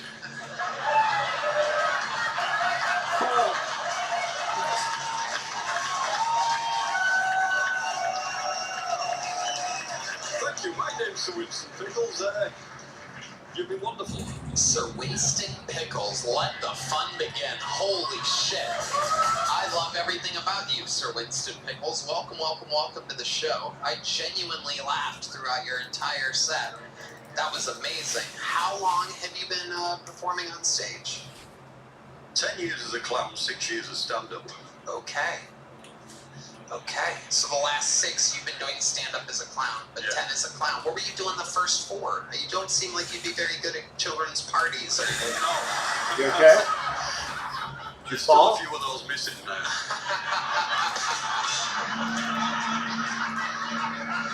I love it. I love it. So, where are you from? England originally, but I just moved from Florida. You moved to Austin, Texas? Yeah, 2 weeks ago. Welcome, welcome. Look at that. Amazing. We'll see how you like this Texas heat. I see that makeup's going to be running any day now. Well, welcome, welcome. Where, how long were you in Florida for? 10 years. 10 years. Bad enough. Right, exactly. And so what do you do most of the time? How do you, what is a guy like Sir Winston Pickles up to when he's not... Bit of this, bit of that. Huh? A little bit of this, a little bit of that. Okay, let's talk about it. A little bit of what, little bit of what? I run my car at $20 an hour, also known as DoorDash. Oh, you do DoorDash? Yes. Not like this. No. You don't do it in character? No. Oh my god. Have you thought about doing it in character? That seems like it would be a hit. I mean, it gives people some real fucking nightmares on their Ring doorbell camera. Just freak people the hell out. It seems like a blast. Sir Winston Pickles. How much time do you think you have? How much material do you think you have of that part that you just did for that minute? I do 20 minutes. I do a bit of feature in Florida. Amazing. Great Fitzsimmons. It's just, it's hard to make fun of a guy who, you know, you're just kind of in awe of. Yeah. You know? I mean, I think you're hilarious. Like, I like to shit on people because they suck, and I just think you're very good, so I'm speechless. Well, thank you. I agree.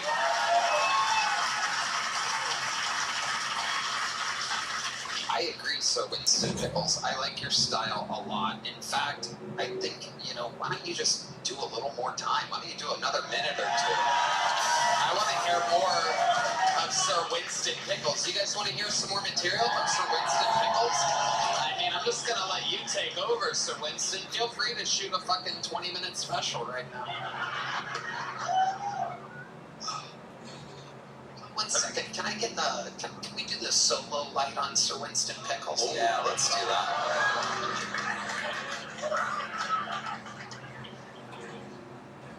I mean, I've a lot of issues with my neighbours. Especially the neighbour next door. His carbon monoxide alarm kept me awake all last night. All night.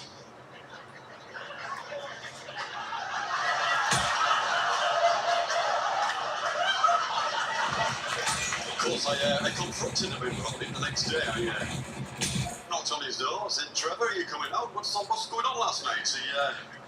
No answer, no. That's a dick move, that is.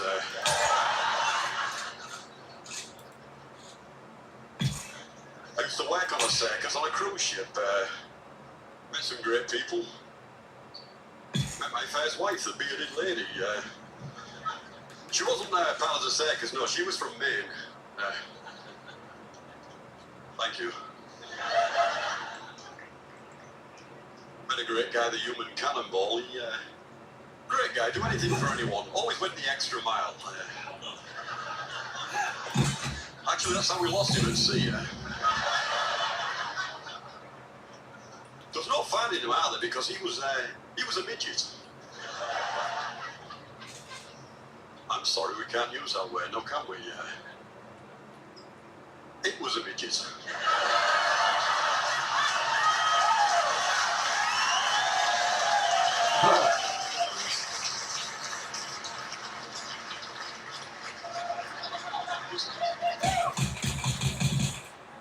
Somebody's got on this date and found someone paler than me.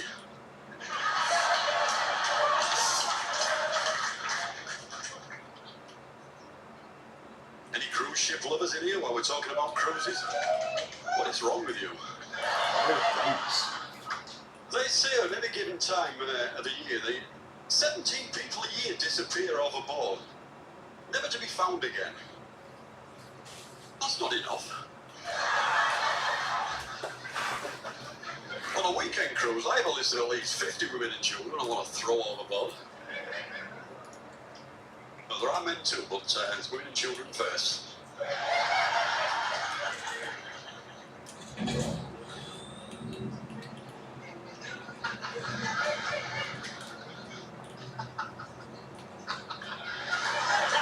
So Winston Pickles, I have some more questions now.